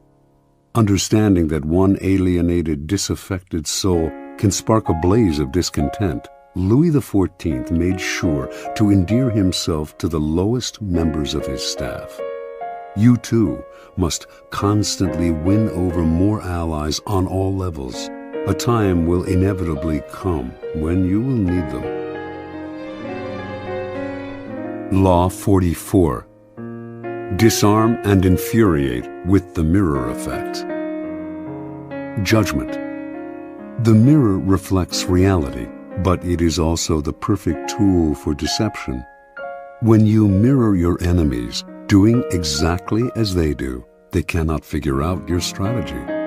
The mirror effect mocks and humiliates them, making them overreact. By holding up a mirror to their psyches, you seduce them with the illusion that you share their values. By holding up a mirror to their actions, you teach them a lesson. Few can resist the power of the mirror effect. Mirror effects. Preliminary typology. Mirrors have the power to disturb us. Gazing at our own reflection in the mirror, we most often see what we want to see, the image of ourselves with which we are most comfortable. We tend not to look too closely, ignoring the wrinkles and blemishes. But if we do look hard at the reflected image, we sometimes feel that we are seeing ourselves as others see us, as a person among other people, an object rather than a subject. That feeling makes us shudder. We see ourselves, but from the outside, minus the thoughts, spirit, and soul that fill our consciousness. We are a thing. In using mirror effects, we symbolically recreate this disturbing power by mirroring the actions of other people, mimicking their movements to unsettle and infuriate them. Made to feel mocked, cloned, object-like, an image without a soul, they get angry. Or do the same thing slightly differently, and they might feel disarmed. You have perfectly reflected their wishes and desires. This is the narcissistic power of mirrors. In either case, the mirror effect unsettles your targets, whether angering or entrancing them, and in that instant, you have the power to manipulate or seduce them. The effect contains great power because it operates on the most primitive emotions. There are 4 main mirror effects in the realm of power. The neutralizing effect. This is the essence of the neutralizing effect. Do what your enemies do, following their actions as best you can, and they cannot see what you are up to. They are blinded by your mirror. Their strategy for dealing with you depends on your reacting to them in a way characteristic of you. Neutralize it by playing a game of mimicry with them. The tactic has a mocking, even infuriating effect. Most of us remember the childhood experience of someone teasing us by repeating our words exactly. After a while, usually not long, we wanted to punch them in the face. Working more subtly as an adult, you can still unsettle your opponents this way. Shielding your own strategy with the mirror, you lay invisible traps or push your opponents into the trap they planned for you. The narcissus effect. Gazing at an image in the waters of a pond, the Greek youth Narcissus fell in love with it. And when he found out that the image was his own reflection and that he therefore could not consummate his love, he despaired and drowned himself. All of us have a similar problem. We are profoundly in love with ourselves, but since this love excludes a love object outside ourselves, it remains continuously unsatisfied and unfulfilled. The Narcissus effect plays on this universal narcissism. You look deep into the souls of other people, fathom their inmost desires, their values, their tastes, their spirit, and you reflect it back to them, making yourself into a kind of mirror image. Your ability to reflect their psyche gives you great power over them. They may even feel a tinge of love. This is simply the ability to mimic another person, not physically, but psychologically, and it is immensely powerful because it plays upon the unsatisfied self-love of a child. Normally, people bombard us with their experiences, their tastes. They hardly ever make the effort to see things through our eyes. This is annoying, but it also creates great opportunity. If you can show you understand another person by reflecting their inmost feelings, they will be entranced and disarmed, all the more so because it happens so rarely. No one can resist this feeling of being harmoniously reflected in the outside world, even though you might well be manufacturing it for their benefit and for deceptive purposes of your own. The moral effect. The power of verbal argument is extremely limited and often accomplishes the opposite of what is intended. As Gracian remarks, the truth is generally seen, rarely heard. The moral effect is a perfect way to demonstrate your ideas through action. Quite simply, you teach others a lesson by giving them a taste of their own medicine. In the moral effect, you mirror what other people have done to you and do so in a way that makes them realize you are doing to them exactly what they did to you. You make them feel that their behavior has been unpleasant, as opposed to hearing you complain and whine about it, which only gets their defenses up. And as they feel the result of their actions mirrored back at them, they realize in the profoundest sense how they hurt or punish others with their unsocial behavior. You objectify the qualities you want them to feel ashamed of and create a mirror in which they can gaze at their follies and learn a lesson about themselves. This technique is often used by educators, psychologists, and anyone who has to deal with unpleasant and unconscious behavior. This is the teacher's mirror. Whether or not there is actually anything wrong with the way people have treated you, however, it can often be to your advantage to reflect it back to them in a way that makes them feel guilty about it. Hallucinatory effect. Mirrors are tremendously deceptive, for they create a sense that you are looking at the real world. Actually, though, you are only staring at a piece of glass, which, as everyone knows, cannot show the world exactly as it is. Everything in a mirror is reversed. When Alice goes through the looking glass in Lewis Carroll's book, she enters a world that is back to front and more than just visually. The hallucinatory effect comes from creating a perfect copy of an object, a place, a person. This copy acts as a kind of dummy. People take it for the real thing because it has the physical appearance of the real thing. This is the preeminent technique of con artists, who strategically mimic the real world to deceive you. It also has applications in any arena that requires camouflage. This is the deceiver's mirror.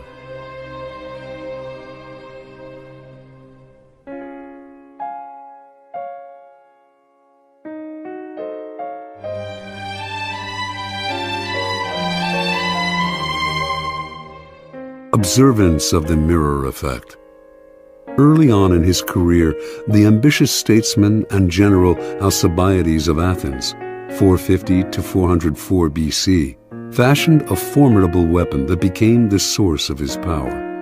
In every encounter with others, he would sense their moods and tastes, then carefully tailor his words and actions to mirror their inmost desires. He would seduce them with the idea that their values were superior to everyone else's, and that his goal was to model himself on them or help them realize their dreams. Few could resist his charms. The first man to fall under his spell was the philosopher Socrates. Alcibiades represented the opposite of the Socratic ideal of simplicity and uprightness. He lived lavishly and was completely unprincipled. Whenever he met Socrates, however, he mirrored the older man's sobriety, eating simply, accompanying Socrates on long walks, and talking only of philosophy and virtue. Socrates was not completely fooled. He was not unaware of Alcibiades' other life, but that only made him vulnerable to a logic that flattered him. Only in my presence, he felt, does this man submit to a virtuous influence. Only I have such power over him. This feeling intoxicated Socrates, who became Alcibiades' fervent admirer and supporter, one day even risking his own life to rescue the young man in battle. The Athenians considered Alcibiades their greatest orator, for he had an uncanny ability to tune into his audience's aspirations and mirror their desires. He made his greatest speeches in support of the invasion of Sicily, which he thought would bring great wealth to Athens and limitless glory to himself. The speeches gave expression to young Athenians' thirst to conquer lands for themselves, rather than living off the victories of their ancestors. But he also tailored his words to reflect older men's nostalgia for the glory years, when Athens led the Greeks against Persia, and then went on to create an empire. All Athens now dreamed of conquering Sicily. Alcibiades' plan was approved, and he was made the expedition's commander. While Alcibiades was leading the invasion of Sicily, however, certain Athenians fabricated charges against him of profaning sacred statues.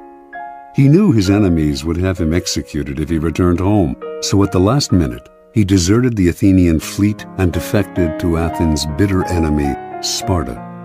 The Spartans welcomed this great man to their side, but they knew his reputation and were wary of him. Alcibiades loved luxury. The Spartans were a warrior people who worshipped austerity, and they were afraid he would corrupt their youth. But much to their relief, the Alcibiades who arrived in Sparta was not at all what they expected. He wore his hair untrimmed, as they did, took cold baths, ate coarse bread and black broth, and wore simple clothes. To the Spartans, this signified that he had come to see their way of life as superior to the Athenian. He had chosen to be a Spartan rather than being born one, and should thus be honored above all others. They fell under his spell and gave him great powers. Unfortunately, Alcibiades rarely knew how to rein in his charm. He managed to seduce the king of Sparta's wife and make her pregnant. When this became public, he once more had to flee for his life. This time, Alcibiades defected to Persia, where he suddenly went from Spartan simplicity to embracing the lavish Persian lifestyle down to the last detail. It was, of course, immensely flattering to the Persians to see a Greek of Alcibiades' stature preferred their culture over his own, and they showered him with honors, land, and power. Once seduced by the mirror, they failed to notice that behind this shield, Alcibiades was playing a double game, secretly helping the Athenians in their war with Sparta, and thus re-ingratiating himself with the city to which he desperately wanted to return, and which welcomed him back with open arms in 408 BC. Interpretation. Early in his political career, Alcibiades made a discovery that changed his whole approach to power. He had a colorful and forceful personality, but when he argued his ideas strongly with other people, he would win over a few, while at the same time alienating many more. The secret to gaining ascendancy over large numbers, he came to believe, was not to impose his colors, but to absorb the colors of those around him, like a chameleon. Once people fell for the trick, the deceptions he went on to practice would be invisible to them. Understand, everyone is wrapped up in their own narcissistic shell. When you try to impose your own ego on them, a wall goes up, resistance is increased. By mirroring them, however, you seduce them into a kind of narcissistic rapture. They are gazing at a double of their own soul. This double is actually manufactured in its entirety by you. Once you have used the mirror to seduce them, you have great power over them. It is worth noting, however, the dangers and the promiscuous use of the mirror. In Alcibiades' presence, people felt larger, as if their egos had been doubled. But once he left, they felt empty and diminished. And when they saw him mirroring completely different people as totally as he had mirrored them, they felt not just diminished, but betrayed. Alcibiades' overuse of the mirror effect made whole peoples feel used, so that he constantly had to flee from one place to another. Indeed, Alcibiades so angered the Spartans that they finally had him murdered. He had gone too far. The seducer's mirror must be used with caution and discrimination. Law 45. Preach the need for change, but never reform too much at once. Judgment. Everyone understands the need for change in the abstract, but on the day-to-day level, people are creatures of habit. Too much innovation is traumatic and will lead to revolt. If you are new to a position of power, or an outsider trying to build a power base, make a show of respecting the old ways of doing things. If change is necessary, make it feel like a gentle improvement on the past. Transgression of the law. Sometime in the early 1520s, King Henry VIII of England decided to divorce his wife, Catherine of Aragon, because she had failed to bear him a son, and because he had fallen in love with the young and comely Anne Boleyn. The Pope, Clement VII, opposed the divorce and threatened the king with excommunication. The king's most powerful minister, Cardinal Wolsey, also saw no need for divorce, and his half-hearted support of the king cost him his position and soon his life. One man in Henry's cabinet, Thomas Cromwell, not only supported him in his desire for a divorce, but had an idea for realizing it, a complete break with the past. He convinced the king that by severing ties with Rome and making himself the head of a newly formed English church, he could divorce Catherine and marry Anne. By 1531, Henry saw this as the only solution. To reward Cromwell for his simple but brilliant idea, he elevated this son of a blacksmith to the post of royal counselor. By 1534, Cromwell had been named the king's secretary, and as the power behind the throne, he had become the most powerful man in England. But for him, the break with Rome went beyond the satisfaction of the king's carnal desires. He envisioned a new Protestant order in England, with the power of the Catholic Church smashed, and its vast wealth in the hands of the king and the government. In that same year, he initiated a complete survey of the churches and monasteries of England, and as it turned out, the treasures and monies that the churches had accumulated over the centuries were far more than he had imagined. His spies and agents came back with astonishing figures. To justify his schemes, Cromwell circulated stories about the corruption in the English monasteries, their abuse of power, their exploitation of the people they supposedly served. Having won Parliament's support for breaking up the monasteries, he began to seize their holdings and to put them out of existence, one by one. At the same time, he began to impose Protestantism, introducing reforms in religious ritual and punishing those who stuck to Catholicism, and who now were called heretics. Virtually overnight, England was converted to a new official religion. A terror fell on the country. Some people had suffered under the Catholic Church, which, before the reforms, had been immensely powerful, but most Britons had strong ties to Catholicism and to its comforting rituals. They watched in horror as churches were demolished, images of the Madonna and saints were broken in pieces, stained glass windows were smashed, and the church's treasures were confiscated. With monasteries that had succored the poor suddenly gone, the poor now flooded the streets. The growing ranks of the beggar class were further swelled by former monks. On top of all this, Cromwell levied high taxes to pay for his ecclesiastical reforms. In 1535, powerful revolts in the north of England threatened to topple Henry from his throne.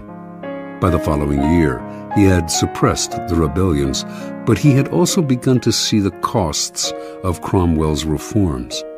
The king himself had never wanted to go this far. He had only wanted a divorce.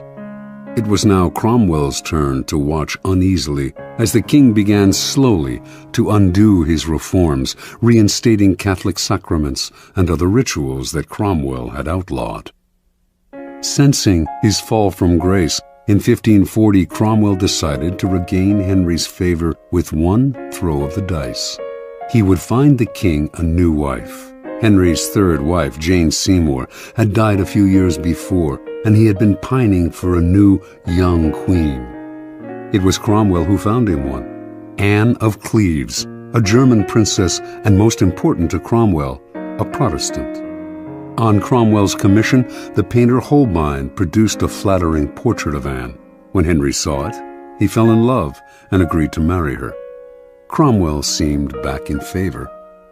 Unfortunately, however, Holbein's painting was highly idealized, and when the king finally met the princess, she did not please him in the least. His anger against Cromwell, first for the ill-conceived reforms, now for saddling him with an unattractive and Protestant wife, could no longer be contained. In June of that year, Cromwell was arrested, charged as a Protestant extremist and a heretic, and sent to the Tower. 6 weeks later, before a large and enthusiastic crowd, the public executioner cut off his head. Interpretation. Thomas Cromwell had a simple idea. He would break up the power and wealth of the church and lay the foundation for Protestantism in England. And he would do this in a mercilessly short time. He knew his speedy reforms would cause pain and resentment, but he thought these feelings would fade in a few years. More important, by identifying himself with change, he would become the leader of the new order, making the king dependent on him. But there was a problem in this strategy. Like a billiard ball hit too hard against the cushion, his reforms had reactions and caroms he did not envision and could not control. The man who initiates strong reforms often becomes the scapegoat for any kind of dissatisfaction, and eventually the reaction to his reforms may consume him, for change is upsetting to the human animal, even when it is for the good. Because the world is, and always has been, full of insecurity and threat, we latch on to familiar faces and create habits and rituals to make the world more comfortable.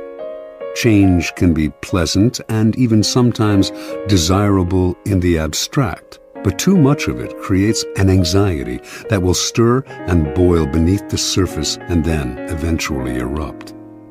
Never underestimate the hidden conservatism of those around you. It is powerful and entrenched. Never let the seductive charm of an idea cloud your reason. Just as you cannot make people see the world your way, you cannot wrench them into the future with painful changes. They will rebel. If reform is necessary, anticipate the reaction against it and find ways to disguise the change and sweeten the poison. Keys to power. Human psychology contains many dualities, one of them being that even while people understand the need for change, knowing how important it is for institutions and individuals to be occasionally renewed, they are also irritated and upset by changes that affect them personally. They know the change is necessary and that novelty provides relief from boredom, but deep inside, they cling to the past. Change in the abstract or superficial change they desire, but a change that upsets core habits and routines is deeply disturbing to them. No revolution is gone without a powerful later reaction against it, for in the long run, the void it creates proves too unsettling to the human animal, who unconsciously associates such voids with death and chaos. The opportunity for change and renewal seduces people to the side of the revolution, but once their enthusiasm fades, which it will, they are left with a certain emptiness. Yearning for the past, they create an opening for it to creep back in. For Machiavelli, the prophet who preaches and brings change can only survive by taking up arms. When the masses inevitably yearn for the past, he must be ready to use force. But the armed prophet cannot last long unless he quickly creates a new set of values and rituals to replace the old ones and to soothe the anxieties of those who dread change. It is far easier and less bloody to play a kind of con game. Preach change as much as you like, and even enact your reforms, but give them the comforting appearance of older events and traditions. A simple gesture like using an old title or keeping the same number for a group will tie you to the past and support you with the authority of history. As Machiavelli himself observed, the Romans used this device when they transformed their monarchy into a republic. They may have installed 2 consuls in place of the king, but since the king had been served by 12 lictors, they retained the same number to serve under the consuls. The king had personally performed an annual sacrifice in a great spectacle that stirred the public. The republic retained this practice, only transferring it to a special chief of the ceremony, whom they called the king of the sacrifice. These and similar gestures satisfied the people and kept them from clamoring for the monarchy's return. Another strategy to disguise change is to make a loud and public display of support for the values of the past. Seem to be a zealot for tradition, and few will notice how unconventional you really are. The answer to innate conservatism is to play the courtier's game. Galileo did this at the beginning of his scientific career. He later became more confrontational and paid for it. So pay lip service to tradition. Identify the elements in your revolution that can be made to seem to build on the past. Say the right things. Make a show of conformity, and meanwhile, let your theories do their radical work. Play with appearances and respect past protocol. Finally, powerful people pay attention to the zeitgeist. If their reform is too far ahead of its time, few will understand it, and it will stir up anxiety and be hopelessly misinterpreted. The changes you make must seem less innovative than they are. England did eventually become a Protestant nation, as Cromwell wished, but it took over a century of gradual evolution. Watch the zeitgeist. If you work in a tumultuous time, there is power to be gained by preaching a return to the past, to comfort, tradition, and ritual. During a period of stagnation, on the other hand, play the card of reform and revolution, but beware of what you stir up. Those who finish a revolution are rarely those who start it. You will not succeed at this dangerous game unless you are willing to forestall the inevitable reaction against it by playing with appearances and building on the past. Law 46. Never appear too perfect. Judgment. Appearing better than others is always dangerous, but most dangerous of all is to appear to have no faults or weaknesses. Envy creates silent enemies. It is smart to occasionally display defects and admit to harmless vices in order to deflect envy and appear more human and approachable. Only gods and the dead can seem perfect with impunity. Transgression of the law. Joe Orton met Kenneth Halliwell at the Royal Academy of Dramatic Arts, London, in 1953, where both had enrolled as acting students. They soon became lovers and moved in together. Halliwell, 25 at the time, was 7 years older than Orton and seemed the more confident of the two, but neither had much talent as actors, and after graduating, having settled down together in a dank London apartment, they decided to give up acting and collaborate as writers instead. Halliwell's inheritance was enough to keep them from having to find work for a few years, and in the beginning, he was also the driving force behind the stories and novels they wrote. He would dictate to Orton, who would type the manuscripts, occasionally interjecting his own lines and ideas. Their first efforts attracted some interest from literary agents, but it sputtered. The promise they had shown was leading nowhere. Eventually, the inheritance money ran out, and the pair had to look for work. Their collaborations were less enthusiastic and less frequent. The future looked bleak. In 1957, Orton began to write on his own, but it wasn't until 5 years later, when the lovers were jailed for 6 months for defacing dozens of library books, that he began to find his voice, perhaps not by chance. This was the first time he and Hallowell had been separated in 9 years. He came out of prison determined to express his contempt for English society in the form of theatrical farces. He and Hallowell moved back in together, but now the roles were reversed. Orton did the writing, while Hallowell put in comments and ideas. In 1964, Joe Orton completed his first full-length play, Entertaining Mr. Sloane. The play made it to London's West End, where it received brilliant reviews. A great new writer had emerged from nowhere. Now success followed success at a dizzying pace. In 1966, Orton had a hit with his play, Loot, and his popularity soared. Soon commissions came in from all sides, including from the Beatles, who paid Orton handsomely to write them a film script. Everything was pointing upwards, everything except Orton's relationship with Kenneth Hallowell. The pair still lived together, but as Orton grew successful, Hallowell began to deteriorate. Watching his lover become the center of attention, he suffered the humiliation of becoming a kind of personal assistant to the playwright, his role in what had once been a collaboration growing smaller and smaller. In the 1950s, he had supported Orton with his inheritance. Now Orton supported him. At a party or among friends, people would naturally gravitate towards Orton. He was charming, and his mood was almost always buoyant. Unlike the handsome Orton, Hallowell was bald and awkward. His defensiveness made people want to avoid him. With Orton's success, the couple's problems only worsened. Hallowell's moods made their life together impossible. Orton claimed to want to leave him and had numerous affairs, but would always end up returning to his old friend and lover.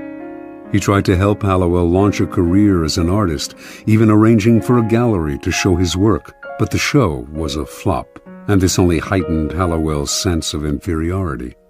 In May of 1967, the pair went on a brief holiday together in Tangiers, Morocco. During the trip, Orton wrote in his diary, "We sat talking of how happy we felt, and how it couldn't surely last. We'd have to pay for it, or we'd be struck down from afar by disaster because we were, perhaps, too happy. To be young, good-looking, healthy, famous, comparatively rich and happy is surely going against nature." Hallowell outwardly seemed as happy as Orton. Inwardly, though, he was seething.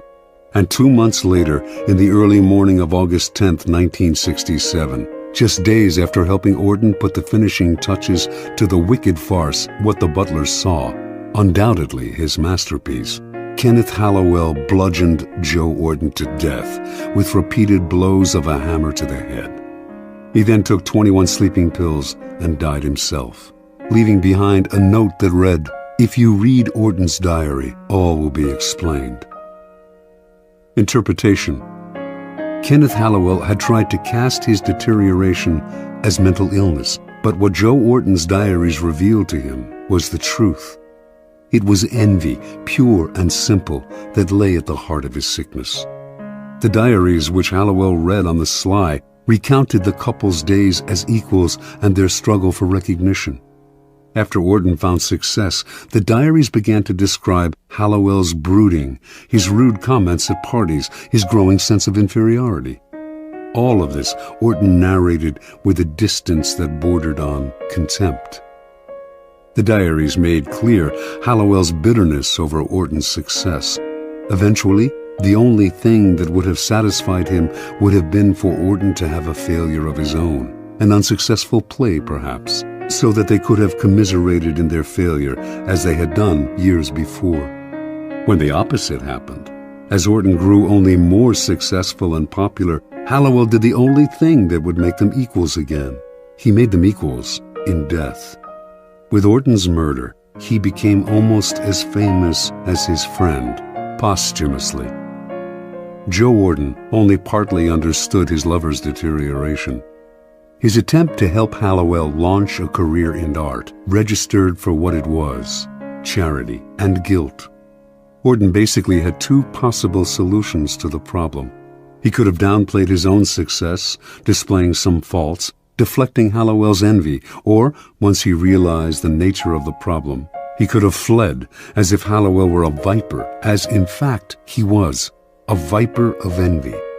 Once envy eats away at someone, everything you do only makes it grow, and day by day it festers inside them.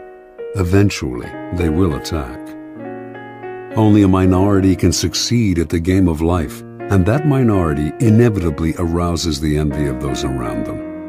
Once success happens your way, however, the people to fear the most are those in your own circle, the friends and acquaintances you have left behind. Feelings of inferiority gnaw at them. The thought of your success only heightens their feelings of stagnation. Envy, which the philosopher Kierkegaard calls unhappy admiration, takes hold. You may not see it, but you will feel it someday, unless, that is, you learn strategies of deflection, little sacrifices to the gods of success.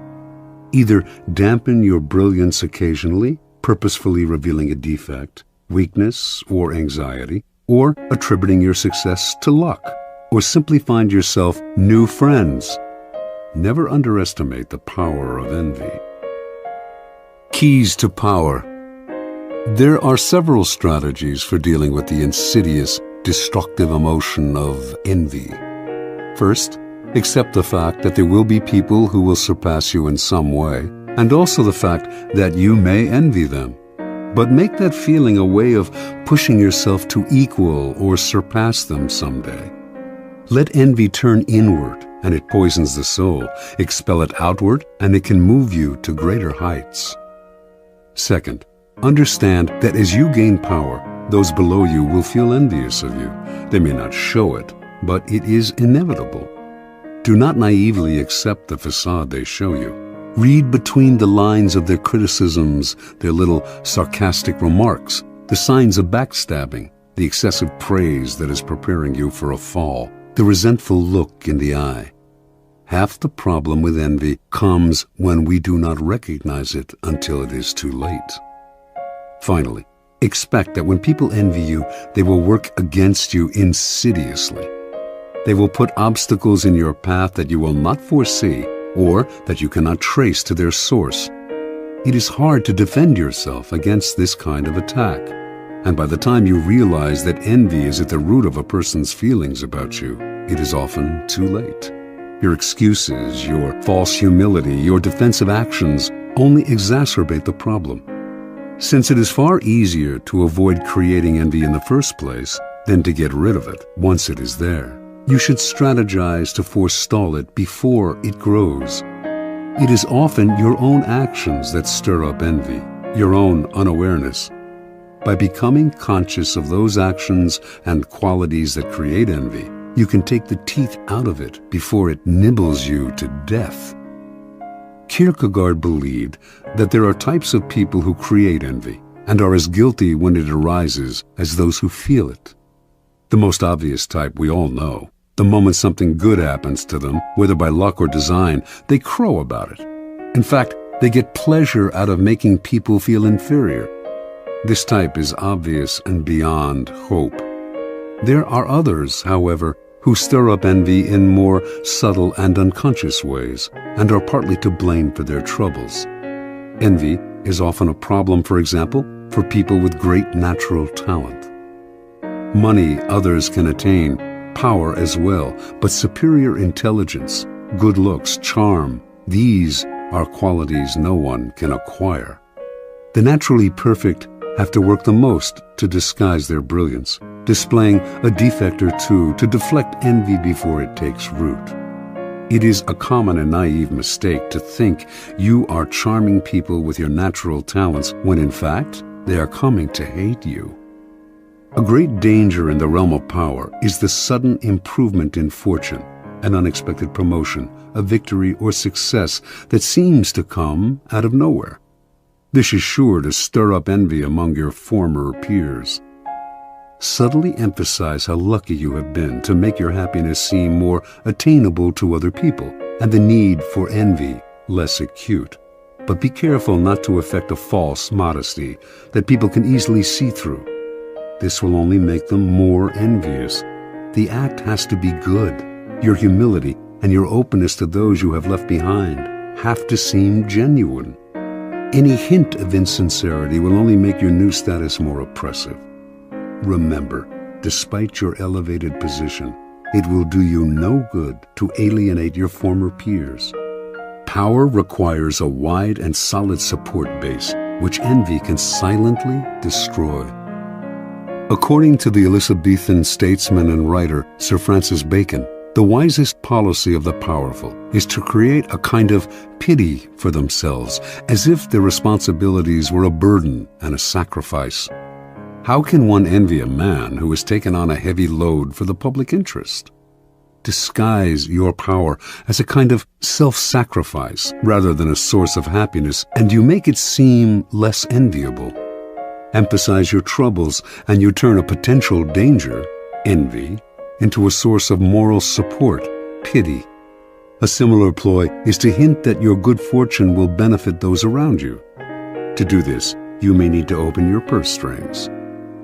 To deflect envy, Gracian recommends that the powerful display a weakness, a minor social indiscretion, a harmless vice. Give those who envy you something to feed on, distracting them from your more important sins. Remember, it is the reality that matters. You may have to play games with appearances, but in the end, you will have what counts, true power. In some Arab countries, a man will avoid arousing envy by showing his wealth only on the inside of his house. Apply this wisdom to your own character. Beware of some of envy's disguises. Excessive praise is an almost sure sign that the person praising you envies you. They are either setting you up for a fall, it will be impossible for you to live up to their praise, or they are sharpening their blades behind your back. At the same time, those who are hypercritical of you or who slander you publicly probably envy you as well. Recognize their behavior as disguised envy, and you keep out of the trap of mutual mudslinging or of taking their criticisms to heart. Win your revenge by ignoring their measly presence. Do not try to help or do favors for those who envy you. They will think you are condescending to them. Joe Wharton's attempt to help Hallowell find a gallery for his work only intensified his lover's feelings of inferiority and envy. Once envy reveals itself for what it is, the only solution is often to flee the presence of the enviers, leaving them to stew in a hell of their own creation. Law 47. Do not go past the mark you aimed for. In victory, learn when to stop. Judgment. The moment of victory is often the moment of greatest peril. In the heat of victory, arrogance and overconfidence can push you past the goal you had aimed for, and by going too far, you make more enemies than you defeat. Do not allow success to go to your head. There is no substitute for strategy and careful planning. Set a goal, and when you reach it, stop. Transgression of the law. In 559 BC, a young man named Cyrus gathered an immense army from the scattered tribes of Persia and marched against his grandfather, Astyages, king of the Medes. He defeated Astyages with ease, had himself crowned king of Media and Persia, and began to forge the Persian Empire. Victory followed victory in quick succession. Cyrus defeated Croesus, ruler of Lydia, then conquered the Ionian islands and other smaller kingdoms. He marched on Babylon and crushed it. Now he was known as Cyrus the Great, king of the world. After capturing the riches of Babylon, Cyrus set his sights on the east, on the half-barbaric tribes of the Massagetae, a vast realm on the Caspian Sea. a fierce warrior race led by Queen Tomyris, the Massagetae lacked the riches of Babylon, but Cyrus attacked them anyway, believing himself superhuman and incapable of defeat. The Massagetae would fall easily to his vast armies, making his empire immense. In 529 BC, then, Cyrus marched to the wide river Araxes, gateway to the kingdom of the Massagetae. As he set up camp on the western bank, he received a message from Queen Tomyris, king of the Medes. She told him, "I advise you to abandon this enterprise, for you cannot know if in the end it will do you any good. Rule your own people and try to bear the sight of me ruling mine. But of course you will refuse my advice, as the last thing you wish for is to live in peace." Tomyris, confident of her army's strength and not wishing to delay the inevitable battle, offered to withdraw the troops on her side of the river, allowing Cyrus to cross its waters safely and fight her army on the eastern side, if that was his desire. Cyrus agreed, but instead of engaging the enemy directly, he decided to play a trick. The Massagetae knew few luxuries. Once Cyrus had crossed the river and made his camp on the eastern side, he set the table for an elaborate banquet full of meat, delicacies, and strong wine. Then he left his weakest troops in the camp and withdrew the rest of the army to the river. A large Massagetae detachment soon attacked the camp and killed all of the Persian soldiers in a fierce battle. Then, overwhelmed by the fabulous feast that had been left behind, they ate and drank to their heart's content. Later, inevitably, they fell asleep. The Persian army returned to the camp that night, killing many of the sleeping soldiers and capturing the rest. Among the prisoners was their general, a youth named Spargapises, son of Queen Tomyris. When the queen learned what had happened, she sent a message to Cyrus, chiding him for using tricks to defeat her army. "Now listen to me," she wrote, "and I will advise you for your own good. Give me back my son and leave my country with your forces intact, and be content with your triumph over a third part of the Massagetae. If you refuse, I swear by the sun, our master, to give you more blood than you can drink for all your gluttony." Cyrus scoffed at her. He would not release her son. He would crush these barbarians. The queen's son, seeing he would not be released, could not stand the humiliation, and so he killed himself. The news of her son's death overwhelmed Tomyris. She gathered all the forces that she could muster in her kingdom, and whipping them into a vengeful frenzy, engaged Cyrus's troops in a violent and bloody battle. Finally, the Massagetae prevailed. In their anger, they decimated the Persian army, killing Cyrus himself. After the battle, Tomyris and her soldiers searched the battlefield for Cyrus's corpse. When she found it, she cut off his head and shoved it into a wineskin full of human blood, crying out, "Though I have conquered you and live, yet you have ruined me by treacherously taking my son. See now, I fulfill my threat. You have your fill of blood." After Cyrus's death, the Persian Empire quickly unraveled. One act of arrogance undid all of Cyrus's good work. Interpretation. There is nothing more intoxicating than victory, and nothing more dangerous. Cyrus had built his great empire on the ruins of a previous one. 100 years earlier, the powerful Assyrian Empire had been totally destroyed, its once splendid capital of Nineveh but ruins in the sand. The Assyrians had suffered this fate because they had pushed too far, destroying one city-state after another until they lost sight of the purposes of their victories and also of the costs. They overextended themselves and made many enemies who were finally able to band together and destroy them. Cyrus ignored the lesson of Assyria. He paid no heed to the warnings of oracles and advisors. He did not worry about offending a queen. His many victories had gone to his head, clouding his reason. Instead of consolidating his already vast empire, he pushed forward. Instead of recognizing each situation as different, He thought each new war would bring the same result as the one before, as long as he used the methods he knew: ruthless force and cunning. Understand, in the realm of power, you must be guided by reason. To let a momentary thrill or an emotional victory influence or guide your moves will prove fatal. When you attain success, step back. Be cautious. When you gain victory, understand the part played by the particular circumstances of a situation, and never simply repeat the same actions again and again. History is littered with the ruins of victorious empires and the corpses of leaders who could not learn to stop and consolidate their gains. Keys to power. Power has its own rhythms and patterns. Those who succeed at the game are the ones who control the patterns and vary them at will, keeping people off balance while they set the tempo. The essence of strategy is controlling what comes next, and the elation of victory can upset your ability to control what comes next in two ways. First, you owe your success to a pattern that you are apt to try to repeat. You will try to keep moving in the same direction without stopping to see whether this is still the direction that is best for you.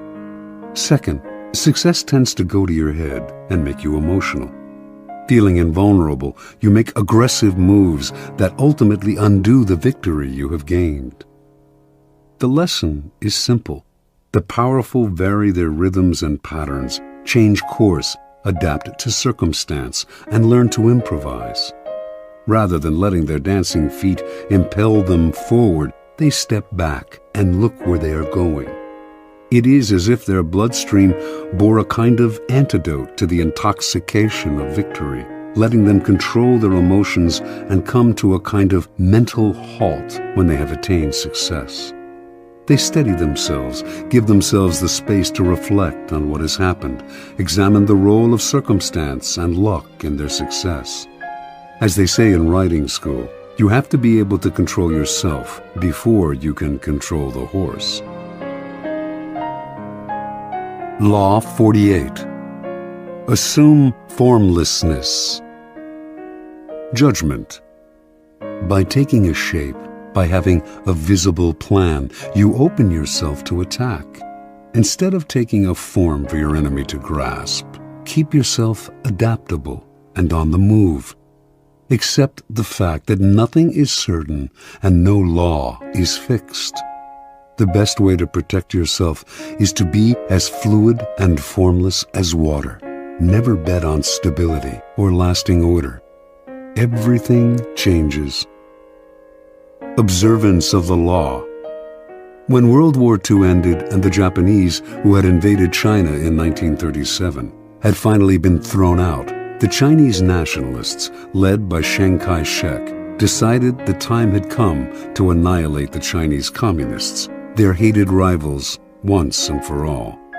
They had almost succeeded in 1935, forcing the communists into the Long March, the grueling retreat that had greatly diminished their numbers. Although the communists had recovered somewhat during the war against Japan, it would not be difficult to defeat them now. They controlled only isolated areas in the countryside, had unsophisticated weaponry, lacked any military experience or training beyond mountain fighting, and controlled no important parts of China, except areas of Manchuria, which they had managed to take after the Japanese retreat. Chiang decided to commit his best forces in Manchuria. He would take over its major cities, and from those bases would spread through the northern industrial region, sweeping the communists away. Once Manchuria had fallen, the communists would collapse. In 1945 and 46, the plan worked perfectly. The nationalists easily took the major Manchurian cities. Puzzlingly, though, in the face of this critical campaign, the communists' strategy made no sense. When the nationalists began their push, the communists dispersed to Manchuria's most out-of-the-way corners. Their small units harassed the nationalist armies, ambushing them here, retreating unexpectedly there. But these dispersed units never linked up, making them hard to attack. They would seize a town only to give it up a few weeks later. Forming neither rear guards nor vanguards, they moved like Mercury, never staying in one place, elusive and formless. The nationalists ascribed this to two things: cowardice in the face of superior forces and inexperience in strategy. Mao Zedong, the communist leader, was more a poet and philosopher than a general, whereas Chiang had studied warfare in the West and was a follower of the German military writer Karl von Clausewitz, among others. Yet a pattern did eventually emerge in Mao's attacks. After the nationalists had taken the cities, leaving the communists to occupy what was generally considered Manchuria's useless space, the communists started using that large space to surround the cities. If Chiang sent an army from one city to reinforce another, the communists would encircle the rescuing army. Chiang's forces were slowly broken into smaller and smaller units, isolated from one another, their lines of supply and communication cut. The nationalists still had superior firepower, but if they could not move, what good was it? A kind of terror overcame the nationalist soldiers. Commanders comfortably remote from the front lines might laugh at Mao, but the soldiers had fought the communists in the mountains and had come to fear their elusiveness. Now these soldiers sat in their cities and watched as their fast-moving enemies, as fluid as water, poured in on them from all sides. There seemed to be millions of them. The communists also encircled the soldiers' spirits, bombarding them with propaganda to lower their morale and pressure them to desert. The nationalists began to surrender in their minds. Their encircled and isolated cities started collapsing even before directly attacked. One after another fell in a quick succession. In November of 1948, the nationalists surrendered Manchuria to the communists, a humiliating blow to the technically superior nationalist army, and one that proved decisive in the war. By the following year, the communists controlled all of China. Interpretation. The two board games that best approximate the strategies of war are chess and the Asian game of Go. In chess, the board is small. In comparison to Go, the attack comes relatively quickly, forcing a decisive battle. It rarely pays to withdraw or to sacrifice your pieces, which must be concentrated at key areas. Go is much less formal. It is played on a large grid with 361 intersections, nearly 6 times as many positions as in chess. Black and white stones, one color for each side, are placed on the board's intersections, one at a time, wherever you like.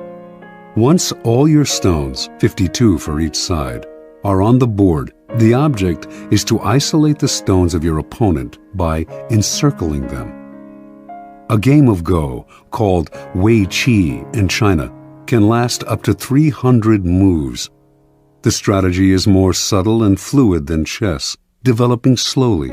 The more complex the pattern your stones initially create on the board, the harder it is for your opponent to understand your strategy.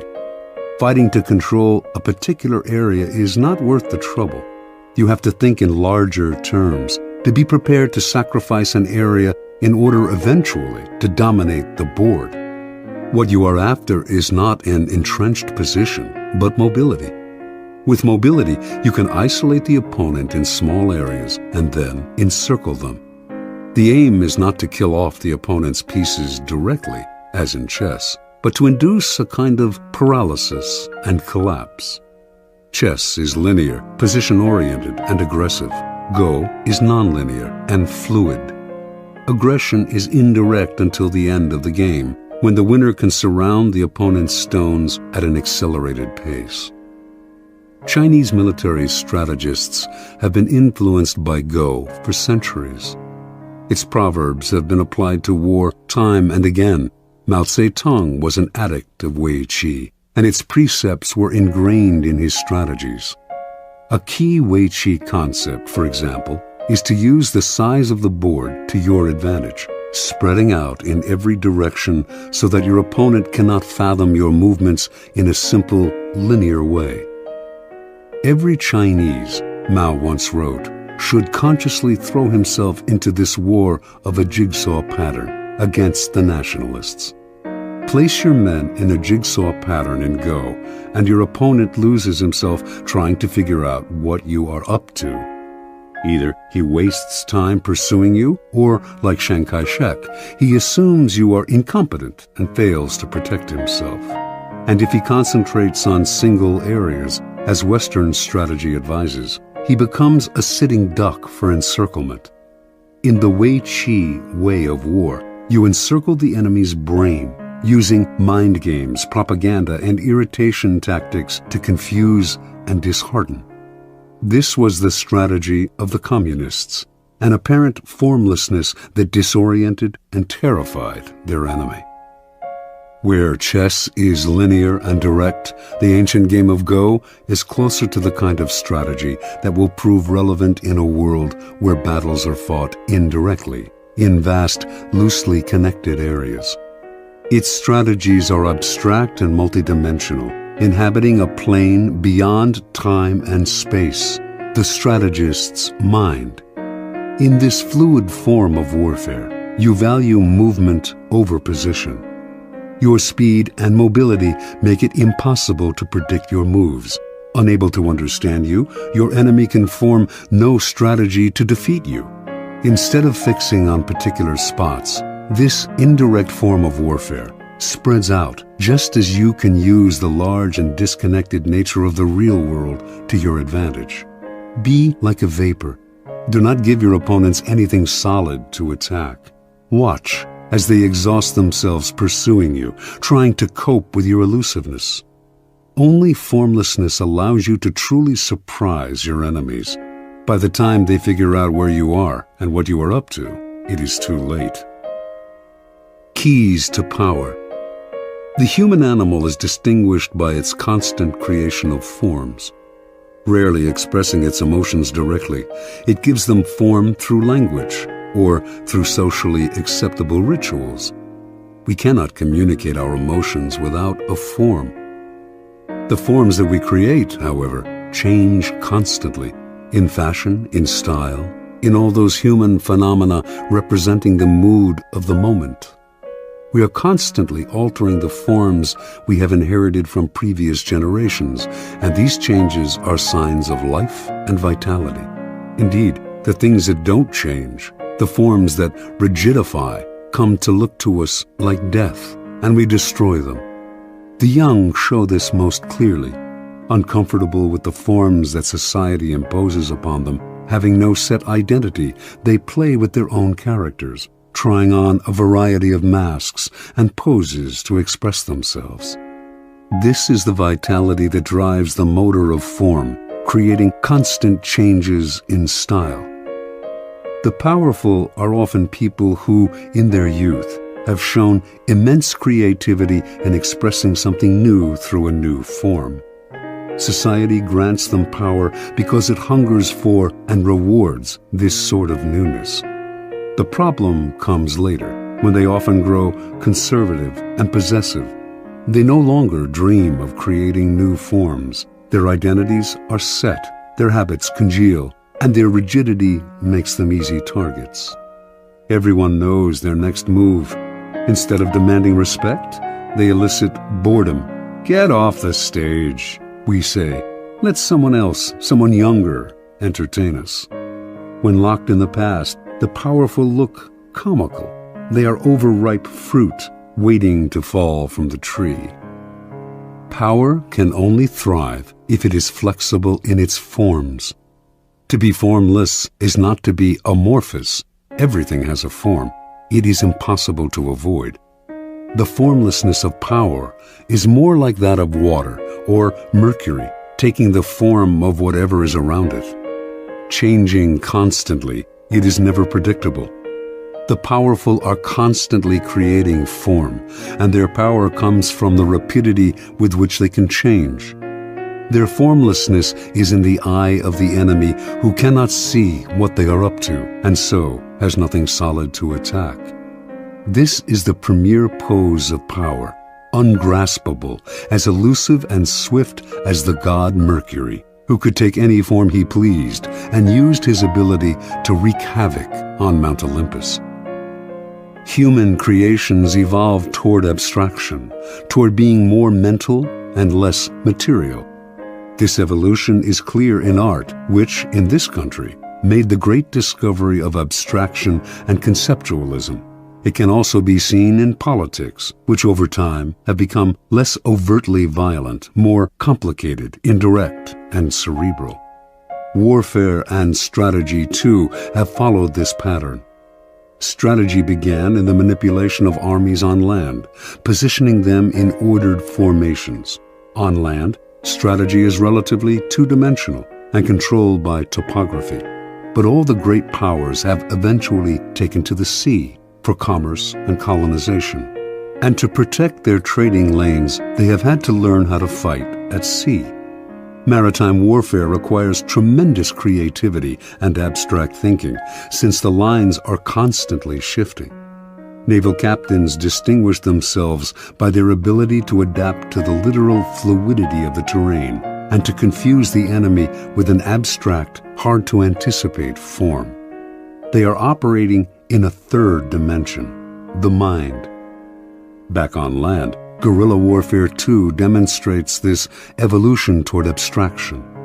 T.E. Lawrence was perhaps the first modern strategist to develop the theory behind this kind of warfare and to put it into practice. His ideas influenced Mao, who found in his writings an uncanny Western equivalent to Wei Qi. Lawrence was working with Arabs, fighting for their territory against the Turks. His idea was to make the Arabs blend into the vast desert, never providing a target, never collecting together in one place. As the Turks scrambled to fight this vaporous army, they spread themselves thin, wasting energy in moving from place to place. They had the superior firepower, but the Arabs kept the initiative by playing cat and mouse, giving the Turks nothing to hold on to, destroying their morale. Most wars were wars of contact. Ours should be a war of detachment, Lawrence wrote. We were to contain the enemy by the silent threat of a vast, unknown desert, not disclosing ourselves till we attacked. This is the ultimate form of strategy. The war of engagement has become far too dangerous and costly. Indirection and elusiveness yield far better results at a much lower cost. The main cost, in fact, is mental, the thinking it takes to align your forces in scattered patterns and to undermine the minds and psychology of your opponents. And nothing will infuriate and disorient them more than formlessness. In a world where wars of detachment are the order of the day, formlessness is crucial.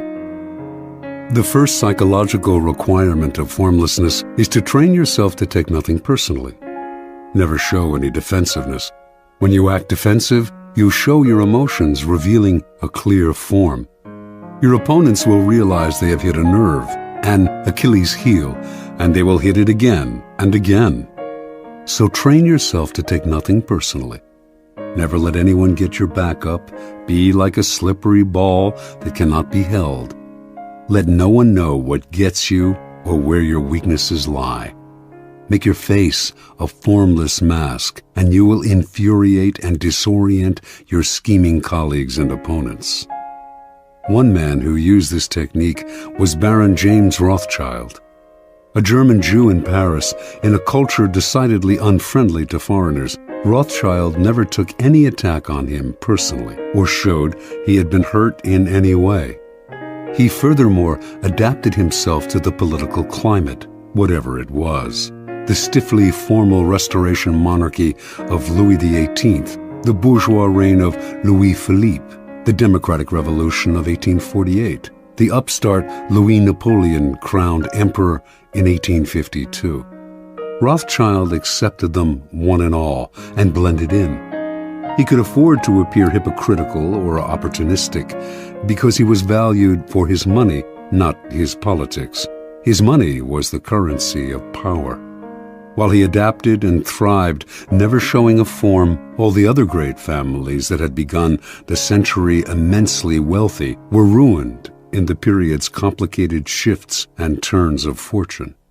Attaching themselves to the past, they revealed their embrace of a form. Throughout history, the formless style of ruling has been most adeptly practiced by the queen who reigns alone. A queen is in a radically different position from a king. Because she is a woman, her subjects and courtiers are likely to doubt her ability to rule, her strength of character.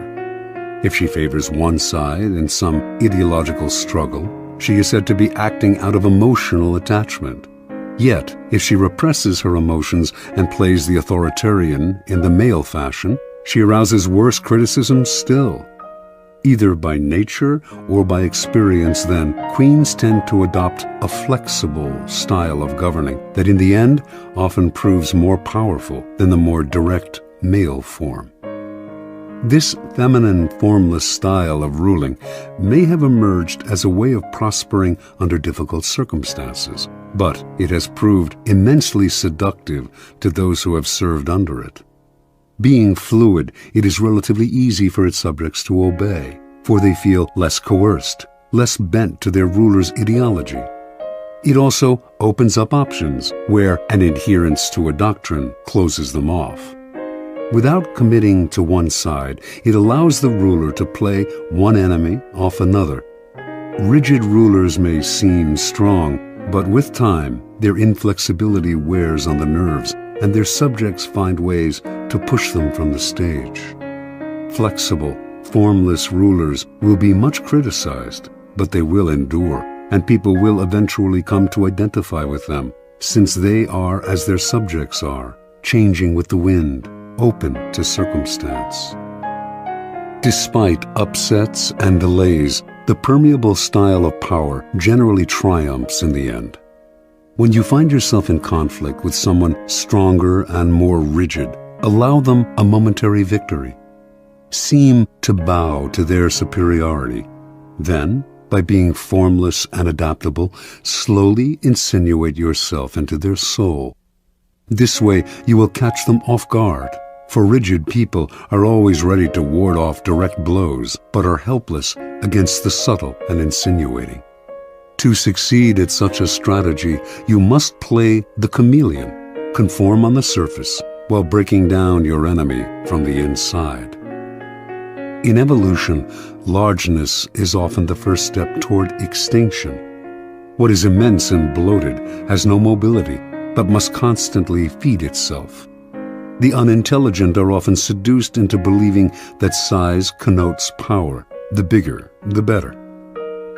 In 483 BC, King Xerxes of Persia invaded Greece, believing he could conquer the country in one easy campaign. After all, he had the largest army ever assembled for one invasion. The historian Herodotus estimated it at over more than 5 million. The Persians planned to build a bridge across the Hellespont to overrun Greece from the land, while their equally immense navy would pin the Greek ships in harbor, preventing their forces from escaping to sea. The plan seemed sure, yet as Xerxes prepared the invasion, his advisor Artabanus warned his master of grave misgivings. "The two mightiest powers in the world are against you," he said. Xerxes laughed. What powers could match his gigantic army? "I will tell you what they are," answered Artabanus. "The land and the sea. There are no safe harbors large enough to receive Xerxes' fleet, and the more land the Persians conquered, the longer their supply lines stretched, the more ruinous the cost of feeding this immense army would prove." Thinking his advisor a coward, Xerxes proceeded with his invasion. Yet, as Artabanus predicted, bad weather at sea decimated the Persian fleet, which was too large to take shelter in any harbor. On land, meanwhile, the Persian army destroyed everything in its path, which only made it impossible to feed, since the destruction included crops and stores of food. It was also an easy and slow-moving target. The Greeks practiced all kinds of deceptive maneuvers to disorient the Persians. Xerxes' eventual defeat at the hands of the Greek allies was an immense disaster. The story is emblematic of all those who sacrifice mobility for size. The flexible and fleet of foot will almost always win, for they have more strategic options. The more gigantic the enemy, the easier it is to induce collapse. The need for formlessness becomes greater the older we get, as we grow more likely to become set in our ways and assume too rigid a form. We become predictable, always the first sign of decrepitude, and predictability makes us appear comical. Although ridicule and disdain might seem mild forms of attack, they are actually potent weapons and will eventually erode a foundation of power. An enemy who does not respect you will grow bold, and boldness makes even the smallest animal dangerous. As you get older, you must rely even less on the past. Be vigilant, lest the form your character has taken makes you seem a relic. It is not a matter of mimicking the fashions of youth. That is equally worthy of laughter. Rather, your mind must constantly adapt to each circumstance, even the inevitable change that the time has come to move over and let those of younger age prepare for their ascendancy. Rigidity will only make you look uncannily like a cadaver. Never forget, though, that formlessness is a strategic pose. It gives you room to create tactical surprises. As your enemies struggle to guess your next move, they reveal their own strategy, putting them at a decided disadvantage. It keeps the initiative on your side, putting your enemies in the position of never acting, constantly reacting. It foils their spying and intelligence. Remember, formlessness is a tool. Never confuse it with a go-with-the-flow style or with a religious resignation to the twists of fortune. You use formlessness not because it creates inner harmony and peace, but because it will increase your power. Finally, learning to adapt to each new circumstance means seeing events through your own eyes and often ignoring the advice that people constantly peddle your way. It means that ultimately you must throw out the laws that others preach and the books they write to tell you what to do, and the sage advice of the elder. The laws that govern circumstances are abolished by new circumstances, Napoleon wrote, which means that it is up to you to gauge each new situation. Rely too much on other people's ideas, and you end up taking a form not of your own making. Too much respect for other people's wisdom will make you depreciate your own. Be brutal with the past, especially your own, and have no respect for the philosophies that are foisted on you from outside.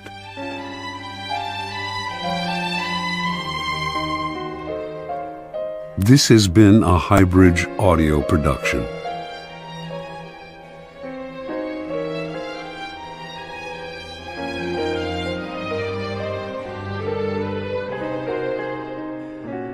Also available from Robert Greene, The Art of Seduction and 33 Strategies of War. On the web at www.highbridgeaudio.com. Here is an excerpt from Greene's ruthless guide to psychological warfare, The 33 Strategies of War. Do not fight the last war. The guerrilla war of the mind strategy. What most often weighs you down and brings you misery is the past, in the form of unnecessary attachments, repetitions of tired formulas, and the memory of old victories and defeats. You must consciously wage war against the past and force yourself to react to the present moment. Be ruthless on yourself. Do not repeat the same tired methods. Sometimes you must force yourself to strike out in new directions, even if they involve risk. What you may lose in comfort and security, you will gain in surprise, making it harder for your enemies to tell what you will do. Wage guerrilla war on your mind, allowing no static lines of defense, no exposed citadels. Make everything fluid and mobile. The Last War. No one has risen to power faster than Napoleon Bonaparte, 1769-1821. In 1793, he went from captain in the French Revolutionary Army to brigadier general. In 1796, he became the leader of the French forces in Italy, fighting the Austrians, whom he crushed that year and again 3 years later. He became first consul of France in 1801, emperor in 1804. In 1805, he humiliated the Austrian and Russian armies at the Battle of Austerlitz. For many, Napoleon was more than a great general. He was a genius, a god of war. Not everyone was impressed, though. There were Prussian generals who thought he had merely been lucky. If he ever faced the Prussians, he would be revealed as a great fake. Among these Prussian generals was Friedrich Ludwig, Prince of Hohenlohe-Ingelfingen. Hohenlohe came from one of Germany's oldest aristocratic families, one with an illustrious military record. To Hohenlohe, success in war depended on organization, discipline, and the use of superior strategies developed by trained military minds. The Prussians exemplified all of these virtues. Prussian soldiers drilled relentlessly until they could perform elaborate maneuvers as precisely as a machine. Prussian generals intensely studied the victories of Frederick the Great. War for them was a mathematical affair, the application of timeless principles. To the generals, Napoleon was a Corsican hothead, leading an unruly citizens' army. Superior in knowledge and skill, they would out-strategize him. The Napoleonic myth would lie in ruins, and Europe could return to its old ways. In August 1806, Hohenlohe and his fellow generals finally got what they wanted. King Friedrich Wilhelm III of Prussia, tired of Napoleon's broken promises, decided to declare war on him in 6 weeks. In the meantime, he asked his generals to come up with a plan to crush the French. Hohenlohe was ecstatic. The campaign would be the climax of his career. He had been thinking for years about how to beat Napoleon, and he presented his plan to the generals' first strategy session. Precise marches would place the army at the perfect angle from which to attack the French as they advanced through southern Prussia. An attack in oblique formation, Frederick the Great's favorite tactic, would deliver a devastating blow. The other generals, all in their 60s and 70s, presented their own plans, but these too were merely variants on the tactics of Frederick the Great. Discussion turned into argument. Several weeks went by. Finally, the king had to step in and create a compromise strategy that would satisfy all of his generals. A feeling of exuberance swept the country, which would soon relive the glory years of Frederick the Great. On October 5th, a few days before the king was to declare war, disturbing news reached the generals. A reconnaissance mission revealed that divisions of Napoleon's army, which they had believed was dispersed, had marched east, merged, and was massing deep in southern Prussia. The captain who had led the scouting mission reported that the French soldiers were marching with packs on their backs. Where the Prussians used slow-moving wagons to provision their troops, the French carried their own supplies and moved with astonishing speed and mobility. Before the generals had time to adjust their plans, Napoleon's army suddenly wheeled north, heading straight for Berlin, the heart of Prussia. The generals argued and dithered, moving their troops here and there, trying to decide where to attack. A mood of panic set in. Finally, the king ordered a retreat. The troops would reassemble to the north and attack Napoleon's flank as he advanced toward Berlin. Hohenlohe was in charge of the rear guard, protecting the Prussians' retreat. On October 14th, near the town of Jena, Napoleon caught up with Hohenlohe, who finally faced the battle he had wanted so desperately. The numbers on both sides were equal, but while the French were an unruly force, fighting pell-mell and on the run, Hohenlohe kept his troops in tight order, orchestrating them like a corps de ballet. The fighting went back and forth until finally the French captured the village of Vierzehnheiligen. Hohenlohe ordered his troops to retake the village. In a ritual dating back to Frederick the Great, a drum major beat out a cadence, and the Prussian soldiers, their colors flying, reformed their positions in perfect parade order, preparing to